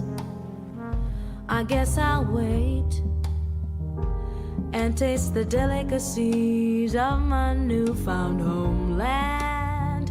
Will I get the key to all your heart? But what will I do when it falls apart? Right then I wondered if you knew that I was unprepared. Traveling at the speed of light, not wearing a seatbelt, it was as if I was hypnotized. For you, I don't need to be a Madonna. All right, that was Melanie Nite Schultz with Simple. Is it Simple Melody there, Melanie? How are you? I'm good. How are you, Ms. Bridget? I'm good. Multi-award winning singer, composer, and visual artist. You based in New Orleans? Yes, I just moved. I just moved from New York about 3 weeks ago. Oh, fantastic. Yes. I mean, I would ask, Uguti, what sort of motivated the move, but perhaps the answer is in the artistry. I kind of love New Orleans, by the way. 100%. It reminds me so much of the Cape, where I'm from, of course, as you know. So, yeah, just good, lovely people, good food, amazing culture. There's always a chance for, a spontaneous kind of carnival moment on any street. So I love that. No, absolutely. I mean, let's talk about you coming back home, because you are a South African out there spreading your wings abroad and bringing your talents to international ears. But you're coming back home for the Standard Bank Joy of Jazz. Talk to me about, just that. Is an anticipation for you coming back to reconnect with South African audiences, or is it literally just like, putting on that old pair of jeans and a sense of comfort? Oh my gosh, what a great analogy. Listen, I'm always excited to come home. I'm always excited to be invited to come home and to be part of our cultural scene, and to still feel relevant in a way, because obviously, many of us who have left, we never fully leave, because we really try and be the best in terms of ambassadors for South Africa around the world through our music. But it is a very special moment to be invited back, especially to one of our biggest festivals, Joy of Jazz, very respected, and also, to share stages with fellow amazing South African musicians and international musicians on home soil. always feels incredibly special.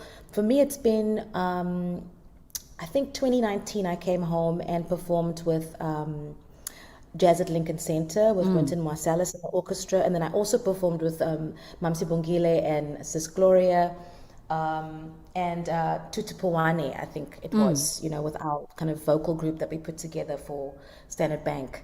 And then before that, 2010, when I won the Young Artist Award, that's the last time I played as a soloist, really, at Joy of Jazz. So this feels like a real full circle moment, which is, of course, the title of your segment. Absolutely. It really is a full circle moment. Yes. And I think a wonderful treat for South African audiences as well. Just tantalize the folks who haven't seen you in concert perhaps since those collaborative performances a few years back.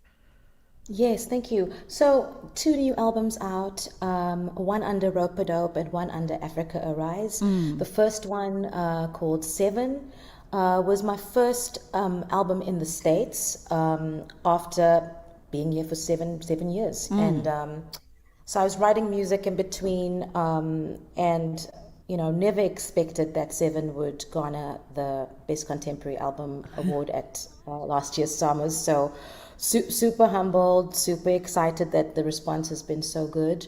It's kind of a musical diary, just telling people that all that glitters is not gold, and we're not Carrie Bradshaw running in Manolo Blahniks around New York.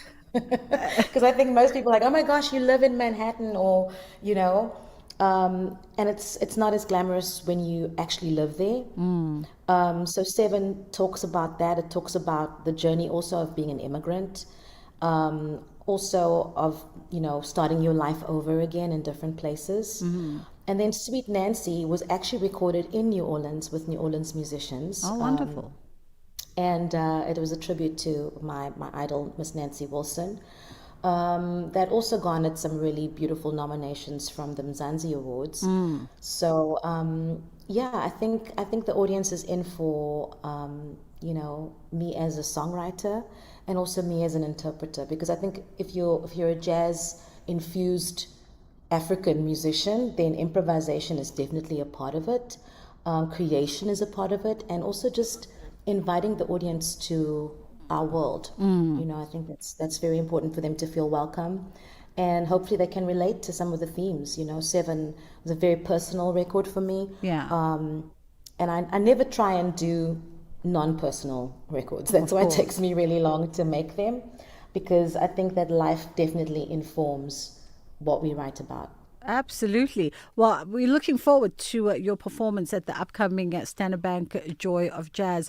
Melanie, thank you so much for the time. That was Melanie Scholz, South African, Kiptonian, now living in one of my favorite cities, New Orleans, after having traversed the globe. First moving, by the way, to Czech Republic back in 2015 to become a songwriter there, freelancing for a while before heading out to New York and then settling in New Orleans. She'll be back in September, come that weekend of the 25th, as part of the headliners at the Standard Bank Joy of Jazz, the 27th edition of the Standard Bank Joy of Jazz, out at the Sandton Convention Center.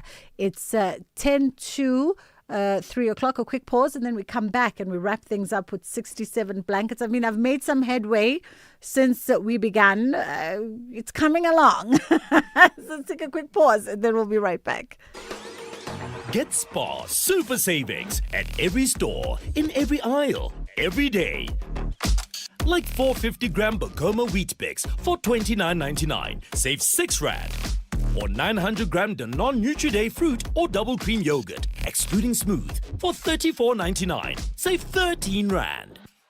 Price is valid from 8 till 21 July, while stocks last. Only at Spar. T's and C's apply. Add to cart. Love it. Let's clear your cart when I care. For real? Yeah, bo. With my cashback from MyWay, I will be getting 10% of my premiums back for staying claim-free for 2 years. So I'll have some extra cash to spoil you and let you live your way. Dad, you're the best. Real people, real cars, real rewards. For a quote, visit myway.co.za. My cashback is a feature on qualifying products paid after 2 claim-free years and all premiums paid. Premiums are risk profile dependent. MyWay is a licensed non-life insurer and FSB. T's and C's apply. MyWay. Live your way. Bridget Masinga on SAFM. All right, in our final moments as we wrap up with Caroline and Umamveli, we've been knitting for 67 minutes, 67 blankets for Mandela Day on this Mandela month. We're making headway, by the way. Here we go. See, the beginnings of a square blanket. There's progress, guys. There's progress. But you've got some events coming up. We do. We've actually started early at Hyde Park Shopping Centre. If you walk there at the centre court, there is the most magnificent chandelier made of scarves. Because we have our secret scarves. Shh. Don't tell anyone movement happening all around the country. Okay. So tomorrow I'm going to be going on the Red Bus. We've got a partnership with the Red Bus with some of our Nitwits from Madiba, and Parktown girls are going to be joining us, and it's going to be a vibe. Have you ever gone on the Red Bus? I actually have not gone on the Red Bus, guys. It is amazing to see the city from the bus, yes, and to see what's going on is quite remarkable. And then we're going to go to Zoo Lake. We're going to hang the scarves on trees with a love note attached to every scarf. Bridget, you read this love note on this scarf, this beautiful orange scarf. This is a nice orange one. Yeah. This is nice. What does it say? I'm not lost. If you are cold and need me, please take me with love. XOXO 67 blankets. Oh, this is beautiful. And this is lovely. Yeah, it's so gorgeous. Well, you can have it or give it to someone. I'll give it to someone who's hang in it on a need of tree. it. That's what we do. We're also at Ferndale and Republic. We're at the West Rand Oncology. We're all around the country tomorrow. Mandela Day, we're celebrating big time with our secret scarves in KZN, Gqeberha, Eastern Cape, Western Cape, Bloemfontein, you name it. So if you're walking home from work or you're going, just on a stroll, you'll see this winter wonderland of color, scarves hanging from trees, a beautiful sight to see. Oh, I love it. All over South Africa tomorrow. I love it. On social media, for anyone who happens to come along and sees a scarf or wants to hang a scarf, even if it's not one that they've knitted or crocheted themselves, are they able to track you on social media? Absolutely. We are all over the show. Facebook, 67 blankets for Nelson Mandela Day, in brackets SA, because we're in countries all around the world. Yeah. On Instagram, at 67 blankets. On X, it's hard saying X. I know. Twitter. On Twitter, at 67 blankets. Info at 67blankets.co.za if you want to be in touch with us. Annie Greeley, Robinson Greeley, is our chief whip. Linton Lefevre is also there cracking the whip. Bridget handles our media. Thank you, Bridget. Other Bridget. The from other Ola. Bridget.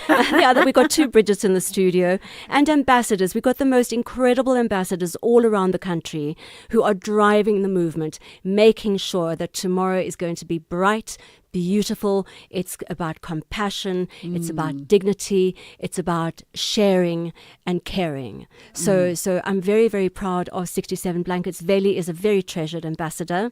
And we've got 84 in South Africa alone. Wonderful. Wonderful. I'm going to give a free idea to the other Bridget who's listening. I feel like next year, if 67 Blankets partners again with the Red Bus, just map up the route for us on social media ahead of time, which way you're going. Okay. And then let's just all come out with our scarves and our blankets and whoo-hoo! Fantastic. I mean, come on the Red Bus tomorrow. It's going to be a vibe. It's going to be a jewel. What's another hip word? We all looked at each other and said, well, we've exhausted all the hip words. So that's where we're going to leave it today. Hopefully you were inspired to pick up a needle and get to knitting, crocheting. You see, I still get confused. We are knitting today. You are crocheting today. We are crocheting today. Yes. Oh my goodness. So hopefully we've inspired you to do some crocheting, do something for someone else. 67 Blankets. Caroline Steyn, thank you so much for coming through. Mamveli, thank you. You are such a gem. Thank you. I appreciate you. Okay. Pleasure. I think I want to sign off a few seconds early just so I can gather myself and see if I'm at a corner or not at a corner right now for my next step in this situation. But it's coming along. It's coming along, guys. It won't be ready by tomorrow, but it's coming along. Thank you so much for joining us this week. It's been an honor and a privilege to be in conversation with you.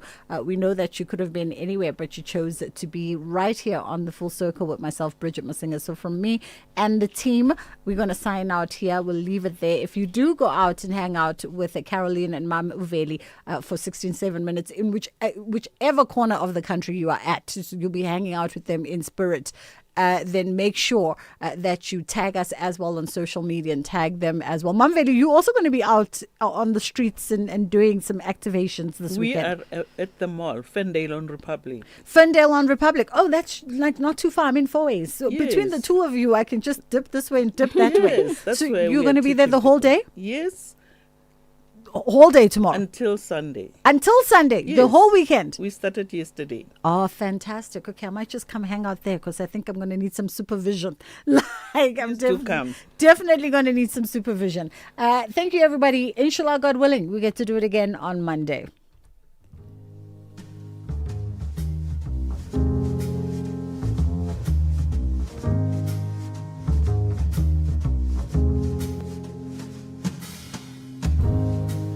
Science told the bumblebee it can't fly, its wings are too small to fly. But bumblebees didn't take that class. They still found a way to see the sky. I bet the honey tastes sweeter the more they defy the laws. So I say try, fly, fall so that you too can rise like the air and prove to the world that as the bumblebee flies, you're smelling roses as well.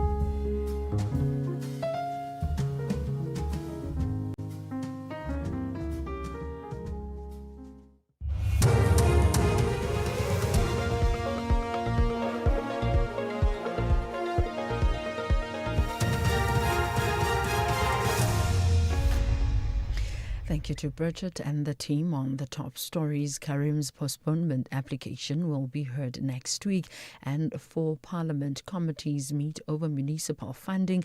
For SAFM News, I'm Ondelambana, and a very good afternoon. The postponement application for Northwest businessman Suleiman Karim will be heard next Friday. Karim has also applied for his hearing before the Madlenga Commission to be held in camera. Karim has been implicated at the Commission by alleged political fixer Brown Mokhodzi in connection with the South African Police Service's Medicare 24 tender. Evidence leader Advocate Matthew Chaskelson confirmed the latest developments. By 2000 hours on Friday, 17 July, that's today, the Commission will furnish Mr. Karim with a list of non-medical factual issues on which it presently reserves the right to take issue with the allegations contained in Mr. Karim's founding affidavit. 1.2. Together with the list of non-medical factual issues, the Commission will furnish Mr. Karim with cell phone geolocation and call record data and any other investigative material currently in its possession on which it may rely in relation to the non-medical factual issues. 4 committees of Parliament are having a joint meeting, receiving a briefing from the Minister of Finance and Cooperative Governance on the temporary freezing of funds to 69 municipalities. This after the National Treasury decided to withhold about 13.5 billion rand to the affected municipalities across the country. Chairperson of the COCTA Portfolio Committee, Dr. Zweli Mkhize, says the reason for calling the joint meeting is constitutional. These provisions are actually forcing Treasury to have a role over the municipal finances. And I'm quoting this because it's very important to indicate that where we sit as Parliament, we would have wanted to ask Treasury, what are you doing in relation to the implementation of your role in this Act and in the Constitution? Rescue teams are currently conducting an operation to locate 2 SANDF members who fell into a disused mine shaft in Roodepoort in Johannesburg this morning. According to police, the members were in pursuit of suspected illegal miners during Operation Prosper when they slipped and fell into the shaft. Their current well-being is still unclear at this stage. Gauteng Police spokesperson Brenda Moridili. On Friday, 17 July 2026, at about 6 a.m., South African Defence Force members as well as SAPS members were conducting Operation Prosper at an abandoned CRD mine in west of Johannesburg when they saw illegal miners exiting a shaft. During a pursuit, 2 members tragically fell into an open, abandoned vertical mine shaft. Mine rescue services and disaster management teams were activated immediately and are on site conducting rescue operations. Residents of the Jumpers informal settlement in Cleveland, Johannesburg, are calling for the reinstatement of the death penalty in South Africa. They were protesting outside the Johannesburg Magistrates Court, where 3 men accused of the mass shooting in the area abandoned their bail application. The accused are Lesotho nationals Michael Metsing, Jeremiah Maikutlo, and Elliot Mosia. They are accused of involvement in an incident in which 13 people were killed. These residents are relieved that the accused have abandoned bail. We are happy because they are inside. The bail mustn't come out. They must stay inside. Because if they come out, where they are going to stay? And what they are going to do? They are going to do more than what they do. They must stay inside. Till death, we are crying at the community because every time they are threatening us. Government wethu makekuthengisa ngathi ngoba yonke lento enzekayo ino government wethu phakathi ubu government yasebenza makubuye isigwebo sentambo. China's President Xi Jinping has urged global cooperation with the development of artificial intelligence. He was speaking at the opening ceremony of the World Artificial Intelligence Conference in Shanghai. President Xi has advocated for a people-centric approach to the development of AI. The BBC's Stephen McDonnell has more details. China's artificial intelligence technology sector is booming. But here, as in many countries, there's great concern regarding its potential for harm, including the use of AI to make weapons or spread misinformation. Xi Jinping has now called for a globally coordinated response. AI development should not be a solo performance by a single country, but a symphony of international cooperation, he said, adding that laws and regulations should be put in place, as well as early warning systems to prevent the technology from getting out of control. Recapping the top story, the postponement application for Northwest businessman Suleiman Karim will be heard next Friday. Karim has also applied for his hearing before the Madlanga Commission to be held in camera. I'm on Delambana for SAFM News Headlines at 3:30. And coming up in your sports this hour, Ellis names final 26 women's squad for the Women's Africa Cup of Nations. Maunga ruled out of Springbok series, and the LPL co-owner arrested in Colombo. I'll have more on these and other sports stories at 3:30. The National Pulse with Ashraf Garda on SAFM. You're listening to the National Pulse, weekdays 3 to 6 p.m. Yeah, Friday afternoon, so much happening. One may think that as we get to the end of the week, it's like old chill time. I mean, the first thing, as you know, Bridget and Carolyn have hogged the headlines for the last half an hour with their 67 Blankets campaign, understandably so. But it also means it's a reminder that tomorrow is that important day, 18th of July, an international day for Nelson Mandela, and just how we, in a world amidst so much turmoil, can latch on to some of his important leadership lessons. I would like to think that you may well talk about that anyway as a theme on the show too. But amongst the big things we'll talk about is the South Africa-Namibia Binational Commission. There's a story from the MK Party, and they are very, very clear in terms of their position for Andrea Johnson, which we'll talk about that later on. But first things first, The Limpopo Premier blames South Africans for harboring undocumented migrants, basically backyard dwellers. We'll talk about that. This is the National Pulse. So welcome to the show. I'm Ashraf Garda. Thanks for engaging, and you can do that by calling in live 086 000 2032. Then WhatsApp, text, or voice note. You know the story, 0614 104 107. And then, of course, on social media, the X platform as well as on Facebook. Welcome to the show. Let's connect, and thanks for being part of the Pulse community. Leading up to our 75th birthday in August, VW is giving you the chance to drive away in a new Polo Vivo.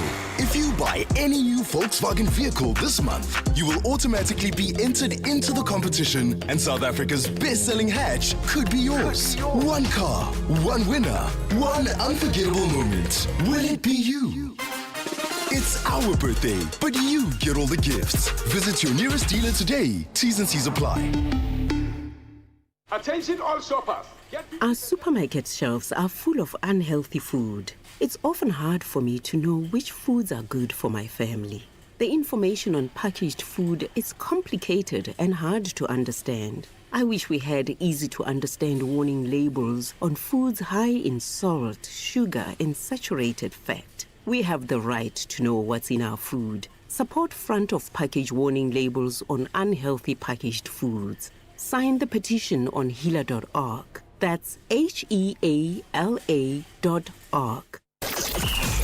Catch them Mzansi's beautiful game sport documentary. For me, Neto, really, in the club football where I've played a lot of my football to with the ladies, at times I would play as a striker. From the 5th of July to the 23rd of August 2026. Banyana governments is like Bafana governments right now at the moment. So we believe in them and we're proud of them. What they did, they did wonders to the country. Brought to you by the SAfm's award-winning drama department. Ala Bafana.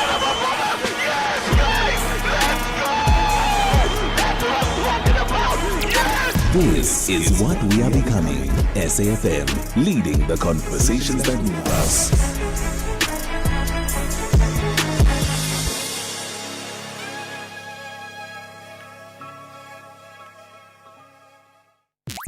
Some voices fill a room. Fellow South African, Others echo across generations. raise your roll in the name of peace. This Mandela Month, SAfm honors the life, the leadership, and the enduring legacy of Nelson Mandela. Democracy and freedom for all. Through the voices, moments, and conversations that help shape our democracy. Reflect, remember, and continue the conversation. Only on SAfm.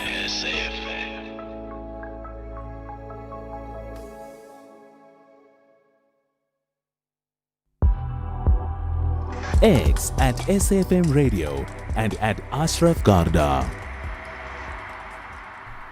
Right, let's talk about certainly one of the ongoing themes in South Africa, definitely so in the last few months, has been the issue of one may call illegal foreign nationals or undocumented foreign nationals, although some have reminded me as well, as per the conversation I had with a lawyer the other day, there are many South Africans who are also undocumented, just by the way, for a whole lot of reasons around applications not made for, in terms of birth certificates and ID documents, etc. Anyway, the Limpopo Premier, Dr. Poppy Ramatuba, has blamed South Africans for enabling undocumented foreign nationals to live in the province. By renting out backyard rooms and providing illegal accommodation. She made the remarks at a media briefing this morning following an operation targeting undocumented immigrants in the Polokwane region. So with me then is the Limpopo Premier, Dr. Poppy Ramatuba. Premier Ramatuba, appreciate you joining us here on the National Pulse. Afternoon, Ashraf, and also afternoon to your listeners. Thank you so much. Right. First of all, let me ask you this then. In terms of your statement that you've made, why did you feel a need to highlight foreign nationals living in backyards, basically? Look, Ashraf, the police, through their operational Chanela, they've been busy doing this work that we agreed that we are going to be supporting each other by getting the multidisciplinary team, be it Home Affairs, health through EMS, social development, and because sometimes you find the child be trafficking so that they can become on and of assistance or of help. Different police directorate, they've got different roles. Now, what we were able to pick up today is that, look, 339 people that were arrested. I can guarantee you 99% of them are residing at the backyard of the RDP. If you look at Greenside, it's one of the settlements that the provincial government, together with the municipality, has been able to build a number of RDP houses for our own people so that we can clear the backlog of informal settlement. Now, instead of our people to reside there, you then put up a lot of back rooms. There is illegal connection of electricity, illegal water connection, and the people that we could find, which include hardcore criminals, somebody who was wanted for murder, for house robbery, we were able to find that person. So that is what led one to be saying, as South Africans, we need to be honest. Before we call throwing stones at government, which of course the government is responsible for a number of issues, but what is our role in making sure that myself as an individual, I caution myself, when I get a tenant as a landlord, do I ask for, because there's no tenant who must come without providing identification, documentation. If it's a foreign national, obviously they will have their own passport, they will have all those. So it means we are just excited to receive the monthly fee from those tenants, not really looking at the damage that they are doing also to the image of the country, because these are, some of them are criminals who the police have been looking for, and police will not even get, because there are no fingerprints, and then you are harboring them in your backyard. Okay, so in terms of the law, I think we all understand the fact that if you're undocumented or you don't have a work permit, you could well be in the country illegally. I think we all get that, right? But from where you sit, I mean, the fact that this issue has not been fixed for over 2 decades, isn't the problem bigger than someone who's got an RDP home and then rents out the backyard for money? What I'm saying is that firstly, the porous border problem, we've been raising it for many years. And finally, government has come on board. President appointed IMC. Minister of Public Works went to Sina, for instance, Beitbridge border. He was able to acknowledge that we need to do something about this fence. Minister of Home Affairs said we need to do something in strengthening our border management. The chair of IMC, Minister Kubai, has been raising quite a number of interventions that we're doing. But as it is for now, we are saying, as a community, as the citizen, what is our role? Because it doesn't matter, government can come up with all these initiatives. The mere fact that, as an employer myself, when I employ a domestic worker, I do not ask for your ID or for your passport, for your document, for your work permit. The fact that I'm still providing access to jobs for someone who is undocumented, then it means I am also an enabler of failure to address this problem.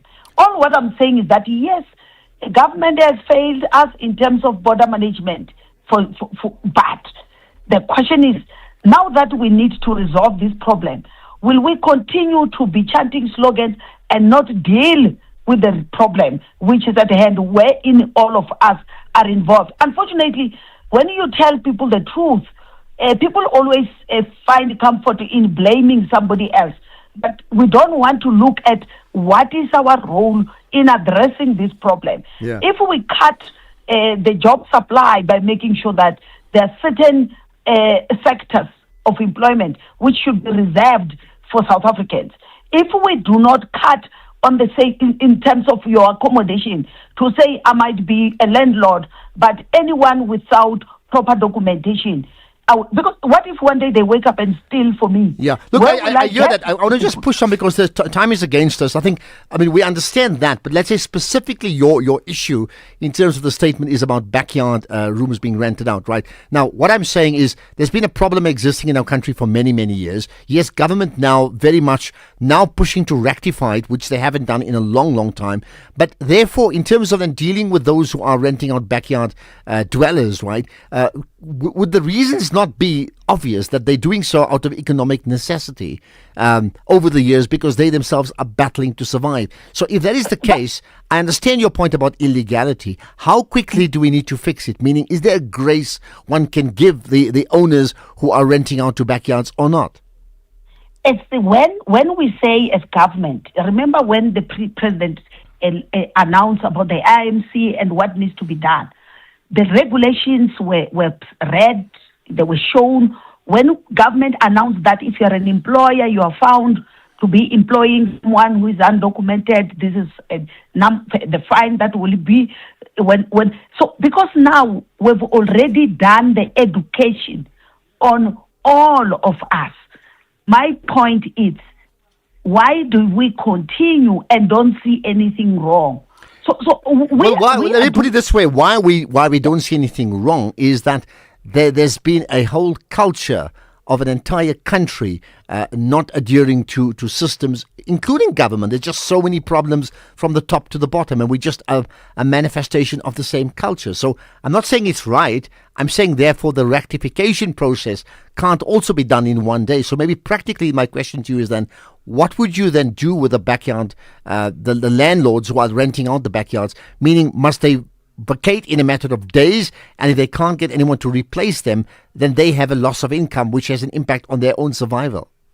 I think we've been raising this for quite some time, as early as last year, to say, if you are a landlord, will you please make sure that whoever you are accommodating have got the relevant papers? If you are an employer, whoever you've employed. So the question is, you wake up, Ashraf, join the marches and the picketing, having left those who are undocumented at your backyard. It means you know exactly. And remember when I mentioned this statement, it's because we were doing the roadblock. We were also inspecting a spaza shop. I mean, the issue of spaza shop, people were given deadlines where to say they must register. You can't say we are just hijacking them today.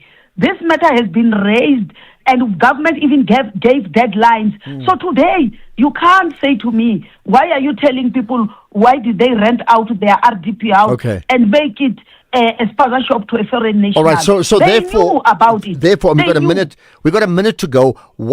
How would you want to rectify the situation now? And what sort of deadline are you giving to the landlords regarding renting out the backyard shacks or backyard rooms to foreign nationals? You see, when you say renting to a foreign national, unfortunately, we will be challenged because somebody will be legal in the country with a follow process that will be unfair. But when we say you have somebody who is undocumented, you have rented out your spaza shop or your yard to somebody who is a foreign, I can't give you deadlines because government gave those deadlines. All right, so what action will you take? Given it's more than a year. All right, so very quickly. I remember when Minister Stellan Ndabeni says, please go and register. It's more than a year. Okay, so very quickly, Premier, we got 30 seconds. Very quickly, if someone then is renting out to a foreign, undocumented foreign national right now in your province, what would you do with them right now? And you got like one line answer. We're arresting them. We're arresting and they will pay the fine. Okay, that's where we have it. Let's leave it at that. Dr. Poppy Ramathuba, the Limpopo Premier, will arrest them and they will pay a fine. That is, them is someone who's got a home, who's renting out to a backyard dweller in their home, an undocumented foreign national, and you'd be arrested on the basis of you harboring effectively a criminal, in this case, someone who's committed a criminal offense. I'm sure there'll be a reaction on that. Let's get more from you. This is the National Pulse. Cutting costs means more money for your business. Switch to Outsurance Business Insurance and you could get a massive 20% discount on your business insurance premium. Here's Marshall from Bow Electrical. I was with my other insurance for many years and then I switched to Outsurance Business Insurance. It was a one quick call. They give me a great cover and a great price. Give them a call. You have nothing to lose. I wish I have switched sooner. Get a quote to switch and save today. Visit outsurance.co.za or call 0800 60,000. Licensed insurer in FSP. TCs and information online. This Sunday evening at 7 on the Tastemaster Professional, our chefs discover that we eat with our eyes first. Guided by guest judge renowned chef Martinez Ferreira from Jordan Wine Estate, they focus their energy on plating works of art where every detail counts. When presentation is just as important as flavor, who will leave the judges in awe? Find out on the Tastemaster Professional, Sunday at 7, repeat Saturday at 4:30 and Sunday at 3:30, only on SABC2.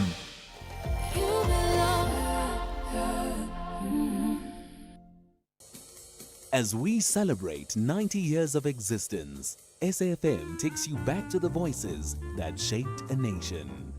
Now leave the SABC and see the tower block lit up, 27 stories of light. Move from Auckland Park into the shadow of the Hillbrow Post Office Tower.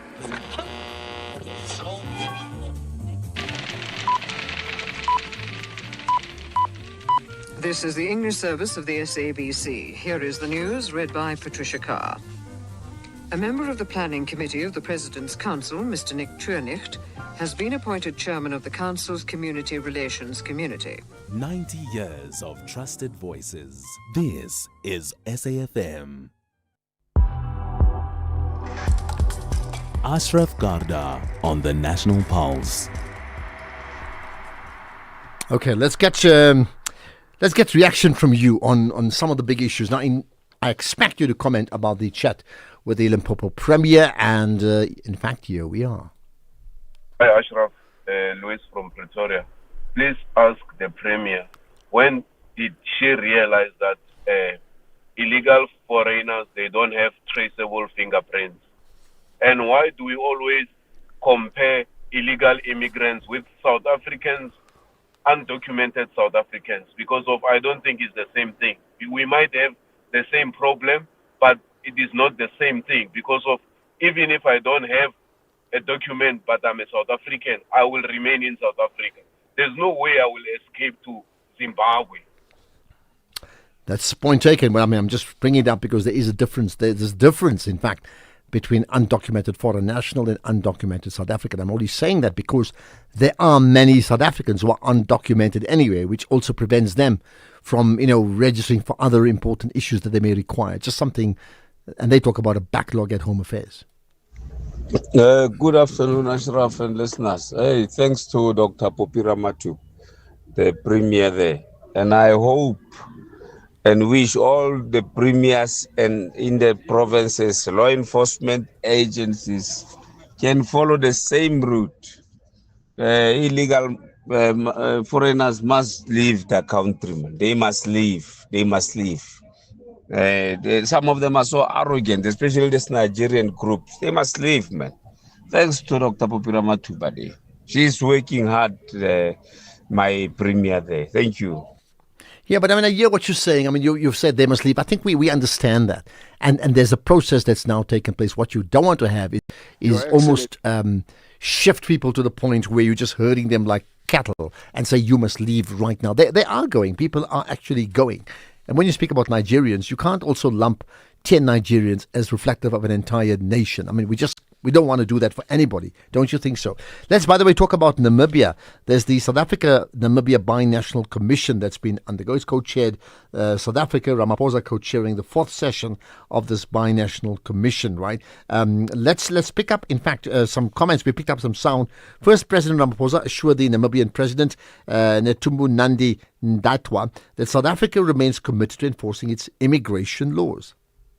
Your Excellency, migration remains a shared continental challenge requiring shared continental solutions.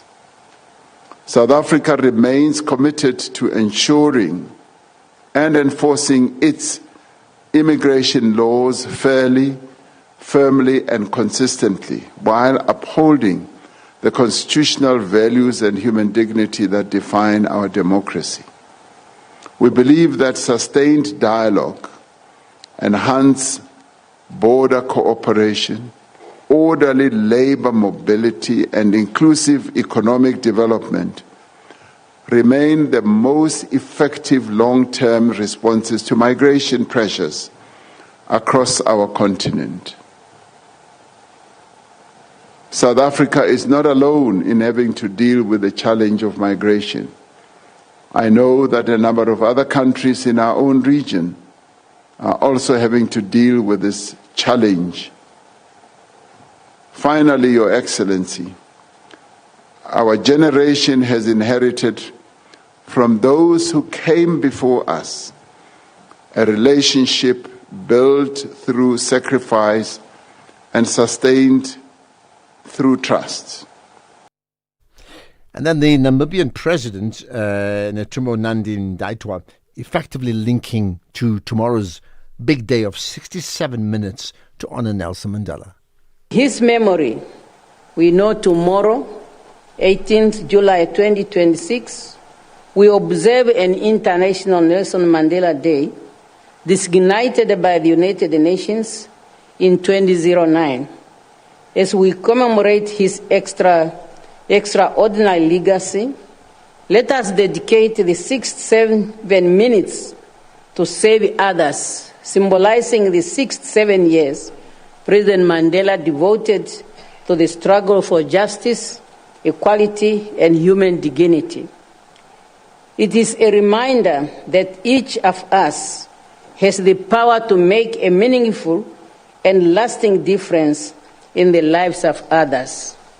As President Nelson Mandela so profoundly reminded us, and I quote, "It is in your hands to create a better world for all who live in it," end of quote.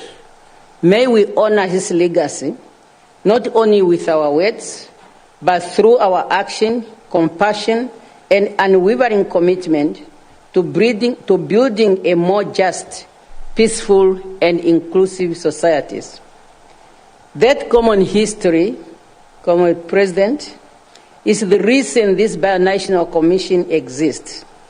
While political freedom was attained and the struggle for total emancipation of our people require us to deliver tangible economic benefit for the mutual benefit of our people.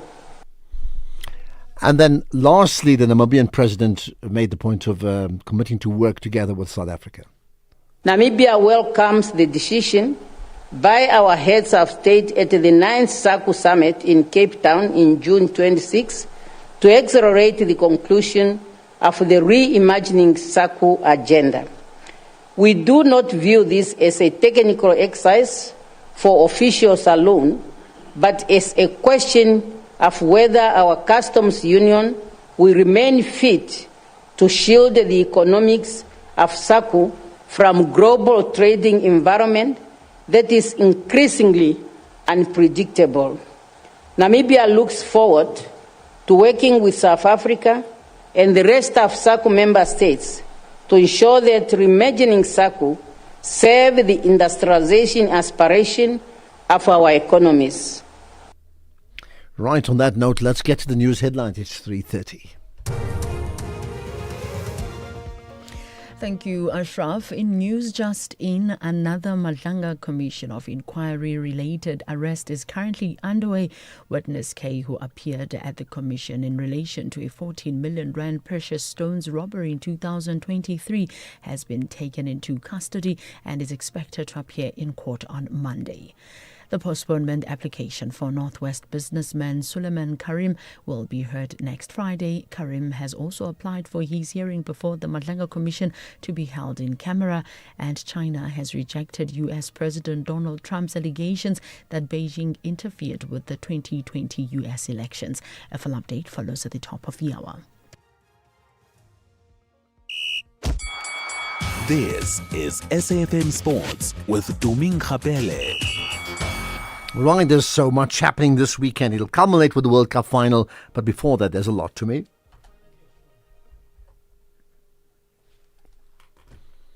Okay, we'll just try and reconnect with Tumi in just a moment. Let me remind you, this is the National Pulse. And we'll get to Tumi in just a second or two, just some connection or connectivity problem. By the way, your thoughts and your comments, I think specifically, so here's the issue.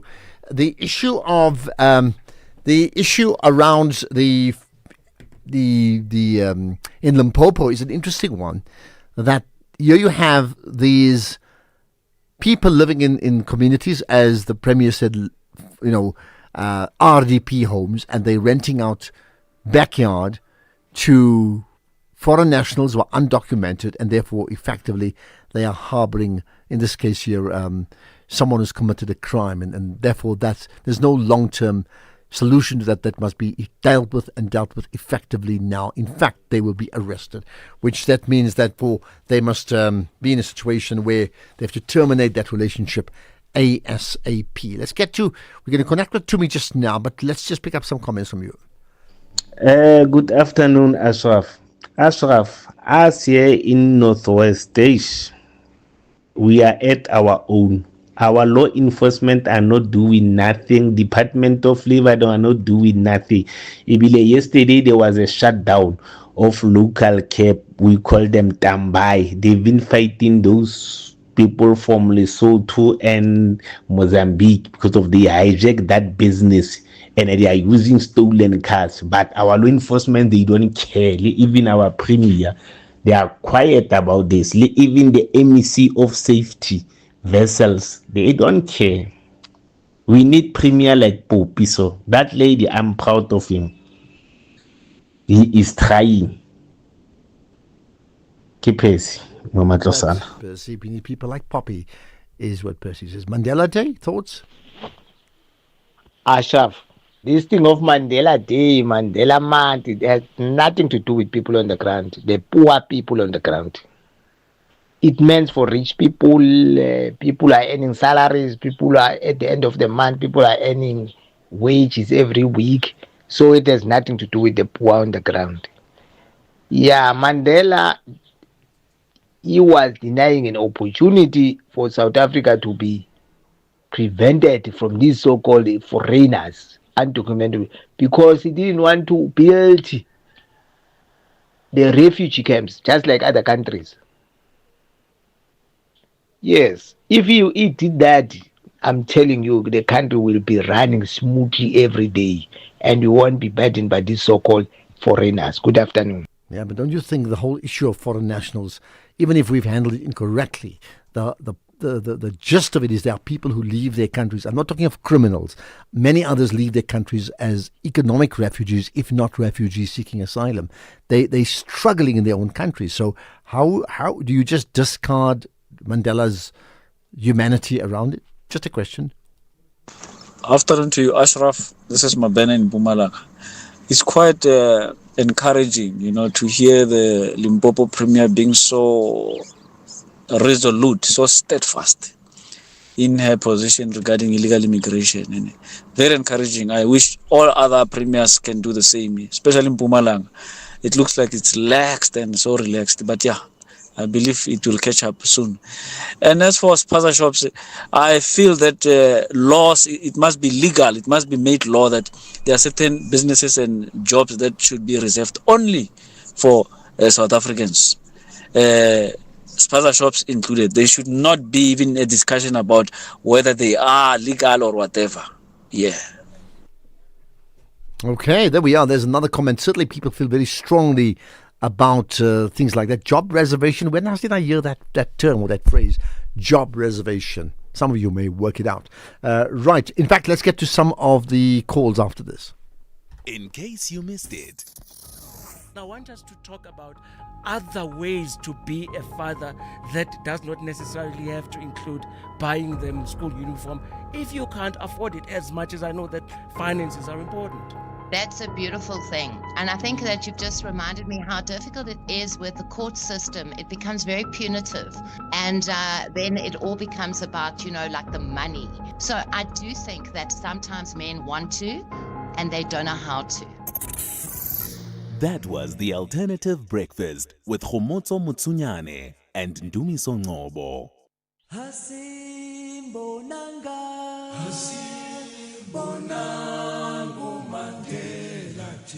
Hashtag Mandela Month on SAFM.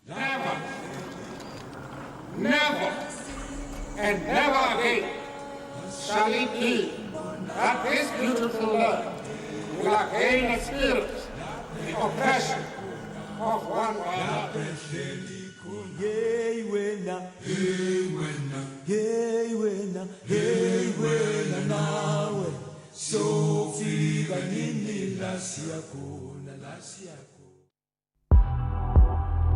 X at SAFM Radio and at Ashraf Garda.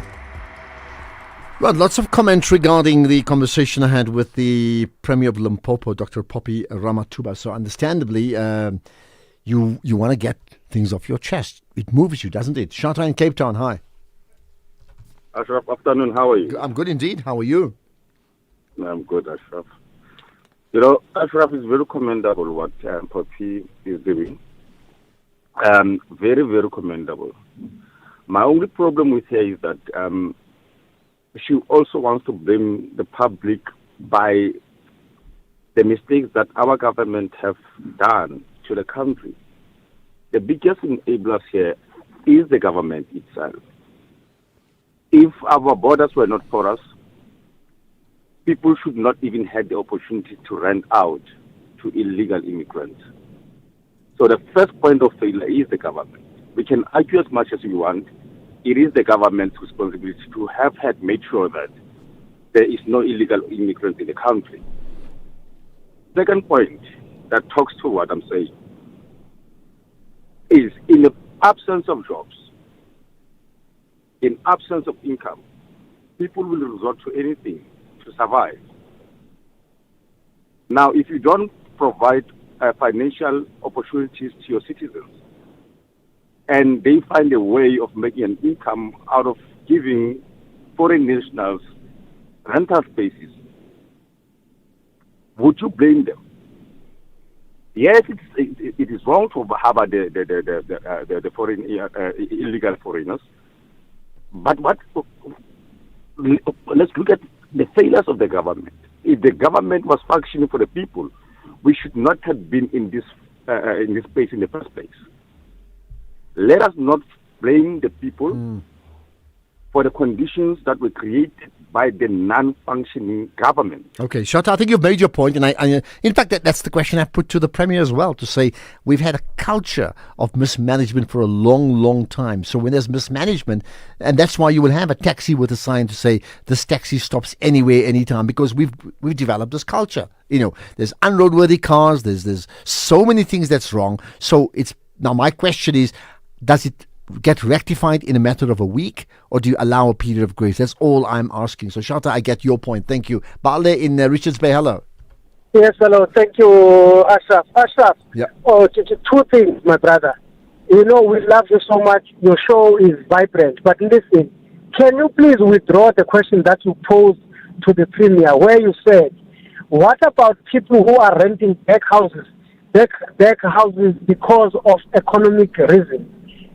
Ashraf, you are actually saying it is good for the crime of illegal immigration to be condoned, you know, because of poverty. We can't say that. That means the person if he goes to check out and steal because they are hungry because poverty, that is fine. It can't be fine. Okay, let's leave that. Before you withdraw, there's another point. Please, Ashraf, can you try and get, you know, those 12 people that were named in the Madanga Commission to say they were given money by Brown Mokhosi to go and enjoy the January 8th statement. I want those people, in fact, I want them to come to Madanga Commission and explain, to say what were they thinking, where did they think that money, that Makala money was coming from, when they were enjoying them in the gala dinners, in the best hotels in Cape Town, including flights, you know, expensive flights to Cape Town, all the way from Limpopo and Northwest. Please call those people. All right. Thank Okay. you, I'm sure the Thank you so Madanga much. Commission may be hearing it. I mean, in terms of your point, Bahle, thanks for that. But I can't withdraw it because I asked the question already, right? But you see, asking a question from my side doesn't mean I actually agree, and I want you to understand that. Sometimes people get they fall into error in that situation. Asking the question is asking a question on behalf of an audience that may asking of the same question. That means even in a court of law, if somebody has committed a crime, sometimes the punishment is reduced when there are mitigating circumstances. It often does happen. So are there mitigating circumstances that has caused people to rent out their backyards in droves because they simply can't afford to make ends meet? And in doing so, yes, I hear your point that they may well be committing a crime. Now, it's not for me to decide how to handle them. That's for the law to do so. I'm simply saying there are often mitigating circumstances, and my job is actually to ask different questions, many questions, so that we all get a range of the different issues that affect all of us from different angles. That's really what it is. Whether I agree with it or not is another question completely. Right. What we'll do is there's further comments from you. I'll pick it up as well in a moment, but there's more to come here on the National Pulse. You're listening to the National Pulse on SAFM. Now, in the meantime, there's this story. The South African Social Security Agency, SASSA as we know them, well, they've dismissed 4 officials from its NEBO office in Limpopo's Sekhukhune district after the 4 were found guilty of involvement in a 33 million rand social grants fraud scheme. The dismissals follow an internal investigation that uncovered how the officials allegedly manipulated the social grants system while working with external syndicates. You see, this type of thing has been widespread in our country. We just need to know that. We talk about undocumented foreign nationals who are committing crime, and I often use the example, yes, you're right, but there are also South Africans who are doing the same things in a different way. Anyway, with me, Tebogo Tshipi, the SASSA Senior Manager for Communications and Marketing, as well as Customer Care Unit. Tebogo, appreciate you engaging us on the National Pulse. Good afternoon to you and to SAFM listeners. Thank you. I mean, this issue of 4 officials being dismissed, the good news is they are dismissed. The bad news is it relates to a 33 million rand social grants fraud. I mean, it's another blight in terms of the way how people take advantage of loopholes they may find in the systems temporarily, if not permanently, right? Yeah, it's a total blow because that means 33 of the social grant beneficiary, 33 million of the social grant has been wasted. And as an agency, obviously, we are not happy about the issue.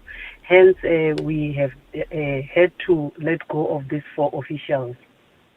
And the only thing that gives us comfort is that even the appeals committee has upheld the dismissal. So now what it means is we need to now institute the criminal side of things, the investigation, and then the issue has been handed over to the law enforcement agency. Okay, so the criminal investigations will continue. Therefore, at this point in time, on what grounds have they been dismissed? On the ground that they have fizzled with the processes, the application processes, and they have also approved ghost beneficiaries on the systems. Because what happened is some of the beneficiaries who were on the system, when we interviewed them, they did not even know that they were receiving the old age grants. Okay, well, and maybe that explains it. I was going to ask you just the system. I mean, how was it uncovered then that they had created these ghost beneficiaries? What happened is there was an influx of applications at our NEBO offices, and the risk and fraud unit obviously picked it up. And when we checked some of the surnames, they were not common in that area, because in an area you'll have common surnames, but you'll have other surnames that are common in KZN or in Cape Town. So that then raised a red flag for us, and that's when the risk and fraud picked it up, and then they started to do the investigation, and the investigation revealed a whole lot of issues, that there were about 574 ghost beneficiaries on the system. Who are these people? What can you tell us about them? I know they haven't appeared in court, but what can you tell us about them? All we can say is that they were officials that were based in our neighbor offices. So for now, we are not able to tell you their names, but they were officials that were working with a social grant. Okay, what happens next in the process besides, the legal process now taking over? What needs to happen is now we need to also institute a process whereby as the agency we can see how we recoup the money from them, because 33 million is a lot of money.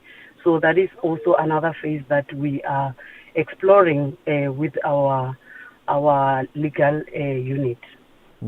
What for you is the big lesson to learn in going forward to prevent this type of capital outflow of 33 million rands? Maybe what we also need to explain is this issue ran from 2021 to 2023. That was before we did our system upgrade. Now, as the agency, what we are doing, we have what we call biometric verification. We have the reviews. We have the e-life certification. We have the face recognition.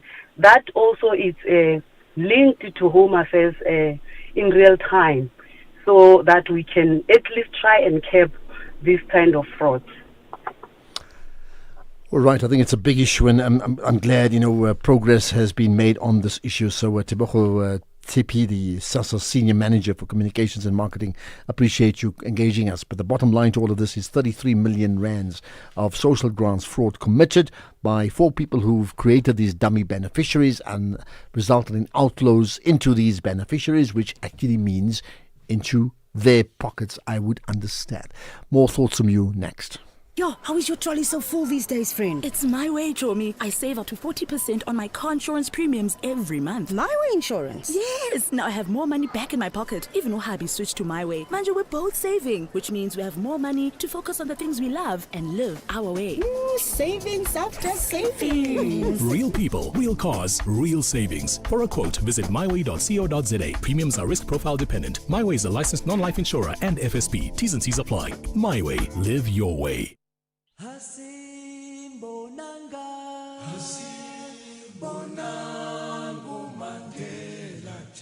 Hashtag Mandela Month on SAFM. It is in your hands now. July is Mandela Month on SAFM. A month to ask the difficult questions. 30 years into our democracy, what have we built? What have we broken? And what remains unfinished?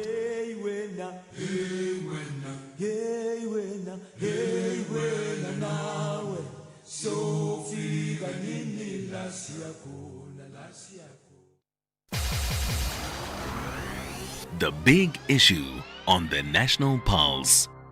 Right, all week we've been focusing on the big issue, which this week has been on illegal mining in South Africa, the who, what, when, where, why of that. Well, specifically today we're looking at the issue of artisanal and small-scale mining, and do we need to formalize that industry? Let's find out more about it with Dr. Kgotatso Kgengletwa, founding director and artisanal and small-scale mining expert. Appreciate your time. Thanks for joining us on the National Pulse. Thank you so much for having me this afternoon. Thank you. Interesting. First of all, when we say, should we formalize artisanal and small-scale mining, does the fact that it's not formalized means what right now? The fact that it's not formalized right now basically means that even if there was an opportunity for people who are doing it to do it legally, there is nothing for them to do. And for the formalization of the sector makes it impossible for them to have an opportunity to do it legally, as currently there's no avenue to do it legally. So formalization is basically a question of whether or not there's an opportunity to make it be economically viable for the people who want to participate in the sector. Yeah, do we link the fact that it's not formalized to suggest that it's actually illegal? That form of mining, or not? Yes, because currently The fact that it's illegal makes there to be no opportunity for formalization. Because remember, formalization starts with legality. Although formalization is more than regulation, is more than legalization, but the fact of the matter is that formalization begins with the fact that it is legalized, in the fact that there's legalization, there's regulation, or there is some form of regulation regarding artisanal mining.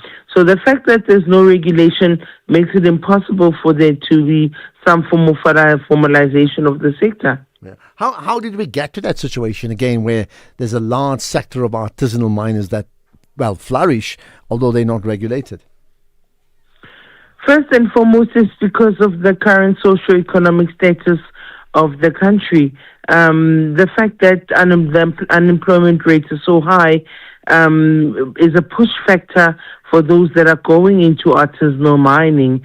The fact that there is no jobs in the country makes it impossible for them to find an alternative avenue for them to do some sort of mining. And because of this, you find that the illegal miners or the informal miners do it illegally, even though there is no alternative for them to do anything else.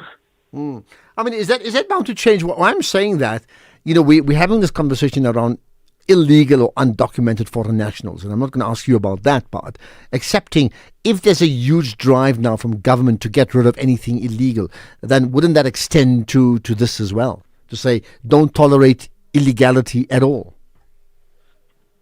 Yeah, of course, the government would say that don't tolerate anything that's illegal. But, I mean, is that really the most progressive way to deal with the sector? That is the question.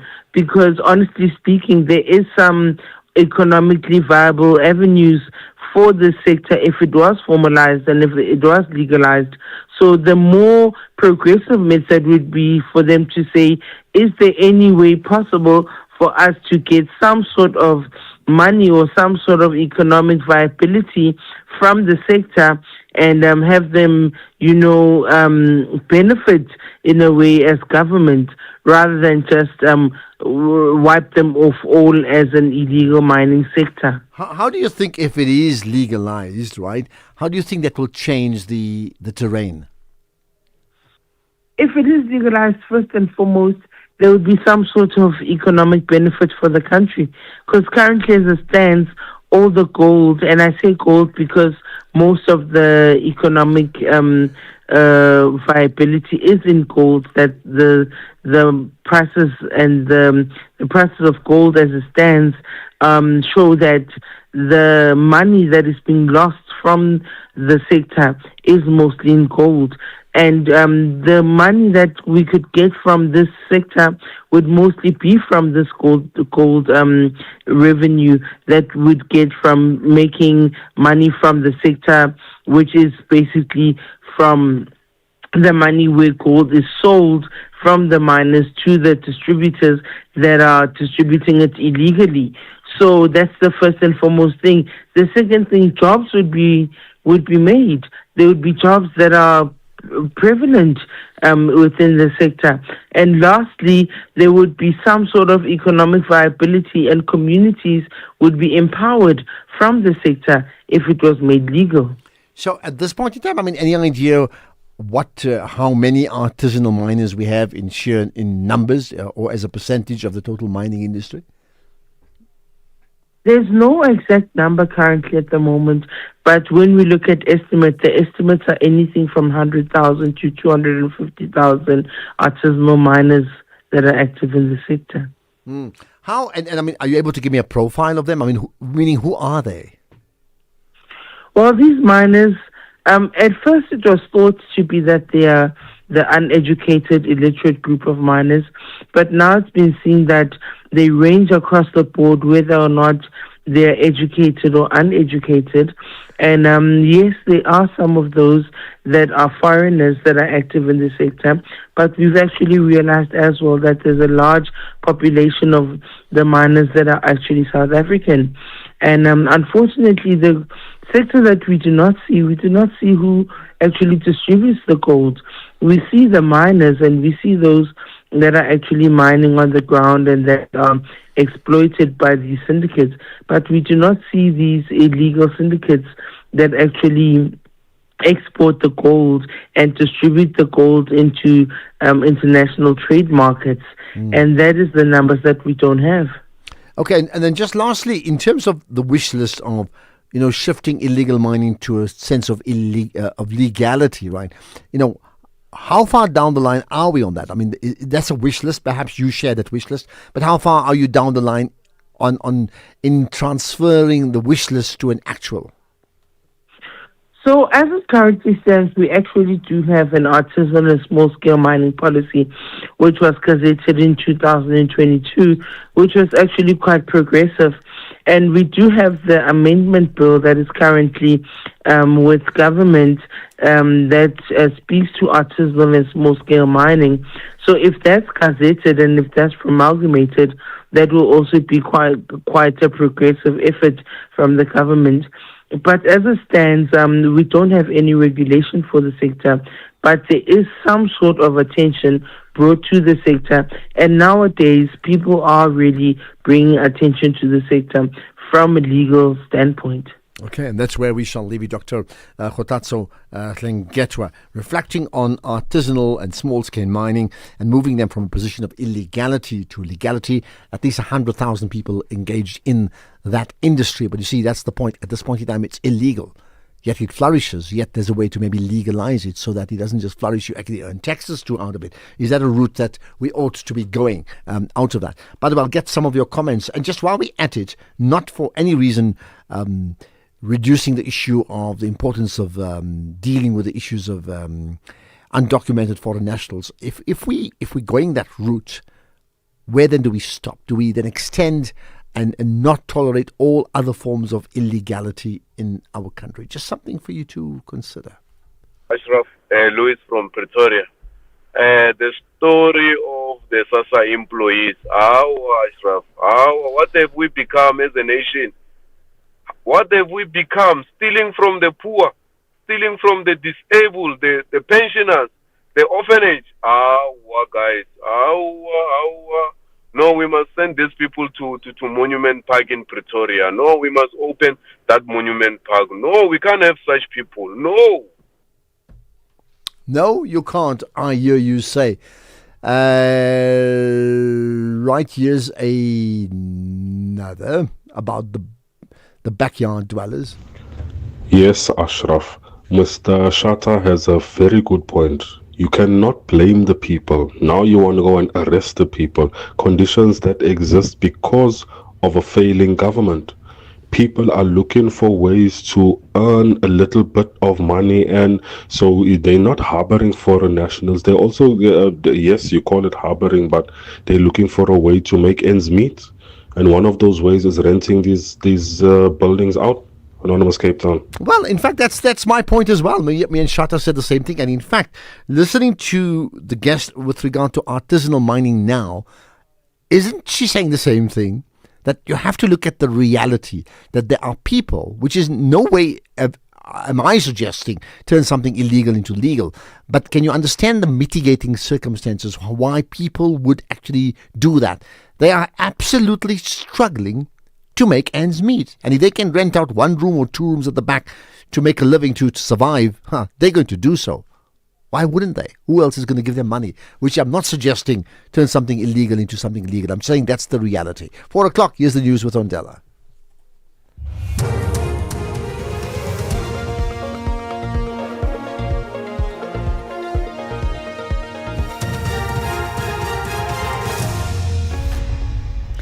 Thank you, Ashraf. On the news, on the top stories, arrest underway related to Madlanga Commission, and China rejects claims of meddling in U.S. elections. For SAFM News, I'm Ondela Mbana, and a very good afternoon. Another Madlanga Commission of Inquiry related arrest is currently underway. Witness K, who appeared at the commission in relation to a 14 million rand precious stones robbery in 2023, has been taken into custody and is expected to appear in court on Monday. The postponement application for Northwest businessman Suleiman Karim will be heard next Friday. Karim has also applied for his hearing before the Mahlenga Commission to be held in camera. Karim has been implicated at the commission by alleged political fixer Brown Mokhotsi in connection with the South African Police Service's Medicare 24 tender. Evidence leader Advocate Matthew Chaskelson confirmed the latest developments. By 2000 hours on Friday, 17 July, that's today, the Commission will furnish Mr. Karim with a list of non-medical factual issues on which it presently reserves the right to take issue with the allegations contained in Mr. Karim's founding affidavit. 1.2. Together with the list of non-medical factual issues, the Commission will furnish Mr. Karim with cell phone geolocation and call record data and any other investigative material currently in its possession on which it may rely in relation to the non-medical factual issues. South Africa's new industrialization policy is focused on the next 2 decades rather than the next election cycle. That's according to Deputy President Paul Mashatile, who delivered the keynote address at the second International Special Economic Zones Conference in Durban. Mashatile described special economic zones as key catalyst for reindustrialization and economic growth. South Africa has 13 SEZs across almost every province, which have attracted more than 32 billion rand in investment over the past 8 years and created about 30,000 jobs. He says government's long-term vision is to become fully integrated with local businesses and communities. A young person in Mthatha should be able to envision a career path that starts at the TVET college, progress to an SME supplier, moves to a factory floor in East London, IDZ, and ultimately leads to an export market. Public Protector Advocate Koleka Gcaleka has found that Gauteng municipalities have failed to enforce food safety and business bylaws within the informal spaza shop sector. She says this included South Africans aiding and abetting foreigners in operating these businesses. She was briefing the media to provide an update on an ongoing systemic investigation into allegations of inadequate enforcement by various organs of state of prescripts regulating food safety and hygiene standards in Pretoria. Gcaleka also raised concerns about food safety in the country. Verified possible cases of corruption, fraud and false declaration involving local citizens, aiding and abating illegal migrants to conduct a business and access spaza shop support fund within the Republic, entering into an agreement with him or her for the conduct any business or occupation, providing accommodation or letting any immovable property in the Republic to him or her in contravention with the applicable law. Social Development Minister Dinah Bule says plans to bring bigger permanent government offices to address the challenges faced by the growing community of Dakakral in Mpumalanga are at an advanced stage. This follows concerns about residents of the area who say they must travel to faraway towns such as Ermelo and Forecrest to access essential government services. This includes services from SASSA and Home Affairs, among others. The minister is currently leading the integrated community registration program in the area. This area for me, it's very strange that it grows so fast, even though it's very rural and there's not much of economic activities. So what we have planned here is that whatever service that we have brought here, for an example, we have brought SASSA with all the services that are there in SASSA. When we walk out of here and there are people who say we have not been assisted, all of them are going to be assisted. But in the instance that there are those that have not been assisted, we are going to follow up and assist them at the office. China has rejected U.S. President Donald Trump's allegations that Beijing interfered with the 2020 U.S. elections. President Trump's comments come ahead of a planned visit by Chinese President Xi Jinping to the U.S. in September, as SABC News correspondent Laura Westbrook reports from Hong Kong. China's foreign ministry spokesman called the U.S. allegations fabrications and malicious smears. The spokesman said that China adheres to the principle of non-interference in other countries' internal affairs, and it has no interest in interfering in the US elections and has never done so.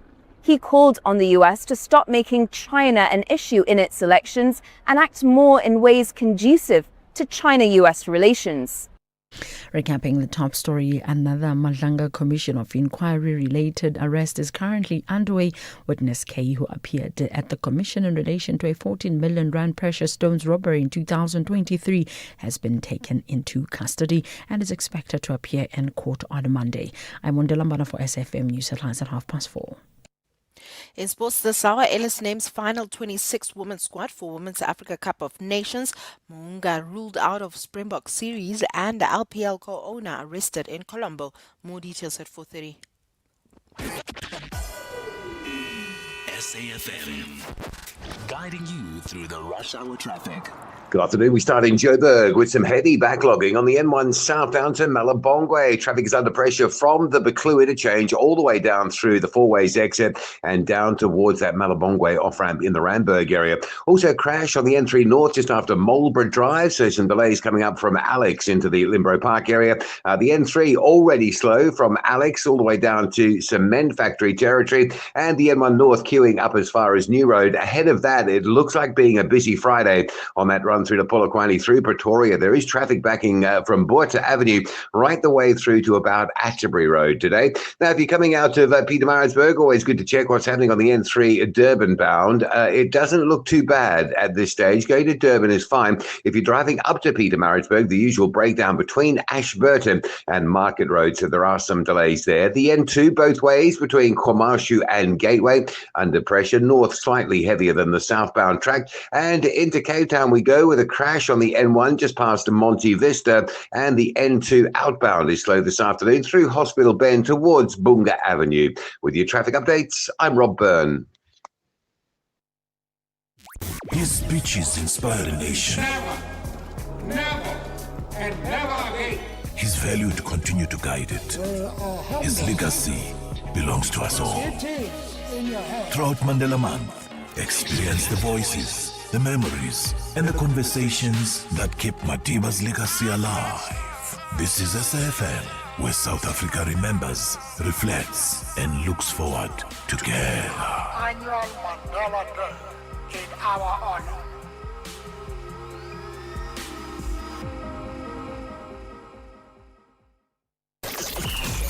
Catch them Mzansi's beautiful game sport documentary. For me, Neto, really, in the club football where I've played a lot of my football, so with the ladies, at times I would play as a striker. From the 5th of July to the 23rd of August 2026. Banyana governments is like Bafana governments right now at the moment. So we believe in them and we're proud of them. What they did, they did wonders to the country. Brought to you by the SAfm's award-winning drama department. Hala Bafana Bafana.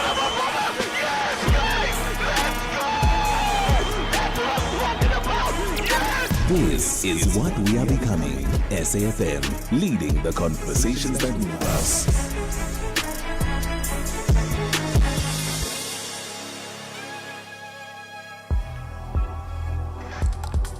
Ashraf Garda on the National Pulse. Right, lots more to come. In fact, we'll chat to the Office of the Public Protector in a few minutes' time around that issues of, just food security. Well, in this case, not just security, food poisoning and food safety. We'll talk about that just now. There's also the ICASA public hearings into rapid deployment of electronic communications. It must impact on all of us, doesn't it? And of course, we'll take your calls as always. We'll have a feature on media marketing coming up around 10 to 6 or 10 to 5, in fact. Listen out for that. If you're listening in for the very first time, let me know so I can give you a shout out. Absolutely. And if you're calling in, it's 086 000 2032 to call in live, and then WhatsApp 0614 104 107. By the way, what's your plans for Mandela Day tomorrow? What's your specific plan around that? You can also tweet us, hashtag the National Pulse, tag SAfmRadio and myself, Ashraf Garda, on the X platform, and do the same on Facebook. So we basically got all the bases covered. If you're listening in for the very first time, don't forget, do let me know.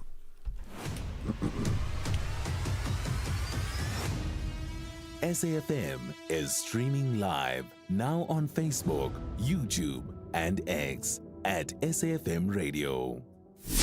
Ashraf Garda on SAfm. So, I mean, there's certainly been lots of emotional issues around the fact that some of the foods that we consume in the country and in certain provinces, in this case, Gauteng in the informal sector, are not safe. So there's been an investigation into that by the public protector. And as a result of that, they have a report based on that. Let's find out more what's come out of it with Vusi Dlamini, head of the Public Protector's Office in Gauteng. Vusi, appreciate you engaging us on the National Pulse. Good afternoon, and good afternoon to your listeners. Thank you for your time. Right, let's start with this. Give us like maybe the high-level findings of your report that's come from the investigation. No, thanks for an opportunity. Obviously, we started this investigation in November 2024 after a complaint lodged by Mr. Zungula, and the allegations related to inadequate enforcement of prescripts regulating food safety in the country as a result of a spike in the cases of foodborne related illnesses and death. And we conducted this year as a systemic investigation covering all 9 provinces. But the report that the interim report that is issued today relates to the findings in Gauteng. Okay, let's talk about then the findings in Gauteng. What are they? No, in Gauteng, amongst other things that the public protector has found is, of course, a picture painting revelations related to an ineffective system of enforcement of prescriptions regulating food safety and hygiene standards.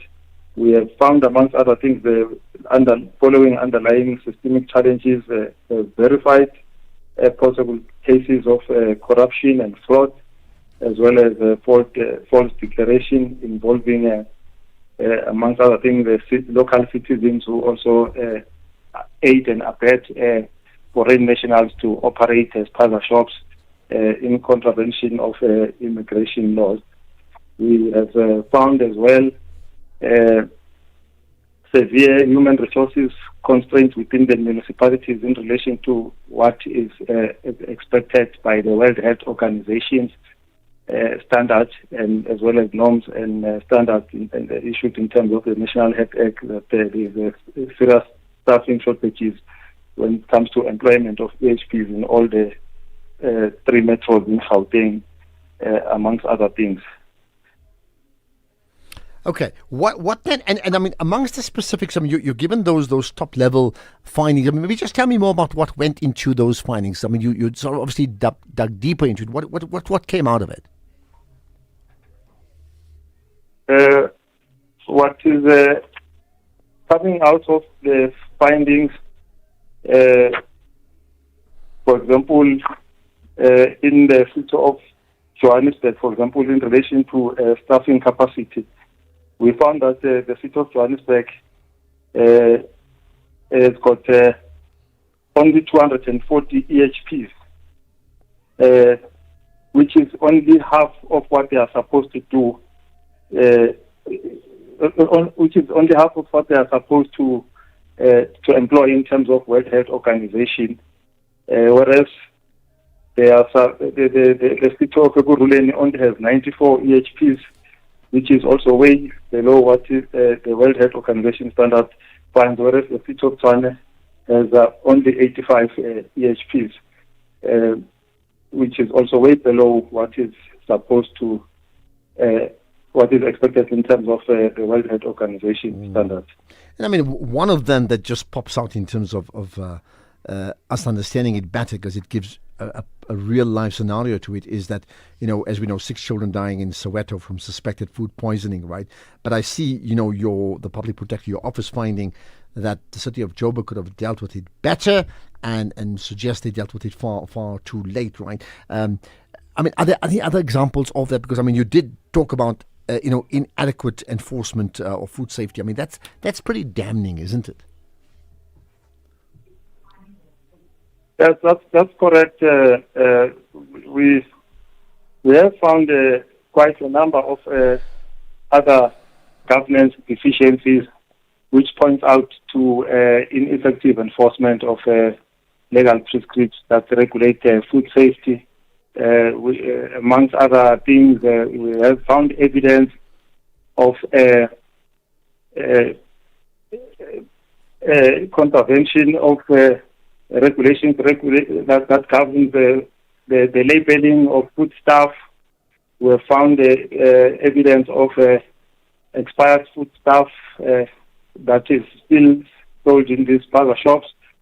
We have also found evidence of repackaging, amongst other things, and a lot of other contraventions related to hygiene practices, with some instances of some of the shop operators living in these shops, and in some instances the shops not being compliant with the fire regulations, including the ventilation and including the requirements that are expected of these shops under. I mean, look, all of it, and I mean, I'm not expecting you to answer this, but all of it, and if I look at the issues of us dealing with foreign nationals, which is a completely separate issue, right, undocumented, it talks about years and years of mismanagement, and now we're paying the price for it, right? So to go back to the issues about food safety, you made some recommendations, right? What are they? Yeah, in terms of the recommendations that we are making, especially to the Premier of Gauteng, we recommend that the Premier should establish a technical committee which comprises of representatives from the Department of Cooperative Governance, from the Department of Health, from the Department of Economic Development, the Provincial Treasury, and the South African Local Government Association, as well as the municipalities themselves and any other stakeholder, with a view that they should sit and assess the capacity issues facing the municipalities in Gauteng, all the governance issues that are highlighted in the report, including the budgetary challenges that are affecting the municipal health services, as well as the local economic development departments, which are responsible for processing of the applications of the licenses. So I mean, last time, this is a provisional report. And we're talking about Gauteng. When will the final report itself be delivered? We are working around the clock to ensure that we deliver the report as soon as possible. But ordinarily, in terms of our rules, we expect that all the affected parties should respond within 10 days, and thereafter we consider those responses and incorporate them in the final report. And as soon as the report is ready, thereafter we should be able to finalize. So just to be clear, when you say affected parties must respond, so who would the affected party be? I mean, in terms of your investigations, would it be an entire industry, or would it be individuals that you identify? No, the affected parties will obviously include the municipalities in Gauteng, which are implicated in our findings, especially the 3 metros and the 2 districts, and of course the other provincial departments like the Department of Health, the Department of Education in Gauteng, and the National Department of Agriculture. Okay, got that. Yeah. Thank you for your time. Much appreciated. That's Vusi Dlamini, Head of the Public Protector's Office in the Gauteng province. This is the National Pulse. Ashraf Garda is streaming live now on Facebook, YouTube, and X at SAfmRadio. The greatest tribute to Nelson Mandela is not found only in monuments or memorials. Our struggle for freedom and justice was a collective effort. But in the choices we make every day. Mandela Day will not be a holiday, but a day devoted to service. This Mandela Month, join SAfm as we explore the work still to be done in building the South Africa he envisioned. It is in your head.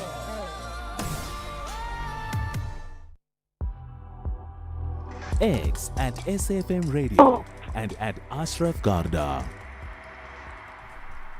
Right. So listen, you can respond to that conversation I had with from the Public Protector's Office around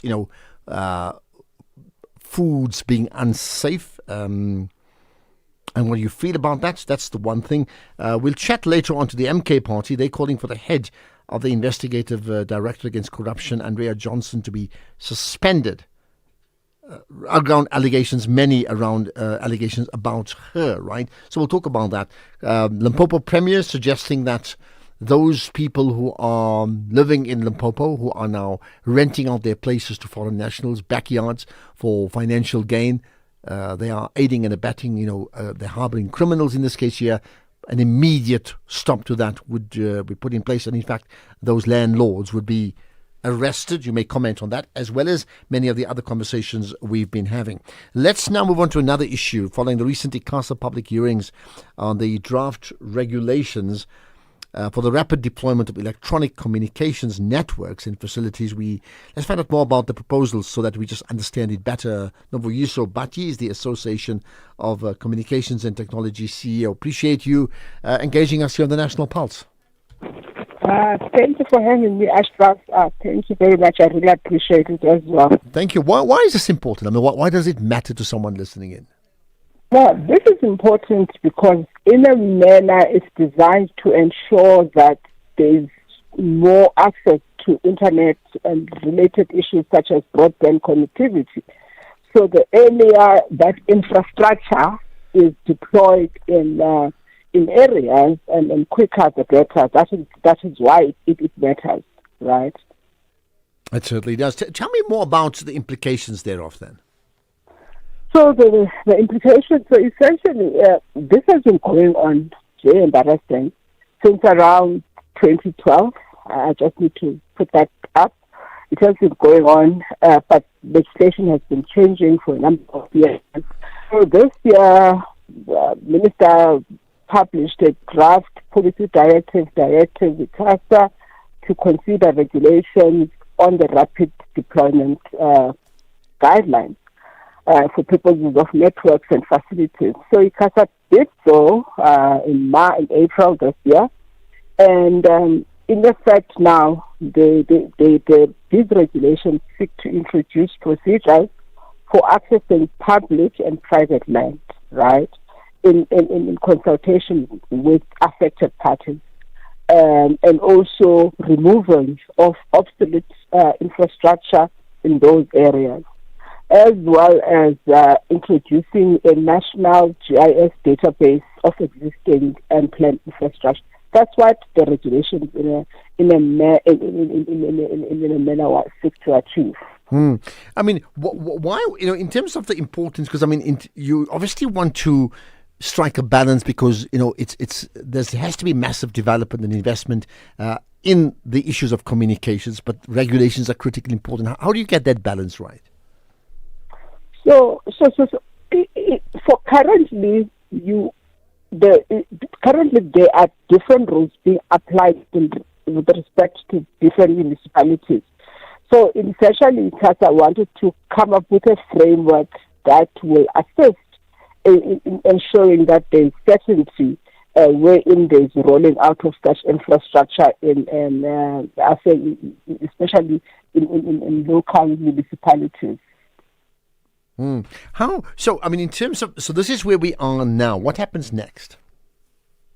ICASA now has to consider all the inputs that have been made by our people such as ourselves and other members of the public, and come up with a final regulation. But I think it will be remiss if we don't state that there is a requirement that ICASA has to as well talk to other affected parties, such as your Department of Copter, SALGA, municipalities, and relevant property bodies, because this affects not just licensed players, it affects the municipalities that are getting revenue, are the ones that in some instances rates and taxes are paid that are related to.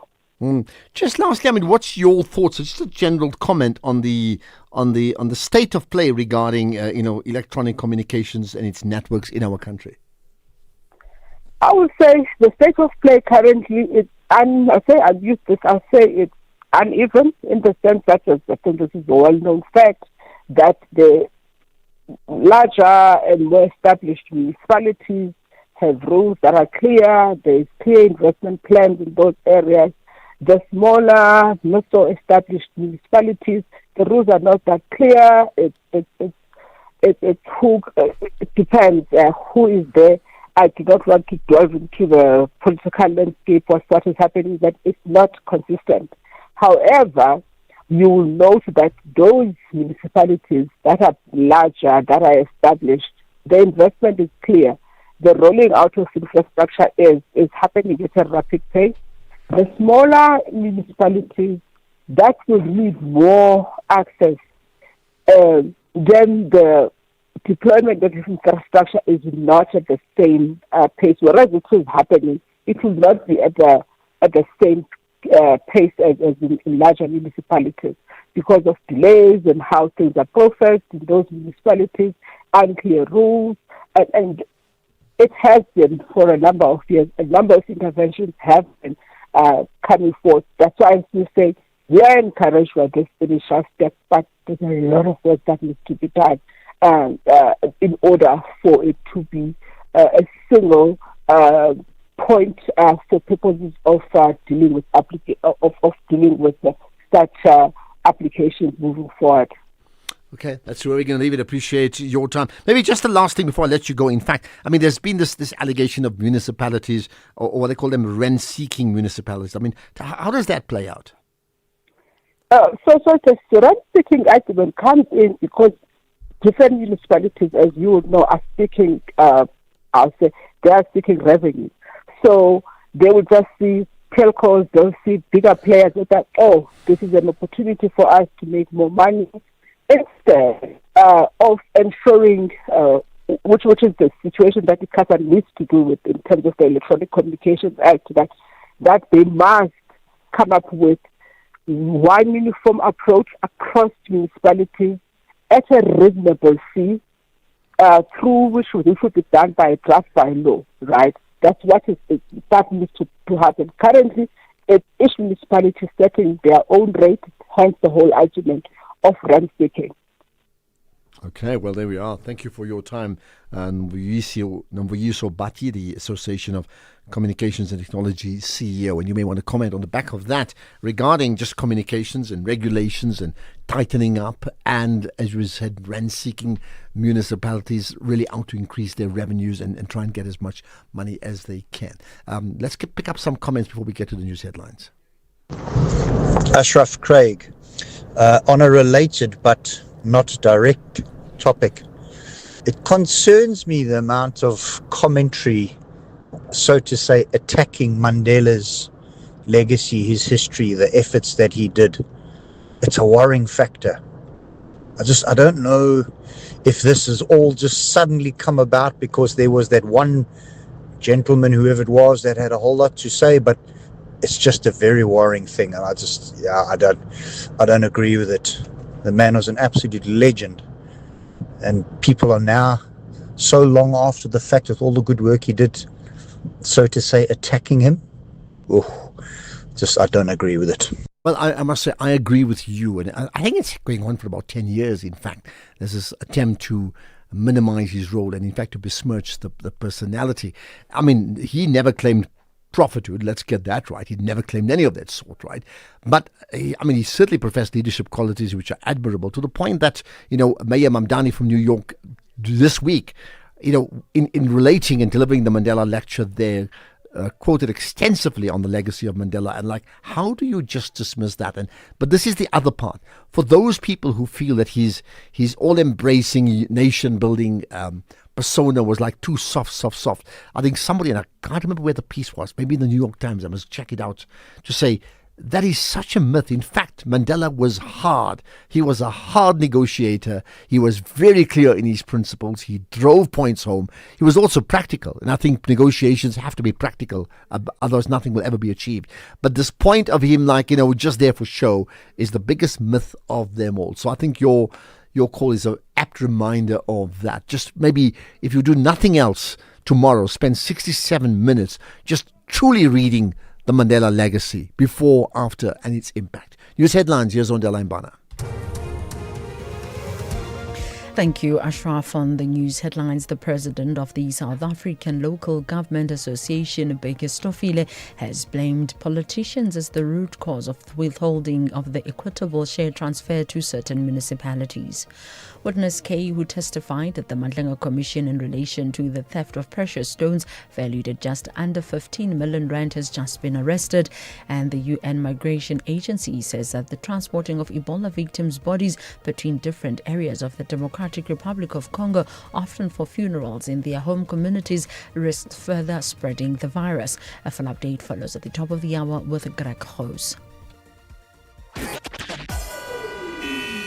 SAFM, guiding you through the rush hour traffic. It's a high volume Friday around Pretoria, so big volumes and a crash as well. The crash on the M1 North at Atterbury, that's got traffic all the way back almost to John Foster Drive in Centurion. Further up, there's a crash between Mokopane and Polokwane near the ranch, so expect some delays approaching that scene as well. Joburg's fairly slow go, the N1 Beclue down towards Bayers Nordia today. The Mike 1 Santon through to Crown, the N3 from Linbro Park heading through towards Germiston, and the N1 up through Beclue as far as New Road. Fully loaded really on the highways, right around and up and down all over Joburg and Midrand today. Breakdown on Durban's N2 North after Komashu, so queues from Queen Nandi Drive. The M19 roadwork still slowing traffic at Reservoir Hills on your way out towards Germany, New Germany and Pinetown. Bit of traffic pressure on the M7, whether you're bluff bound towards the N2 or Pinetown bound up towards Belleville Road. That section of the M7 slow both ways. Breakdowns at Ashburton on your way into Pietermaritzburg, so that's fairly heavy. And Cape Town, the N7 going north, don't forget the roadworks, one lane open opposite Dunoon. Friday volumes there with a clog back as far as Plattercliff Road. With your traffic updates, I'm Rob Byrne. This is SAFM Sports with Duming Khapele. Right, to me, let's talk sport. Let's talk Banyana. Yes, Banyana, but Coach Desiree Ellis has announced her squad for the Women's Africa Cup of Nations. The squad includes a mix of experience and youth, the likes of Refile Jani, Tembi Khatlana, Linda Mutlalo, Bambanani Mbani, Hilda Magaya, amongst others, represent the side that's more experienced in terms of the group. And then there's new blood in Luna Temba Mhlongo, Kuzo Pila, Isabella Ludwig, and Zoe October, who was born in 2008. She's the youngest player in the squad. Here's assistant coach Tina Songe, who says that it's not the end of the road for those that were not chosen. We had a long chat with them yesterday. They're still on the standby. They're still part of this team up until we kick off the first match. So they even trained this morning. So it doesn't mean that they're not good players, man. We just have to cut the five, and it just happened that it's one of them. Meanwhile, crucial for the implementation of the video assistant referee in South Africa is the finalization of the agreement and also timelines between the South African Football Association, its special member, the Premier Soccer League, and also other competitions. Now, this is how CAF VAR instructor and member of the VAR project team, Jerome Damon, responded to SABC Sport when asked about how long the VAR training will take. And Damon says that the training period can take anything from 10 weeks. I don't want to say long process, but there is a process because time is determined by the resources available and the time that we have available to train. So you could train somebody to be a fully fledged VAR within 10 weeks, I want to say, but then it could also take more than that. So I don't really want to put a timeline to it, but it is a process. And so with the process, I think we also need to be, as much as there's a training process, there's also a process between the mother body and FIFA and the competition managers. That also needs to be a process. So we can't put the cart before the horse. Where we are now is now we wait on the federation and those role players to make the announcements, to make the next decisions as to where do we go to next with VAR in South Africa. And we are excited. So we sit and we wait and we see where do we go to next from here. In the meantime, the countdown is on for the biggest match in the world football, the FIFA World Cup 2026 final between Spain and Argentina. Well, World Cup winners will receive championship rings for the first time, a custom usually associated with American sports like NFL and the NBA. 30 rings will be made available to the world champions, with a further 1,996 rings to go on sale to fans. Remember, you can catch that final on SABC3 and SABC Plus from 7 p.m. The build-up with the coverage over all SABC radio stations, and obviously we do have you covered with regards to SABC Sport.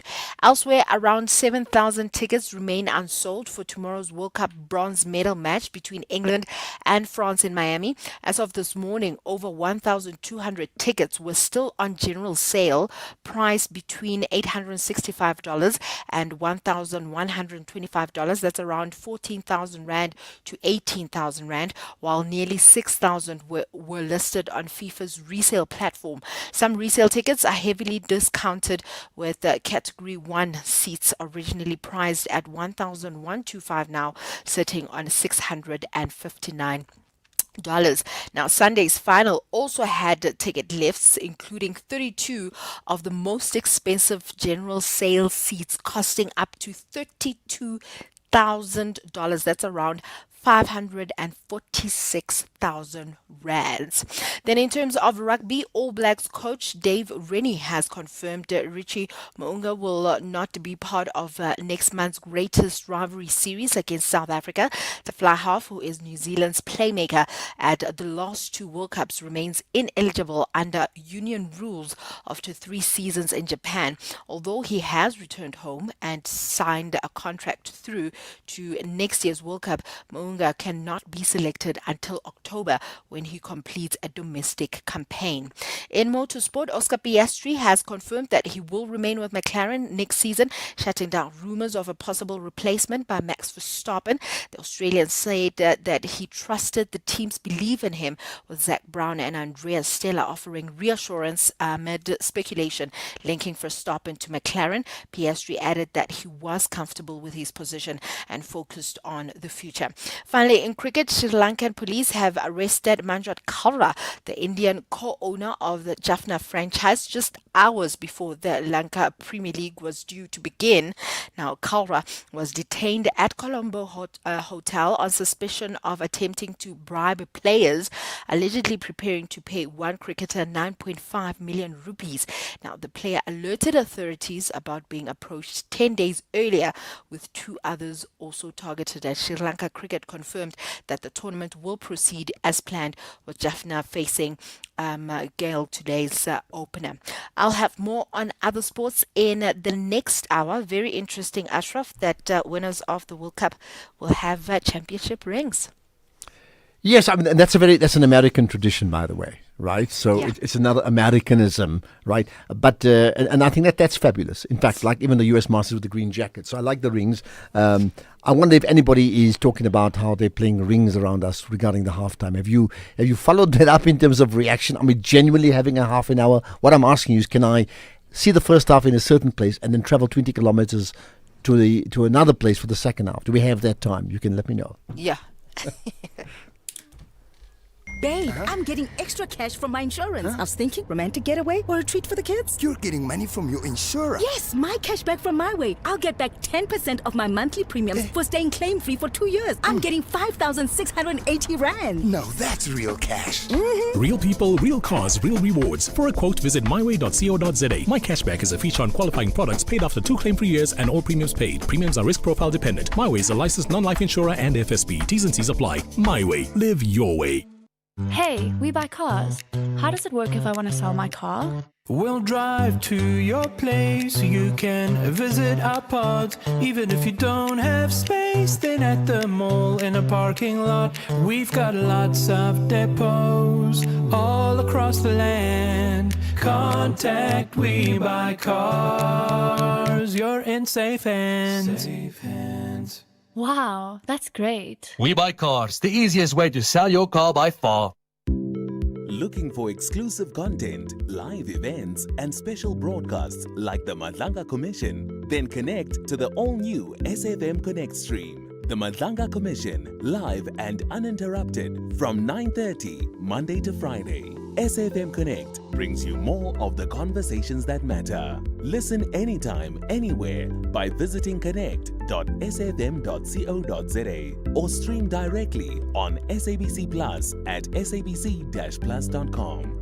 SAFM Connect. More conversations, more access. There's much more coming. Economic news on SAFM. Facts and figures you can count on. Well, it's last report for the week, in fact, from Paswane and Patlele with Markway Fund Managers. What have you got, Paswane, local and global? Afternoon, Ashraf, and to your listeners. Well, we get global stocks coming under pressure. As we saw, tech and AI stocks are experiencing leverage unwind momentum, and this is due to China showing signs of narrowing the gap in terms of technology with the US, as China AI company Moonstone issued a state-of-the-art model called Kimi 3, which is more equivalent to the likes of the latest models from Cloud and ChatGPT, but however, it is operating at a lower operating cost, and therefore it puts the question that why are the high spendings reasonable by these tech companies and the evaluations, and therefore investors are starting to discount. Meanwhile, the dollar along with the yields are creeping lower, showing lower highs as the US CPI showed disinflation, but investors continue to show concern about the bombs in the Middle East that are delaying ship flows. However, the investors still believe that the MOU negotiation will still be in hold, and thus we're seeing oil failing to therefore break the level of $88 a barrel. As it stands, oil is just up 3% at $86.80 a barrel. Gold is slightly sitting at $4,000 an ounce. When we look at the likes of Bitcoin, it continues to hold ground at sitting around 63,300 for one Bitcoin. When we look at the equity indexes, they are under pressure. Nasdaq leading down 1.3. S&P is down 0.6. In Europe, CAC and DAX are down 0.5%. The JSE is just down 0.7. Losses led by industrials 1%. Financials down 0.8. Resource sector down 0.4. The rand is relatively weaker, sitting at 16.51 against the dollar. Rand against the euro 18.89, and rand against the pound 22 rand 21 cents. Got all of that. Thanks for that, Paswane. Enjoy your weekend, and we will connect with you and your team on Monday. X at SAFM Radio and at Ashraf Garda. Well, we'll have a feature on media marketing coming up, marketing and branding, in fact, just now. But I'm going to get to your calls. Madlok Kovu, thanks for joining us. What's your point? Hey, Ashraf. Look, Ashraf, I'm wanting to address the issue of grace that you raised. The issue of, sorry, what? The issue of? Of grace. Yeah, okay. Of grace that you raised when you were speaking to the Premier. Mm-hmm. Yeah. You know, but I want to start with the concern that I have. I do not know. Perhaps you can advise. How did the issue of illegal foreigners change to be anti-migration and xenophobia? Well, I don't know, because I can't answer that. I've never said, for example, that whoever's protesting are are xenophobic, for example. I don't know. Yeah, but you think it has changed? It troubles me. I think it troubles many South Africans, because it removes the actual issues that the country is faced with. But nevertheless, I'll tell you what. Let me answer. Let me just give you my thought. I mean, just as you and I are talking, so it's not like who's right and wrong. We're having a coffee table chat, right? I think what may have happened, or what has happened, is you've had organized movements, right? And they've stated their position very, very clearly. And part of that, they have not been xenophobic in what they've said. They've said, we want to be rid of undocumented foreign nationals, which can only apply to foreign people, obviously, right? If you get my point. Then there's been people who may or may not be linked to those organizations, who then serve to carry out their own bits of activism outside of formal structures. And that part, I'm talking recently, there's been many examples of 5, 10, 15 people going into stores and literally telling the owner, pack up and go right now.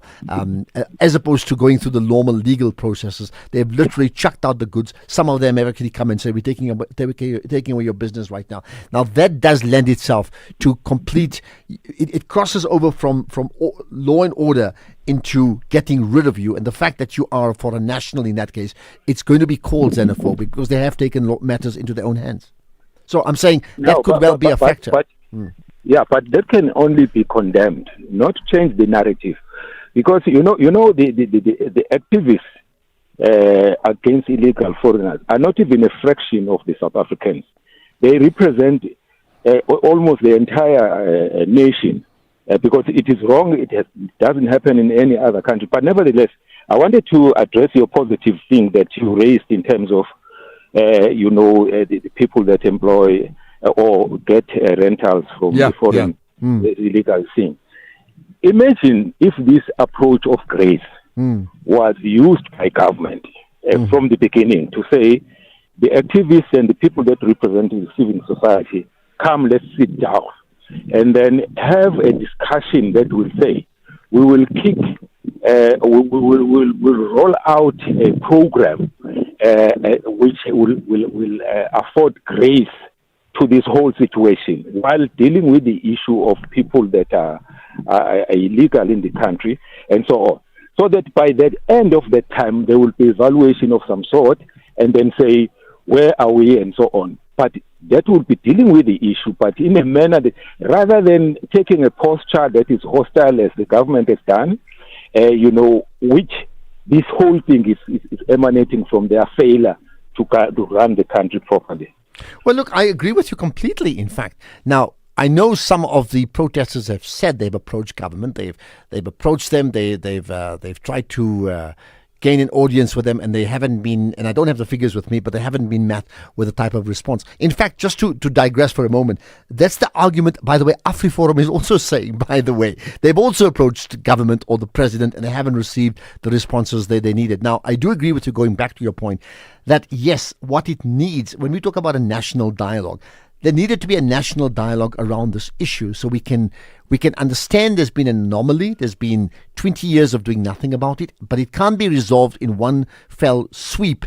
But what it needs to be done is to agree together as to how we're going to handle it. And that could have been done by the different pressure groups and governments sitting down together and reaching a common solution. So, we've had the example of Codesa. It's no different to that. So I agree with you, actually. Yeah. Thank you for that, right? Okay, let's get to another caller. Kibiti in Germiston, hi. Hi, Ashraf, and how are you? I'm good indeed. I hope you are well, and go for it. Yes, I'm well, Ashraf. Ashraf, I just want to talk about this foreign nationals. I heard you saying South Africans cannot just tell them to pack and go all at once, just now. We don't say they must just pack and go. The thing is, they've been told.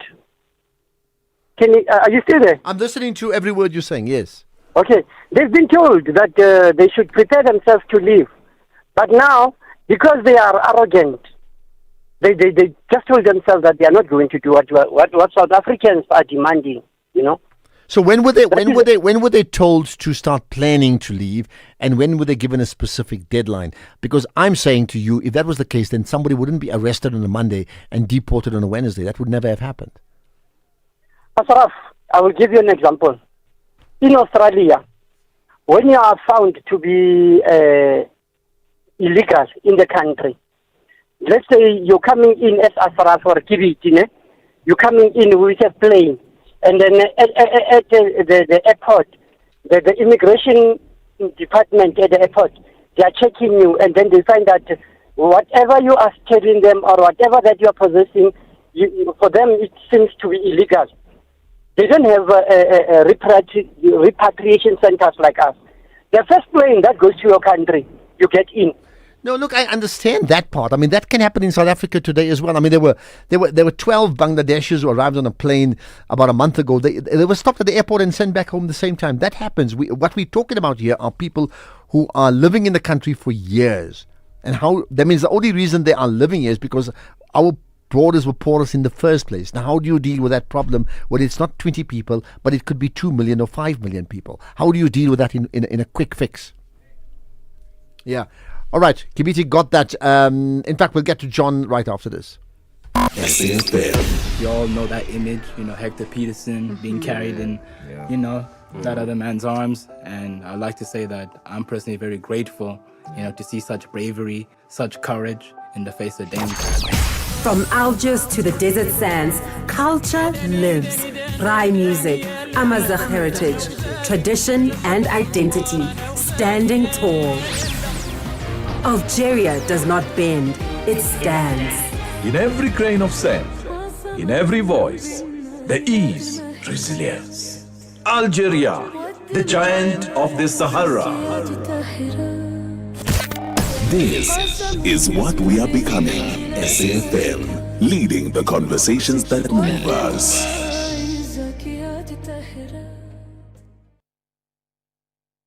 In case Ashraf Garda on SAfm. Let's take. We're going to talk marketing and branding in a moment. John in the Eastern Cape. Hi.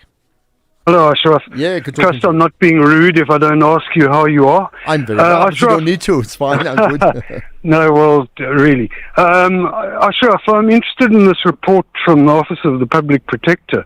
When last did we actually hear anything from the Public Protector?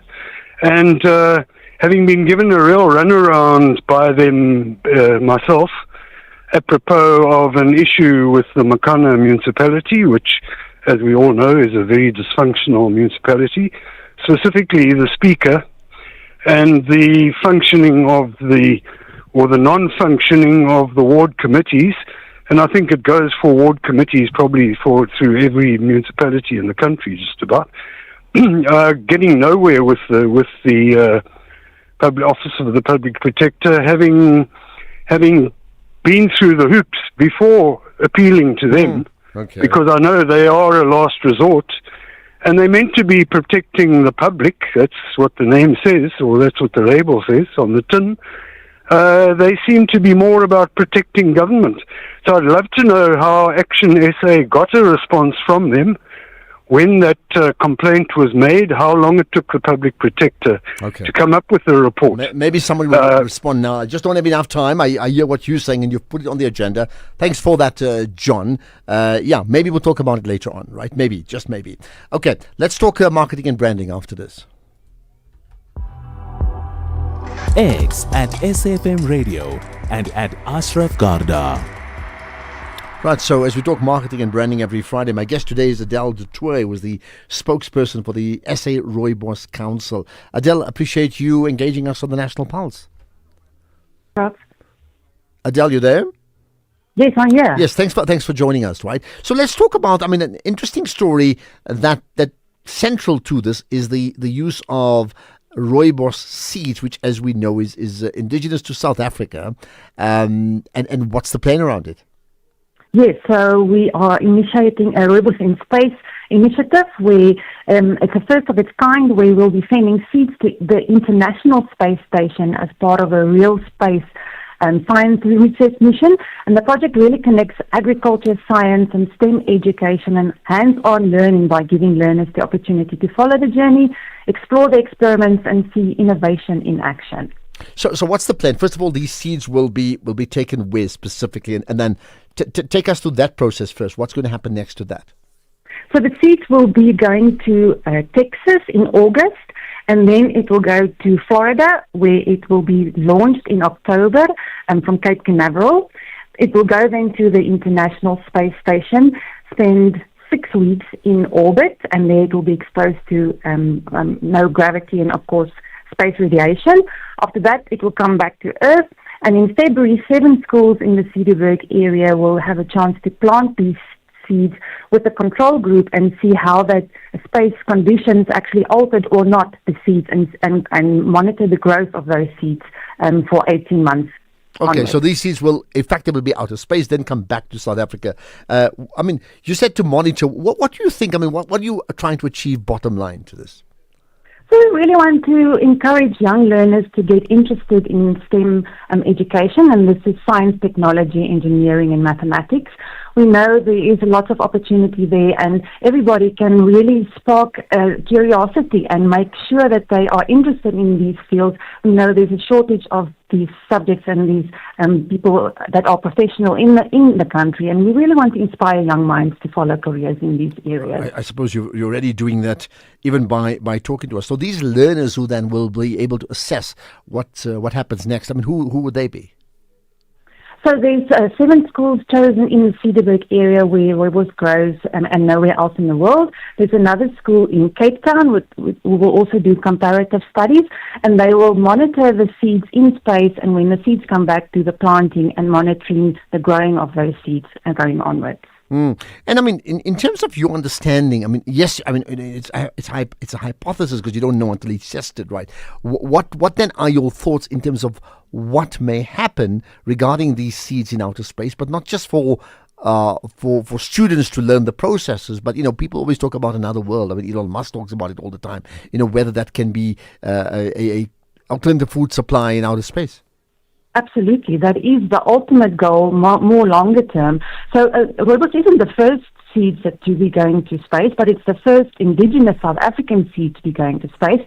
And also we hope to learn really how these seeds react, and also longer term, if there is climate change and conditions that is harsh, maybe we can learn something indeed to make rooibos grow on Earth better as well. Yeah, what's been the level of expectation, both from all of you, from an organizational point of view, but that's the SA Rooibos Council, but also these learners that we refer to from the 7 schools?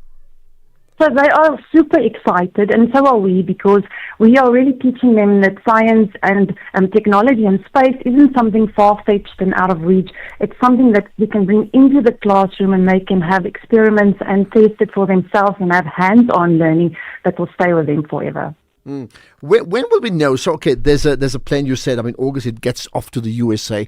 Would that be monitored all the time? I mean, even on that entire journey, and would you document that journey and then share that with us on a regular basis? Not just us. I mean, the whole of South Africa. Absolutely. So this project is more longer term, so we will definitely keep everybody informed. We're really excited about the rooibos going to space, and there's so many steps in the program, so definitely we'll keep in touch. Yeah, and how can we find it? How can we track the progress? So you can go and have a look on the South African Rooibos Council website at sarooibos.co.za. You can also follow us on Facebook and Instagram, and we'll definitely keep the media also involved with the big milestones going ahead. Absolutely. Let's just end with rooibos and rooibos seeds, and we tend to think about rooibos tea and all linked to that. What is the unique speciality around it? So rooibos is naturally caffeine-free. It's actually not a tea, it's a herb. It grows nowhere else in the world than in a very small area in the Cederberg, in the Western and the Northern Cape. And it has amazing health benefits from including heart health, managing stress. If you battle with sleep, you can drink a cup of tea and that will help you. Digestion. The options are endless, but it's such an affordable way to really add to your wellness program, and it's really something that South Africans can be truly proud of. Okay, absolutely. We're certainly going to keep an eye on that. Got me excited because I love to see people champion great causes. This could be one of them. Adele Detroit, the spokesperson for the SA Rooibos Council. Thanks for engaging us here on the National Pulse. Right, we're going to get to some quick comments before we get to the news headlines. Here's one. Afternoon, Ashraf. I'm Swito in Guatemala. The problem in South Africa, we lack self-accountability. We would like to blame everyone else but ourselves. We blame the government, the media, as well as illegal immigrants. But the illegal immigrants are renting spaces to us, and the same malfunctioning government was voted to power by us. For instance, Umkhonto weSizwe in eThekwini is certain that Sandile Gumede will become the mayor of eThekwini once again, because they know that we cannot hold them accountable as we can't hold ourselves accountable. Until we are self-accountable, nothing will go right in this country. Thank you. Hold ourselves accountable. Interesting thought that you say. And I say that because the MK party wants to hold Andrea Johnson accountable. We'll chat to Mzwanele Manye about it right after the news at 5, which is right now.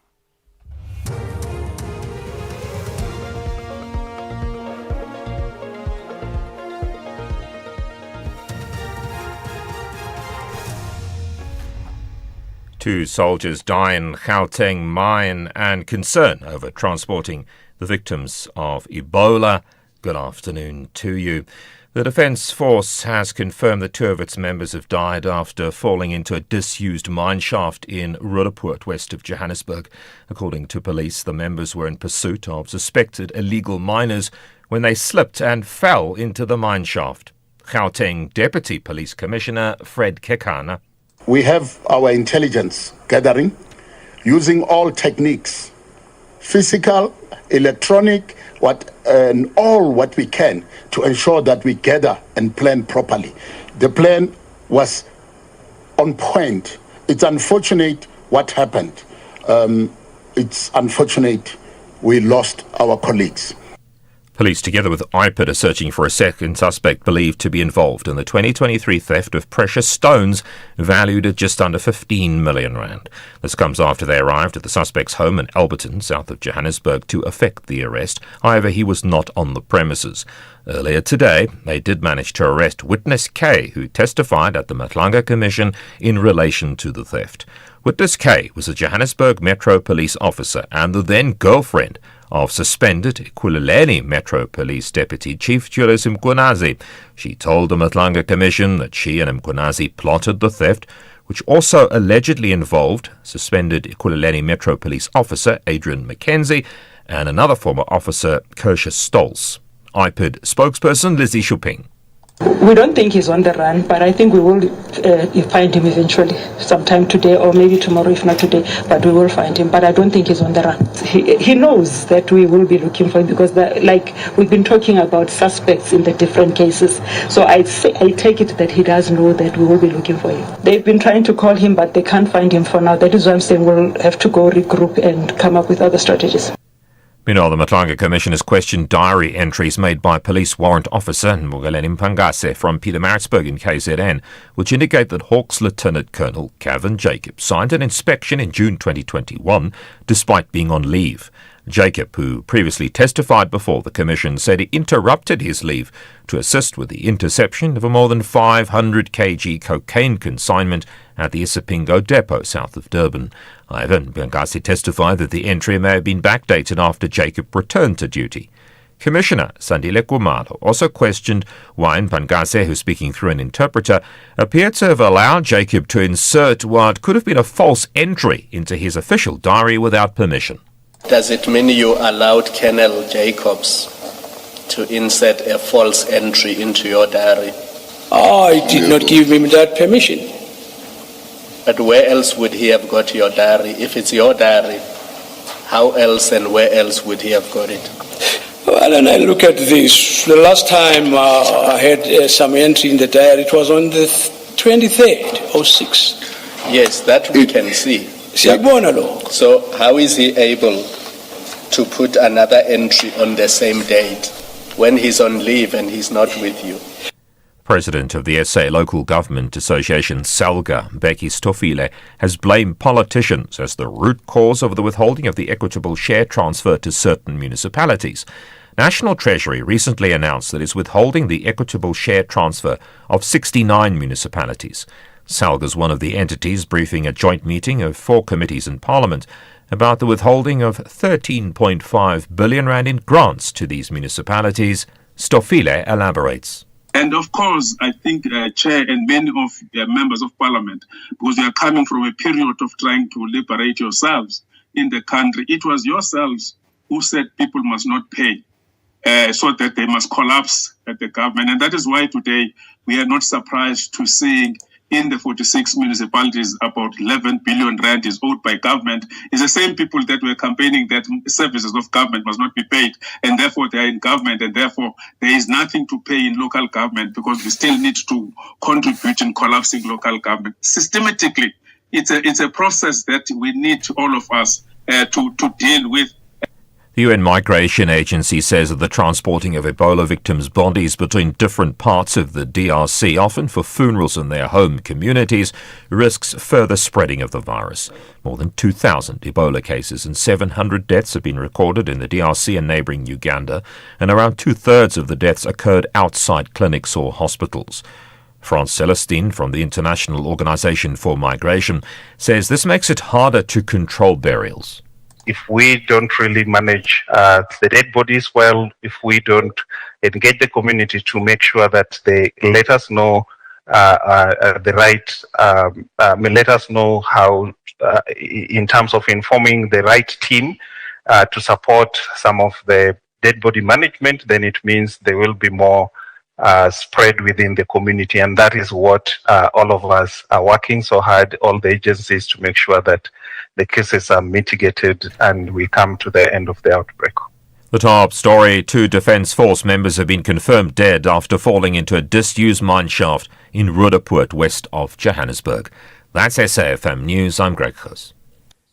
In sports this hour, stage set for Argentina versus Spain showdown. FTF endorses Jordan for a 4th term as SAFA president, and Springboks bracing for a full-out Wales battle.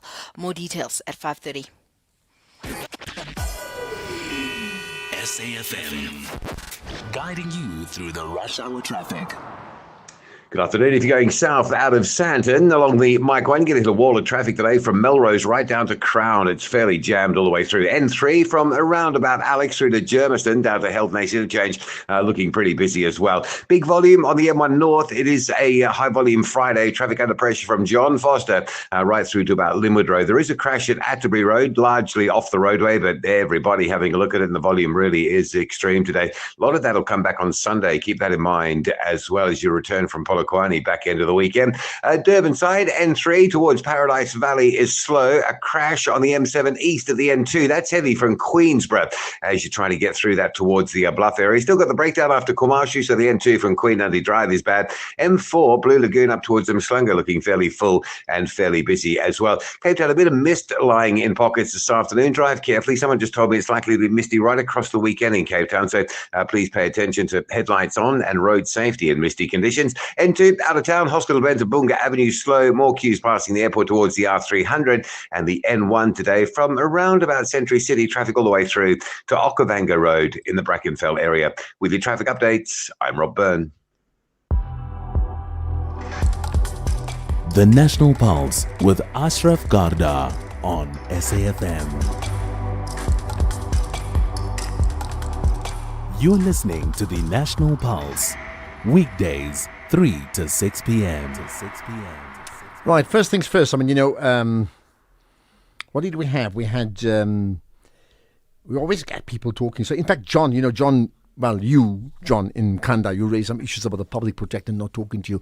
In fact, we better response from their office, and we're going to connect you guys ASAP so you can talk to them directly, which is really a good example of being part of the Pulse community, deriving benefits like in the moment. And I'd love to do more of that sort of thing, okay? Try and open up doors that are closed if we can. Right, talking about that, we will chat about what I think is fascinating, the UKZN medical alumni running 161 kilometers to support the medical students. It's a big issue around student registration fees, you know that. There's a fascinating plan around that, which we'll talk about just now. And before that, we'll talk to the MK Party Member of Parliament, Imzwanele Mani. They have their views regarding Andrea Johnson, which we will talk about next. Get Spar Super Savings at every store, in every aisle, every day. Like 4 kg Spar IQF chicken mixed portions for $169.99. Save 30 Rand. Or 500 gram Spar Beechwood smoked chicken Viennas, including cheese, for $54.99. Save 20 Rand. Price is valid from 8 till 21 July, while stocks last. Only at Spar. T's and C's apply. Enough space to get it up and over and get the tips. The countdown is on. On Sunday, 26 July, Kaizer Chiefs take on Zimbabwe's champions, Scotland FC. It's just wide. At the Royal Bafokeng Sports Palace in the 2026 Toyota Cup. Don't miss a single second of the action when the two giants of African football lock horns. Kaizer Chiefs versus Scotland FC, live on SABC1, SABC Plus, and SABC radio stations on Sunday, 26 July at 2:30 p.m. Wristwatch for Kaizer Chiefs. Grab your tickets now at CompuTicket for only 100 Rand. SABC Sport is the official broadcaster of the 2026 Toyota Cup. For the love of the game. X at SAfmRadio and at Ashraf Garda. Okay, let's talk about this issue. Certainly Andrea Johnson very much in the news, the head of the investigating directorate against corruption, IDEC, and many people comment about it. Well, there's a call now from the MK party. They want her to be suspended.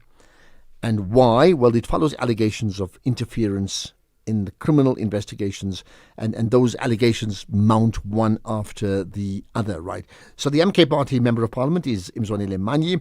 He's written to the National Prosecuting Authority head, Andy Motibi, suggesting Johnson face an inquiry into her fitness to hold office. Let's find out more about it with Mzwanele Manyi from the MK party. Appreciate you joining us on the National Pulse. Good afternoon, Ashraf, and good afternoon to your listenership. Thank you. So look, I get what you're saying, that she needs to be suspended, but in your own words, why? What is it that so angers or upsets your party that calls for an immediate investigation with a view to suspension? Firstly, I think one must appreciate that the setting up of IDEC was in itself a pronouncement to clean governance. That's the starting point. Now, I've got just three matters here at the tip of the iceberg, just to show that the overall objective of IDEC, in fact, IDEC is worse than what has been said about scorpions. Firstly, you've got these serious allegations of interference into the investigations that were against this Major General Feroz Khan. We've seen evidence being presented before the Madlanga Commission by a retired Hawks Colonel Kobus Rulofse that places Advocate Johnson at the dead center of allegations that she interfered in the Khan assault investigation, including claims that she forwarded the assault docket to Major General Khan before his warning statement was even obtained. How unethical. These are grave allegations, particularly because they concern not just anybody, but the head of the country's premier anti-corruption investigative body. We also know now that there was also even a Hawks investigation that reportedly followed that, and that was around May this year, that even the prosecutor had been assigned to consider possible criminal charges. For us as MK was saying, even to be saying at this point that she's not suspended is difficult to comprehend. How can a person occupy such a senior position while such serious allegations remain unresolved? So to be clear, you want to suspend it or you want to axed? No, we are a law-abiding citizens. She must get her rights to reply and all of that. But we're saying, for now, we're calling for her suspension, even with full pay. She must stay home with full pay so that the proper investigations can continue. She can also be given a right of reply. We're not cowboys here. She must have a right of reply and all of that. But we're saying, whilst all of that is happening, she just cannot be at work, because we can see now how they interfere with dockets. We can see how they even ask people to delete emails. It's just a corrupt arrangement. Well, look, now, you can't have a person mired in such corruption continue to hold office. There's one thing that we've seen both from the ad hoc committee and then the Madlanga Commission. There are things we just can't quite believe, like just every single day. So I think what you speak about, you'll have the whole nation on side in terms of the issues that you've highlighted. Having said all of that, the person you've written to, Andy Motibi, the head of the NPA, right? He's already made the point that IDEC cases related to police crime intelligence, which is directly these issues here, would be reviewed by an independent team of prosecutors, right? And nothing will happen until they come out with their own findings. Why would you not then trust the process? No. That's a totally separate matter. That is the rest of the rot. That deals with the rest of the rot in that IDEC. Here, we're dealing with a particular individual. There are things that are not systemic. What he's dealing with systemic issues, the Advocate Motibi, which is correct to deal with that. We are here as MK, not even at the systemic issue level. We are just saying this particular individual, there is verifiable evidence that she has been at the center of interfering with investigation. This particular individual is also mired in all kinds of unethical conduct of participating even in the interview of her husband and got her appointed and all of that. So there's just so many things on this one particular individual. And then when a commission is set up to get to the bottom of this, and then all of a sudden gets sick, and by the way, Justice Madlanga characterized that sick note as something useless that has no verifiable information, which clearly shows that I've noticed that up to their tricks. But some said even him saying that was not right. I mean, how does he make the assumption that it's useless? I mean, the fact that she's back at work today is very clear that it was indeed useless, because it was just an avoidance of being held accountable. That's what it is. Why is she back at work so quickly if she had such a quick illness? I mean, imagine the peak and trough of this. Today you are sick, you can't even go to the interview in the Madlango Commission. Tomorrow you are fine. What nonsense is that? You've written to Andy Mutibi. I mean, is it too early for a response? Have they responded? We've written to Andy Mutibi, the NDPP. We've also copied the Minister of Justice. We've copied the President. We've copied all the parties. We've copied even the chair of the commission, and we've given him 7 days to deal with this matter. We wrote the letter after hours, so we hope that. But I'm sure he is aware of it as we sit here now. So he has not officially responded to us. But he's got 7 days to do this. Okay. What do you make not just of Andrea Johnson, but just all the issues that you've raised earlier on about so many things mired in corruption and backhanding and one supporting the other, to the point that we, the audience, the general public, are struggling to comprehend what's going on in our country. What do you make of it? So I think we actually need to go back to the default settings.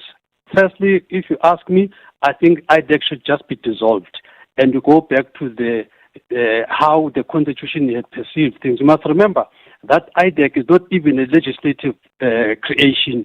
It is a creation by a proclamation. So it's very clear that President Ramaphosa's proclamation did not bear fruit. So let's go back to default settings. Investigations must revert back to the Hawks. Prosecution must go back to NPA. And if we have to have a consolidated arrangement like we have with the PKTT, let's have that on a case-by-case basis. But don't set up a parallel structure that then undermines the real structure. What she is doing there with that structure, imagine going to arrest a whole national commissioner for some nonsensical thing about PFMA. We've said this to her. Advocate Johnson says, I told her this in one of the meetings we had with her as a portfolio committee, that we have no less than 34 DGs. Not one of them has not reported issues about irregular expenditure, unauthorized expenditure, and all of that. Out of all these 34 DGs that have done this, she picks the one DG of police and just isolates her and says, you must be arrested. You have violated PFMA. If Masamula has violated PFMA, what about the 34 other DGs that have also done the same? It's clear that she's got an agenda to deal with the people that are doing the right things. She's on the rogue side of criminality in this country. So indeed, she must just step back, and we need to clean up that institution. And as I say, if you ask me, I would dissolve that IDEC and go back to original settings. Your point is noted. Just the last thing. What do you make? Because we've had this conversation with so many, key role players, but also the audience about the Madlanga Commission, and we've seen how perceptions have changed and swung in the months that's followed since its inception. What do you make of the Madlanga Commission and its role right now? No, I think the Madlanga Commission is doing exceptional work. In fact, this extension until November is, if you ask me, I would keep it for another couple of more years, actually. We need this Madlanga Commission to go through not just Ekurhuleni municipality. Can you imagine the mess happening in Johannesburg? Can you imagine the mess happening at in the Tshwane? Go to Buffalo City. Everywhere there's a whole lot of corruption that is happening. This is just at the local level. We haven't begun to look at the filth at the provincial level, at the national level. So to say Madlanga Commission must stop here, I think it's a problem. It really needs to continue indefinitely up until we root out the entire corruption in South Africa. Okay, 2 more years is what you say, but at the moment the Madlanga Commission doing exceptional work. Thanks for your time. Mzwanele Mani, MK Party Member of Parliament. Reaction from you. I always like it when you react. Sometimes we are in sync with what I think and what you think, but it's important that you do react. This Sunday evening at 7 on the Tastemaster Professional, our chefs discover that we eat with our eyes first. Guided by guest judge renowned chef Martinez Ferreira from Jordan Wine Estate, they focus their energy on plating works of art where every detail counts. When presentation is just as important as flavor, who will leave the judges in awe? Find out on the Tastemaster Professional, Sunday at 7, repeat Saturday at 4:30 and Sunday at 3:30, only on SABC2.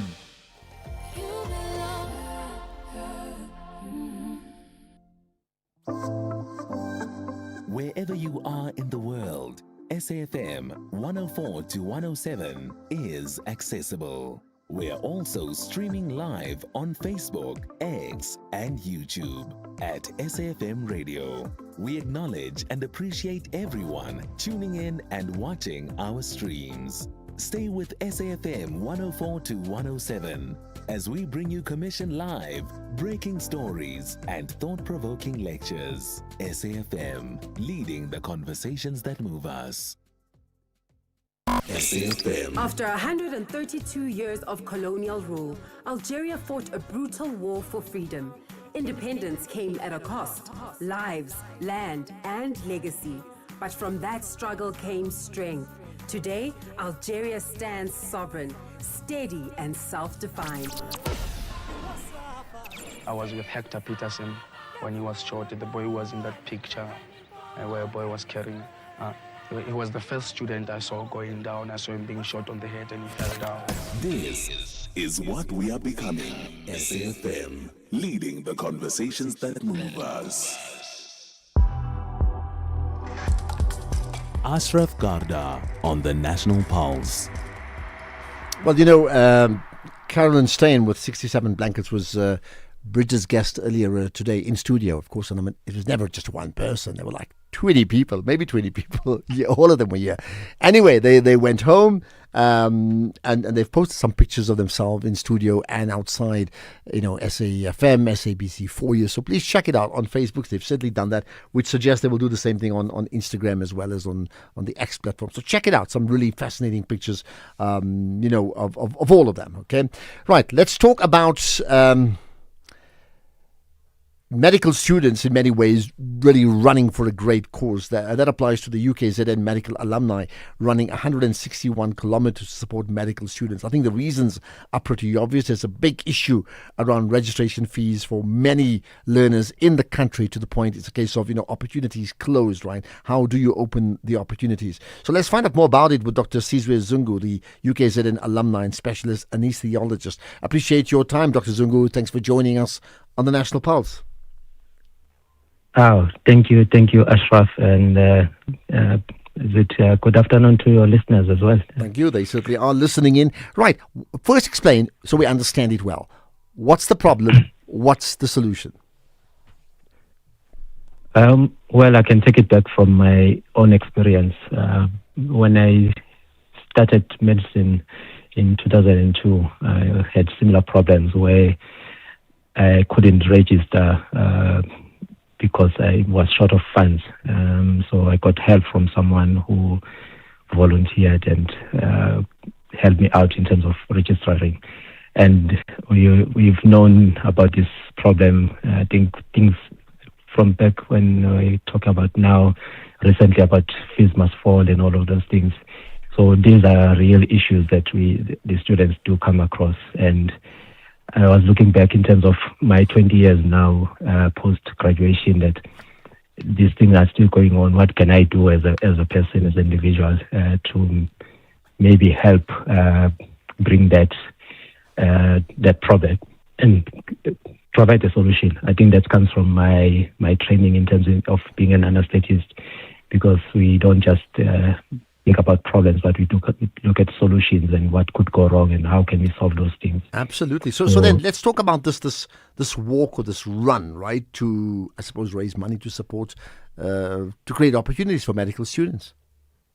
Yes. I've been doing Comrades Marathon for the past, I think, started in 2016 with the break in between. I thought probably doing a Comrades and trying to raise this would not reach the similar effect. So I've known about Washi for quite some time now, through supporting some of my friends that have been doing it. So it's going to be a 161 kilometers run that starts on the 31st of July, and you end on the 1st of August at 1900 hours. So you've got 26 hours to complete this run. In that run, so we're hoping that we could get the name of the foundation of the UKZN that will hold the fees or hold donations and support the students.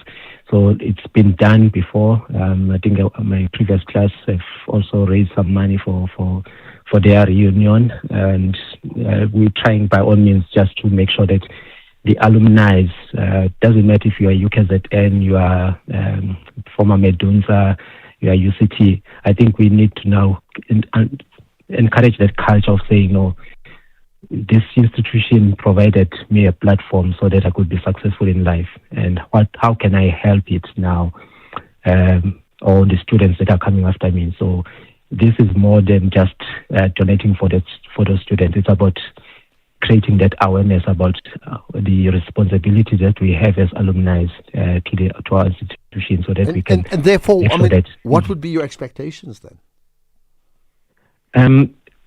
From back then, I had needed about 10,000. So I thought probably maybe let's times that by 10, so that we can reach a bit more numbers. That will probably do the same thing when now I'm in my old age. So if I had more than 10 people, that will be a great number to help. So our minimum, we're saying let's reach 100,000 through this. So we are calling out for most the corporates who are using us, because our graduates go to corporate world, and it's a great initiative. You can even donate and get your money back from SARS, because you are doing such a good cause, and it comes in a space where we know our former President Mandela is about giving and not expecting anything else from anyone. So I think we should encourage that. Okay. And I mean, you made the point about the importance of the Washi or the Washi 100 miler. But let's talk about a key characteristic of that race, which is endurance, right? And how we can practically apply endurance not just to the running or the walking, but certainly to everyday life when we struggle to try and achieve a huge, lofty goal. I think I've been in an endurance sport throughout, in terms of just trying to become a specialist in a field of medicine. It is an endurance sport in a sense. So you need to have a bit of resilience, lot of resilience that you've developed, and a lot of support. Also, the other thing that Washi does is that it brings about different people, different communities coming to support, because you cannot run this race by yourself. So you'll have runners that will dedicate themselves to run with you throughout the night, changing over, so that you keep on having company. Unlike Comrades, where you're not short of people around. So you and the N6 from Katkat to East London. So it's a quite lonely road to take by yourself. So I'm appreciative of all the guys that are my dream chasers that will be running with me on that day. Brilliant. And also, yes. Yeah. Is there a contact number, website, maybe a social media account I can direct people to? They can follow go to the foundation.ukzn.ac.za. They will find all that information in terms of of this event on that page. Also, when they follow me, I can on the Sizwe Zungu _anesthesia. So ANAESTH. It will be on my Instagram, and Facebook is just Sizwe Zungu. Okay. You'll have one new follower, I can tell you that now, right? I will do that right away. Thank you, Sizwe. Appreciate your time. Great cause. Love it when people champion really important causes. It's a stepping stone to building a champion nation. One cannot operate without the other. 5:30 is the news headlines with Greg. And in the headlines, delegates of the SA Namibia Business Forum expressed interest in deepening and expanding economic cooperation and trade between the two countries. 2 soldiers have been confirmed dead after falling into a disused mine shaft in Roodepoort, west of Johannesburg. And Andy Burnham has been elected leader of Britain's governing Labour Party, clearing the way to be inaugurated as the next Prime Minister on Monday. There's a full update at 6. OUTsurance is in the business of saving you money on your car insurance premium. If they can't, ask for 500 Rand. SMS out to 30754. That's out to 30754. SAFM, guiding you through the rush hour traffic. Good afternoon. Joburg settling into a fairly familiar mid-month Friday. Just the usual backlogs there. N1, Rivonia to William Mandela. Mike 1, Parktown, Boysons. N3, Edenvale through to Germiston. It's a high-volume Friday around Pretoria, under pressure from Botha Avenue through to about Linwood Road before you're out of it. A lot of traffic heading through to Polokwane and Limpopo for the weekend. They'll all come back on Sunday with the kids. The kids are back at school next week, so I expect Sunday to be potentially quite chaotic. The earlier you leave Polokwane, returning to Gauteng, probably the easier it will be. Durban, fairly busy still. The M7, if you're heading towards the Bluff, a crash at the N2 highway, so from Queensborough slow. M4 is fully loaded over Blue Lagoon, right through to Mshlanga. A breakdown on the N2 after Komashi's been there all afternoon. It's solid from Queen Nundy Drive on your way to Gateway. And if you're heading out of Durban to Pietermaritzburg, it looks fine. Pietermaritzburg down through Ashburton, clear as well. Cape Town, pretty misty in some areas. Where it's misty, it's reasonably thick. And I understand it might be misty all weekend, so drive carefully. N1 out of town, Belleville through Brackenfell slow, and the N2 under a bit of pressure from the airport through Khayelitsha. With your traffic updates, I'm Rob Byrne. And well, note this, okay? From fuel prices to groceries and electricity, in an economy where the price of everything is going up, it's comforting to know that when you switch to OUTsurance, you could actually save money on your car insurance premium. You could save big, like 50-year-old Lawrence, who saves an incredible 309 Rand a month on his 2025 Volkswagen T-Cross. How much money could OUTsurance save you? SMS out to 30754. That's out to 30754. OUTsurance, licensed insurer and FSP, T's and C's and information available online. OUTsurance will go out of their way to try and save you money on your car insurance. If they can't, ask for 500 Rand. SMS out to 30754. That's out to 30754. This is SAFM Sports with Duming Khapele.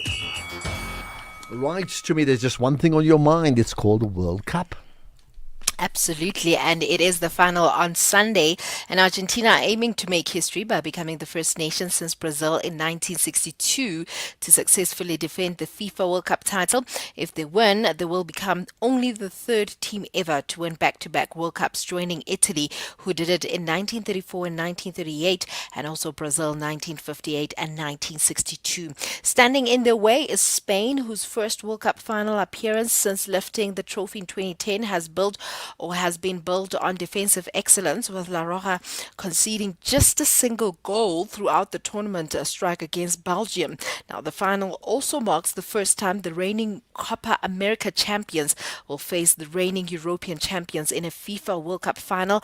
Adding to the occasion is a captivating clash between generations as Lionel Messi leads Argentina against Spain's teenage sensation Lamine Yamal, setting the stage for for one of the most intriguing individual matchups in World Cup history. Kickoff is at 9 p.m. Ashraf, I don't know if you saw that image that is making rounds of Messi and what's his name, Lamine, when he was still young. I think it was back in 2007, and it was a photo shoot of UNICEF.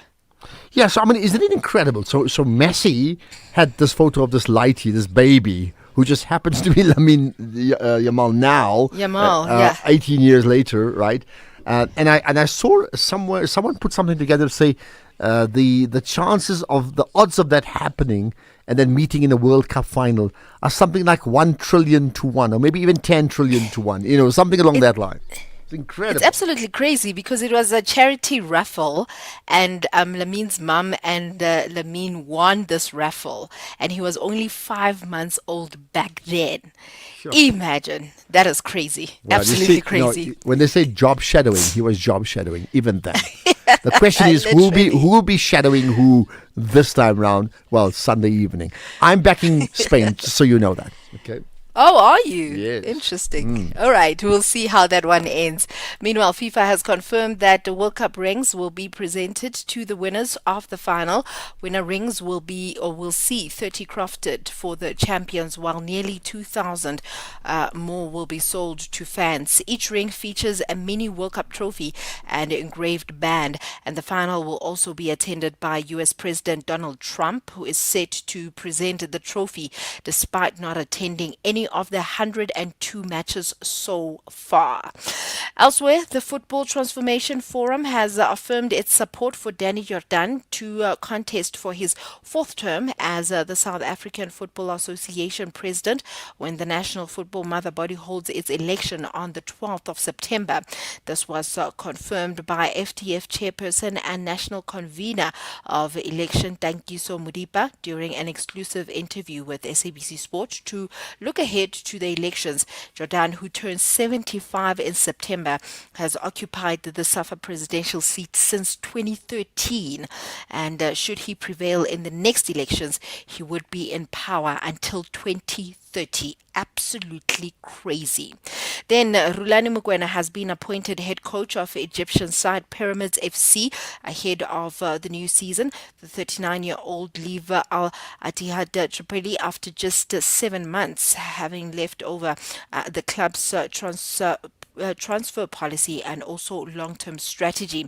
In terms of rugby, South Africa will look to continue the impressive recent record against Wales when the two sides meet in the Nations Championship at Kings Park in Durban tomorrow, but the Springboks are taking nothing for granted ahead of kick-off around 20-6. Despite dominating this fixture in recent years, Springbok assistant coach Mzwandile Stick and captain Peter Steph du Toit has insisted that past results have no bearing on tomorrow's contest. They both stressed that the squad has approached the match with the same intensity, focus and also respect they bring to every test. Stick expects Wales to provide a stern challenge, while du Toit echoed the sentiment, emphasizing that every international demands maximum effort regardless of previous meetings between the teams. Finally, former UFC middleweight champion Dricus du Plessis has admitted that he was surprised to receive the opportunity to face welterweight legend Kamaru Usman in Sunday's UFC main event in Oklahoma City. While Usman has competed across both divisions, du Plessis believed the former champion had different plans for the remainder of this year, and despite his initial surprise, the South African is relishing the chance to test himself against one of the greatest in UFC history this weekend. With that said, it is a wrap from my side. Definitely looking forward to that final on Sunday. Absolutely. Well, you know what? Already there's a sense of like helplessness. There's an absenteeism sense. Like, what do you do with your nights? I mean, I had to play pedal last night to cure the boredom of not having a World Cup game to watch. But I mean, if you get my point, suddenly where we had a situation where we booked out for 3-4 games a night in the early stages to maybe 2 or 3 games later, then 1 game a night. Now it's done. I've said so before that the Saturday night game is just spaza. By the way, if you're watching it, you're watching it. If you don't watch it, by the way. Otherwise, there's really one meaningful game left for the World Cup. Spain versus Argentina. Just a glimpse of the World Cup final. The wait is over. The FIFA World Cup 2026 final is here this Sunday. It's happening for Spain. Witness history in the making as Spain and Argentina. And Argentina, the world champions, are going to the 2026 final. Battle for football's ultimate prize. Spain will play the World Cup final. Catch every unforgettable moment live this Sunday on SABC3, SABC radio stations, and on SABC Plus. Live from 7 p.m. A spectacular Spanish display. Don't miss the FIFA World Cup 2026 final. Only on SABC, the official broadcaster of the FIFA World Cup 2026. Argentina have a title to defend. All of us, all in, go Fela. For the love of the game. In case you missed it. What do our responses to people who arrive at our borders say about us? We become what we consistently do. So when we treat people without dignity, when we descend to animal instincts where when there is food, we kill, we attack in order to claim our stake, that's not Ubuntu. We are part of the world. In Sepedi, there's a saying that says, if you kill the lizard, don't think the crocodiles are not watching. That was the Alternative Breakfast with Khomotso Mutsunyane and Ndumiso Ngobo. Economic news on SAFM. Facts and figures you can count on. And always Jimmy Moyaha with all those numbers, Jimmy. Good afternoon, Ashraf. Good afternoon to the listeners. We close out the week in negative territory. Markets are clearly spooked by the developments in the Middle East. We know that Iran has been complaining that the U.S. has been striking civilian infrastructure, and the fear that sits in the market at the moment is whether or not this will be enough to reignite a full-on war between the two nations. As a result, equity markets sold off on this particular Friday. Asian markets kicked us off.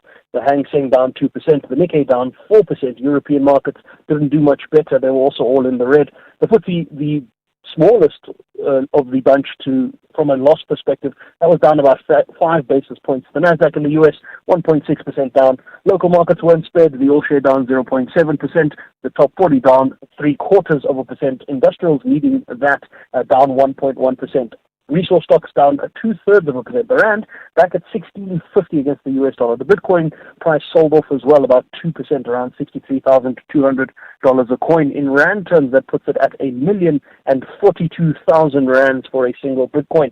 If you look at the oil price, it is above the $85 a barrel level, which is concerning because it's a very quick race up to $90 a barrel from here. We're currently at $86.60 a barrel.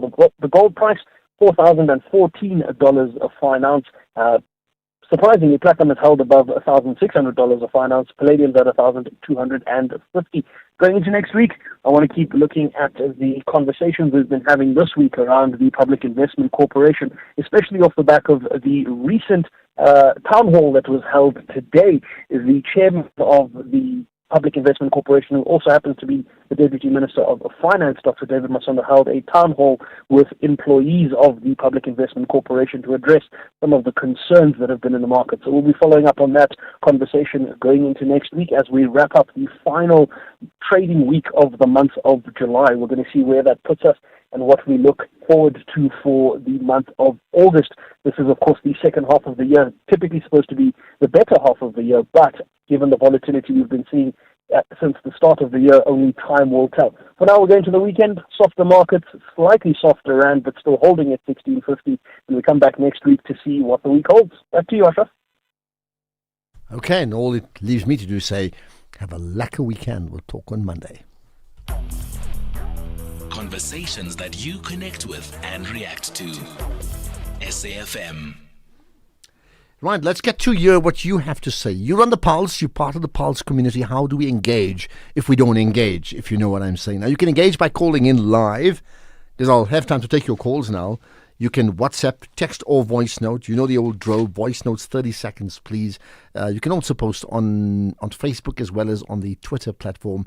But often I post, and so does SAfmRadio post on TikTok, on Instagram as well. I mean, that's just general. But for actual comments, it's the X platform as well as on Twitter. So share that right away with that hashtag, The National Pulse. I'll be able to pick it up. Let's get to some of your comments. Here's one. In fact, here's an interesting one about the chat we had with Jimmy Manye. Hi, Ashraf. Sorry here. Look, I agree with everything that Mzwanyele Manye is saying about IDEC, and I support their proposal that this lady be suspended. But it's nonsensical to say that it's worse than the Scorpios. It's not. There was nothing wrong with the Scorpios except that they were going after ANC criminals. And ANC decided to undo the Scorpios because the Scorpios were unforgiving in terms of, they acted without fear, favor, and prejudice. And they were going after big ANC people. So please, let us not change history there for the sake of political convenience. IDEC and the Scorpios cannot be compared. Well, thanks for that point. Sorry, but the reality is, as you know, just so many political parties, and you know that they do tend to state an important point, a model high ground, then will tweak it to suit whatever suits them right now. Hi, Ashraf. Bongani and Bombela. I think the MP from EFF is quite right, or rather MK, sorry about that, MK party is 100% right. Mrs. Johnson needs to be held accountable. It's correct. You can't be sick when you have to go answer at the Madanga Commission, then after a day or two, then you're back at work. What are you doing at work? That tells me that you're there to cover up your messes. You're there to cover up things that are hidden. Thanks, Ashraf. Thank you for that. And many people feel the same way, right? Here's another. Good afternoon, Ashraf. Thank you very much for a great show. We really want to wish you a happy Mandela weekend. Don't call me. I will call you. I thank you. Ashraf, Mandela spirit. Thank you, Madiba. You know exactly what I mean. Don't call me, I'll call you. Hi, Ashraf. I think IDEC, they are not concentrating on the core mandate that they were created for in the first place, to investigate the state capture allegations that came out from the Zondo Commission. I think it's true they need to be dissolved, because if they are not concentrating on their core mandate, they are chasing after Kumalo and the other side. I think it's true they need to be dissolved. It needs to be dissolved, and many in agreement with Mzwanyele Manye. Hi, Ashraf. This is my Connors from Johannesburg. It is the first time indeed for me to find myself agreeing with Mzwanyele Manye, who normally just go wayward. But today he's speaking so much sense. And I agree with him that the Madanga Commission must be given at least 2 more years to uproot the corruption in all the municipalities. He has mentioned the right municipalities, of course, Buffalo City, Nelson Mandela Bay, Johannesburg. All these municipalities need to be dealt with, and Madanga Commission is just that right tool to complete the job. Yeah, I agree with Mzwanyele Manye for the first time in my life. For the first time in your life. By the way, looking ahead to the World Cup, and by the way, you can call in. Where would you be watching the World Cup final? Sunday night, like alone at home, fan park, family, 20 people, 2 people. What's the plan? I'd love to know. And to call in live, I will take your calls 086 000 2032. Then you can bank WhatsApp, which will play 0614 104 107.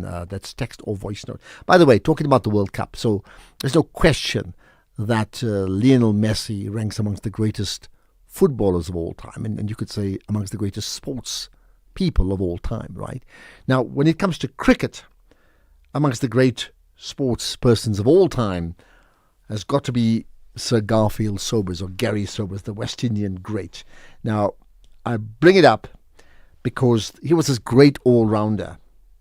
And the news that's come through a few minutes ago is that his innings has come to an end. So rest in peace, Sir Garfield Sobers. I would think those with a bit of nostalgia in them. Let's do nostalgia.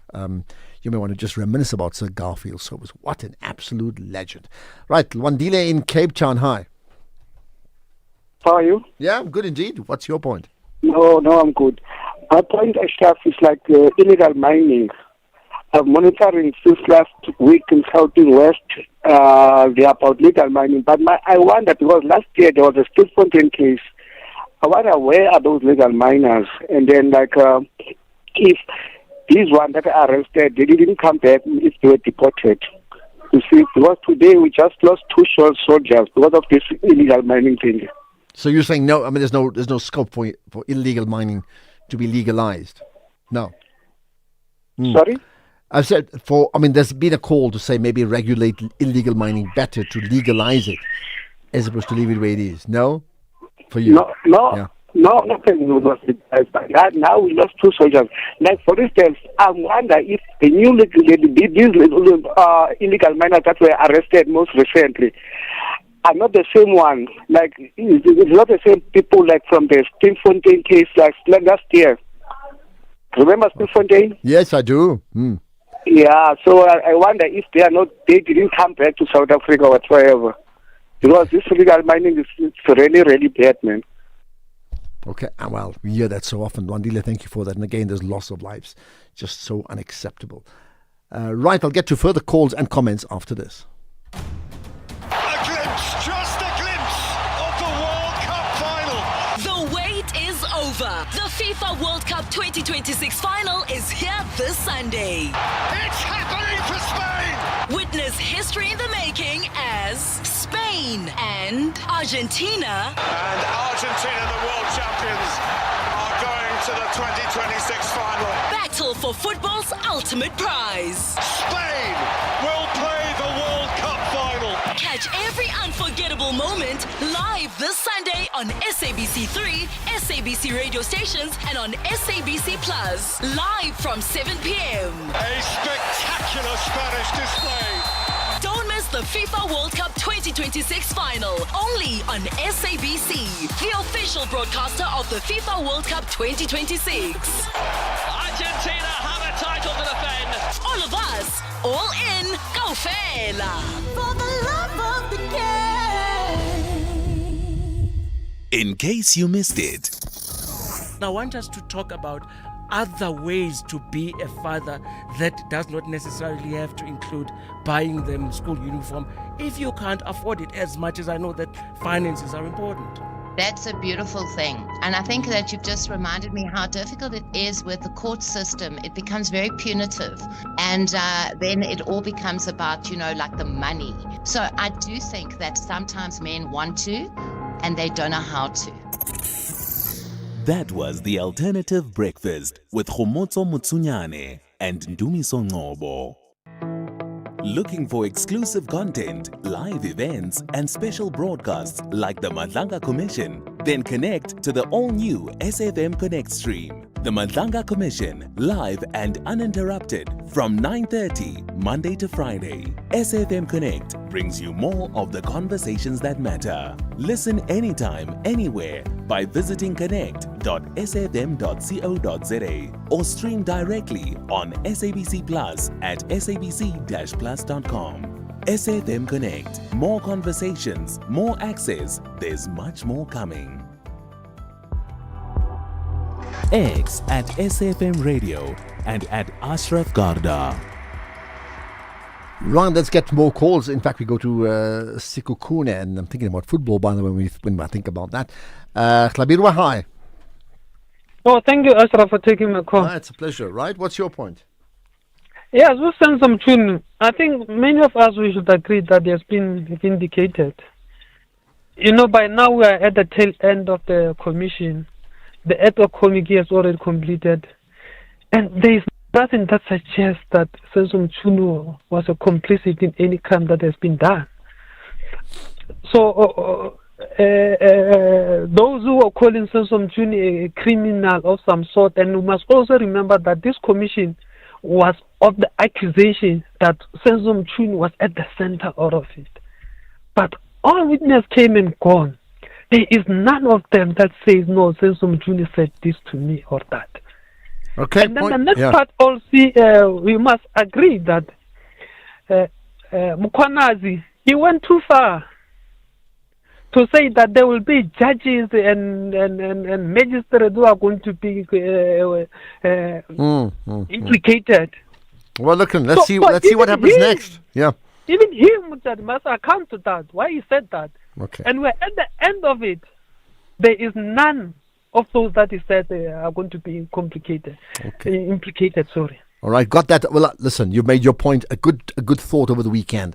Should Sensum Mkhunu be reinstated as the big shot of the Minister of Health? I mean, of police, rather. A lot has happened since then. Thank you for that. Right. Okay, there's more comments, and I do not want to miss them. There's just so many of them. There's been a lot about the issues. And just a quick one. It's very long. I'm not going to read the whole thing, TG.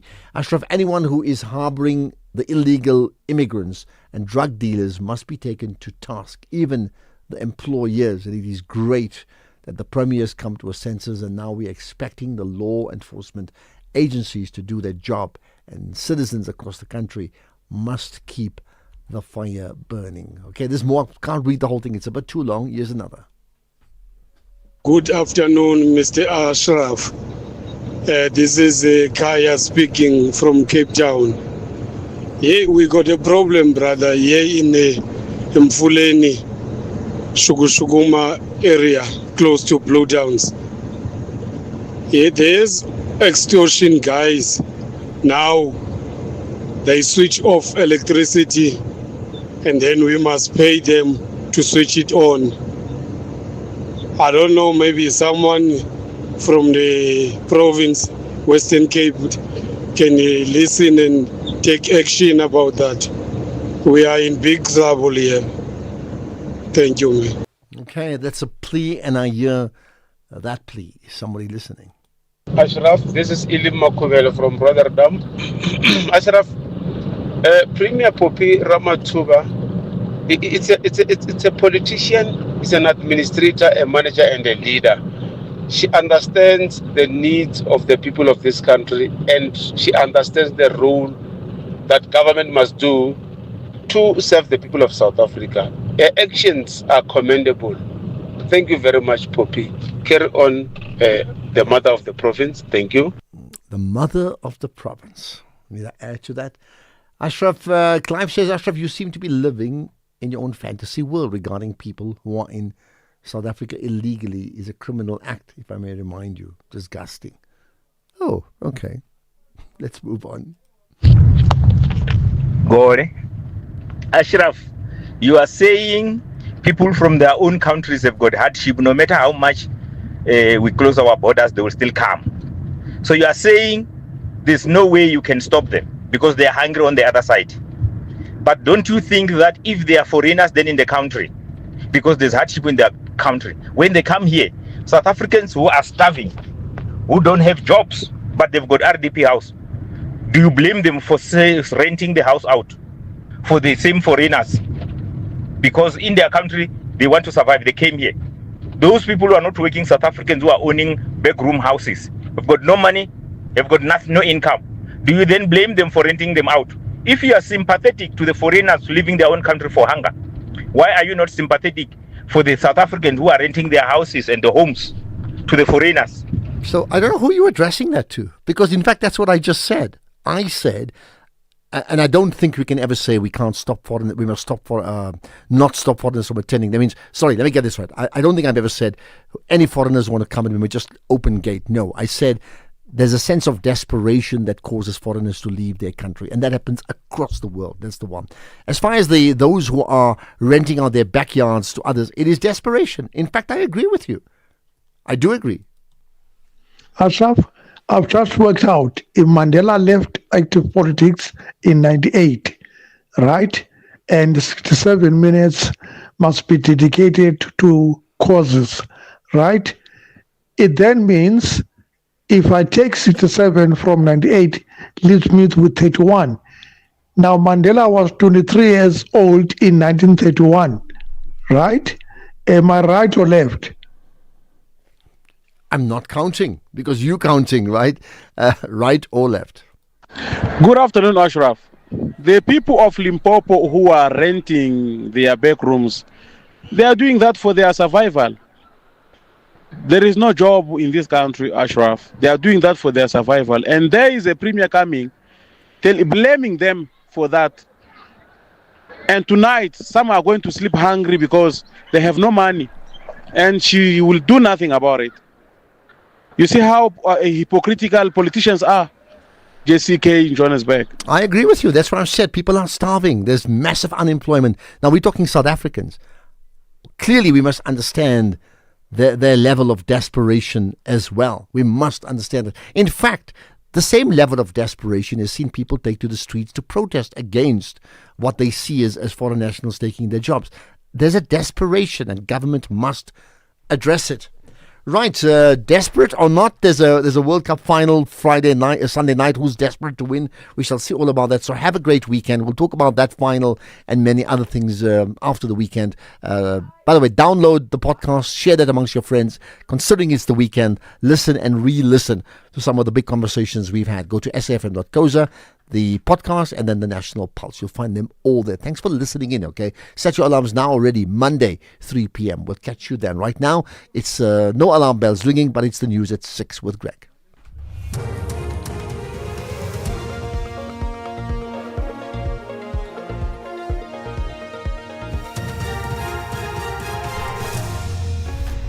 Thank you again.